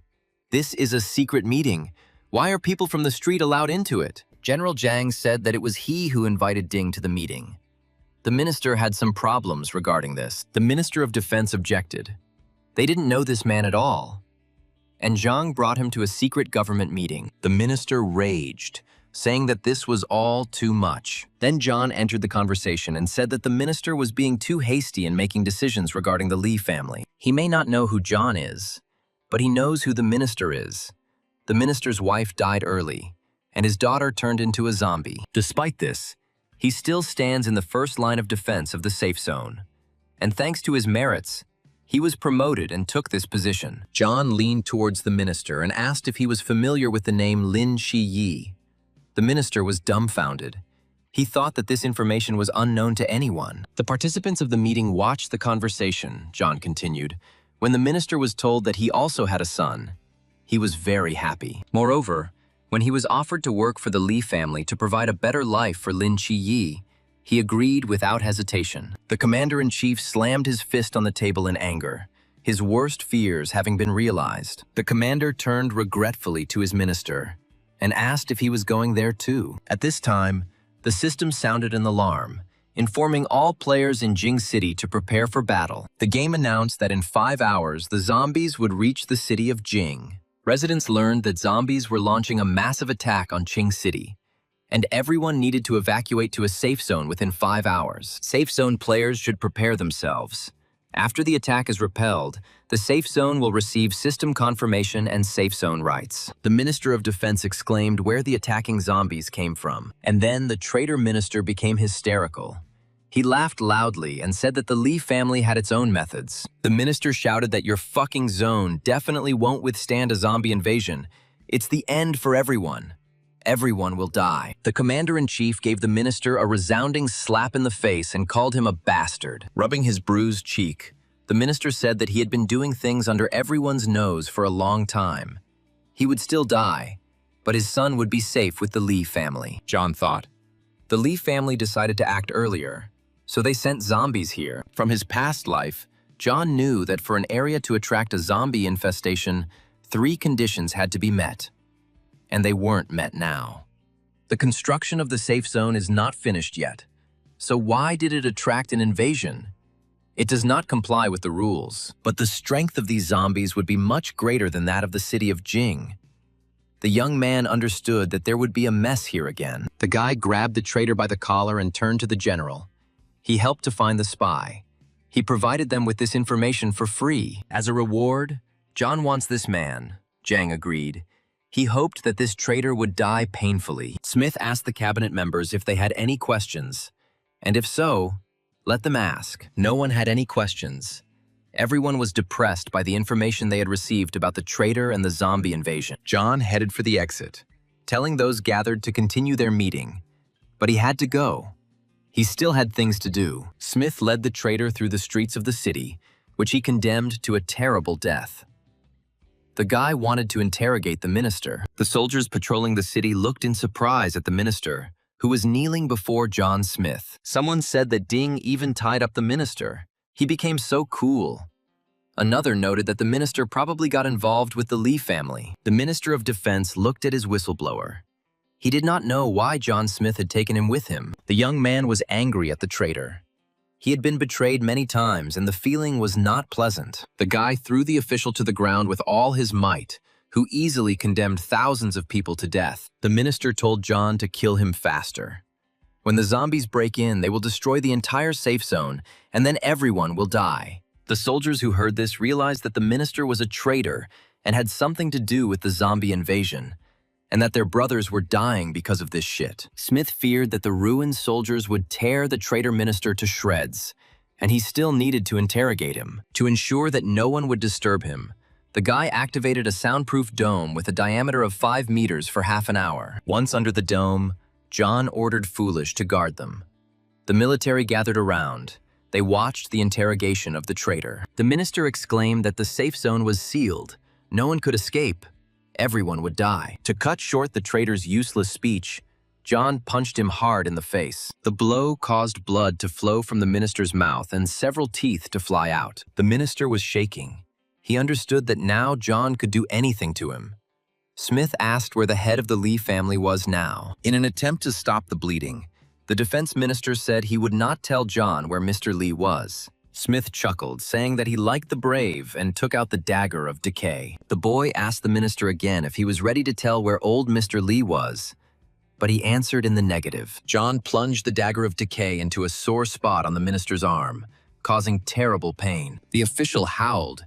He didn't expect the guy to torture him. John moved the dagger to enhance the effect and repeated the question, curious as to what the Lee family had promised him. The minister, who was suffering from terrible pain, begged the boy to kill him quickly. But John said that he had not yet told where Chief Lee was. Tormented by bouts of pain, the minister shouted that he did not know where Mr. Lee was and asked to kill him quickly. John pulled the dagger of decay from the official's hand, but it did not stop the pain. Smith asked if the minister really didn't know where Lee was or if he was lying. John decided that the official was lying and plunged the dagger into his other hand. A piercing scream escaped the minister's chest. John decided to ask him another question, which Lee had ordered to be done. He advised the minister to think about his son before speaking. The minister rattled off that they first ordered him to transport the funds through the safe zone, or to give the army such an assignment that the soldiers would die. But John wasn't asking about that. He was interested in the message Lee had given the traitor yesterday when he fled. The minister said Lee had told them to stall for time before the family was attacked, and Smith asked how Lee was contacting him. The Lee family spy replied that the leader was contacting him through the fire they had secretly set up, and Lee ordered him to act. John understood. With the help of fire, of course. It was the source of energy of the Lee family. They had mastered fire since ancient times. John asked the pained and bleeding minister if he had anything else to say, but the minister didn't want to. The traitor looked at John and thought that if he told him everything, then how to neutralize him. The minister wanted to run away. The guy patted the official on the shoulder and said that he was a good guy. At that very moment, Smith's sword flashed in his hands, and he struck the minister several times, inflicting mortal wounds on the traitor. John said that useless people have no reason to live. In front of the astonished military, the Minister of Defense was killed by the city's best player. To avoid getting dirty with the blood that was flowing like a river from the traitor's wounds, John used an umbrella. The townspeople looked in horror at the minister's hacked body. John no longer paid attention to him. He called Foolish and left. Smith and Foolish were on their way to the three families' gambling house to collect their winnings. The players approached the betting exchange office for the combat skills meeting. There were few people there. Smith placed the tickets in front of the girl and asked her to exchange them for winnings. The girl looked at the tickets and asked to wait a minute. The operator smiled and said that Mr. Ding had correctly bet that General Jiang would take third place. He gets 123,556 coins. According to his bet, Foolish presented a pile of huge fried legs. The girl activated the game screen, made a few manipulations, and asked the guy to wait a bit. A few seconds later, the system informed John that 123,556 coins had been credited to his account. John Smith tossed a leg to the pleased fool and called him on. Now the city's top players headed to the Jing City merchandise store. Happy Fool gnawed on a fried chicken leg, not paying attention to the surprised looks of those around him. John entered the store, and Stupid guarded the entrance, devouring chicken legs. Smith bought an honorary badge of the city of Jing. The players who stood near the store and heard the amounts of money John spent on his purchases were perplexed as to where he got so much money. From behind the half-open door of the store, it could be heard that Smith had successfully purchased the uniform and emblem of the Jing City law enforcement officer. The rumor that John had killed the minister quickly spread throughout the city, and the townspeople, not understanding what had happened, were very afraid of both John and Foolish. Smith changed his Mo City law enforcer uniform to the Jing City Law Enforcer Forum and studied his new purchases. The Jing City Honor Badge turned out to be epic-grade equipment. The system has announced that the highest-level Jing City Honor Badge will now be permanently bound to the player. Now, John could make announcements around town. The impression he had previously made was doubled, and the rewards were also increased. But most importantly, John could summon the ghost of the mythical animal of the city of Jing to help him in battle. After looking at the specs, Smith thought that this badge couldn't even be called epic, but rather a diamond level. John reasoned that although the mythical beast could only be summoned for 2 minutes, perhaps the time could be increased later. The young man decided that it was necessary to change the equipment of the fool as well. The guy activated the game panel and ordered that his Mo City law enforcement outfit would now go to stupid. At that moment, the fool's suit disappeared, and the uniform of a law enforcement officer of the city of Mo appeared on him. Now John and Stupid were dressed almost identically, and the system informed everyone that new epic-level equipment had appeared, the owner of which was player Dean. Players who followed the game's news discussed the appearance of some new types of equipment. One of the players exclaimed that there was a new silver-level equipment. It must belong to his beloved Ding. The girls sighed, dreaming that they would have silver-level equipment, or even better, gold level. An updated equipment rating appeared. Among the leaders were mainly Dean and Stupid. The soldier joked that someday there would be no one left in the equipment ranking except Dean. It would be good if they became as cool, but the soldiers had no time to chat. They had to go on patrol and guard the city. There was very little time left before the zombie army invaded the city of Jing. Army commanders held an emergency meeting to coordinate actions in the event of an attack. The scout sent by the general on reconnaissance entered the conference room and reported his arrival. The general asked if they had found out what the situation was outside, and the officer reported that they had searched everything around. At a distance of thousands of meters on all sides of the safe zone, there is a protective barrier of the Doomsday Game, like a transparent dome. The scouts said that they could see the situation behind the dome, but they couldn't break through it, no matter how hard they tried. They also found no traces of a zombie invasion, so they only find out how many zombies there are when they get really close. The situation was difficult. It was good that due to the competition, many players remained in the safe zone. But Li also took away a lot of people. General Zhang understood that their fighting strength was only enough for 2 directions. It turns out that the military will have to guess which side the zombies will come from. The commander suggested placing defenses in the 2 most likely directions. If zombies appeared from the other 2 sides, then the idea was to transfer troops there. One of the commanders said that it was possible to transfer soldiers, but without defensive structures, they would lose a lot of people. The commander said that they did not have time to argue now. They needed to protect 2 directions. The commander-in-chief turned to General Zhang. He had rich combat experience, and the commander listened to his opinion. Zhang proposed to protect the east and west. The wall in the west was still not finished. On the east side, the Li family had made a hole. If the zombies attack from these directions, they will lose more people. The commander-in-chief agreed with the general's arguments. General Zhang left the meeting room with the scout to prepare his defense. Meanwhile, John Smith, lying on the bed in his hotel room, was calculating the possible developments. The system said that if a safe zone was damaged by a zombie, he would receive a fine and the prices in the store would double. The boy thought that he could escape from the safe zone, but if they were defeated, the safe zone would suffer great damage. Smith decided to take advantage of the honorary badge of Jing City and make an announcement. The young man wanted to inform the residents of the city of Jing about who was to blame for the upcoming zombie invasion. After typing a text that exposed the head of the Li family, the young man sent the message for publication. Smith wished the text had limitations. Otherwise, he could have written 1,000 words without repeating anything about the Li family. The system announced to all players in Jing City that player Ding had sent a message. The message said that Old Master Li was hiding like a cowardly rat, that Li has completely lost his conscience, sent a horde of zombies to the city of Jing, that he is a mistake of nature, a real coward, and Dean wants him to die. At the Li family office, Smith's message provoked a torrent of obscenities from the chief. Chief Li shouted that Dean was forcing him, and if he fell into his hands, Li would break his spine. Old Master Li swore that no matter what it cost him, he would kill that impudent Ding. Chief Li's assistant knocked on his door and said that something had happened. The head of the family, gloomier than a storm cloud, asked his assistant what else had happened. The assistant said that because of Dean's message, in which he said that it was the Lis who brought the zombies to the city, many began to hate them and want revenge. At the gathering places run by the family, half of the people decided to leave, and there were also uprisings in some places. The shaking aide said that people at other gathering places might also decide to leave if they learned that the family was in charge. The assistant reported that the family had suffered great losses because of Dean's message. Old Master Li suddenly swayed and fell to the floor. The assistant rushed headlong towards the master and managed to catch him. The elder Lee was unconscious. The assistant shouted loudly, calling the people together, and said that the chief had fainted. The time of the zombie invasion was approaching, and soldiers were building defensive structures in the southeastern corner of the city. General Zhang watched the progress of the work and understood that they would not have much time.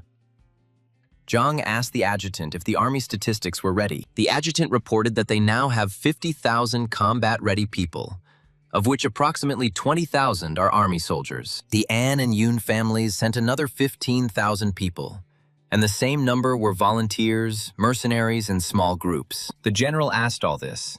The adjutant answered that there were still 100,000 people, but their fighting abilities were poor. They could not be taken into account. Besides, there is no time to get ready.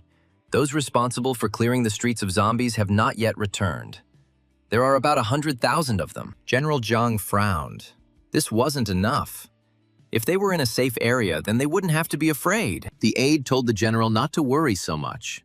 It might not be easy to fight, but they would all stand until the end. The general replied that they had no other choice. The south and west are guarded by 20,000 men, and the east is entrusted to the An and Yun families. If the zombies come from the north, they will transport troops there from the east. Zhang reminded the adjutant that if the An and Yun families did not listen to orders, the right to disband the army remained with the city command. The system reported that a horde of zombies was approaching the city of Jing.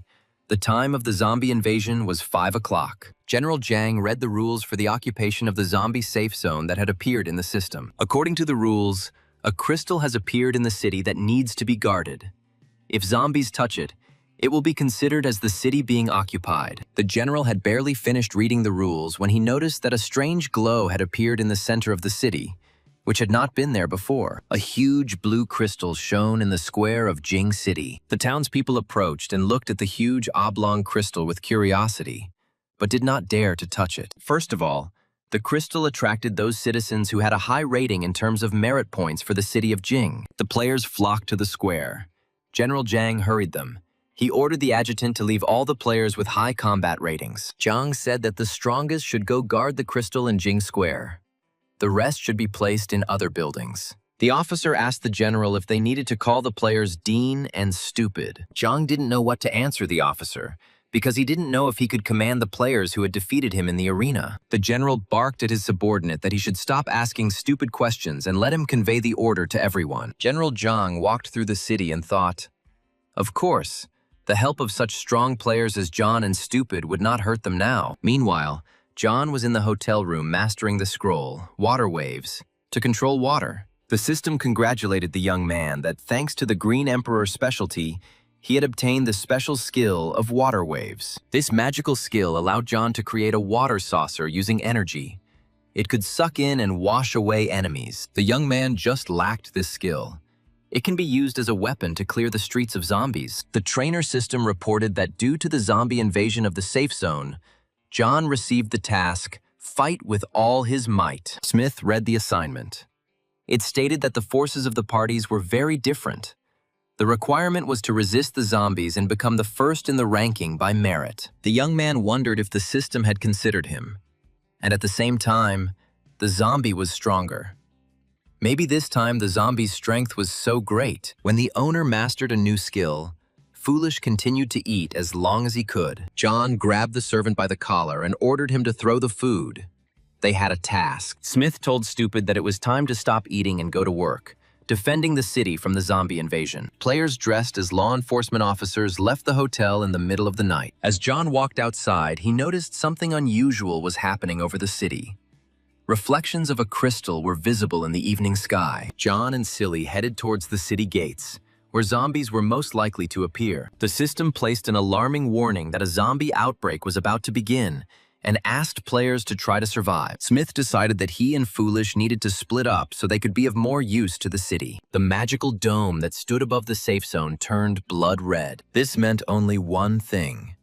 The zombies had come right up to the city gates. From the city wall, one could see that the mutants were approaching in huge numbers.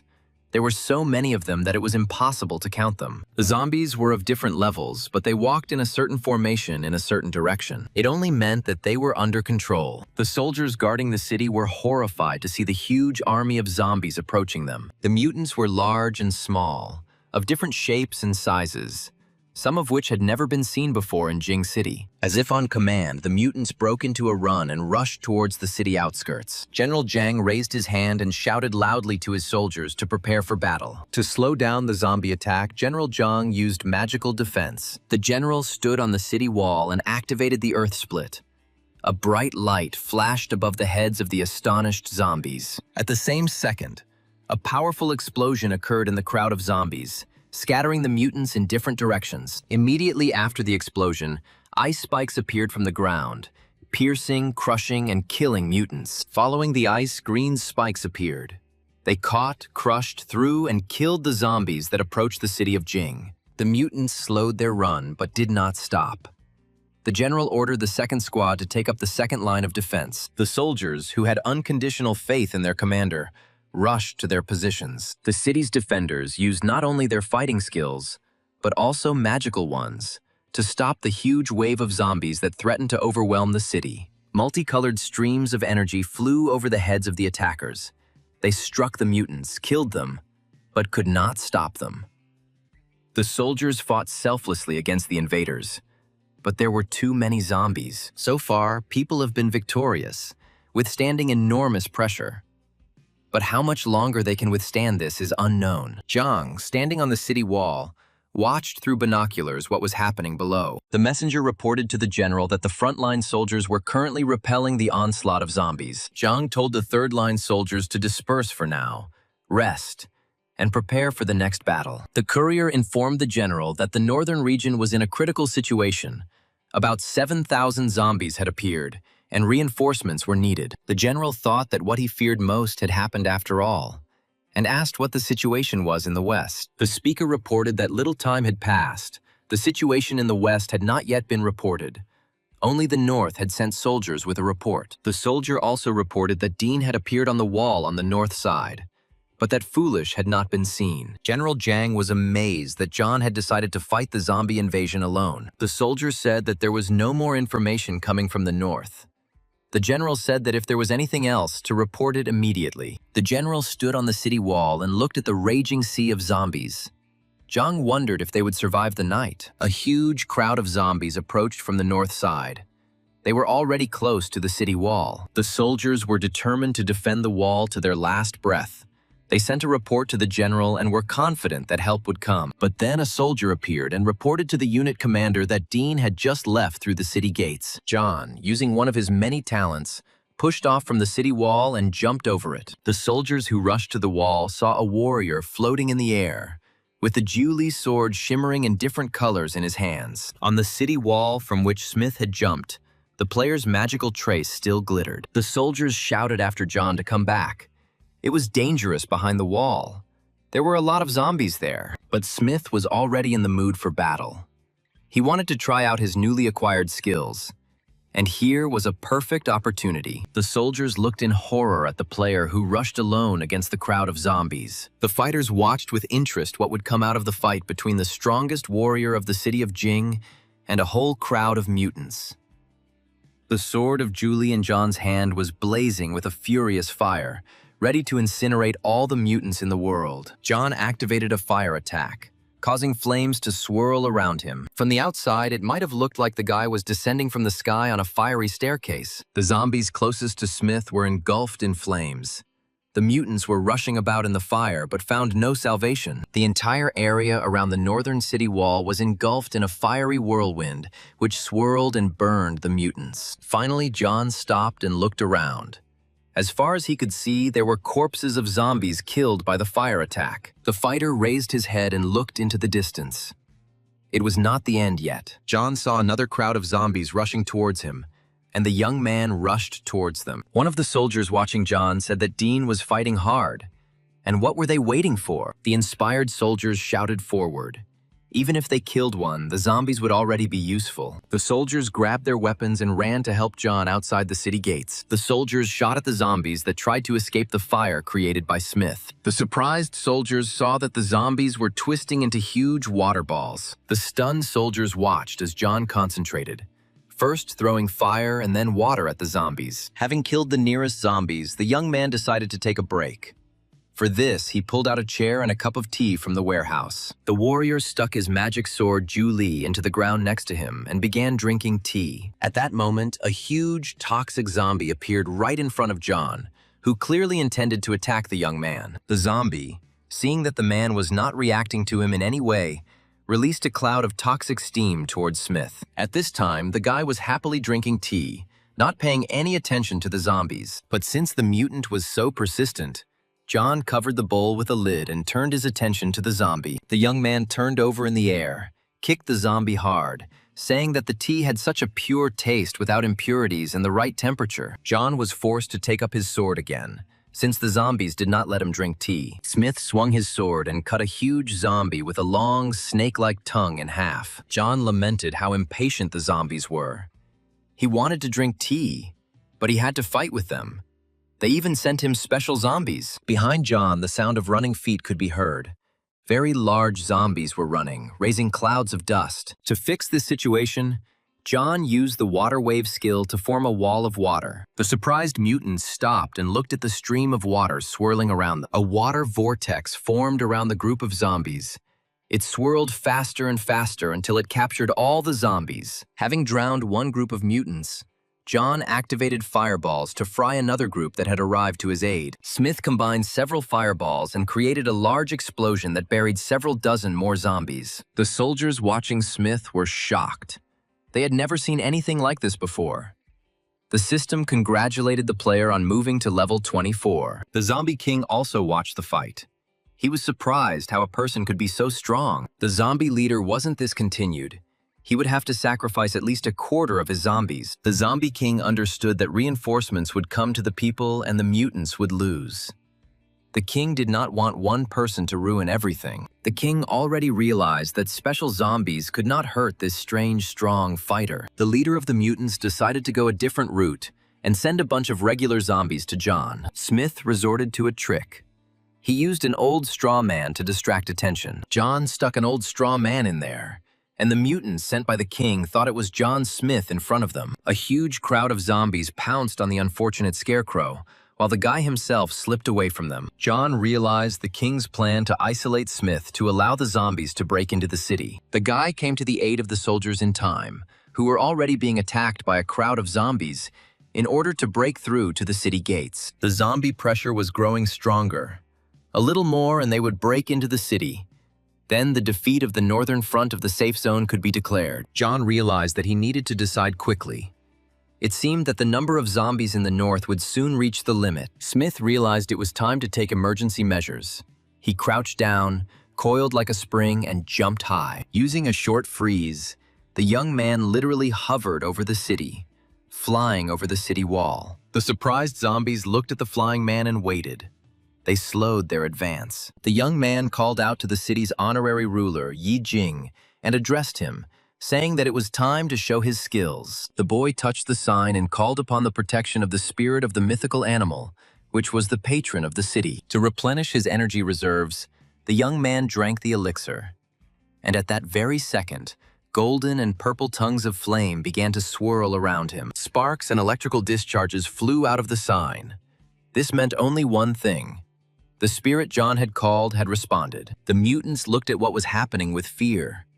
The entire space around them became purple and golden. The zombies were shaking with fear. They no longer ran forward to the city wall, but tried to move backwards. A powerful electrical column appeared in the sky, and a huge discharge fell on the northern part of the city. The honorary citizen's badge grew larger, turning into a huge shield that covered John. All the city's residents saw this powerful pillar of light, which sparkled with purple and golden light.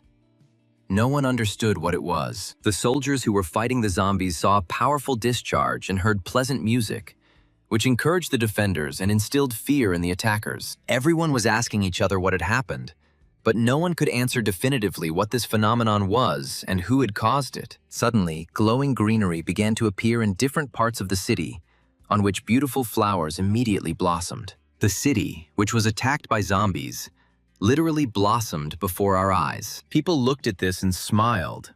One of the soldiers, seeing the flowers and hearing the music, said that this was a happy omen. Smith, having driven the zombies away from the gate, ran to see what was happening nearby and whether his help was needed there. John heard the soldier's words about the omen and looked at him in surprise. At that very moment, John saw a miracle. The spirit of which he had called upon finally appeared and took shape. An amazingly beautiful animal, purple with golden highlights, trampled and killed zombies that were attacking the city. One of the soldiers recognized this animal. In the city, it was called Qilin. It was the patron saint of all the townspeople. But someone was afraid of Qilin and shouted that they had to disperse, because this creature would turn the battlefield into a real hell. John admired the spirit he had summoned. Qilin was very beautiful, graceful, and at the same time formidable. The system reported that the purple golden snow and thunder Qilin was a legendary level ghost, one of the auspicious beasts of the Long State. Qilin is the guardian spirit of the city of Jing. The young man realized that he had summoned a good beast. John was at a loss. It seemed to him that Qilin understood and realized everything. Qilin looked at the young man with understanding, and the boy thought that this spirit possessed the nature of a human. It had consciousness. This was definitely not just an illusion. But there was little time to think, and Smith decided that he would study Qilin later. The zombies, meanwhile, scattered in all directions, frightened by the spirit of the city's patron. Qilin caught up with them, trampled them, but most of all, killed them with electric discharges. The spirit came up to John and looked at him as if asking for instructions on what to do next. The young man understood. Under the control of John Smith, Qilin rushed into battle into the thick of the zombies, where there were the most of them. The zombies tried to run away from the terrible beast, but fell dead, struck by electric shocks. Smith looked at Qilin with admiration. A magical beast with electric current. That's cool. The mythical defender of the city continued his victorious march along the city wall. Even the sight of Qilin terrified the mutants. No one could escape from it. Fire flew out of the noble animal's eyes, striking down any enemy of the city. All the zombies that approached the northern wall of Jing City were paralyzed with fear and died from the sparks of the beast's spirit. The zombies were in a panic. They couldn't resist Qilin, and their only chance to survive was to flee. But Qilin was not in the mood to let the mutant monsters that had attacked his city go in peace. Qilin, like the wind, carried the frightened zombies over their heads, killing them by the hundreds. The magical beast could form an energy column that literally incinerated all monsters. But the time for Qilin's help was over. He disappeared, leaving behind a mountain of zombie corpses and purple flashes. The system congratulated John Smith on reaching level 26 and receiving points and incentive gifts. The guy was delighted. In 2 minutes of Qilin's help, he was able to rise so much in levels. Remembering the formidable, handsome Qilin, the young man thought that this mythical animal with its skills was simply the bomb. It seemed to the young man that the patron of the city was still nearby and looking at him with understanding. It was strange, but the guy felt like he and Qilin understood each other very well. John recalled the minutes spent next to the mythical animal. The young man felt the unprecedented power and kindness of the beast. John was very interested in understanding this animal, and whether it was an animal at all. The space around John was still filled with the purple glow of the Qilin, which protected the young man from the onslaught of enemies. It seemed that Qilin protected the young man with some kind of special dome. The boy looked with gratitude in the direction from which Qilin appeared. But it was time to get out from under the protection, because the battle for the city was not over yet. And John broke the protective dome. The lilac light still enveloped the guy.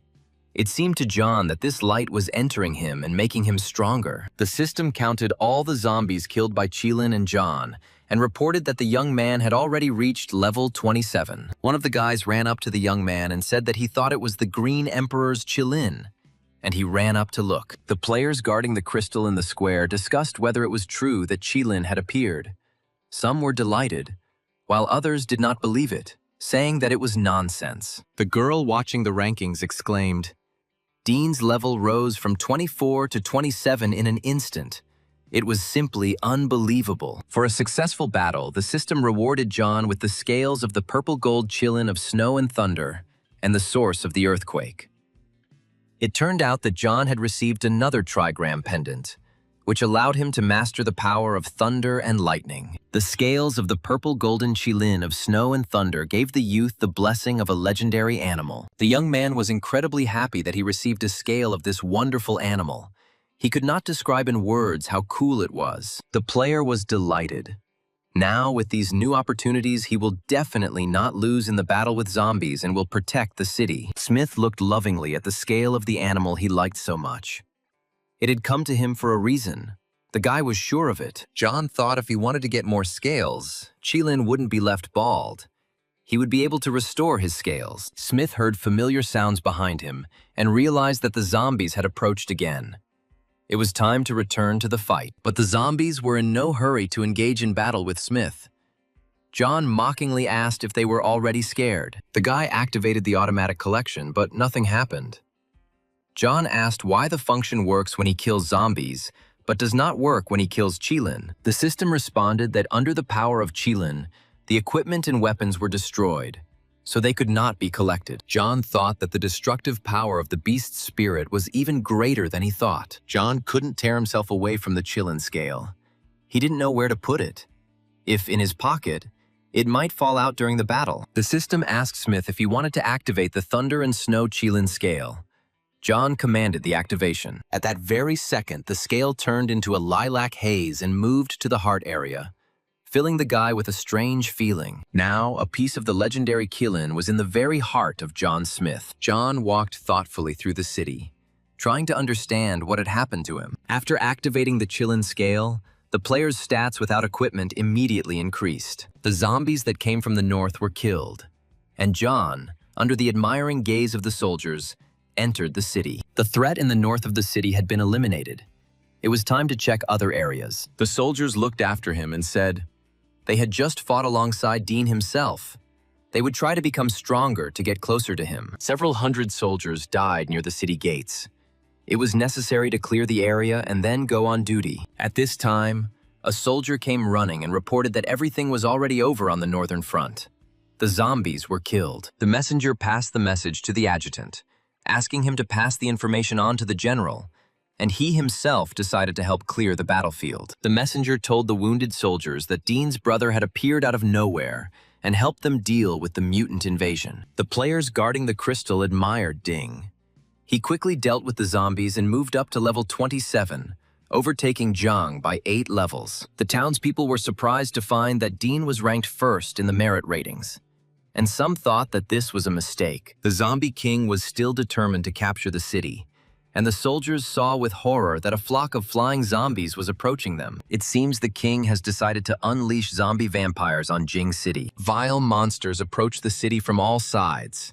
People, as if spellbound, looked at the sky in horror. At the same time, zombies of different levels and sizes continued to approach the city gates. General Zhang commanded the mage players to attack the flying zombies. Magic charges flew at the monsters.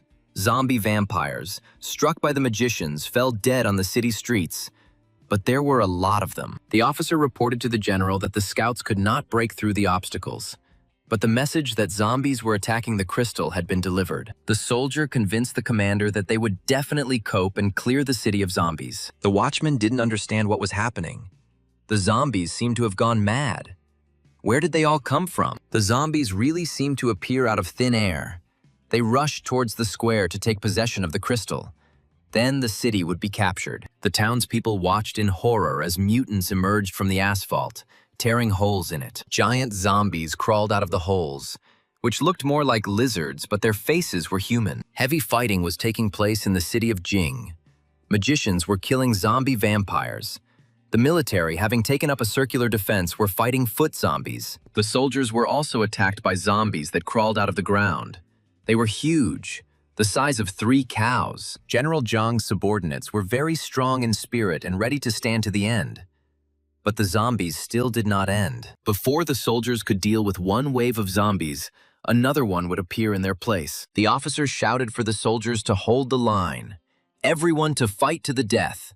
We cannot allow these mad zombies to break through to the square. The commander reminded that there was a crystal behind the soldiers, and if it was destroyed, the fight of tens of thousands of soldiers on the front lines would be in vain. The soldiers stood shoulder to shoulder in close formation and watched as a huge crowd of mutants rushed towards them. Many of the people understood that this was their last fight, but not one of them wavered or ran away to save their lives.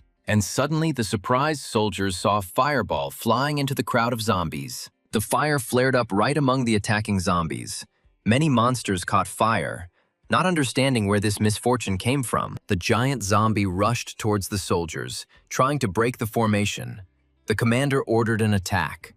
The soldiers had a hard time. The zombie giants took away their shields and threw people around like rag dolls. Despite the huge losses, the soldiers fought to the death, and the zombie advance slowed down. The zombie king threw hordes of monsters at people, and the townspeople's resilience began to irritate the main zombie. The commander reported that he had sent a messenger for reinforcements, and that they would be here soon.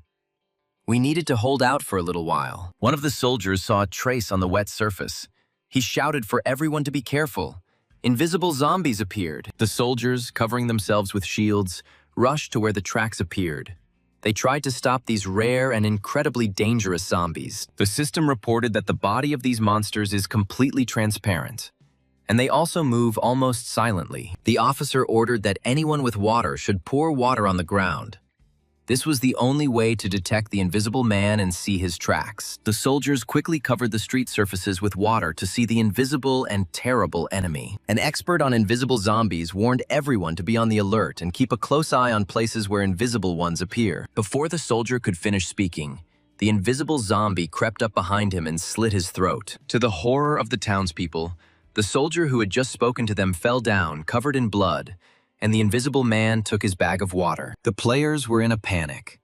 They were afraid of an invisible enemy that was impossible to even fight. And suddenly, the bloody hammer of the fool whistled over the heads of the surprised townspeople. The hammer landed in the middle of a seemingly empty street, and the explosion of a meteorite attack thundered. The amazed spectators saw blood flowing from under the hammer, and the dead, invisible zombie became visible. The soldiers and townspeople turned with hope in the direction from which the hammer had come. To the people's incredible joy, the city's second strongest player, Jing Foolish, was walking towards them with huge strides. Foolish, armed with his favorite hammer, entered into battle with the zombies controlled by John. The young man who controlled his servant stood nearby and watched the fight. The fool was also a zombie, and so he saw invisible zombies. Swinging his hammer, he quickly killed invisible enemies. Joyful rumors spread among the people that Foolish had arrived. One of the soldiers shouted that Dean was here. With him, they had a chance to survive. Remaining invisible, the zombie king moved quickly through the streets of Jing City. The king's goal was the Blue Crystal, which was located in the central square of the city, guarded by the best players. The coveted crystal was already close. It seemed to the king that he only had to stretch out his clawed paw, and the city would be captured. The zombie king bypassed the square's defenders and headed straight for the crystal. The king's clawed paw was already reaching for the blue crystal. Another moment, and the city would fall. And then the surprised zombie king heard a strange whistle behind him. Foolish's bloody hammer slammed down on the giant king, knocking him away from the crystal and pinning him to the ground. The zombie king was killed, and the hammer returned to its owner. Foolish entered the central square of Jing City with a victorious step. He came to the aid of the players defending the crystal. The zombies that the king brought to the square rushed at Stupid, trying to avenge the death of their leader. The fool worked tirelessly with his hammer, driving the mutants away from the crystal. But its blue light, like a magnet, attracted them. Soldiers broke through to the square to help the players. They stood shoulder to shoulder with the players and chopped down the attacking zombies. The fool stood right next to the crystal, not allowing any mutant to touch it. Zombies and humans fought in a fierce battle. Everyone understood that this battle would decide whether the city would be captured or not. People defeated the mutants, but it was naive to hope that the zombies would retreat just like that. A strange rustling sound was heard in the square. A magical act was taking place. The battle was over. The people had won. The soldiers were clearing the area of zombie corpses and counting their losses. The surviving players breathed a sigh of relief. The most difficult invasion had been repelled. The city was free. Suddenly, the young leader of Anne appeared in the square near the crystal. One of the officers patted him on the shoulder and told him to rest a little. He had been fighting without a break.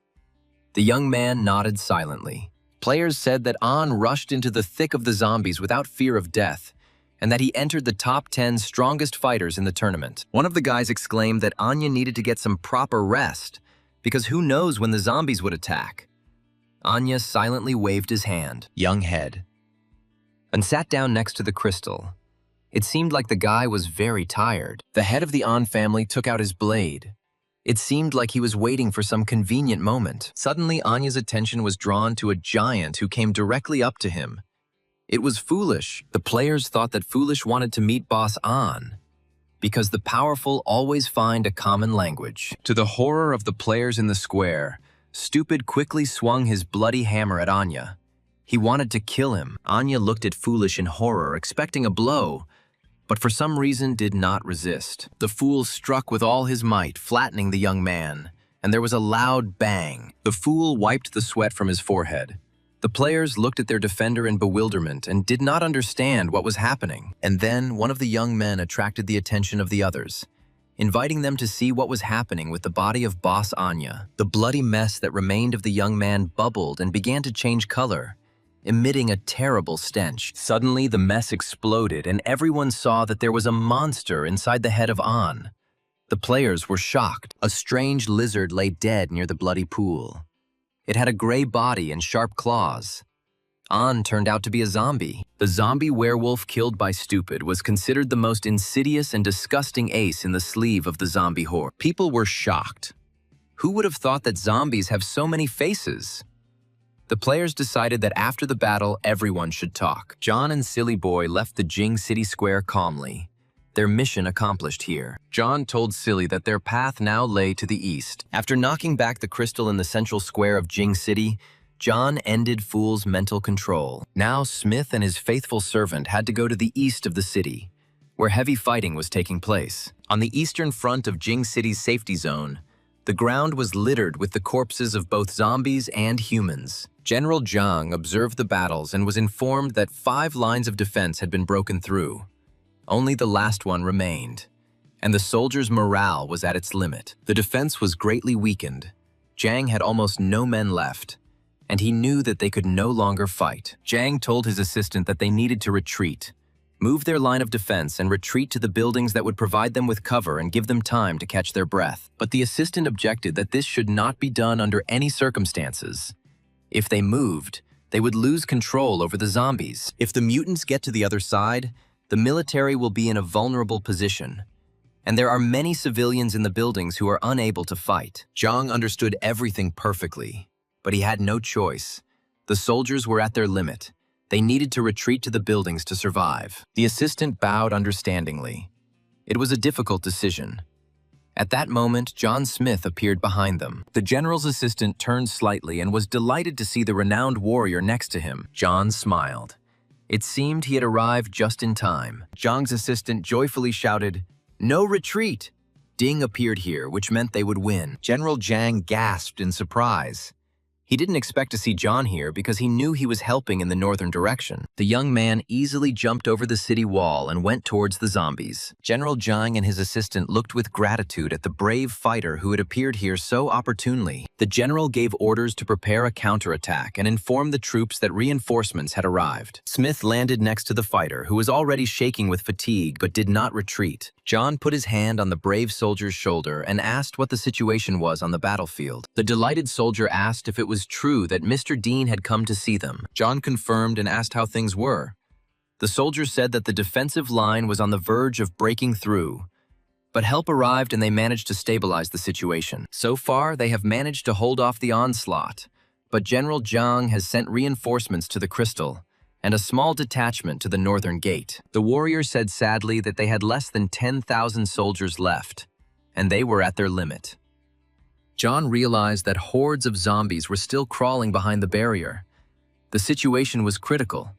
It was time to turn the tide of this battle. At this time, the general's assistant approached John from behind and said that Zhang had ordered them to join Ding. In order to destroy many enemies at once, Smith decided to use the 9-Li spear. This spear absorbed the enemy's strength and also created a powerful shockwave, dealing massive damage to all enemies in the affected area. In order to increase the spear's damaging effect, John added the ability to inflict a fire attack to it. The 9-Li spear blazed with fierce fire, promising the enemies imminent death. Smith pushed off the ground and flew with the spear over the heads of his enemies. John, armed with a fire spear, flew into the center of a huge army of zombies. In order to hit as many enemies as possible, the player thrust the spear into the ground, causing a shockwave and flames to fly from it. The soldiers could watch as their enemies fell one after another, overtaken by the terrible flames that flew from the spear. The fire destroyed every single attacker who was within sight of the spear.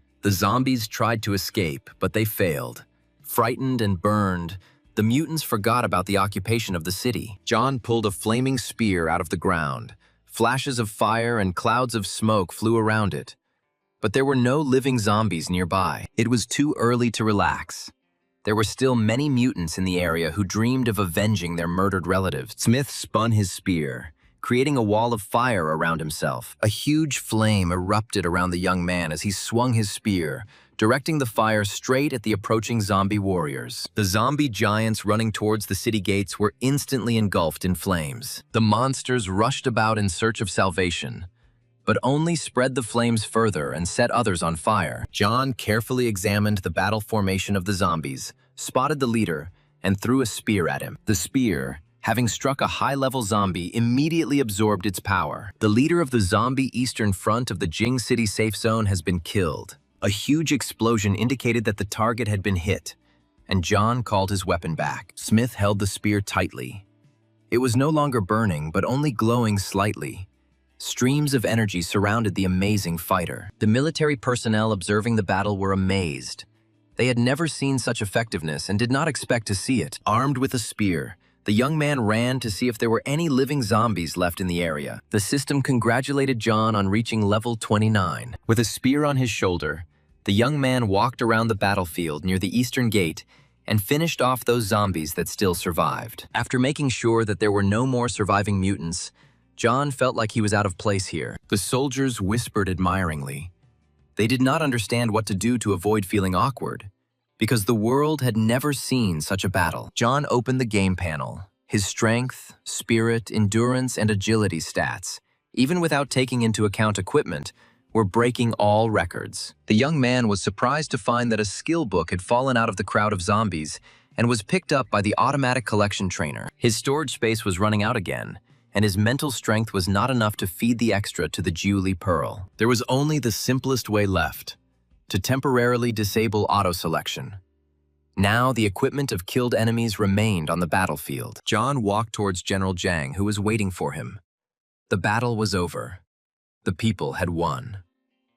The general, standing at attention, thanked the soldier and said that if his help was needed, he was always at his service. Smith modestly replied that he was not worthy of thanks, and said that there were weapons and equipment left on the battlefield that they could use. The guy was tired that night and felt that he needed to rest.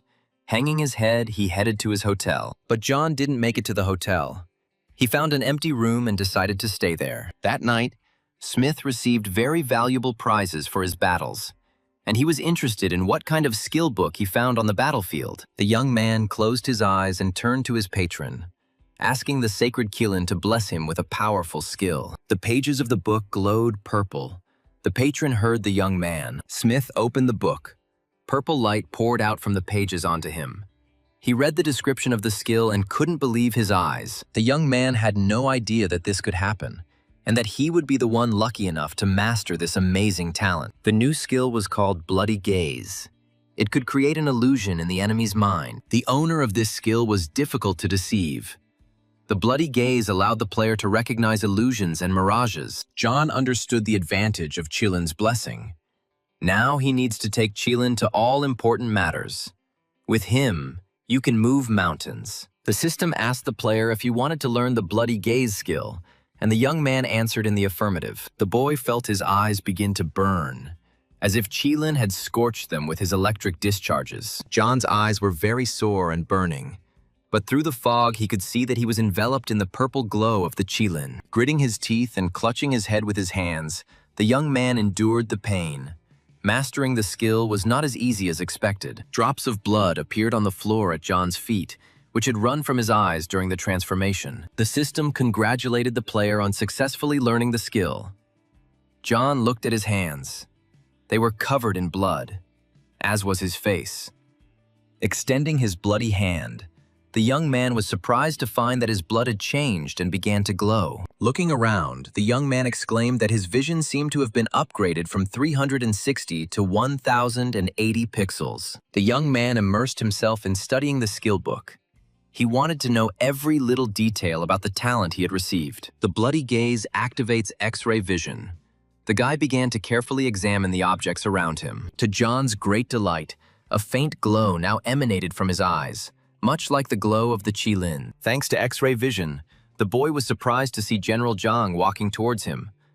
I wonder why he came back so early. The game announced that 15 minutes after the end of the zombie wave, a vote for a counterattack would begin. John hurried to remove the Pearl of Julie, which had been illuminating the room for him all this time, before the general arrived. Covering his face with a mask, John walked towards the general who was hurrying towards him. Zhang was as gloomy as a thundercloud. He could not get along or come to an agreement with government officials. John opened the door and went out to the general. The military man thanked John and said that if it weren't for him, the consequences would have been terrible. Zhang was a grateful and fair man, and he bowed deeply to John for everything he and Silly had done during the zombie outbreak. John repeated that there was no need to thank him, and asked if Zhang knew at least 4 of the top 10 in the merit ranking. The general said that he knows almost everyone. John asked Zhang to gather them all here.